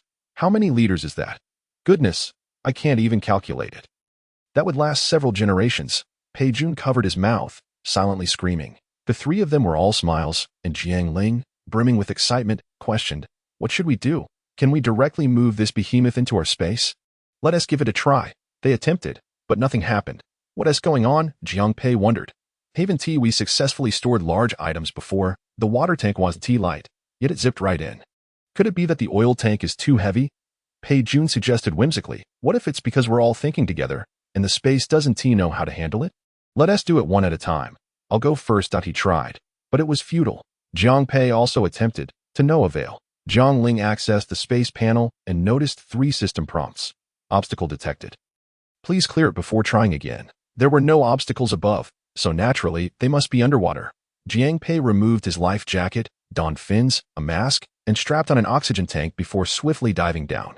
2 minutes later, he resurfaced, revealing that there were ground fasteners securing the tank, with colossal screws that needed a wrench to loosen. He retrieved a wrench from the space and dove back down. Jiang Ling and Pei Jun quickly changed into their gear, secured the inflatable boat to the iron ladder, and dived down to assist. The large oil tank was indeed well secured. Together, Jiang Pei and Pei Jun grasped the wrench, their feet planted firmly on the tank, exerting all their strength and managing to turn it just a fraction. After nearly 10 minutes of effort, They finally unfastened one ground fastener. Underwater, their strength waned rapidly, and they hurriedly climbed back onto the inflatable boat, lifting their masks to gasp for air. Jiang Ling circled the tank underwater and discovered that there were 8 ground fasteners in total. How long would this take? She pondered, then drew out her dagger and tried to scrape against the iron plate of the connecting fasteners, immediately creating a clear scratch. Grasping the iron plate, she vigorously sawed back and forth, quickly cutting a large opening, severing the iron plate in under 3 minutes. Overjoyed, she quickly surfaced to inform them, using Uncle Lee's dagger. It cut through in no time, effortlessly. Wonderful. Pei Jun exhaled in relief. Rubbing his wrist, the wrench had been taxing, nearly exhausting his strength. Each of the 3 grabbed a dagger and dove down again. In less than 10 minutes, all the ground fasteners were removed. Returning to the inflatable boat, they untied the ropes, eagerly anticipating this thrilling moment. Jiang Ling touched the tank's surface, closed her eyes, concentrated her thoughts, and felt her hands empty. When she opened her eyes, the oil tank had vanished. Jiang Pei and Pei Jun erupted into applause. Jiang Ling quickly checked the space, ensuring the tank was placed in a suitable position, confirming there was room for 2 more. Energized, the trio swiftly returned to the water to saw again, acquiring another tank of 40,000 cubic meters of gasoline and a tank of 20,000 cubic meters of diesel. There were still 5 fuel tankers submerged at the bottom, which had not yet unloaded their cargo. All 5 small tanks were also claimed by the trio. That's enough. More than enough. The 3 climbed aboard the inflatable boat, retrieved towels from the space to dry off, and wrapped themselves in blankets to recover for a moment. Jiang Ling glanced at her waterproof watch. It was already 10 o'clock. Time had flown. Yet there were still many places to explore. Jiang Ling patted Jiang Pei on the shoulder. Let us go. Next stop. Chapter 54. A frenzy of zero-cost shopping. Many large enterprises, in a bid to save on rent, have established warehouses on the outskirts of the city. There, one can find supermarkets, logistics, daily necessities, cosmetics, and electronics in abundance. Jiang Ling had previously driven around, familiarizing herself with some of the warehouse situations in the suburbs. The rest was even simpler. A quick online search would yield the addresses, as these were hardly secrets.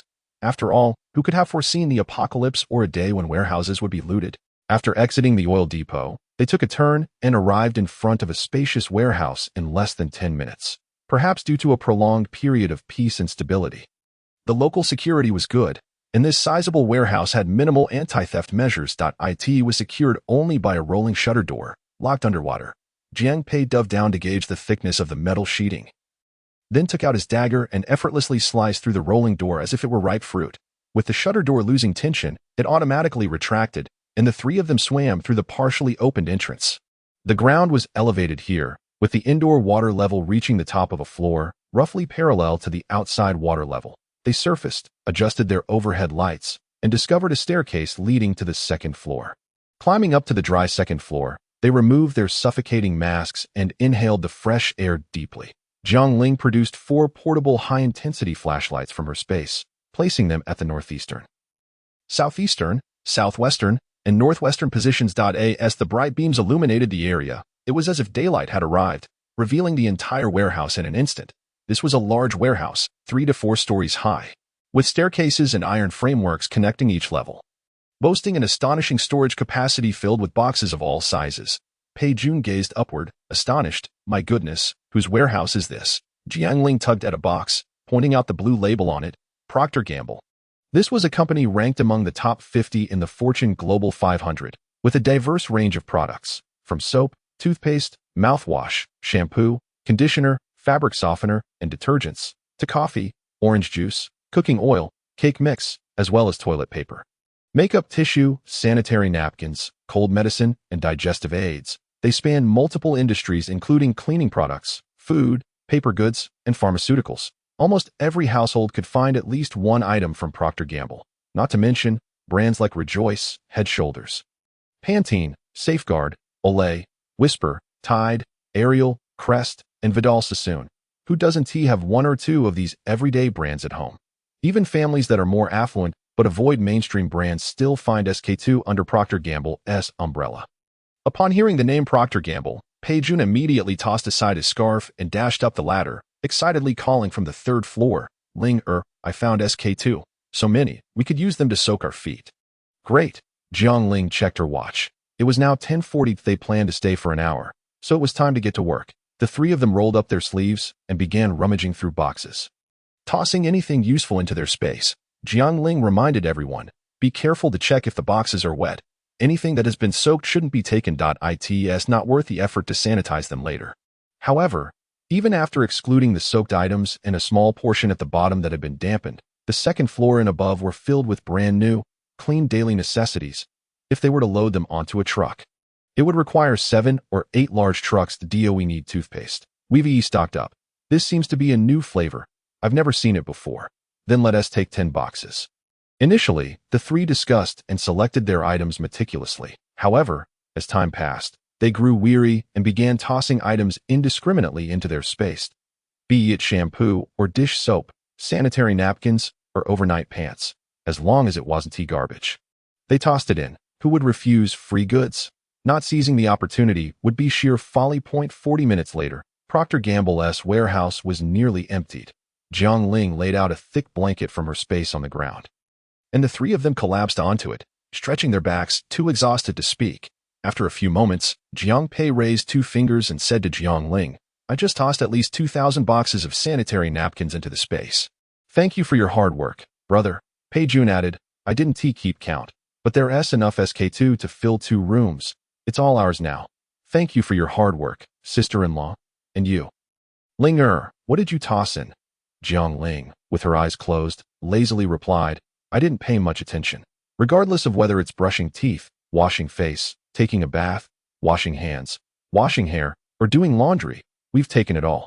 Even if you count the 6 of us at home, along with Tiniu and those 2 pigs, there's simply no way we could exhaust all those cleaning supplies. After a brief respite of 3 to 5 minutes, each person downed a bottle of Red Bull and shifted their focus to the adjacent warehouse. The neighboring facility belonged to Sam's Club, a subsidiary of Walmart.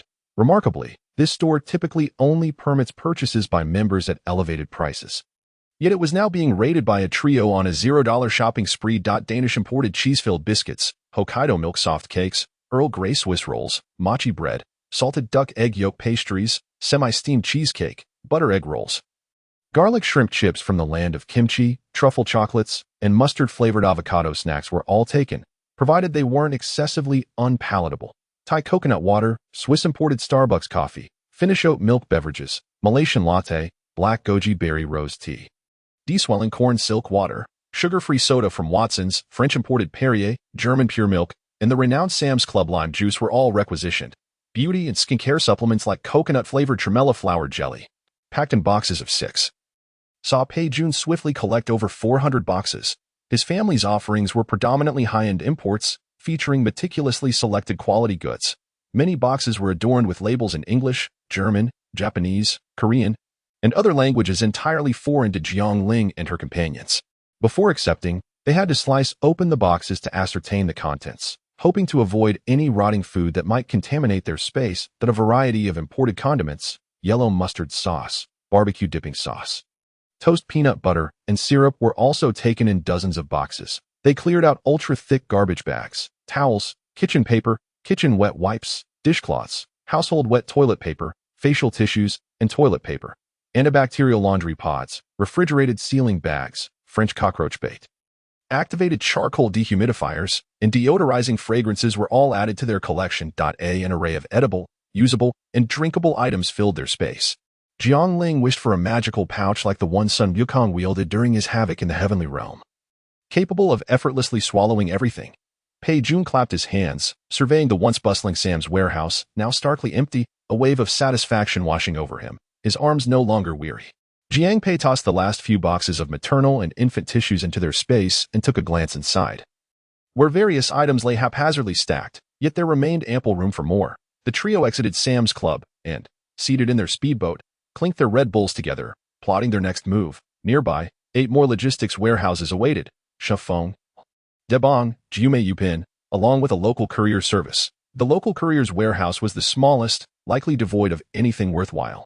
Jiang Ling proposed, let us have a competition, 1 warehouse per person. Whoever clears 2 first can take a break in the 3rd round. No sooner had she spoken than Pei Jun raised his hand. I'll take the local warehouse in Jiumei. Jiang Ling quickly followed up. I'll take Shafeng, Yunda, and Shintong. Jiang Pei opened his mouth, only to realize he had no choices left. His misfortune lay in his inability to speak swiftly. Pei Jun, confident of victory, donned a mask, pried open the local warehouse door, and swiftly slipped inside, just as Jiang Pei and Jiang Ling were about to dive in. Pei Jun emerged again, shouting, "You guys hurry in! Huge discovery!" Chapter 55. Unexpected gains. Local logistics often handle items that other courier services refuse to ship, such as live animals. Following Pei Jun into the warehouse, Jiang Ling and Jiang Pei found a delivery truck parked in the center, its doors ajar, with water reaching the level of the cargo area, though not excessively high. Perched atop the truck was a cage containing 2 small rabbits. Their food bowl licked clean and gleaming. The rabbits appeared to have gone without food since the flood, their eyes vacant and their bodies motionless. Jiang Pei remarked, "It seems the warehouse manager is quite responsible." During the torrential rains, although live animals couldn't be delivered, he still came to place them at a higher position and must have fed them, or they would have starved by now. Indeed, Jiang Ling mused as she observed the hastily opened truck door. The rabbits had been placed on the roof rather than on a shelf, indicating an urgent situation. She hoped the manager had foreseen the crisis and that good deeds would be rewarded, allowing him to escape disaster. Pei Jun speculated, an urgent situation doesn't necessarily have to be the flood. What if his wife went into labor? He might have rushed home. Let us hope so. Jiang Ling said, lifting the rabbit cage. Looks like we'll have an abundance of rabbit meat. And more. Pei Jun switched the spotlight to its brightest setting. Look up there. The siblings glanced upward, discovering that the second level of the metal shelves was filled with cages of various sizes. A strong beam of light illuminated the writhing creatures within. They shone their flashlights in all directions, illuminating the warehouse before climbing the ladder to the second floor, revealing a miniature animal kingdom. 3 lambs nestled together, a black and white calf, a spirited little yellow cow, 7 or 8 pigeons, a pair of budgerigars, a Brazilian turtle, several boxes of beetles, and even a golden python. Good heavens, what a treasure trove. Jiang Ling poked at the lamb's slender neck, which opened its eyes tiredly to glance at her, still alive and ready for care. Initially, Jiang Ling had considered raising these animals solely for consumption, with enough meat stockpiled at home and pigs already being raised. It seemed unnecessary to accumulate too many animals, which would only consume feed. However, Jiang Tsong had been expressing concern lately, often lamenting, what if the apocalypse doesn't end? Will we run out of beef and lamb? And now, here were the cattle and sheep. Jiang Ling scrutinized the lambs. One had horns, likely a male, while the other 2 were females, suitable for breeding. Pei Jun inquired, what about the cows? Jiang Pei leaned closer to examine the little yellow cow, surmising it was male. But are yellow cows and dairy cows the same breed? Can they mate? What would their offspring be? Pei Jun shrugged. Who cares? We'll just put them together and let them develop feelings. Who knows? They might hit it off. If they want to be together, let them be. Why bother with societal norms? The trio promptly placed the cows, sheep, pigeons, rabbits, and parrots, along with their cages, into their space.as for the beetles. Some resembled cockroaches, others looked like dung beetles, none were particularly endearing. Jiang Ling remarked, let them go extinct. I wouldn't mind never seeing them again. As for the golden python, the 3 of them kept their distance, as none of the family had any fondness for snakes. The local warehouse was small to begin with. Aside from these animals, there were also some moldy boxes, dark with extensive mold spots, rendering their contents unidentifiable. For safety's sake, they didn't touch them. Within 15 minutes, the trio cleared the local warehouse and hurried off to the next one. Pei Jun, feeling quite pleased, made his way to the Jume Yupin warehouse. Previously, he had wanted to stock up on cosmetics, but Jiang Ling and Jiang Pei had stopped him from purchasing them. Now he found himself in a beauty haven, determined to empty the shelves as long as his hands kept moving. Boxes adorned with the logos of Dior, Estée Lauder, Yves Saint Laurent, Chanel, Armani. He needed only to glance at them before placing them into his space. Whether lipsticks, lip oils, perfumes, lotions, creams, serums, eye creams, or foundations, he collected them all without hesitation. Brands like Lancme, La Mer, Da Vinci, Shiseido, Solwasu, L'Oreal, Clinique, and Valentino were also included in his haul. If it were someone else, they might not be as adept as Pei Jun. This was his forte. He was well acquainted with these products, even knowing which foundations were prone to caking, which were likely to cause breakouts, and the ingredients in various eye creams. Before long, he spotted a row of boxes labeled Zusa, which seemed vaguely familiar, but he couldn't quite place. Upon opening one, He discovered it was a Medusa facial massager. Before the apocalypse, this device sold for over 20,000, and he had hesitated to buy it. To find it here was a stroke of luck. He quickly stored it in his space, finding 7 or 8 in total, enough for each family member. The more he collected, the happier he became. Pulling out a tablet from his space, he resumed watching his favorite show, Empresses in the Palace, while humming along as he continued to scour the warehouse. While Pei Jun enjoyed a leisurely and delightful experience, Jiang Pei found his own efforts far less straightforward. He entered the Debong Logistics warehouse, which specialized in transporting large items, with each box being sizable and elongated. As Jiang Pei wiped the labels, he found himself frowning increasingly, contemplating, what on earth are these? Pulling over a heavy load, he examined a steel pipe. Then he dragged over another item, revealing a radiator. Finally, he encountered a box of moderate size that was neither odd nor misshapen, only to discover it contained a fire extinguisher. Jiang Pei was reminded of the trailer that Jiang Songjun had been reluctant to discard in their space. Sensing a peculiar harmony between the pile of items and that vehicle. It was tasteless to keep, yet wasteful to discard. After a moment's indecision, he decided to keep it, stacking everything onto the vehicle with the intention of throwing it away later if it proved useless. This endeavor was not entirely fruitless. He stumbled upon various tools, tires, electric saws, cutting machines, planers, windshield washer fluid, antifreeze, and the like. Adhering to the principle of the more, the better, he collected all of it. His progress was somewhat slow, and after an hour and a half, he finally cleared the area. Upon entering the JD warehouse, he discovered that Pei Jun and Jiang Ling were already there, with lights set up all around.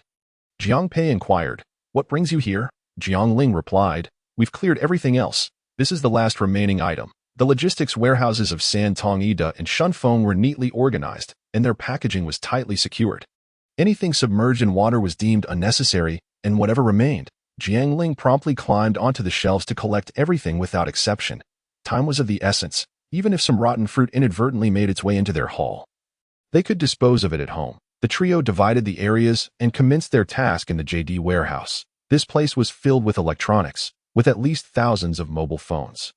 Regrettably, they were all devoid of signal, rendering them less useful than a brick. They gathered usable items such as tablets, solar water heaters, kettles, and electric heaters. Pei Jun collected over a dozen refrigerators. Jiang Pei questioned, "Why are you taking so many refrigerators?" Pei Jun retorted, "Is there anyone in the space charging you for electricity?" Jiang Pei pondered this and tossed a few electric ovens into the mix. After nearly another hour of work, Jiang Ling, exhausted, could no longer stand upright and sat down on a stool. "Brother, sister-in-law, come take a break. I'm hungry. Let's figure out what to eat."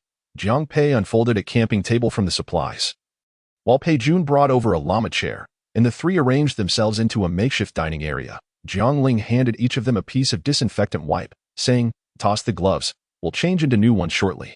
Wipe your hands and get ready to eat." Pei Jun, noticing the red marks on her wrist, turned pale and swiftly grasped her wrist, asking, "Are you hurt?" Before Jiang Ling could respond, Jiang Pei, visibly anxious, rolled up her sleeve and repeatedly asked, "Where are you hurt?"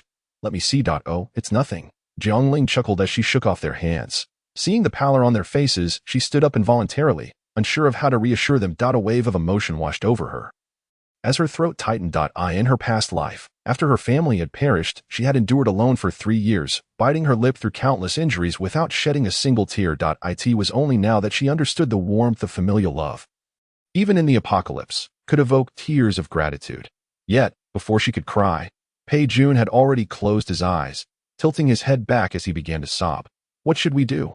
Why does my sister, such a wonderful person, have to suffer so? Why is fate so unfair?" Upon hearing those words, Jiang Ling's tears abruptly ceased. "Wait, don't cry for no reason. I'm fine.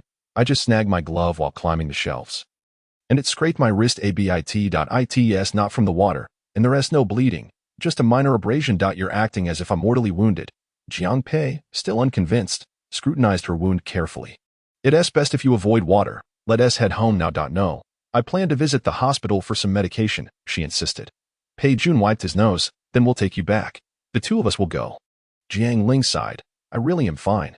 You two are just inexperienced and overly anxious." She urged them to sit down and retrieve some delicious, steaming northeastern spicy hot pot from their supplies, serving each a bowl as they chatted and enjoyed their meal. She surmised that Pei Jun and Jiang Pei were particularly tense about injuries due to hearing her recount how they had succumbed to a virus in their past life. However, the viruses and flood waters required time to develop. Only when the bodies of humans and animals had decayed to a certain extent would various bacteria begin to flourish. It was now the 4th day since the flood had arrived.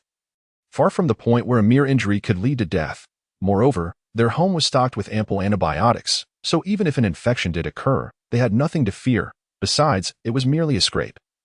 Easily covered with a waterproof bandage, Jiang Ling shared this insight. The atmosphere lightened considerably. The psychological burden of the apocalypse was immense, as if everyone had become deeply indebted individuals, perpetually uncertain of when they could repay their debts, and never knowing when the creditor might arrive. Sometimes it was the creditor, and other times it was death itself.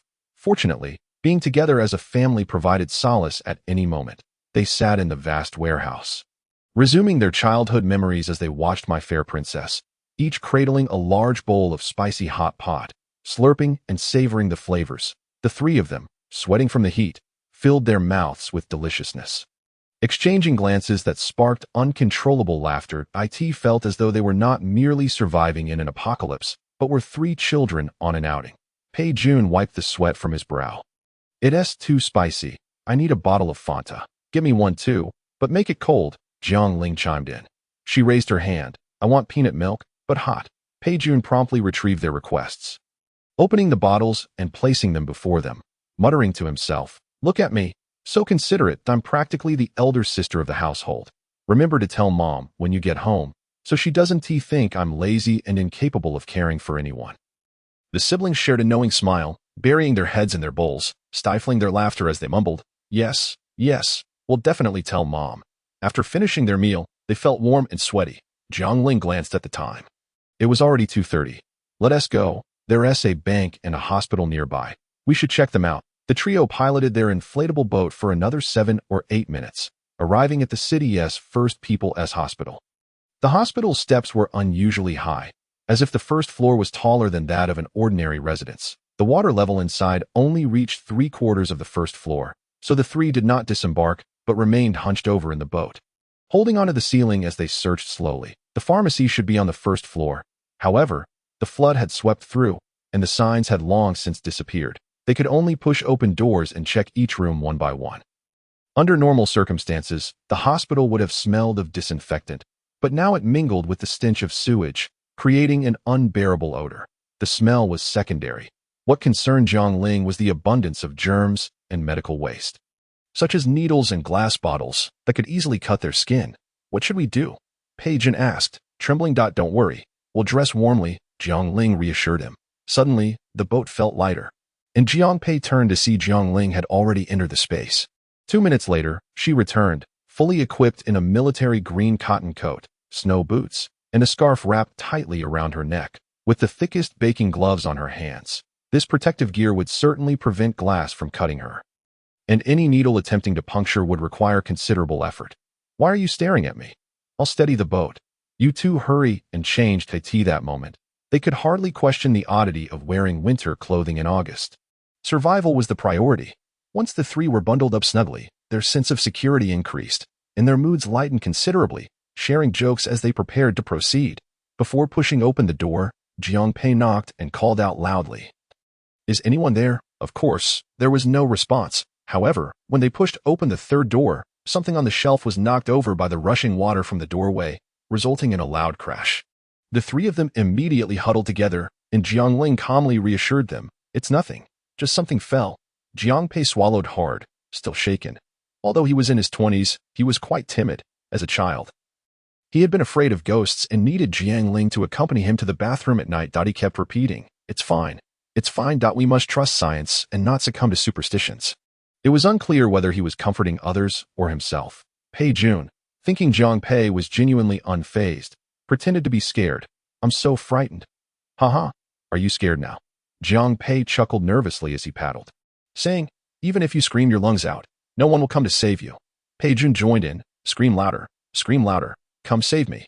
Jiang Ling laughed softly but remained vigilant, scanning the surroundings.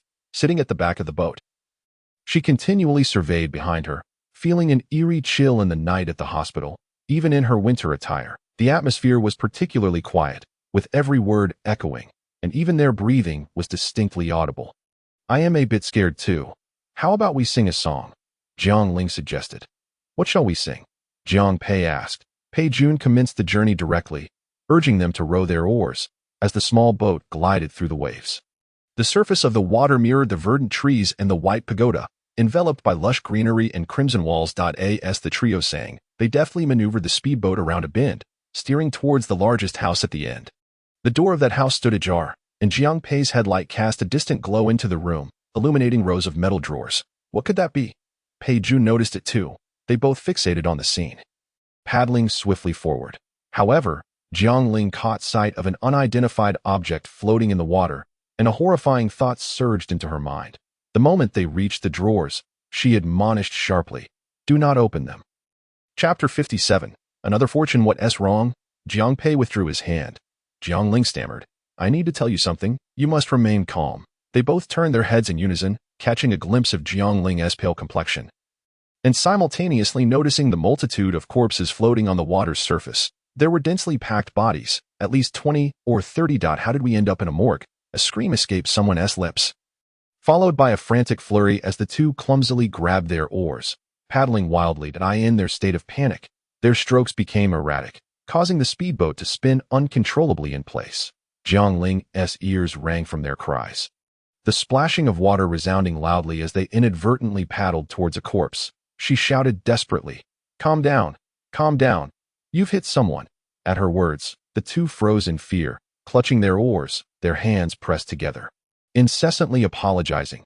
Had circumstances permitted, they might have prostrated themselves in contrition. Jiang Ling exerted all her effort to regain control of the situation. "Don't panic. Listen to me. Stay calm." Pei Jun squinted, afraid to open his eyes, tearfully declaring, "I can't calm down. You must calm down regardless. Come, let us sing a song and row out slowly." Jiang Ling gently turned the boat around, suggesting, "Sing something uplifting, something filled with positive energy." Jiang Pei slowly began to paddle, while Pei Jun closed his eyes and softly sang, "Arise, ye who refuse to be slaves." Jiang Pei interjected hastily, "What do you mean arise? Do you want them to rise from the dead?" Pei Jun shuddered and quickly corrected himself. "Sleep, sleep, my dear, sleep, sleep, my dear." Jiang Ling and Jiang Pei cautiously rowed the speedboat outward, occasionally brushing against a floating body. Jiang Pei continuously murmured apologies. "I'm sorry. I am sorry. Please make way." "Excuse me, it was unintentional." My apologies. Please do not take offense." Once they exited the morgue, they had no desire to inspect the remaining rooms on the first floor. Jiang Ling instructed, "Let us head straight to the second floor." Pei Jun finally opened his eyes and joined in rowing, repeatedly singing at triple speed, "Let us row our oars, let us row our oars." The trio surged up the inclined platform to the first floor, each eagerly clambering out of the speedboat, collapsing onto the ground, breathless.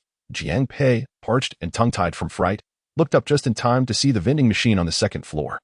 With a crash, he shattered the glass, retrieving a bottle of cola, downing half of it in one go, finally feeling his nerves settle. Jiang Ling approached, grabbing a bottle of water and sipping a few gulps. She produced a powerful flashlight, illuminating the entire floor. This level had not been washed away by the flood. The door signs remained intact. Finally, they no longer needed to check each room one by one. Especially after the harrowing experience on the first floor, they were reluctant to open any room that might harbor corpses. Jiang Ling turned the headlamp to its brightest setting, leading the way.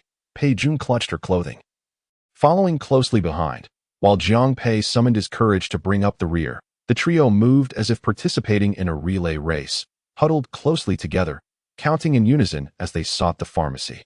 The second and third floors were replete with various departments, treatment rooms, and examination rooms. Upon reaching the fourth floor, they finally discovered a medical equipment room, filled with surgical instruments, knives, scissors, infusion tubes, and other paraphernalia.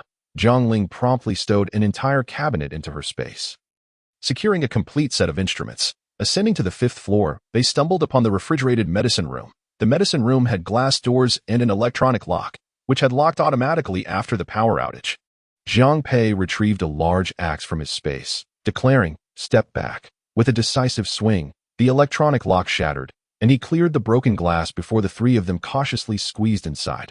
Upon entry, they all gasped in unison, The room was as spacious as 3 regular rooms, neatly arranged with rows of medicine refrigerators, cool cabinets, and portable drug coolers. We struck gold again, Jiang Ling exclaimed, tossing off her military coat. Ready to get to work, Jiang Pei opened one cabinet, feeling a chill emanating from within. Why does it feel so cool? It doesn't seem like it's been without power for 10 days. Jiang Ling explained, hospitals usually have backup power supplies, so they remain operational longer than the outside world. Fortunately, it has been 10 days without power. Otherwise, many medications would have spoiled. The medications stored in the coolers were either expensive or extremely valuable. Mostly prescription drugs that could not be purchased externally. These precious medications, if not properly stored, could deteriorate. Most required precise temperature control between 2°C and 8°C. Jiang Ling took a thermometer from her space to measure the temperature in the refrigerated box. Noting it was at 7°C, suggesting the power had only recently gone out, and the medications were still viable. Pei Jun inquired, should we take everything? What are these for? We want to know how to use them. Jiang Pei raised a bottle in each hand, proclaiming, this is tetanus immunoglobulin and hepatitis B immunoglobulin. Pei Jun opened a nearby cabinet, pulling out a medication labeled in English, struggling to pronounce, morphia. Jiang Ling leaned over to take a look. Confirming, it's morphine, a type of narcotic, universally recognized as a potent analgesic capable of alleviating severe pain. Jiang Ling examined the interconnected cabinets, discovering an array of narcotics, morphine, acetylfentanyl, methadone, cocaine, and various forms of cannabis, as well as other anesthetics and psychotropic substances. For instance, ketamine, colloquially known as K-powder, could induce a state of euphoric confusion, leading individuals to act irrationally, such as jumping from heights or crashing vehicles. In earlier Hong Kong dramas about drug enforcement, such substances were frequently sought in bars. These drugs were not only useful for anesthesia and pain relief, but could also prove invaluable in dangerous situations. Just imagine administering these to adversaries, achieving psychological control over them. They would never suspect that in an apocalyptic world, they could be drugged. Jiang Ling promptly instructed them to store those cabinets into her space and to ensure they were connected to power for proper preservation. She then ventured to check other medicine cabinets for anything usable, though despite having perused several thick medical tomes, the long and peculiar names of the medications still baffled her. Probiotic capsules. Pure protein derivatives of Bacillus calmette-guerin. Recombinant bovine alkaline fibroblast growth factor topical solution. What on earth were these? Recombinant bovine alkaline fibroblast growth factor eye gel, alkaline fibroblast growth factor eye drops, procaine eye drops. She only knew they were for ocular use. Recombinant human granulocyte stimulating factor injection, recombinant human macrophage colony stimulating factor for injection, recombinant human erythropoietin, dacarbazine, docetaxel, cyclophosphamide, and posterior pituitary extract injection. The more she read, the more perplexed she became. She sincerely wondered how doctors managed to memorize so many complex medications. Just as she hesitated on whether to continue, she noticed a large bookshelf beside the medicine cabinet, laden with dozens of thick manuals on drug usage, pharmacology, and various medication guides.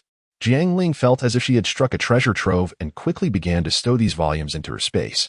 Among the remaining items in the medicine cabinet were prothrombin complex concentrate, lyophilized thrombin powder, desmopressin injection, hepatocyte growth factor, and dozens of types of globulin. Human serum albumin? Pei Jun asked. Puzzled. Isn't that a typo? Why is this one albumin when the others are globulin? Jiang Ling chuckled. This albumin is indeed a valuable substance.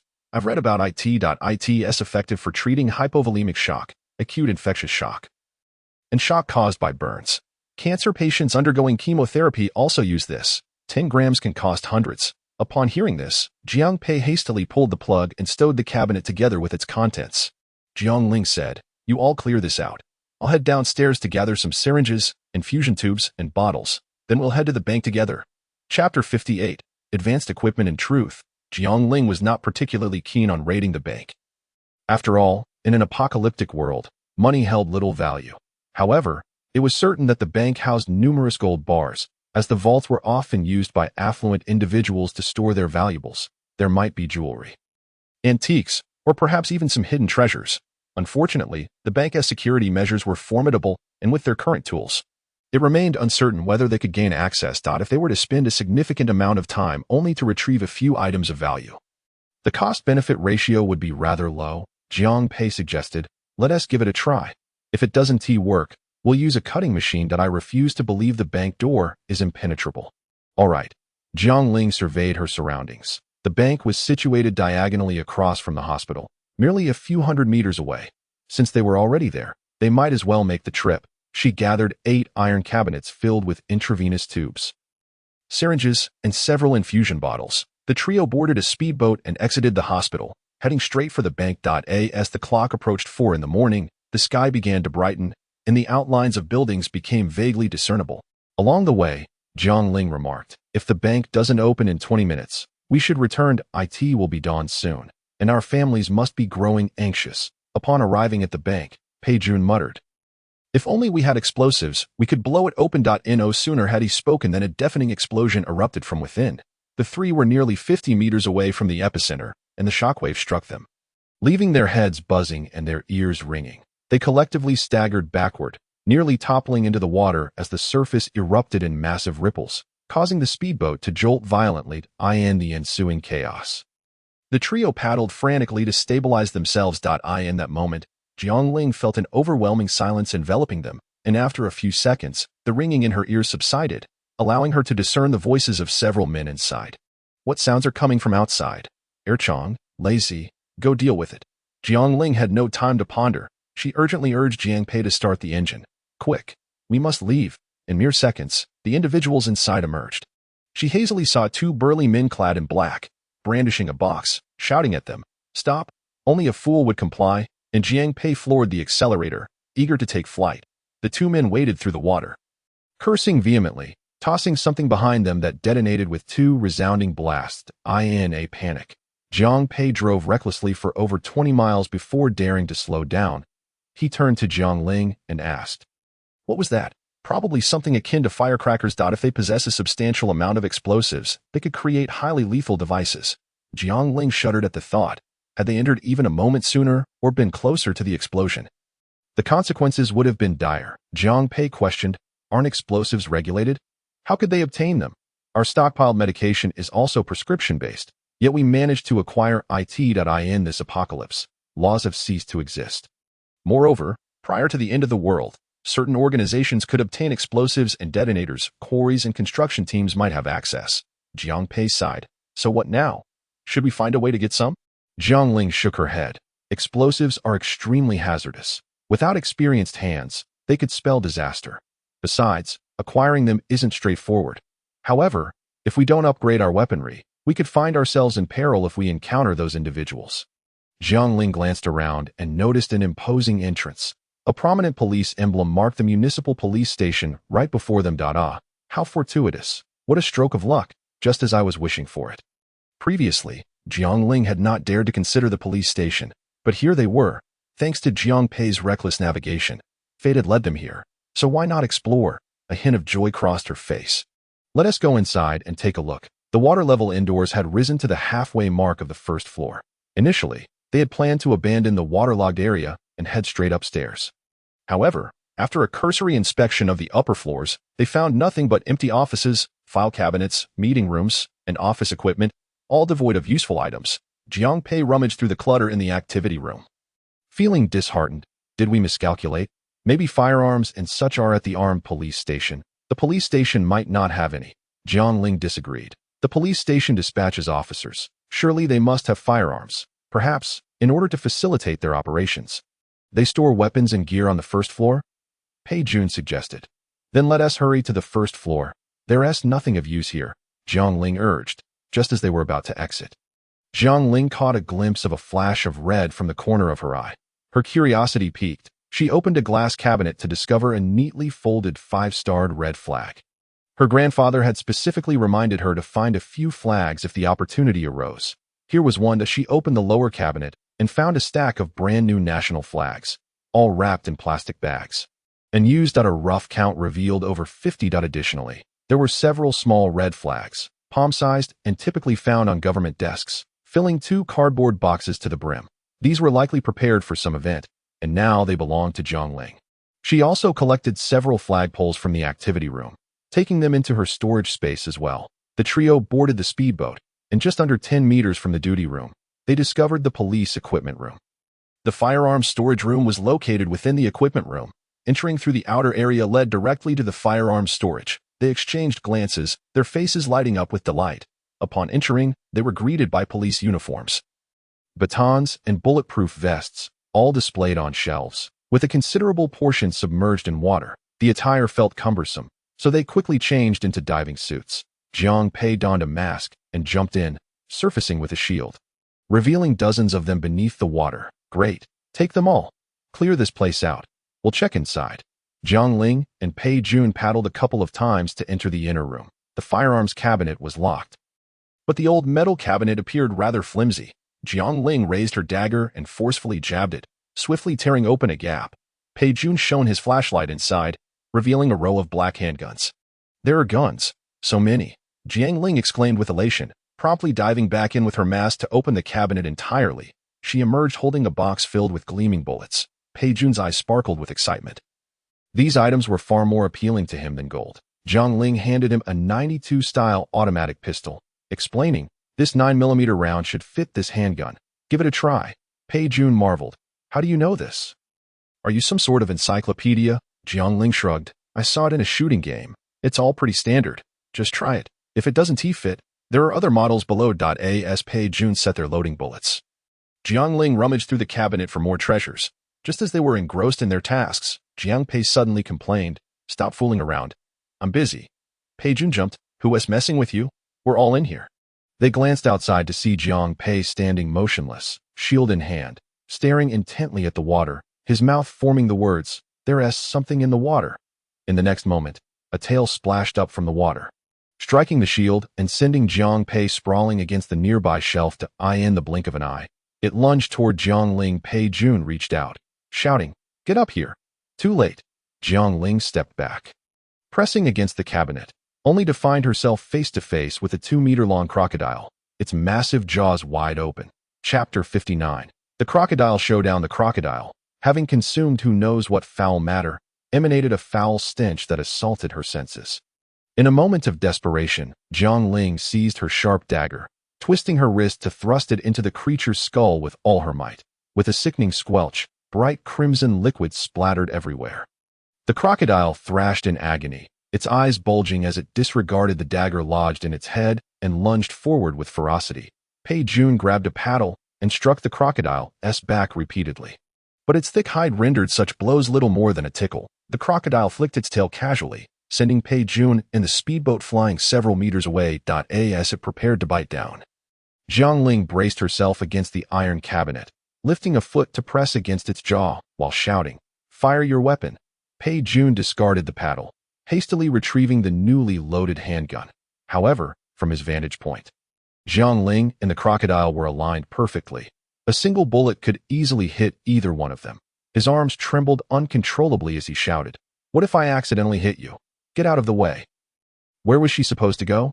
In a moment of inspiration, Jiang Ling declared, "On the count of 3, you shoot. 1, 2, 3. As Jiang Ling seemed to vanish, Pei Jun rapidly squeezed the trigger, unleashing a flurry of bullets. The crocodile was riddled with gunfire, and as Jiang Pei swam over, he witnessed the creature, drenched in blood, struggle momentarily before sinking lifelessly to the bottom. Linger, Jiang Pei dove beneath the water, searching frantically but only managing to grasp the crocodile's carcass. "Where's Linger?" "She must have entered the storage space," Pei Jun replied, shivering and speaking softly. Jiang Pei entered the storage space to find Jiang Ling lying on the ground, clutching her dagger. Gasping for breath, everything had transpired so swiftly. Within a matter of seconds, they had danced on the edge of life and death. The siblings emerged from the storage space, the 3 survivors clinging tightly together in the speedboat, patting each other's shoulders in relief. "It's all right. It's over now." Jiang Ling handed Pei Jun a tissue to wipe his tears. "Were you scared? For a moment there, I thought I'd shot you." He admitted, "No worries. We worked seamlessly together. Not a single bullet hit me." "Ha ha ha." Jiang Ling chuckled softly a few times. To be frank, the very first thing she did upon entering the space was to check her body for any gaping wounds. After such commotion, the 3 of them felt a lingering sense of trepidation. Jiang Ling glanced at the blood-tinged water beneath her feet. In a city plagued by flooding, there surely wouldn't be just one crocodile. Having fired their weapon moments ago, they wondered if it would attract unwanted attention. "We must act swiftly and decisively, taking everything with us to examine thoroughly at home." "Agreed." Jiang Pei, disregarding all else, began to collect all the cabinets from the armory into the space. He had already cleared most of the outer area, and the trio paddled out to retrieve the floating bulletproof vests, tossing them into the space. They revved the engine and sped back home. Jiang was somewhat familiar with the route from the police station to their home from before the apocalypse. However, many landmarks were now submerged, and the signs had been washed away, leaving them in disarray. After driving for several kilometers, Jiang's uncertainty grew. Jiang Ling sensed the slowing speed and hurriedly inquired, "Brother, what's wrong? I can't tell if I've taken a wrong turn. The more I look at this stretch of road, the more unfamiliar it seems to be by all accounts. We should be nearing home, yet something doesn't feel right." Jiang Ling gazed around, bewildered. It was just past 4 in the morning, and the dawn had yet to break. In this dim light, many buildings were obscured from view. Moreover, this was not the route they had studied beforehand, making it difficult for her to discern if they were on the right path. As for Pei Jun, he was at a complete loss, having never driven before and lacking any memory of the roads. The trio circled the junction multiple times, and Jiang Ling took out her binoculars to survey the surroundings. Suddenly, she spotted a glimmer in the distance, flickering in and out of sight amidst the darkness. Pei Jun took a look and exclaimed, "Whose rooftop light is still on? Is there still power at home?" Jiang Pei interjected, "It can't be a lamp. It must be the morning star." Jiang Ling's eyes lit up with realization as she slapped his shoulder. "Are you daft? That's our home. When we left, Grandpa was up on the roof waving a flashlight." Jiang Pei smacked his forehead in delight. With this beacon in sight, he promptly turned the vehicle around, racing towards the light. Upon returning home, they were pleasantly surprised to find that the water level had receded significantly overnight, now resting at a third of the second floor. While they were away, Jiang Songjun and Qian Fengping had reinstalled the security window on the third floor and collected the sandbags from the upper part of the second floor, leaving only the waterlogged section. This not only cleared a sizable area but also facilitated movement atop the sandbags. Jiang Songjun removed the security window from the second floor balcony and prepared a soft ladder. Jiang Ling remarked that they would return once it was light out, while the couple had been running back and forth on the second floor terrace since just after 3. Qian Gushan had even stood guard on the rooftop all night. Sleepless, watching them enter, the family's anxious hearts finally eased. Jiang Songjun immediately opened the window and pulled the children inside. Upon seeing the blood on Jiang Ling, Qian Fengping's voice quivered with fear. "Where are you hurt?"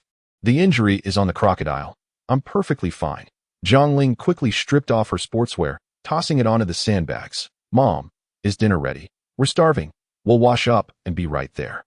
All right. It's all in the space. I was worried it might get cold." Qian Fengping first sprayed a bit of alcohol on them, reminding them to disinfect thoroughly in the space before taking a shower. "Got it, Mom," Jiang Ling replied, her ears nearly calloused from the repetition. They left the motorboat on the second floor and hurried into the space villa. Jiang Ling returned to her room, placing her drenched clothes, shoes, and socks into a separate laundry basket, then washed her hands using the 7-step method. Turning on the shower, she leaned against the wall, feeling the scalding hot water redden her skin, finally sensing a return of safety. The three of them enjoyed a refreshing shower and changed into soft, comfortable pajamas before joining for dinner. Just as Qian Fengping brought out the sliced salmon, Jiang Ling's stomach churned, and she quickly pinched her nose. "Mom, please take that away. I can't bear the thought of fish for a while." The memory of the crocodile's taste lingered vividly, and she couldn't stand even the faintest whiff of fish. Seizing the moment, Pei Jun animatedly recounted their harrowing encounter with the crocodile, leaving Qian Fengping aghast. "Forget fish. Take away the shrimp, too." Fine. No fish for us this month," Jiang Songjun added, his scalp prickling with fright, especially recalling the bank explosion incident, which made him break out in a cold sweat. Jiang Pei sipped his silky tofu soup, exhaling deeply. "What's the big deal? We almost didn't make it back." Thankfully, Linger spotted Grandpa waving the flashlight on the roof. Otherwise, we might have gotten lost. Qian Guishan wiped his moist eyes, relieved they had returned. "If you hadn't come back by dawn, we three would have considered going out to search for you." Jiang Ling laughed, nearly choking on her food. "Please don't. We young folks are agile and full of energy. If you went out and encountered a crocodile, what would you do?" Qian Guishan snorted. "Don't forget, I was once a militia member. With my rifle, I'd take care of it." Laughter erupted, filling the room with a joyous atmosphere. After an entire night of vigilance, Jiang Ling declared, "Once we finish eating, no one should busy themselves. Let us all get some rest. After we're well rested, we can do a thorough inventory." Chapter 60. The thorough inventory, though they all agreed to this, when Jiang Ling awoke at 3 in the afternoon. She found the space already filled to capacity, leaving her unable to enter. After waiting a while, she finally encountered Jiang Songjun and Jiang Pei, who were carrying fuel cans to refill the generator. "Dad, why are you up so early?" Jiang Songjun chuckled. "What do you mean early? The moment I thought of all the things in the space, I couldn't sleep a minute longer. Your mother has been carrying the disinfectant spray and sanitizing all night. Your grandfather, even more impressively, built a platform overnight to raise the national flag in the space." Jiang Ling rubbed her forehead. Her grandfather was indeed a veteran party member, demonstrating exceptional awareness, just as the father and son prepared to get busy outside. Jiang Ling hurried into the space to take a look. She had only slept for about 8 or 9 hours, yet the space had undergone a remarkable transformation. The once disorganized, tangled mess of medicine cabinets had been neatly arranged into 6 rows. The electrical wires from the villa had been connected, with the junction secured with black tape. Multiple power strips had been utilized to ensure that everything was powered. The racks originally used for drying meat and vegetables had been reassembled, now adorned with meticulously cleaned firearms. Jiang Songjun, with his rudimentary knowledge of gun maintenance, had tended to the weapons they retrieved from the police station overnight. The firearms on the lower shelf had been soaked, which was a significant concern, but fortunately, the metal cabinet had filtered the impurities from the water, preventing rust. He gently wiped the surfaces of the guns with a soft cloth, meticulously cleaning the grooves, slots, holes, and crevices with a small brush, using a cloth strip to rotate and clean within the springs, and finally blowing dry the hard-to-reach areas with a hairdryer. He then applied zero oil to the gun bodies. A lengthy iron frame displayed 100 or so firearms of various lengths. Beneath it, several white cloths were spread out, showcasing a collection of meticulously cleaned bullets, gleaming under the light. On the opposite side, several iron frames displayed rows of bulletproof vests. The inner protective layers of the vest comprised materials such as metal, special steel, aluminum alloy, titanium alloy, ceramics, alumina, boron carbide, silicon carbide, fiberglass, nylon, and Kevlar, forming single or composite protective structures. Though they couldn't be washed in a machine, some had been soaked, and Qian Fengping painstakingly disinfected them before manually rinsing with clean water. She wiped each one with a soapy towel, followed by a rinse with a clean towel. Each piece was carefully treated, hung up to dry, making them shine like new with a faint, pleasant fragrance. The furniture scavenged the previous night had already been partially utilized. 5 long tables stood in a row, displaying freshly cleaned police shields, riot helmets, and bulletproof helmets that Jiang Songjun had retrieved from the cabinet. All were arranged neatly, making it look like a military factory, akin to a grand display of weaponry. A booklet lay on the table, used by Qian Guishan for record-keeping.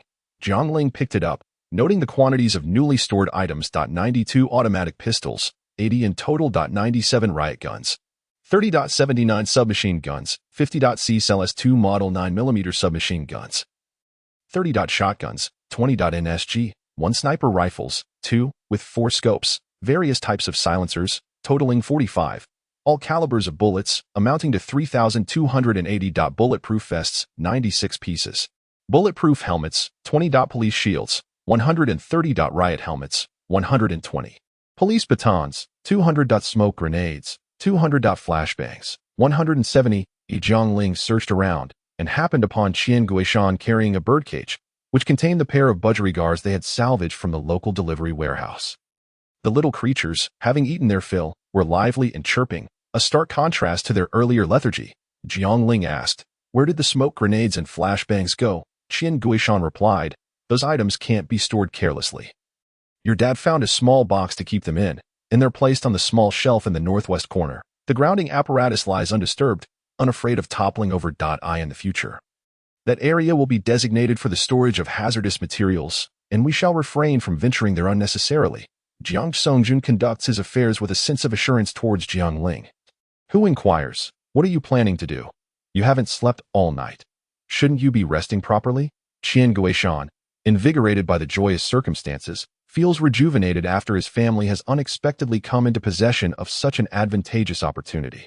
Remaining spirited despite the sleepless night, he replies, "I have just finished feeding the pigs, cows, sheep, rabbits, pigeons, and birds, and I was about to step outside for a look around. Your mother intends to administer deworming medication to these livestock shortly, so I will take my leave for now. You can manage things here." Not long after Qian Guishan departs, Jiang Pei enters. The generator outside has already been activated, permitting the use of electricity throughout the night. Jiang Ling quickly interjects, "No, that's not acceptable. The surroundings are dark, and our home alone is illuminated. Wouldn't that invite suspicion?" Jiang Pei scratches his head, his simple-mindedness failing to grasp the implication. Is it unnecessary to use electricity outside? He asks. Yes, but it must not be visible to others. Here is what we can do. Let us hang blackout curtains on the second, third, and fourth floors. We'll draw the curtains whenever we turn on the lights. But we haven't purchased blackout curtains, Jiang Ling protests. Besides, even if we had them, the light from within would still be visible from outside.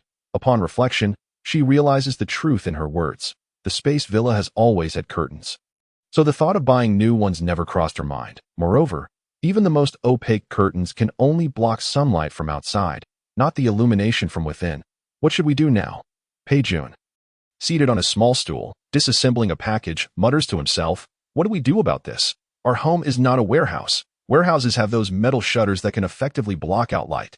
Jiang Ling's eyes light up as she notices the cardboard boxes Pei Jun has just opened. Cardboard boxes can serve as a makeshift blackout solution. The three of them swiftly dismantle several large boxes that once housed appliances, stitching them together with wire, and hang them outside to create a perfect cover.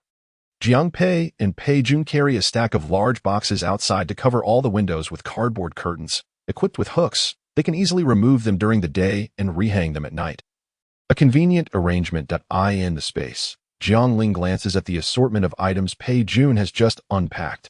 Yarn, knitting needles, ice skates, a weighing scale, and an accordion. The scene resembles a bustling marketplace, with over 30 piles of packages scattered throughout their space.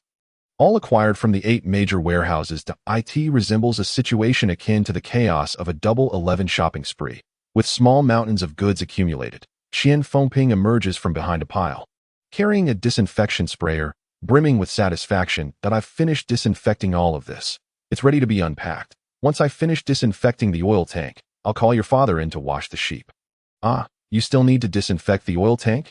Jiang Ling observes her mother, who seems somewhat obsessed these days, like a mobile disinfection device, spraying wherever she goes. Oh, I'm just disinfecting the ladder and my hands. Qian Fengping's eyes sparkle at the mention of the oil tank. Your father said these oils could last us several generations. Have we not emptied the oil depot? Jiang Ling replies, No, there are still 2 oil tanks left in the depot. Qian Fengping, puzzled, asks, Then why didn't we bring them all back? We have ample space in our storage. Chapter 61. Vigilance. Taking a deep breath, Jiang Ling responds, Mom, those 2 tanks contain crude oil, which we cannot refine. Let us not dwell on it. We should be content with what we have. While most people are struggling with water and food shortages, the Jiang family is bustling with activity, overwhelmed by an excess of supplies that they cannot manage. The stove that was once outside has been moved into the space. Qian Fengping takes a large iron pot, ties a white cloth around the handle for marking, declaring it will be used for the family's livestock from now on. She fills it with water and adds the deworming medication, stirring it well. Having gone several days without food, the little lambs, with barely any sustenance in their bellies, are light as feathers, together with Jiang Songjun. She grasps the hooves of a lamb and places it into the pot for a brief dip before returning it to its enclosure. The sheep pen is not yet constructed, but thankfully, the space maintains a temperate climate, shielding them from the risk of overheating or catching a cold. After treating the cows and sheep with their deworming baths, Qian Fengping and Jiang Songjun discuss the construction of the sheep and cow pens. These lambs are of the gentle variety. There is no need for high walls. The sheep pen can be built adjacent to the pig pen, saving the need for an additional wall and conserving bricks and cement. Next to the sheep pen, they plan to build a cow pen, followed by a pigeon loft and a rabbit hutch. Pei Jun interjects, Don't forget about the chicken coop. My chickens will hatch in just 2 or 3 days. Jiang Songjun agrees. Sure, we can include that as well. We might as well prepare for the duck and goose pens too, to be well ahead of schedule. Raising animals is akin to raising humans. Their needs for food, water, and shelter must all be considered.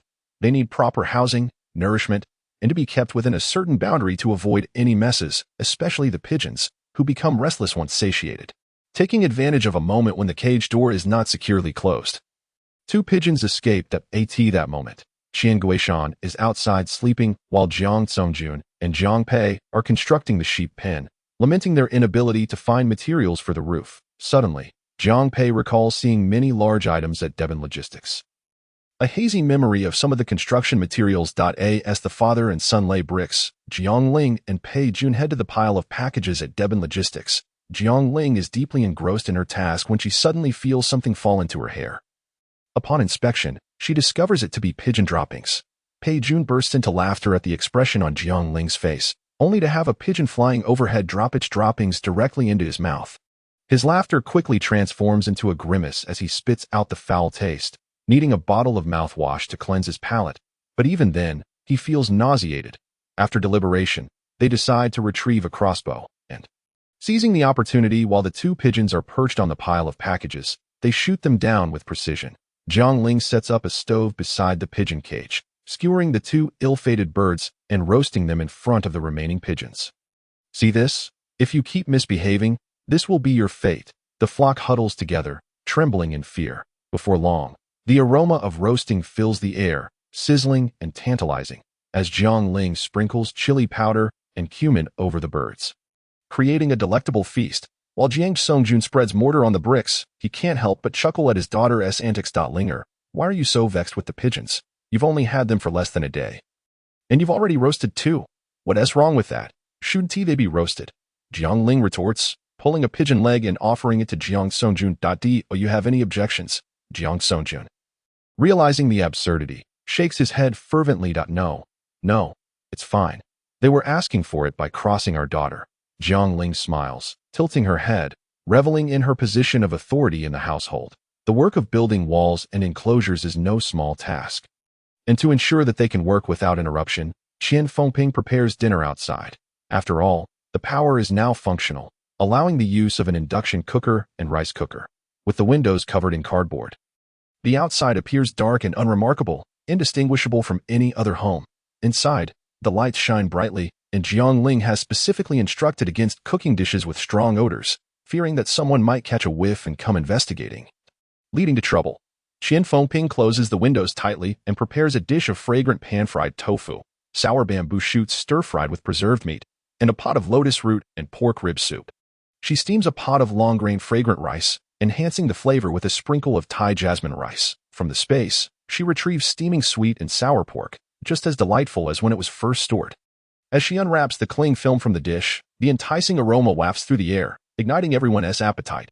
She also presents deep-fried meatballs, scallions braised with sea cucumber and tinden, cucumber and jellyfish salad, papaya with yogurt, and crispy duck. With a simple yet satisfying array of 8 dishes and a soup, she manages to create a feast. Turning around, she sees Qian Guishan awake, seated in the living room, unboxing packages. Dad, don't worry about that. We'll handle it. It's time for dinner. Let us call them to wash their hands and come out. Qian Guishan holds up 4 fingers, indicating that all 4 of them are inside. I would like to call them out, but I can't exactly go in there myself. Oh, I completely forgot about that. Since the internet was cut off, communication between the space and the outside world has become inconvenient.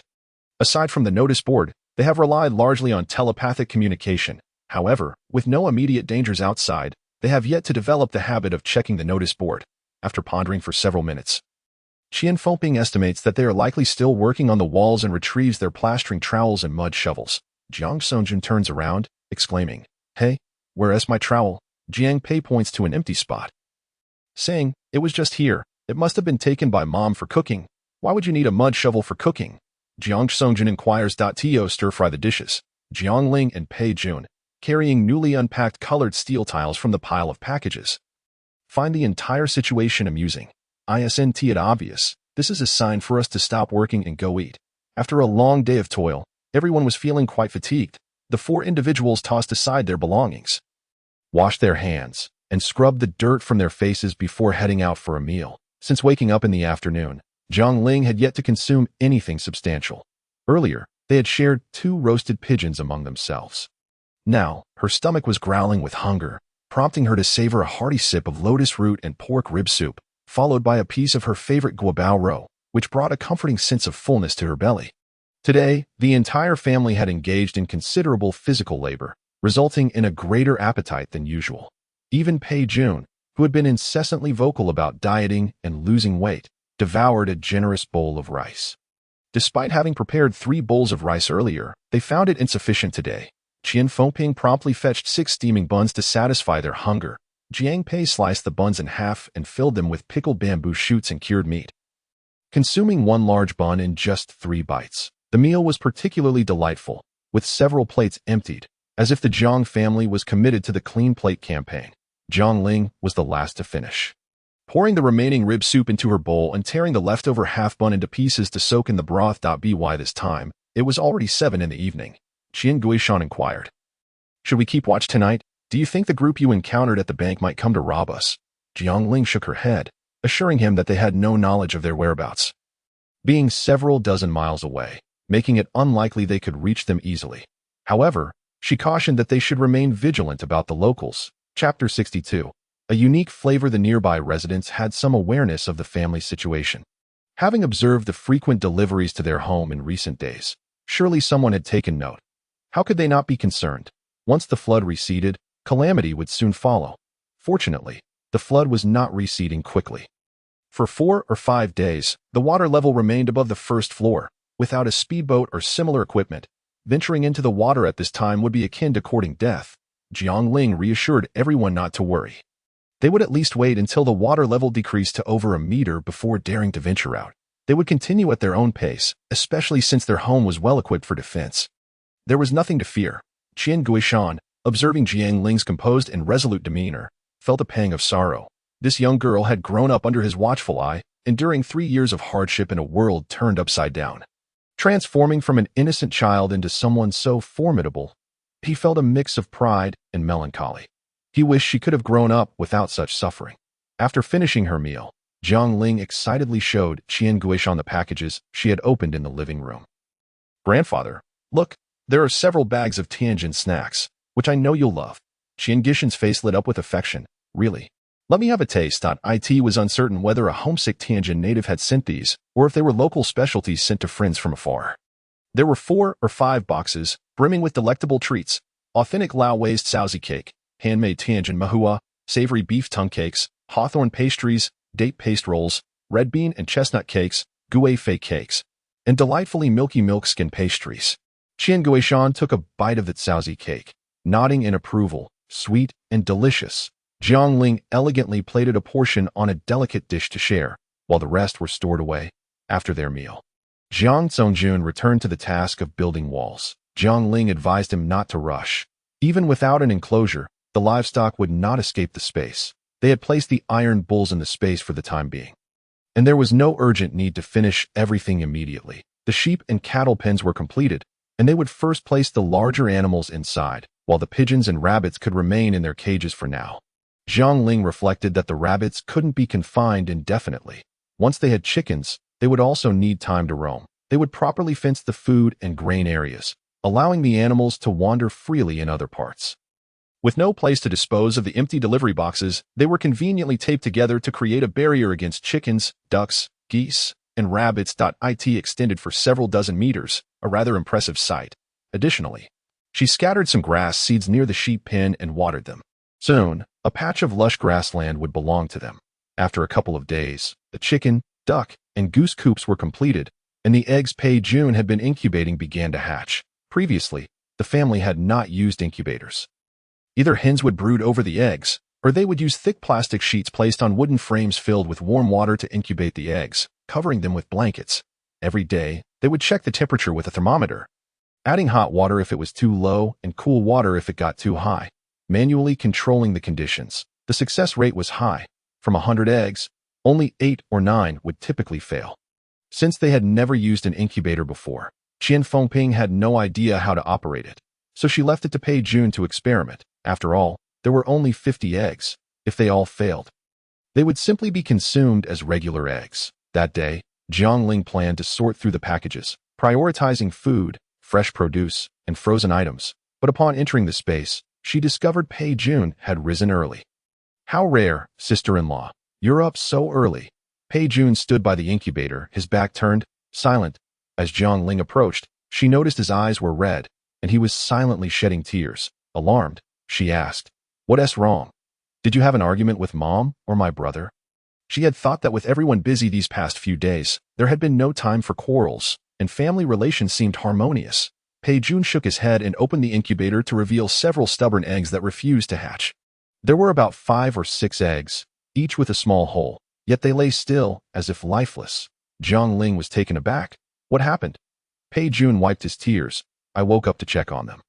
And when I saw they hadn't hatched, I thought I'd help by poking a hole, only to find they had already died inside. Jiang Ling examined the eggs. Some had failed to develop early on, lacking any chick formation, while others had progressed slightly but stopped developing after forming just a small head.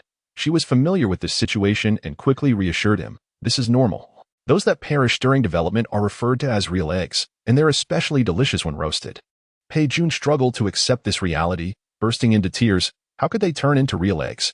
I meticulously selected each one, following the instructions in the book. This little incubator isn't even fully automatic. I've been turning the eggs diligently every day, and yet so many have died that it's alright. Consider this a lesson learned. Next time, you'll certainly do better. We can cook these and not waste them. Jiang Ling suggested. Pei Jun shook his head, cradling the box of newly hatched chicks. I feel like they're my children. I can't eat them. You have them. Anyone who rejects real eggs has undoubtedly never tasted a truly delicious one. Jiang Ling set up an electric stove, skewered the real eggs, and roasted them to remove the fuzz. What emerged was akin to a little chick. The meat of young chicks is tender, and these underdeveloped ones are even more so. The eggs beneath were bouncy and had a completely different texture compared to regular eggs. Brushed with oil and roasted to a crisp, with additional seasoning, the aroma wafted several meters away. Jiang Ling glanced back to see Pei Jun sorrowfully clutching the box of chicks, occasionally sneaking glances at the real eggs in her hands. Almost ready, sister-in-law. Want to give it a try? No, I'm scared. Just a taste. They're delicious. Jiang Ling took a bite, and the tenderness made her savor the moment. Almost biting her tongue in delight. At that moment, Jiang Pei entered to wash up, spotted the real eggs, and exclaimed, "Whoa, real eggs. Give me a skewer." He took a bite and, noticing Pei Jun hadn't tried any, offered it to him. Take a bite. If you don't like it, I'll finish the rest. Pei Jun hesitated, then took a small bite. As he chewed, his eyes lit up. So good. He instantly forgot his earlier sadness about the unhatched eggs and moved closer to the stove to eat, muttering to himself, I think there's no need to learn from this. If some don't hatch, they don't. But these are quite tasty. After all, there were plenty of eggs. Chickens lay eggs, and eggs become chickens.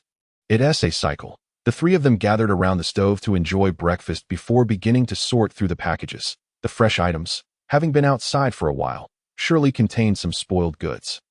Fresh produce is often packed tightly, with ice bags and foam boxes, necessitating opening them to determine their condition. Jiang Pei opened a box, revealing a foul-smelling ribbon fish that exuded a stench. The three quickly scattered, retreating several meters while shouting, It stinks! It stinks! Qian Fengping walked in, bewildered. Did you all smell something bad in there? Jiang Ling pointed to the box. No, it's the fish that smells. What is happening outside?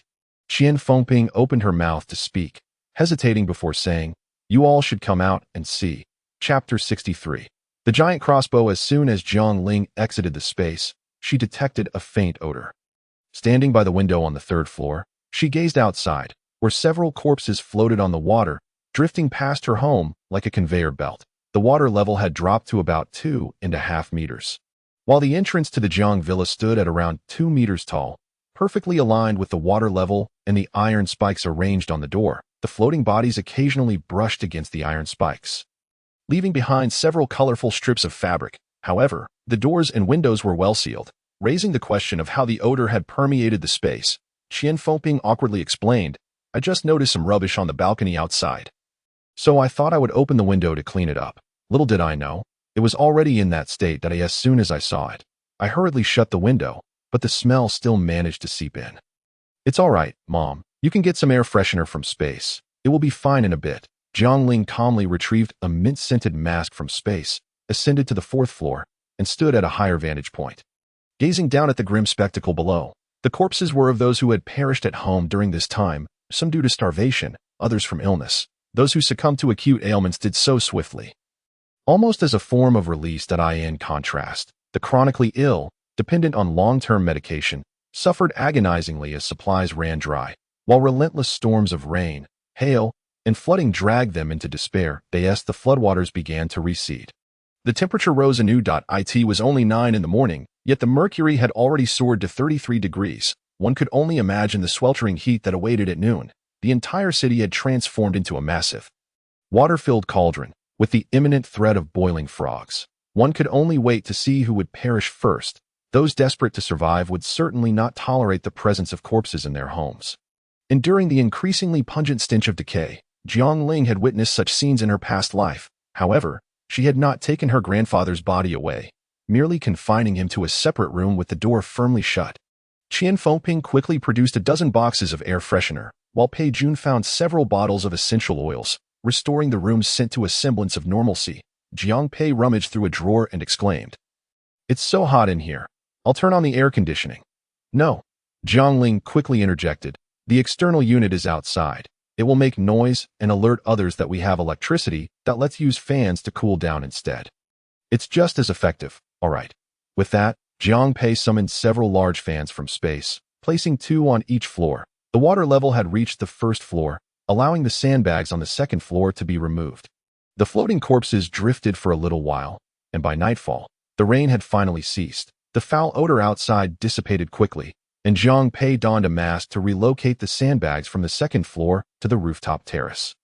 Surrounding the terrace was originally a railing over a meter high, but now it was entirely filled with sandbags, transforming it into a fortified stronghold. Jiang Ling joined in the preparations, retrieving police shields from space and placing them behind the sandbags, effectively lining the inner side of the fortress. The sunshade that had long existed on the terrace was repositioned to the center of the fort, where a table was set up alongside several telescopes, creating a makeshift command center. The villa district on the outskirts of the city was spacious, interspersed with green belts, parking lots, plazas, and guard booths. The nearest building to their home was a 3-story detached villa, situated over 400 meters away. Its architecture was European style, with a sealed rooftop, and unlike Jiang's home, it had no terrace, rendering it incapable of attacking Jiang's top floor. Most villas in the vicinity were either 3 or 2 stories high, and most lacked terraces to ensure aesthetics, warmth, or protection from rain, instead opting for attractive spires or glass roofs. At most, a small balcony might exist on the second floor for sunbathing, reading, or sipping coffee. Fortunately, Jiang Songjun and Qian Fengping had retained a touch of realism, contemplating the utility of a terrace for drying vegetables or airing out bedding. Thus, even when criticized by designers for its lack of beauty, they had insisted on constructing a simple yet practical terrace, which was now proving invaluable. Jiang Ling peered through the telescope at the residential buildings 2,000 meters away, each boasting over 20 stories, likely having undergone several rounds of bloodshed within. The survivors were either ruthless criminals or callous murderers. As long as they could venture outside, they would swarm towards them in packs. There were terraces on that side as well. As Jiang Ling scanned with the telescope, she spotted several men on one building's terrace dismantling the rooftop railing. Lacking proper tools, they resorted to brute force with sledgehammers, snapping the railings and wielding various lengths of steel pipes with an air of defiance. Jiang Ling and Jiang Pei quickly crouched down behind the sandbags and whispered to each other. Jiang Pei asked, "Are they planning to use those pipes as weapons to rob us?" Jiang Ling replied, "Not just pipes. They will likely have kitchen knives, stones, and various melee weapons. We should retreat and devise a longer-term plan." The siblings returned to inform everyone, and Jiang Songjun's expression turned grave. They had spotted a community of resettlement housing, where some lazy ruffians and local bullies had taken residence following demolition. These individuals had a history of bullying and gambling, engaging in all manner of vice. The young people who had lived there had long since fled, leaving behind a handful of elderly souls with nowhere else to go. Qian Gishin's face also showed concern. Those thugs had often found themselves in trouble with the law, only to return after brief stints in jail, their audacity growing with each cycle of arrest and release. In the current apocalyptic landscape, their lawlessness had escalated. They were not to be trifled with. Jiang Ling recalled that the last time these ruffians had attacked Jiang's home, they had smashed through doors and windows. At that time, Jiang's family had been out of food, and she had hidden beneath her deceased grandfather's bed, narrowly escaping disaster. This time, the stakes were different. It was time to settle the score. Jiang Ling chuckled coldly. "Let us not forget, we currently possess hundreds of firearms and thousands of rounds of ammunition. If anyone is to be feared, it is us. If they know what is good for them, they best keep their distance. Otherwise, they shall not blame us for being ungracious." Qian Fengping was taken aback, her heart racing. "Are you suggesting we should shoot them all?" Jiang Ling, noticing her mother's anxious expression. Quickly reassured her, I meant only as a last resort. If we can avoid gunfire, we should, lest we draw attention to our weapons. She continued, by the way, Mom, you and Dad should start unpacking the deliveries. My brother, sister-in-law, and I will keep an eye on the outside. Jiang Songjun and Qian Fengping had spent most of their lives as law-abiding citizens, honest merchants who only knew how to butcher pigs. They had never contemplated taking a life. Jiang Ling did not wish for them to face such harsh realities, especially Qian Guishan. He was quite elderly, and the thought of him getting hurt was unbearable. Jiang Ling suggested, Grandpa, while sorting through the packages, I noticed one labeled grape seedlings. I think they might still be viable. How about setting up a grape trellis and planting some grapes at home? Qian Guishan perked up at the suggestion. That sounds wonderful. I've been reading the seedling book you bought, and I just came across the chapter on grape cultivation. I'll go get the supplies now. After directing the elders to their tasks, Jiang Ling glanced at Jiang Pei and Pei Jun, whispering, Retrieve one of the giant crossbow machines. We will soon find it useful. Chapter 64, A Pack of Beasts Under the Cover of Night. The three ascended to the terrace. Beneath the sunshade, a massive crossbow machine appeared, along with 10 large bolts, 3 crossbows, 30 small steel arrows, and 3 anti-explosive helmets. Jiang Ling draped a black cloth over them. Securing the edges with stones, Pei Jun inquired, What if they use explosives against us? Jiang Ling replied, If they possess explosives and can rob a bank, they surely have no shortage of food. Why would they raid our homes? They have no idea we have a hidden space. It's unlikely they would consider our house a target. Let us not worry. We'll deal with these petty thugs first, Jiang Pei asked. When do we use the guns? Jiang Ling pondered for a moment and answered earnestly, When the crossbows failed to hit their mark, the ruffians lacked a generator and would not venture out at night. Thus, Jiang's family could enjoy peaceful and leisurely evenings. With cardboard shielding the windows, their home felt like a different world. Outside, darkness reigned, while inside, warmth and light flourished. The bright lights illuminated every corner, and several high-powered fans whirred silently in operation. After dinner, Qian Guishan and Jiang Songjun sipped hot tea while playing chess in the small living room. Pei Jun took out some yarn from the deliveries and asked Qian Fengping to teach him how to knit a sweater. Jiang Ling sat cross-legged on the sofa, indulging in Haagen-Dazs ice cream while watching a movie, with Tiniu lying obediently beside her. Jiang Pei, having finished a grueling workout, peeked down the corridor and called for Pei Jun and Jiang Ling to come in. What is going on? Pei Jun queried, not bothering to look up. There's something you need to see. Jiang Pei replied mysteriously as he closed the door behind them. Look what I've uncovered. He presented a wooden dummy resembling those seen in the movie Ip Man. Seemingly crafted to mimic it perfectly, Jiang Ling, puzzled, asked, Are you planning to practice Wing Chun? Jiang Pei shook his head. No, I found this as well. He revealed a dartboard. You were worried our crossbows might miss. Now we have a practice target. He set up the wooden dummy, securing it with sandbags and placing wooden boards behind it to protect the wall, hanging the dartboard from the dummy's head. He handed the crossbow to Jiang Ling, saying, Here, give it a try. Jiang Ling retreated to a position against the wall, approximately 30 meters away from the wooden dummy, and pulled the trigger of the crossbow. With a sharp sound, the bolt deftly avoided the target and struck the adjacent door panel.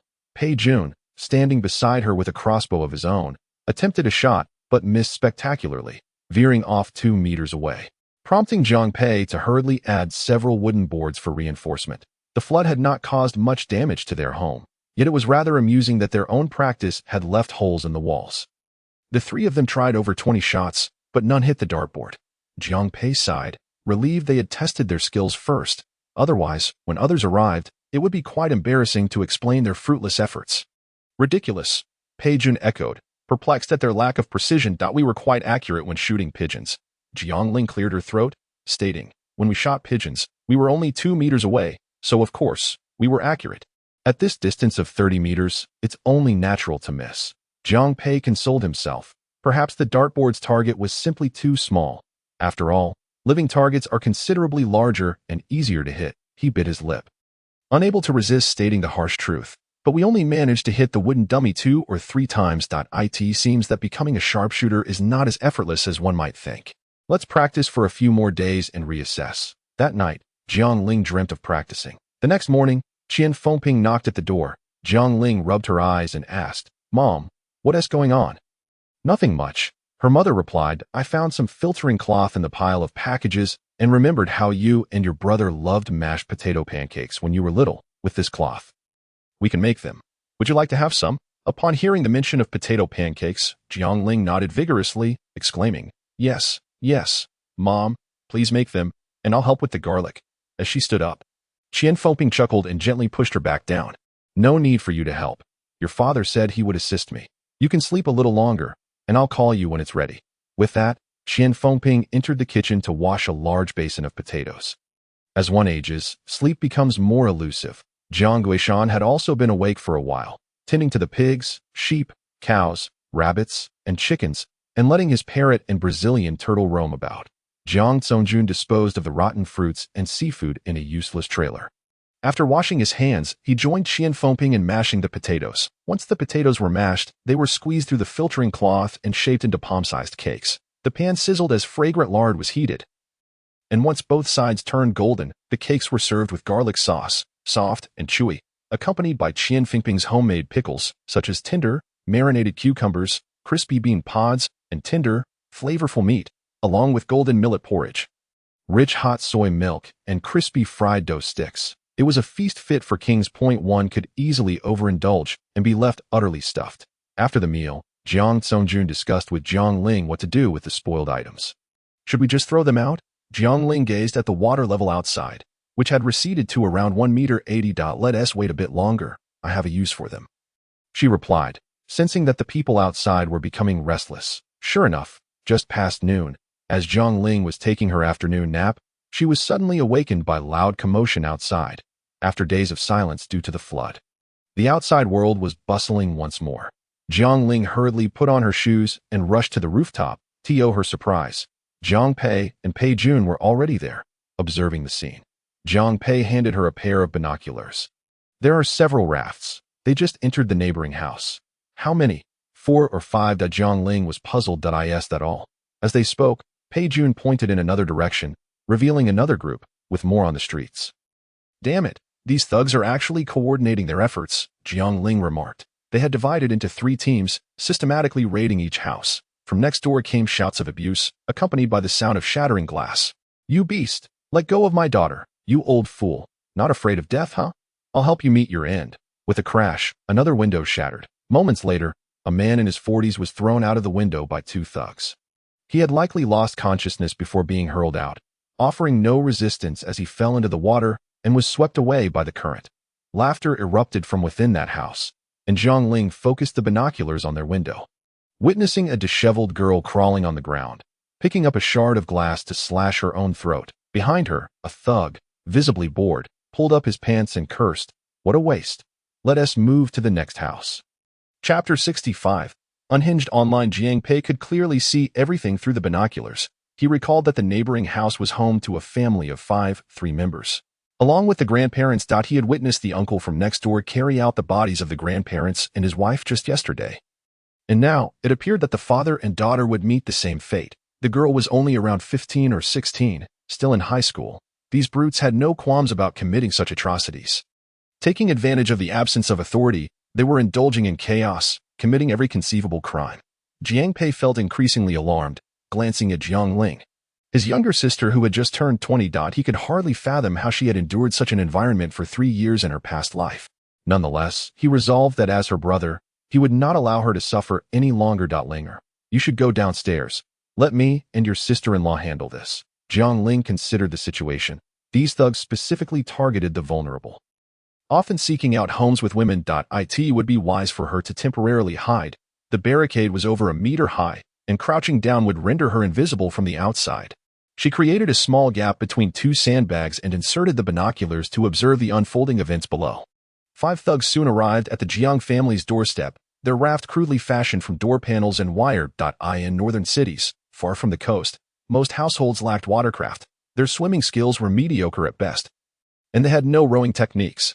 Had Jiang Ling and her companions not undergone survival training with Qi Ling, they would not have been able to operate a speedboat. These thugs, clearly inexperienced, wobbled precariously on their raft, becoming impatient and jumping into the water to swim forward.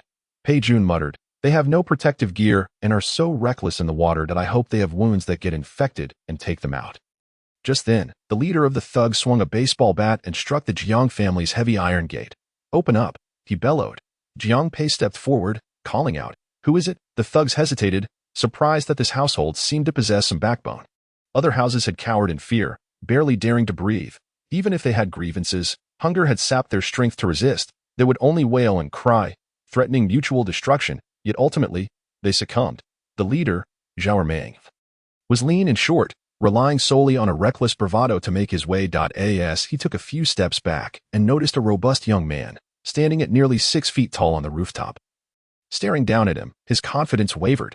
Furthermore, the heavy iron gate was adorned with thick spikes, indicating it was well fortified. He was unsure of the gate's material, despite his earlier efforts to smash it. He had achieved nothing. Realizing brute force wouldn't work, he decided to adopt a more conciliatory approach. Zhao Ermang chuckled. "Brother, are you all right? I'm Zhao Ermang. You can just call me Mang Gu. I'm a neighbor from the area. And I wanted to see if you needed any assistance." Jiang Pei scoffed. "Thank you for your concern, Mang Gu, but we're quite fine here. There is no need for your worry." Unperturbed, Zhao Ermang pressed on. "Is there enough food in your house?" His inquiry was cunning. If Jiang Pei claimed they had enough, he would likely demand some for himself, while if he said they didn't, he would try to recruit Jiang Pei for a raid. Jiang Ling, crouching below, understood Zhao Ermang's intentions immediately. Yet, she was uncertain if Jiang Pei could grasp the underlying implications. Her brother was relatively straightforward, often lacking the cunning to navigate such situations. She felt an urge to urgently hand him a can of walnuts to sharpen his wits. Tugging at Jiang Pei's sleeve, she attempted to signal him frantically. Jiang Pei swatted her hand away, clearing his throat to respond to Zhao Ermang. "We don't have much food. It's just enough to keep a few of us from starving. But not enough to fill our bellies. We can't afford to concern ourselves with anything else. We're just trying to survive." Jiang Ling was taken aback by her brother's astute response. She had never realized he could be so clever. Zhao Ermang, having hit a wall, clenched his teeth in frustration. "Brother, if you say it like that, are you refusing to let us in? You don't want to come out and join us either? Are you looking down on us?" Jiang Pei gestured to the iron spikes on the gate. "Mang Gu, you can see the situation. You can't get in, and I can't get out. I also have family to care for here. So I can't leave." One of the thugs beside Zhao Ermang squinted. "What do you need to care for? Is there a woman in the house?" "No, there is a sick person," Jiang Pei replied, pulling Pei Jun forward. "He is not well and can't be left alone." Pei Jun clutched a large steel knife purchased from Li Kezi, shivering in terror behind a corner. Upon hearing Jiang Pei's words, he immediately began to act madly. Fully immersing himself in the role of a deranged patient, he wildly swung the knife, shouting, "I will chop, I will chop, I will slay the wicked villain." The knife, often polished by Jiang Songjun, gleamed brightly in the sunlight. Nearly blinding those below, Pei Jun struck left and right, and with a clang, the blade hit the railing, slicing into it with alarming sharpness. He tugged at the knife twice, but it remained stuck, causing him to wail. "Villain, spit out my knife. Let go." The small gang below erupted in laughter, whispering among themselves, "Mang Gu, his brother may be a fool, but their family must have provisions. Just look at this fool, well-fed and plump. He certainly doesn't look like someone lacking in food." After performing for some time and sensing their reluctance to leave, Pei Jun grew anxious. He shouted, "Fine, if you won't return my knife, I'll go find help." He turned and stepped back a few paces, disappearing into a blind spot below, leaving everyone uncertain of his intentions. Jiang Pei remarked to those below, "Did you see? With family like this, I truly cannot leave. You all should be on your way." Zhao Ermang was about to say something when suddenly he saw Pei Jun brandishing a crossbow, yelling, "I will shoot this wretched railing." With a whoosh, a sharp steel arrow flew over Zhao Ermang's head, striking a tree trunk by the roadside with a thud. The small gang was utterly taken aback. Had they been hit, it would have pierced through from front to back. Leaving a bloody hole, Jiang Pei seized Pei Jun by the collar and exclaimed, "Why are you shooting arrows recklessly again? Fortunately, you didn't hit anyone. Otherwise, you would have become a murderer." Pei Jun retorted loudly. "Insisting? Who didn't hit anyone? I hit everything floating down the river yesterday." "Ah, I see. They are standing, making it hard to hit. Lying down would be much easier. You all better lie down, so I can shoot an arrow." As he spoke, he aimed toward Zhao Ermang and the others. Jiang Pei pretended to restrain Pei Jun's arm, saying, "Don't shoot. We can't kill indiscriminately. Mang Gu, you all better get down. He is a madman." Zhao Ermang, frightened, stammered, "Hey, brother, you must control him. Take good care of your brother. We'll be on our way. The group, terrified, hurried away, some scrambling onto a wooden raft, while others pushed it along or swam desperately to escape. Jiang Ling watched through her binoculars as they moved further away, gradually disappearing, and finally let out a sigh of relief. She patted the still pretending Jiang Pei and Pei Jun, saying, "All right, no need to act anymore." Exhausted, Pei Jun slumped onto the ground, exclaiming, "You scared me to death. I need to use the restroom." Jiang Pei wiped the sweat from his brow, thanking the heavens for managing to fool them away. Jiang Ling smiled and remarked, "Brother, you performed quite well just now to try to bait you, but you didn't fall for it." Jiang Pei, at a loss for words, replied, "Do you think your brother is a fool? All right, you were quite clever. Let us head downstairs and rest for a while, recharging our spirits." Noticing the worry in her tone, Jiang Pei asked, "Are you suspecting they might come back?" Jiang Ling replied, "I am not merely suspecting. I am certain they will return. After all, the Jiang family has lived here for 7 or 8 years, and previously we even had a pig farm. Many in the area are aware of our situation. In the apocalypse, the wealthy are the first targets, hence the villa area suffers most. Those small-time thugs think that even if the rich have no food, seizing their large houses and trampling the big bosses or officials beneath their feet would be immensely satisfying. The Jiang family has some local renown, a large house, and a bit of wealth. If it weren't for the sturdy gate, those ruffians would have stormed in long ago. Furthermore, during this period of stockpiling, we have accumulated more supplies, and surely the outside world is spreading rumors. Given the incident involving Jiang Pei and Pei Jun, Jiang Ling had already scolded a few gossips in the owners' group. One can never rule out the possibility of a scheming villain whispering to those thugs, saying, "We have nothing left. You should target the Jiang family. They have plenty. I see their house receiving several delivery trucks daily. Hoarding a lot. These few may not know our family as Foundation, easily deceived, but there are also those 2 other groups, undoubtedly with individuals aware of our situation. A direct confrontation cannot be avoided. And it's only a matter of time before a fight breaks out." Jiang Ling retrieved a sniper rifle from storage and equipped it with a silencer. She intended to secure a decisive victory. Making it clear that the Jiang family was not to be trifled with, Qian Fengping and Jiang Songjun, upon hearing Jiang Pei's account of the outside situation, wore grave expressions. "How about your father and I hold off on unpacking the deliveries? We've already opened most of the perishables. There's no rush. We'll join you outside.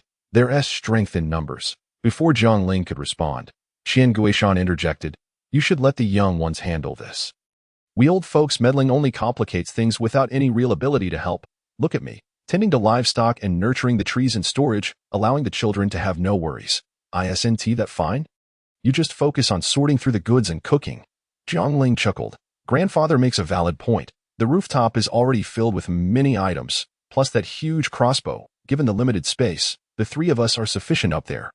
You 2 elderly folks can stay busy with grandfather in the storage." She then asked, "By the way, have the spoiled items been tossed into the trailer? Were they covered to contain the odor?" Qian Fengping assured her, Yes. There's no need for you to worry about these matters. Your father has already driven the trailer to the southernmost part of the storage, far from where we eat and sleep. So the smell won't reach us. It's just a tad inconvenient. Now, to discard any trash from the storage villa, we have to ride an electric bike." Jiang Ling laughed. "It's only temporary. Just wait a bit longer, and we'll be able to dispose of this trash soon." Qian Fengping and Jiang Songjun returned to storage, while Qian Guishan stood by the window for a while before also heading back to check on the orchard. This left Jiang Ling, Jiang Pei, and Pei Jun on the 4th floor, vigilantly watching for any movements and ready to head to the rooftop at a moment's notice. Through the binoculars, they spotted 3 groups of thugs converging at an intersection. Zhao Ermang pointed toward the Jiang family's direction and seemed to say something, causing a few to glance back at them, as if engaged in an intense debate, before a dozen or so individuals paddled away on a wooden raft. Jiang Pei wondered, "Are they not coming back?" Jiang Ling shook her head. "Not likely. They can't break through our door. Perhaps they've returned to discuss their plans. It's also possible they've already taken enough loot today. Did you not see several rice sacks on the raft? I wonder how many families have suffered." Pei Jun, holding a deck of cards, remarked, "Who cares about them? We'll wait until dark. If they don't show up by then, we'll eat. Let them come back tomorrow. Besides, we have nothing to do now. Let us play for a while." The 3 engaged in a game of landlord, but by 4 o'clock, there was still no sign of movement outside. Jiang Pei rubbed his belly, feeling a bit hungry. I'll go prepare something to eat. While Jiang Pei was not an exceptional cook, he had mastered a few staple dishes since childhood: fried rice, instant noodles, stir-fried meat, dry mixed noodles, and cold noodles, which Jiang Ling had often enjoyed. With the heat outside rising, Jiang Pei wandered into the spacious kitchen to prepare several bowls of cold noodle from Yinji. Cold noodles from Yinji are made with buckwheat noodles. After soaking, they are hand-separated and rinsed clean. He then placed them in boiling water for a minute before transferring them to ice water to cool completely. Using leftover beef broth as the base, he added the cold noodles, seasoning with a dash of salt, MSG, chicken powder, white sugar, rice vinegar, and soy sauce. Garnished with spicy pickled cabbage, shredded cucumber, apple slices, and have tomatoes. Finishing with half a pound of ready-made sauced beef and a sprinkle of cilantro and sesame. A soft-boiled egg, cut in half, was placed in each bowl, after adding half a bag of ice cubes. With 2 pieces in each bowl, he watched the steam rise from the bowls and smiled with satisfaction. He opened the window and called out to Qian Fengping, who was unpacking deliveries outside. "Mom, I've made 6 bowls of cold noodles. Remember to come up and eat with Dad later." "Got it." Jiang Pei also sent a bowl down to Qian Guishan on the first floor. Then grabbed a large tray, filled it with cold noodles, and added a generous helping of chilled watermelon before heading out to serve the meal. Jiang Ling's appetite was instantly stimulated on a sweltering summer day. Sipping the cold noodle broth, sweet and sour, felt refreshing all over. She quickly fetched a steaming plate of guobao roe, which paired deliciously with the cold noodles. Pei Jun couldn't help but tease. "What do you eat that always goes with guobao roe? Don't you ever get tired of it? You should just change your name to guobao roe at this rate." Jiang Pei laughed. "You have no idea. Jiang Ling's childhood dream was to marry a chef who could make guobao roe. Exposing my secrets, are you? Sister-in-law, do you know what my brother's childhood wish was? Let me tell you that, don't you dare say it." Jiang Pei hastily covered Jiang Ling's mouth. Pei Jun urged, "Come on, tell me. I'm dying to know." Just as the 3 were playfully bantering, they suddenly heard a loud crash at the front door. Jiang Pei rushed to the window and exclaimed, "Holy crap, someone is smashing our door with a big iron hammer." Jiang Ling, furious, threw down her chopsticks. "Damn it, are we not allowed to eat in peace? Let us go. Let us take them down." Jiang Ling's words were spoken in frustration, but Pei Jun nearly took them seriously, hurriedly advising, "Sister, don't act impulsively. How about I go act mad instead?" Jiang Ling chuckled. "I was just joking. Let us first see if these scoundrels are worth a full magazine of bullets." The trio ascended the rooftop once again, the clamor from outside still unabated. Upon estimation, there were 6 or 7 individuals wielding hammers, axes, shovels, and an assortment of peculiar tools, relentlessly assaulting the grand door. Even the most resilient stone can be penetrated by persistent drops of water. How much more so when there are so many laboring together? At this rate, the door would inevitably succumb. Fortunately, the buoyancy of the water and the iron spikes on the door thwarted their attempts to gain leverage. Their noise was tremendous, but their strength was minimal. Jiang Pei spotted Zhaomeng among the group battering the door and shouted, "Zhaomeng, why have you returned? Are you not afraid of death?" Zhaomeng stepped back a few paces, spat contemptuously, "Bah, Jiang Pei, do not think you can intimidate me. Do you take me for a fool? I have heard that your family has no foolish younger brother, but a beautiful sister instead. Do not feign madness with me. Where is your sister? Let her speak. If she does not come out, I will smash down your door." As he was hurling insults, something suddenly plummeted from above, striking him squarely on the head.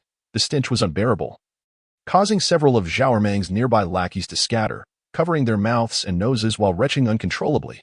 Zhaomeng reached up to feel the object on his head. It was a putrid, decayed ribbon fish, slimy and reeking. It made him gag twice before he hastily discarded it into the water, scrubbing his hands vigorously at that moment. A booming laughter echoed from above. "Zhaomeng, were you not eager to see me? Here I am, and I have brought you a token of our reunion. Do you like it?" Zhaomeng's face flushed with rage. "You insolent girl, just wait. Today, I shall storm into your home and flay you alive." Beside him, a lackey with dyed yellow hair sported a lewd grin and chimed in, "Yes, today we will peel you. You look so fair and delicate. I wonder if your skin is as tender as it appears. We shall all have a feel. Ha ha ha ha."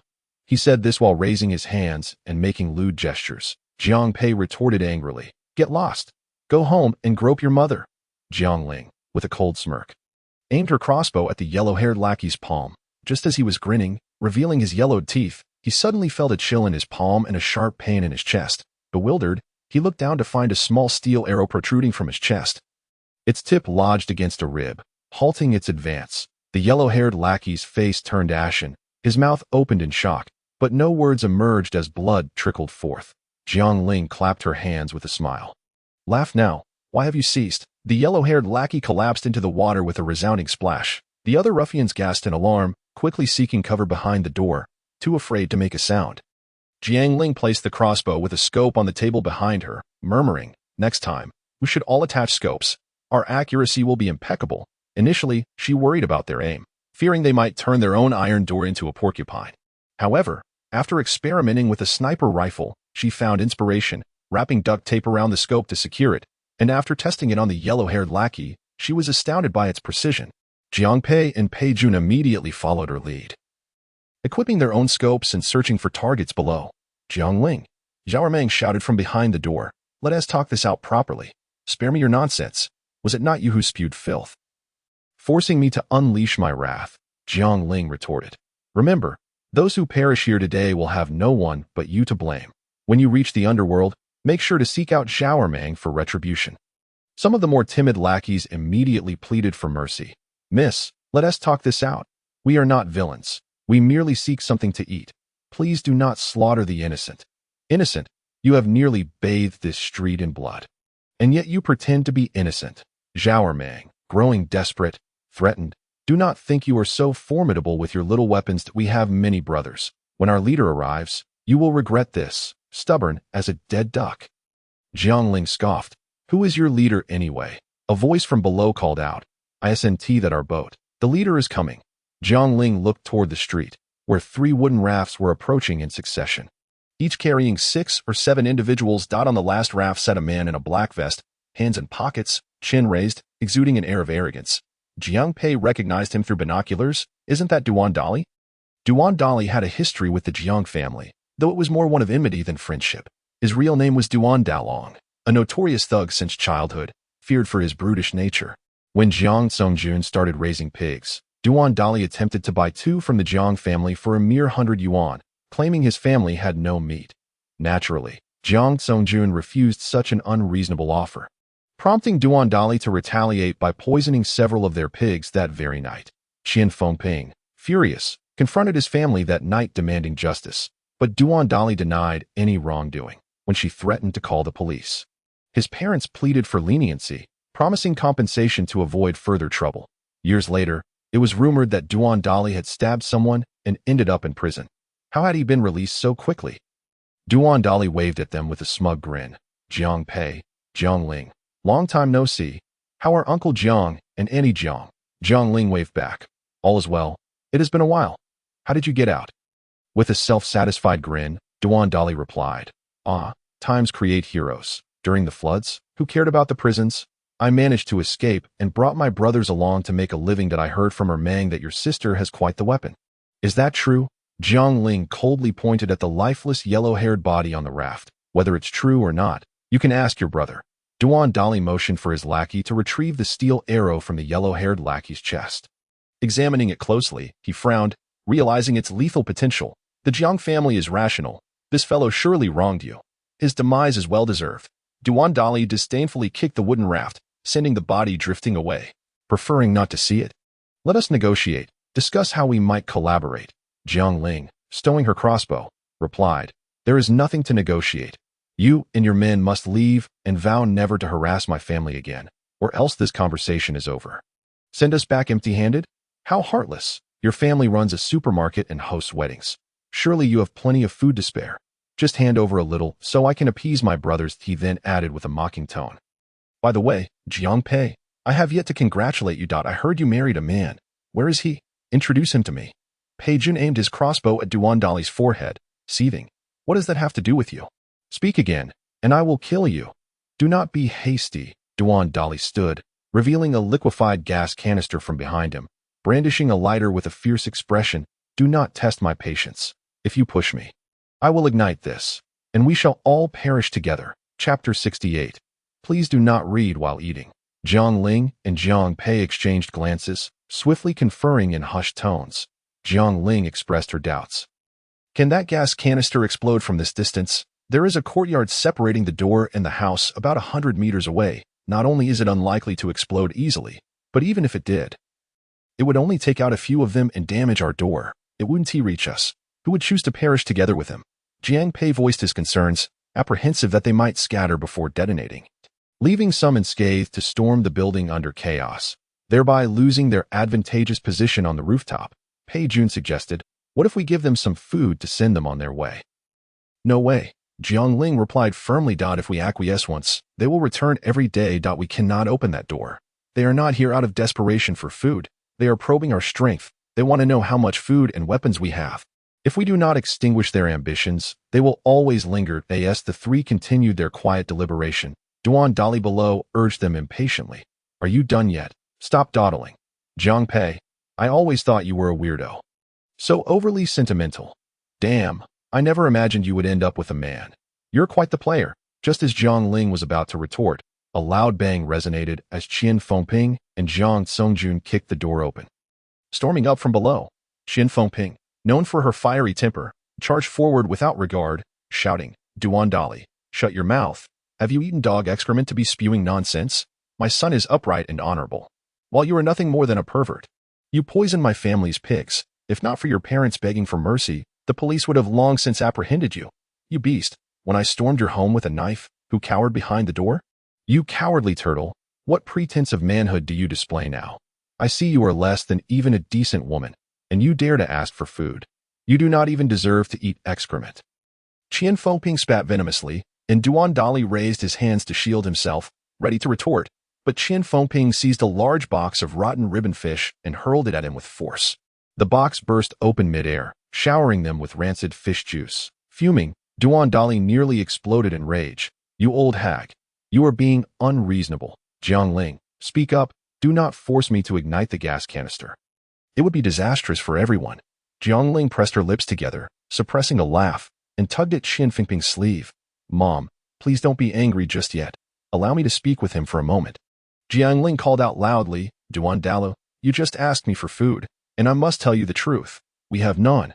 While it is true that my family intended to open a supermarket, all the goods were stored in the pig farm warehouse and have long been swept away by the flood. The wedding did indeed take place, but that was over half a month ago. You must have heard that the banquet went uneaten. With the heat so intense, naturally, the food spoiled. Could we possibly have kept it until today? Our family has a larger number of members, and we usually enjoy purchasing various items. This time, the flood submerged 2 out of 4 floors, and many items have rotted away. What remains is scarcely sufficient for our own needs. The crowd murmured among themselves, realizing that when they held their banquet, it hadn't even rained yet. Given the low-lying terrain, it was evident that everything would have been ruined. Grain that was inundated spoiled rapidly. I have a relative who works at a welding factory, and he mentioned that the shelves ordered for the supermarket were delivered to the pig farm. Boss, shall we go take a look there? Duan Dali remained skeptical, feeling that matters could not be so straightforward. Noticing his disbelief, Jiang Ling quietly instructed Jiang Pei and Pei Jun, throw out the garbage from the trailer. All right. Pei Jun, who had taken a disliking to Duan Dali, picked up a box of rotten persimmons and flung it overboard. Rotten bananas and oranges, each as soft as mud and oozing dark juices, along with various molds, followed suit. Jiang Songjun and Qian Fengping joined in, pouring down refuse indiscriminately. The air was suddenly filled with sounds of retching and wailing. Jiang Ling donned rubber gloves, opened a box of rotten apples, and began tossing them down, one by one, aiming for their heads. That a young thug, quick of hand, picked up a rotten apple from the water. Feeling pleased, thinking there might be a good part left to eat, he took a bite of the less spoiled section, but before he could chew, a rotten egg thrown by Pei Jun hit him squarely in the face. The stench made him instinctively open his mouth, and he began to vomit uncontrollably. Another young thug spotted a black bag falling from above, rushing over, thinking it might be something valuable. With glee, he tore it open, only to find it was a bag of bathroom trash, leaving him dizzy and retching against the wall for a long while. Duan Dali, in a state of panic, waved his hands. Stop throwing. What are you doing? Qian Fengping, dissatisfied with Pei Jun's pace, snatched half a box of eggs, throwing them while shouting, This is your father. This is your mother. This is your ancestor. Duan Dali ducked and dodged, but in a moment of carelessness, he slipped off the wooden raft. With a splash, he looked up to see the water surface littered with various rotten fruits and seafood. along with the vomit of his subordinates, overwhelmed by the stench. He could no longer hold back and joined the chorus of retching. The cacophony of vomiting echoed around as the onslaught from above continued with increasing fervor. From their elevated position, they relentlessly bombarded the ruffians below, who had no place to hide from the deluge of refuse. Jiang Ling and her companions continued tossing garbage for nearly 10 minutes until their arms grew weary, taking a moment to catch their breath. Jiang Ling chuckled. Did I not tell you all our goods had spoiled?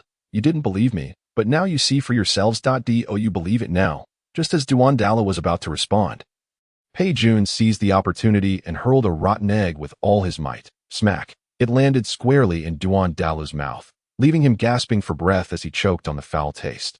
His face turning an alarming shade of green, Pei Jun clapped his hands in laughter, spinning joyfully, deliberately provoking him. How do you like eating rotten eggs? You have quite the palate. Indeed, I fancy men. I must be a pervert. But even a pervert wouldn't look your way, considering you eat rotten eggs and have foul breath. Ha ha ha. Jiang Ling rubbed her forehead. Pei Jun was indeed not skilled at insults, yet he had a knack for inciting anger. Duandalu's face flushed with rage, his head feeling as if it might explode, and saliva dripped from his mouth. Qian Fengping was relentless. Duandalu, how does it feel to be on the receiving end? Jiang Ling added. One should not be overly greedy. When told to leave, you did not heed the warning. You sought to drag us down with you? Dream on. Duandalu spat out bile, weakly protesting. You have forced my hand. He retrieved a lighter, scrambling back onto the raft to reach a gas canister. Jiang Ling immediately ordered, bring the crossbow over, aim at that gas canister. Jiang Pei and Jiang Songjun sprang into action, unveiling the black cloth covering the crossbow, swiftly positioning it and adjusting the angle. Before Duandalu could ascend, his subordinates panicked. Boss, don't act rashly. If it blows up, we all die. Boss, they truly have nothing left. Let us leave. Get lost. Duandalu kicked the cowardly ones aside and climbed onto the raft. Aiming the crossbow at the gas canister in his arms, Jiang Pei asked, shall we shoot? A wise man once said. A single blow may prevent 100. Some risks must be taken. Jiang Ling steeled herself. Parents, sister-in-law, get into the space now. Brother, prepare yourself. 5, 4, 3. A crisis loomed, and suddenly, a gunshot rang out, freezing everyone in place. Chapter 69. The city bureau's armory raided after the shot. A rugged male voice boomed from a loudspeaker. I am Chun Anong, the deputy captain of the city criminal police team, here to maintain order. Everyone, lay down your weapons immediately. Jiang Ling turned her gaze to see a police speedboat approaching. With 4 officers aboard, Captain Chen, holding the loudspeaker, appeared to be around 35, with a square face and thick eyebrows, exuding an air of competence and integrity. Behind him followed 3 young officers in their 20s, each wielding a firearm, vigilantly surveying the situation. Upon seeing the police, the crowd instinctively raised their hands. Duandalu, ever the opportunist, shouted, Captain Chun, someone is trying to harm me. I am merely acting in self-defense. They have bullied me excessively. I am but a law-abiding citizen. Chen Enong scoffed. Duandalu, spare me the theatrics. You are a registered criminal in our city bureau. If you were a law-abiding citizen, there would be no evil in this world. What do you intend to do? Hand over the lighter. Duandalu chuckled, glancing at the firearm in Chen Ondong's hand. Captain Chen, at a time like this, confiscating my lighter, how am I supposed to cook? Are you trying to starve me? Chen Enong frowned, assessing the 30-odd thugs surrounding him, some of whom had escaped from prison alongside Duandalu. Outnumbered, he could not take a hardline approach. Stop with the foolishness. So, you brought gas canisters out here to cook? No. I found this canister. I was just about to take it home. My brothers said things were being thrown here, so we wanted to see if there were any rotten vegetable leaves to salvage.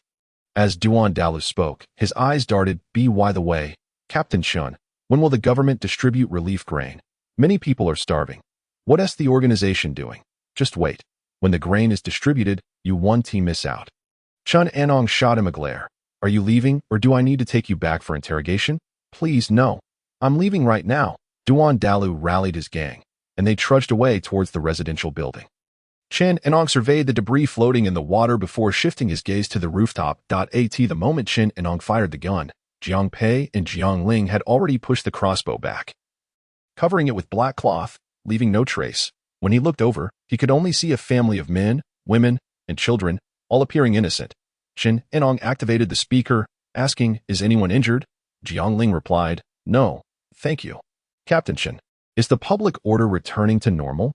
Without answering her question, Chen Anong merely stated, during these exceptional times, I hope everyone can protect themselves and avoid conflicts with others that were not the ones seeking conflict. They are the ones trying to invade private property. Captain Chen, you can check next door if you don't believe me. Chen Anong raised a finger to his lips, signaling for silence, and gestured for her to come closer. Wait a moment. Jiang Ling and Jiang Pei quickly dashed to the second floor, removing the security window and launching the speedboat from the balcony to the entrance. Jiang Ling stood up from the boat, using pliers to cut a section of barbed wire, climbing over the courtyard wall. Captain Chen, I am here. Chen Anong, surprised by the voice, turned to see a young girl perched on the wall, dressed in a dark gray tracksuit with a tidy bun. Her bright eyes waving at him, he directed his crew to row closer, successfully meeting Jiang Ling beneath the courtyard wall. Hello, Captain Chen. My name is Jiang Ling. She extended her hand, and Chen Anong hesitated for a few seconds before giving a gentle shake. Hello. The leaders of this group escaped from prison, and a few of his accomplices are also fugitives. We have already discovered the situation you mentioned. Several streets nearby have been completely ransacked. However, we are currently unable to carry out arrests as we have nowhere to detain or interrogate them. Jiang Ling, feeling anxious, replied, What's the point of interrogation? Just take them out. In these exceptional times, we need exceptional measures. Chen Anong lifted his gaze, and he did not perceive that this seemingly delicate young girl harbored such a ruthless intent. Another officer aboard the vessel chuckled. You think too simplistically. After some time, everything will return to normal. We've taken the lives of over 30 people. Surely we will end up serving a lengthy prison sentence? Moreover, what if they possess? Chen Anong shot him a glare, and the man fell silent, as if he had inadvertently let slip something he ought not to have. Jiang Ling pressed on. What is it? Do they possess weapons of mass destruction? If they truly did, they wouldn't need to threaten us with a liquefied gas canister. This is a chaotic era. Your usual management protocols are ineffective. Chen Anong muttered. Perhaps they have firearms, but they simply have yet to reveal them. Jiang Ling inhaled deeply, her heart instantly racing. How could they possibly have them? I do not know, he confessed. To be candid, the city bureau's armory has been raided. Jiang Ling gasped, startled. She had thought someone had procured a large cache of firearms, only to discover it was from her own department. Feeling somewhat reassured, she feigned ignorance and asked, Do you know who did it? Chen Anong shook his head, uncertain, but it is highly likely that it was thugs and scoundrels preparing to engage in criminal activities. Ordinary people are preoccupied with finding food and supplies. Who would bother to rob them? Jiang Ling awkwardly nodded, finding it hard to disagree. It is difficult to say. Perhaps some do so for self-preservation. Chen Anong sighed. Let us hope they lack firearms. Otherwise, managing the situation will be exceedingly difficult. If they possess weapons, it would indeed lead to lawlessness. Suddenly, Jiang Ling recalled, What about the military? Why aren't they stepping in to restore order? Chen Andong's expression grew grave. It is hard to articulate. All I can tell you is that this calamity is global in scope. With a profound impact, all systems have collapsed. Until stability is restored, one must ensure their own safety while actively awaiting rescue. And what if they attempt to forcibly invade my home? Chen Anong produced a whistle from his pocket. We will maintain prolonged patrols over the next few days. Should you find yourself in danger, you can sound this whistle to call for help. Jiang Ling accepted the whistle, casting a glance at their supplies. 2 life jackets, 4 paddles, a few packs of biscuits, and a bucket of mineral water. Is that all you have? Chen Anong noticed her gaze, but said nothing, instead offering her half a pack of biscuits. Jiang Ling quickly waved her hands, smiling as she declined. No need. I still have provisions at home. The whistle is sufficient. I hope you remain safe and do not show undue leniency towards those miscreants. They have already become utterly unhinged. Chen Anong replied, We will take that into consideration.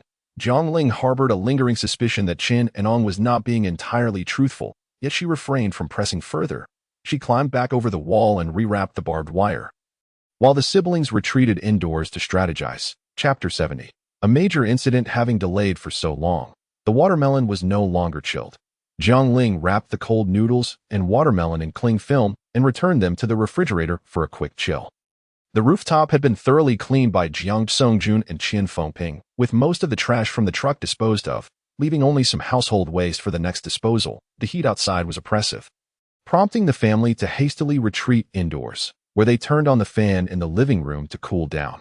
Reflecting on the earlier scene, Pei Jun still felt a twinge of fear. How strange, Why were there so many attackers at our home? Previously, there were only 6 or 7. Now, over 30 have descended upon us, as if the entire city's ruffians have gathered, Jiang Ling remarked. These individuals tend to seek out wealthy targets. When wealth coincides with vulnerability, they become even more enticing prey. Suddenly, she realized something and ceased speaking. Moreover, Duan Dalu added, there are also 2 men of the same orientation. In the eyes of someone like Duan Dalu, people are categorized hierarchically. Males are deemed the highest tier, while females occupy the lowest. Individuals like Jiang Pei and Pei Jun would be regarded as weak males, perceived as lacking the fighting spirit to match his own. Moreover, humanity inherently exhibits differential treatment towards minority groups, much like the unique individuals in a classroom who are often bullied. Duan Dalu likely aimed to seize this affluent and peculiar family, unaware of the formidable fighting spirit possessed by the Jiang family, who were resistant to both soft and hard tactics, armed and ready. At that moment, Jiang Pei began to recognize certain truths he had previously overlooked. He pulled Pei Jun down to kneel before Jiang Songjun and Qian Fengping, saying, Mom, Dad, and little sister, I'm so sorry. What is this about? The elderly couple, weary from their massage chairs, were eager to rise but were forcibly pressed back down by the machines. Jiang Ling rushed to assist, exclaiming, What are you doing? Jiang Pei pushed her aside, insisting, Let me speak. Otherwise, I won't feel at ease. We never anticipated the trouble we would bring to the family. Had I known our presence here would jeopardize your safety, we would not have returned. Qian Fengping, anxious, yanked the power cord from the massage chair, rising amidst tears that cascaded down her cheeks, choking on her words. Jiang Songyuan's eyes also glistened with unshed tears. What does it matter if we are burdened? Quickly, rise. If you were outside, your mother and I would be beside ourselves with worry. Returning home is the best decision. Qian Fengping, still sobbing, confessed, Today, I realized just how detestable people outside can be. Had I known you faced such hardships in society, I would never have made things difficult for you. Your father and I lack education and do not fully comprehend the nuances of orientation. It was only later that Ling Er explained much to us. When you first shared this with us, we thought it defied common logic, fearing it would invite scorn and shame upon us.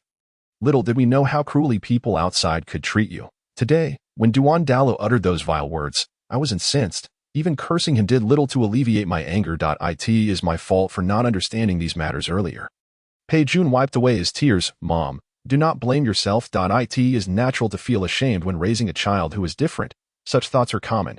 Qian Fengping countered. Others may think this way, but family should not. As parents, if we brought you into this world solely to enhance our own prestige, seeking only to bolster our own image without protecting or respecting you, what kind of parents would we be?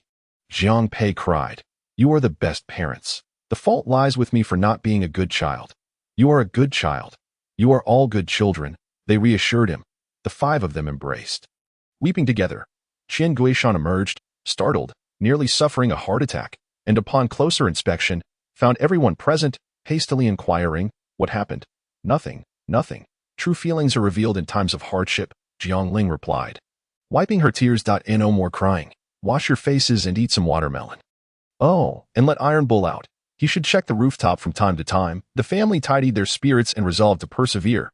Qian Guishan took Iron Bull to sit on the rooftop for a while. While Jiang Ling climbed up to discuss Chen Andong's words with him, Qian Guishan asked, What do you think? I feel he was not entirely truthful. Duan Dalu and his crew have already begun their slaughter. I even killed a person today. I refuse to believe they would shy away from murder. So, they are not afraid, but rather incapable of acting. How could that be? They possess firearms, do they not? Even if they are concerned that Duan Dalu and his gang have weapons. If they are not currently drawn, would it not be advantageous to strike while they are unprepared? Qian Guishan pondered for a moment. Could it be that they simply lack sufficient ammunition for individuals?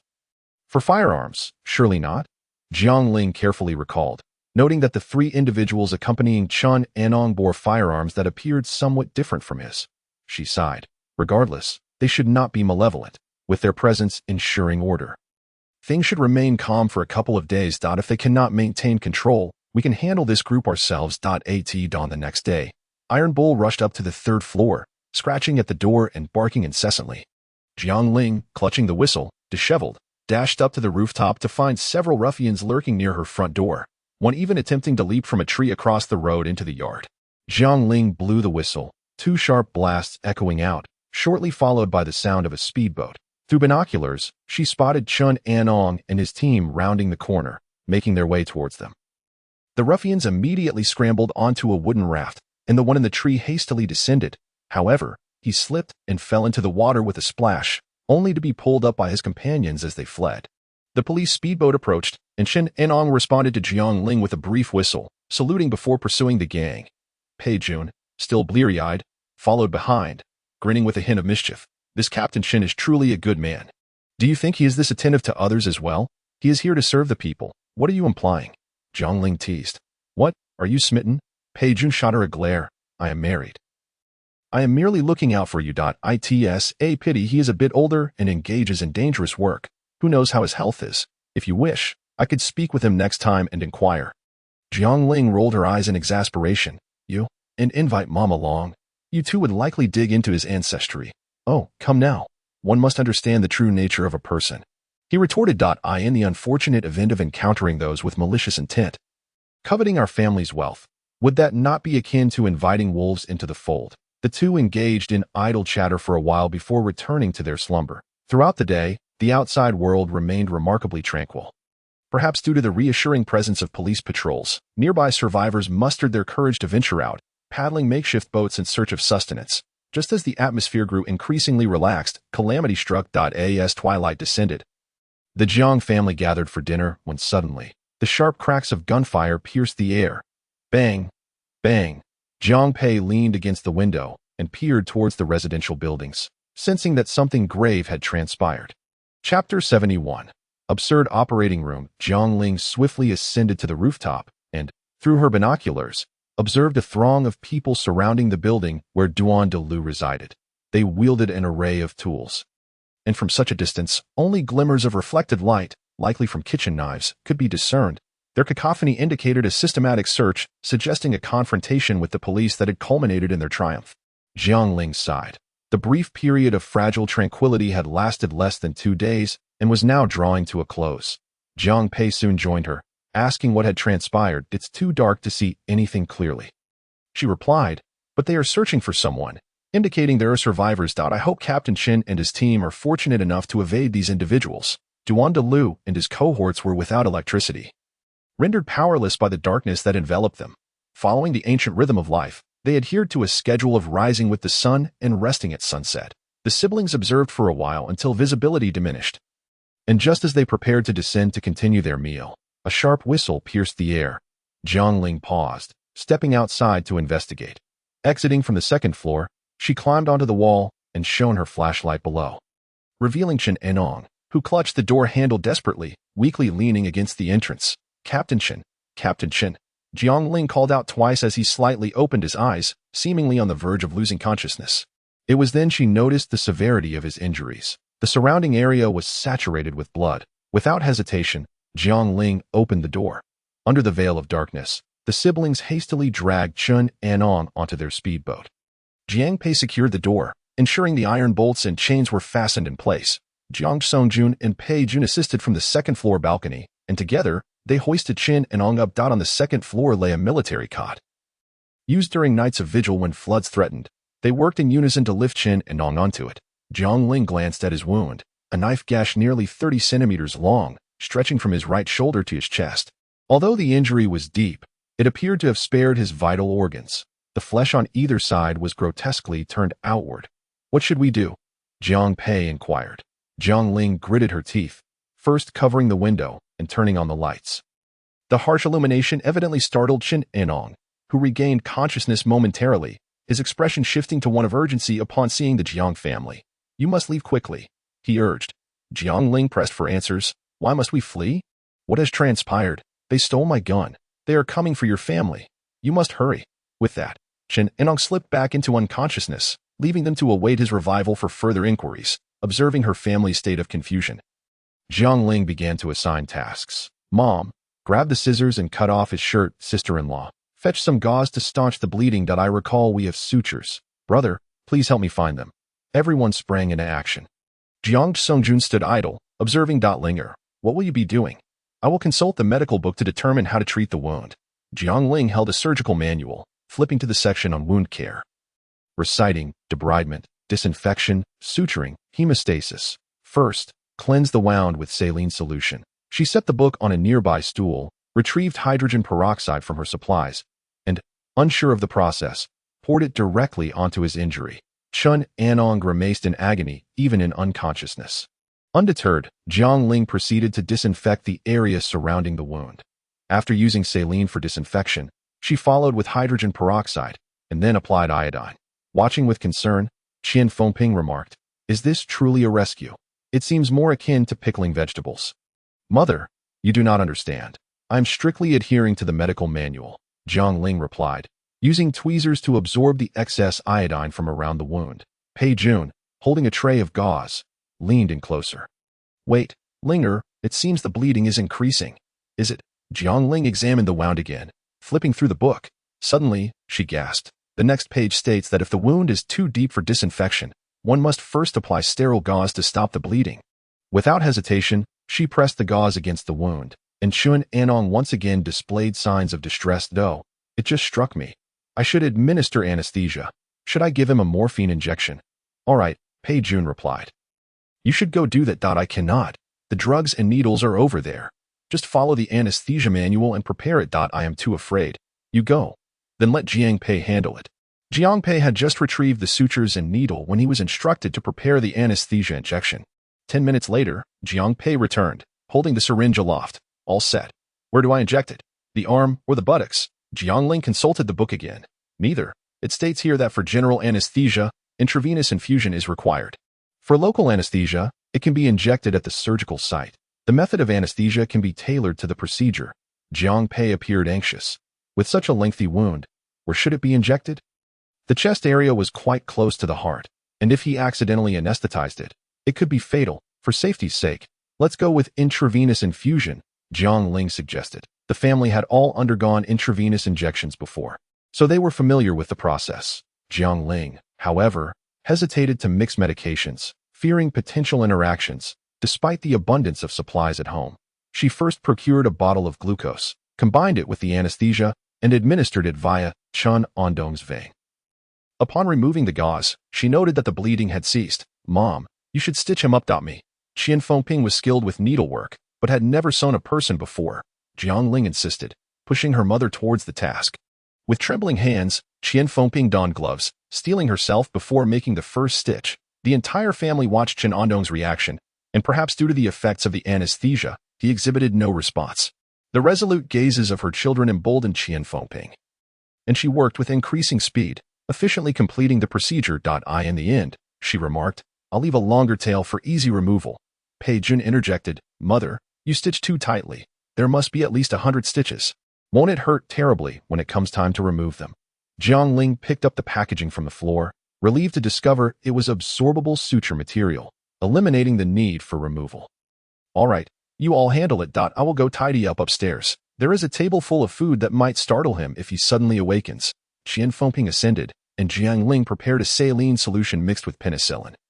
Intending to switch it out for the glucose once it was finished, she took Chun Andong's temperature with a thermometer, 38 degrees. With the antibiotic, it should reduce soon. The weather had been persistently warm, and in the northeast, where temperature fluctuations between day and night were significant, the nights were as hot as the days. The highest temperature reached 40 degrees, and it was currently around 37 to 38 degrees. With the heat, bacteria proliferated rapidly, making infections a looming threat for his wound. Jiang Pei brought down a fan from upstairs, positioning it beside Chen Anong.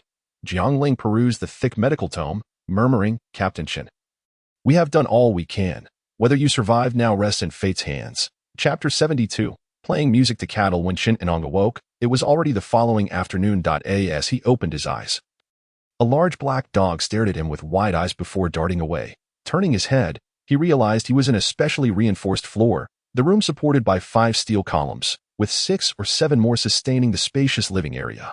A silent fan whirred gently, and a series of power strips extended all the way upstairs. Just as he attempted to sit up, Jiang Ling, accompanied by a clanking iron bull, rushed down the stairs, repeatedly exclaiming, "Don't move. You are injured, and you're receiving in 4. Chen Anong glanced at the 4 bag hanging beside him and chuckled inexplicably. "Am I dreaming? Or have I ended up in a wartime hospital?" "Neither. This is my home. Have you forgotten? You collapsed at my doorstep before losing consciousness." Chen Enong shut his eyes, memories of the previous night flickering chaotically in his mind.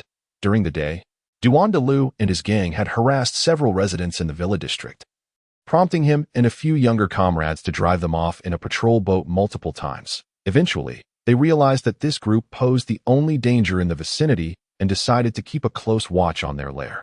As time wore on, the team below grew increasingly restless. "Captain, why don't we just storm in and eliminate them?" One suggested, "If we allow them to continue their mischief, they will inevitably turn against us." "Exactly, Captain. If we can control the situation, taking out their leader will make dealing with the others much easier. Our food supplies are dwindling, and as our strength wanes, it will be too late to act." Chen Anong paused for a moment, surveying the meager supplies within the speedboat, and decided to heed their counsel. As dusk settled, the four of them submerged into the water and infiltrated the residential building. Chen Anong remarked, "Once we gained entry, we overheard them convening an internal meeting. They had recently recruited an addict by the surname of Ji, who possesses some knowledge of the sciences.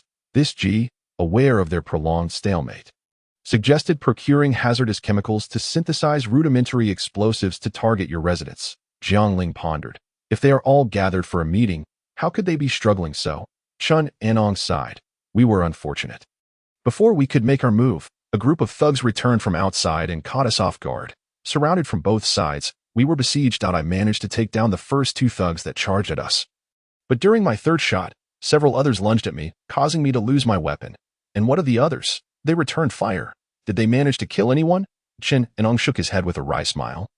"Their guns were loaded with rubber bullets. They were incapable of causing fatal injuries." Jiang Ling suddenly understood the reason behind Chen Andong's hesitance to execute Duan Dalu and the others from the outset.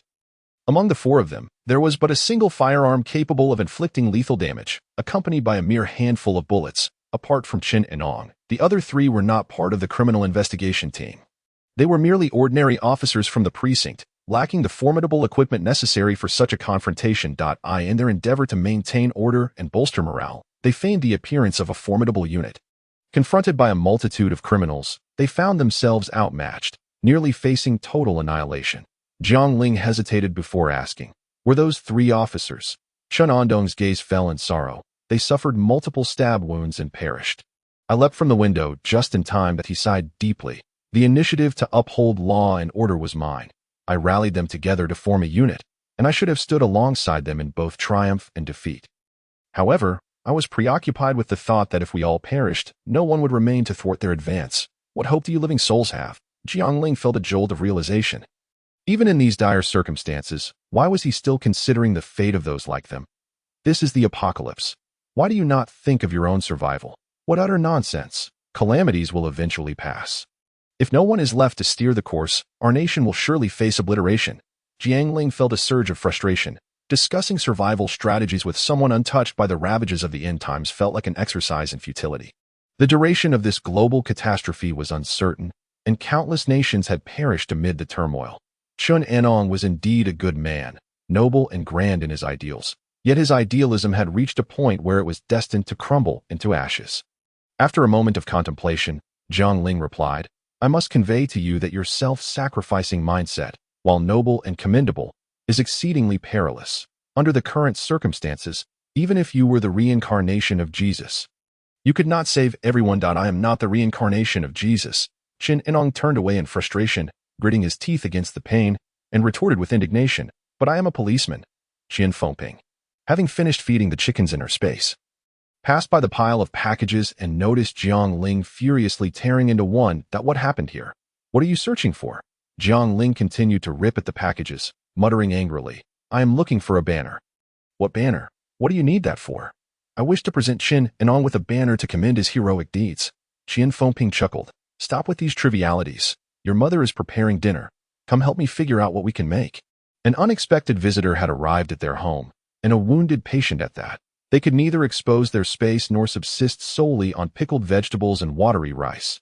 That would be far too lacking in nutrition. Moreover, having grown accustomed to better fare, the family had developed discerning palates. Suddenly plummeting from a well-to-do household into hardship was a challenge even Lu Sun would struggle to accept. The mother and daughter exchanged ideas in the kitchen, weighing various home-cooked dishes.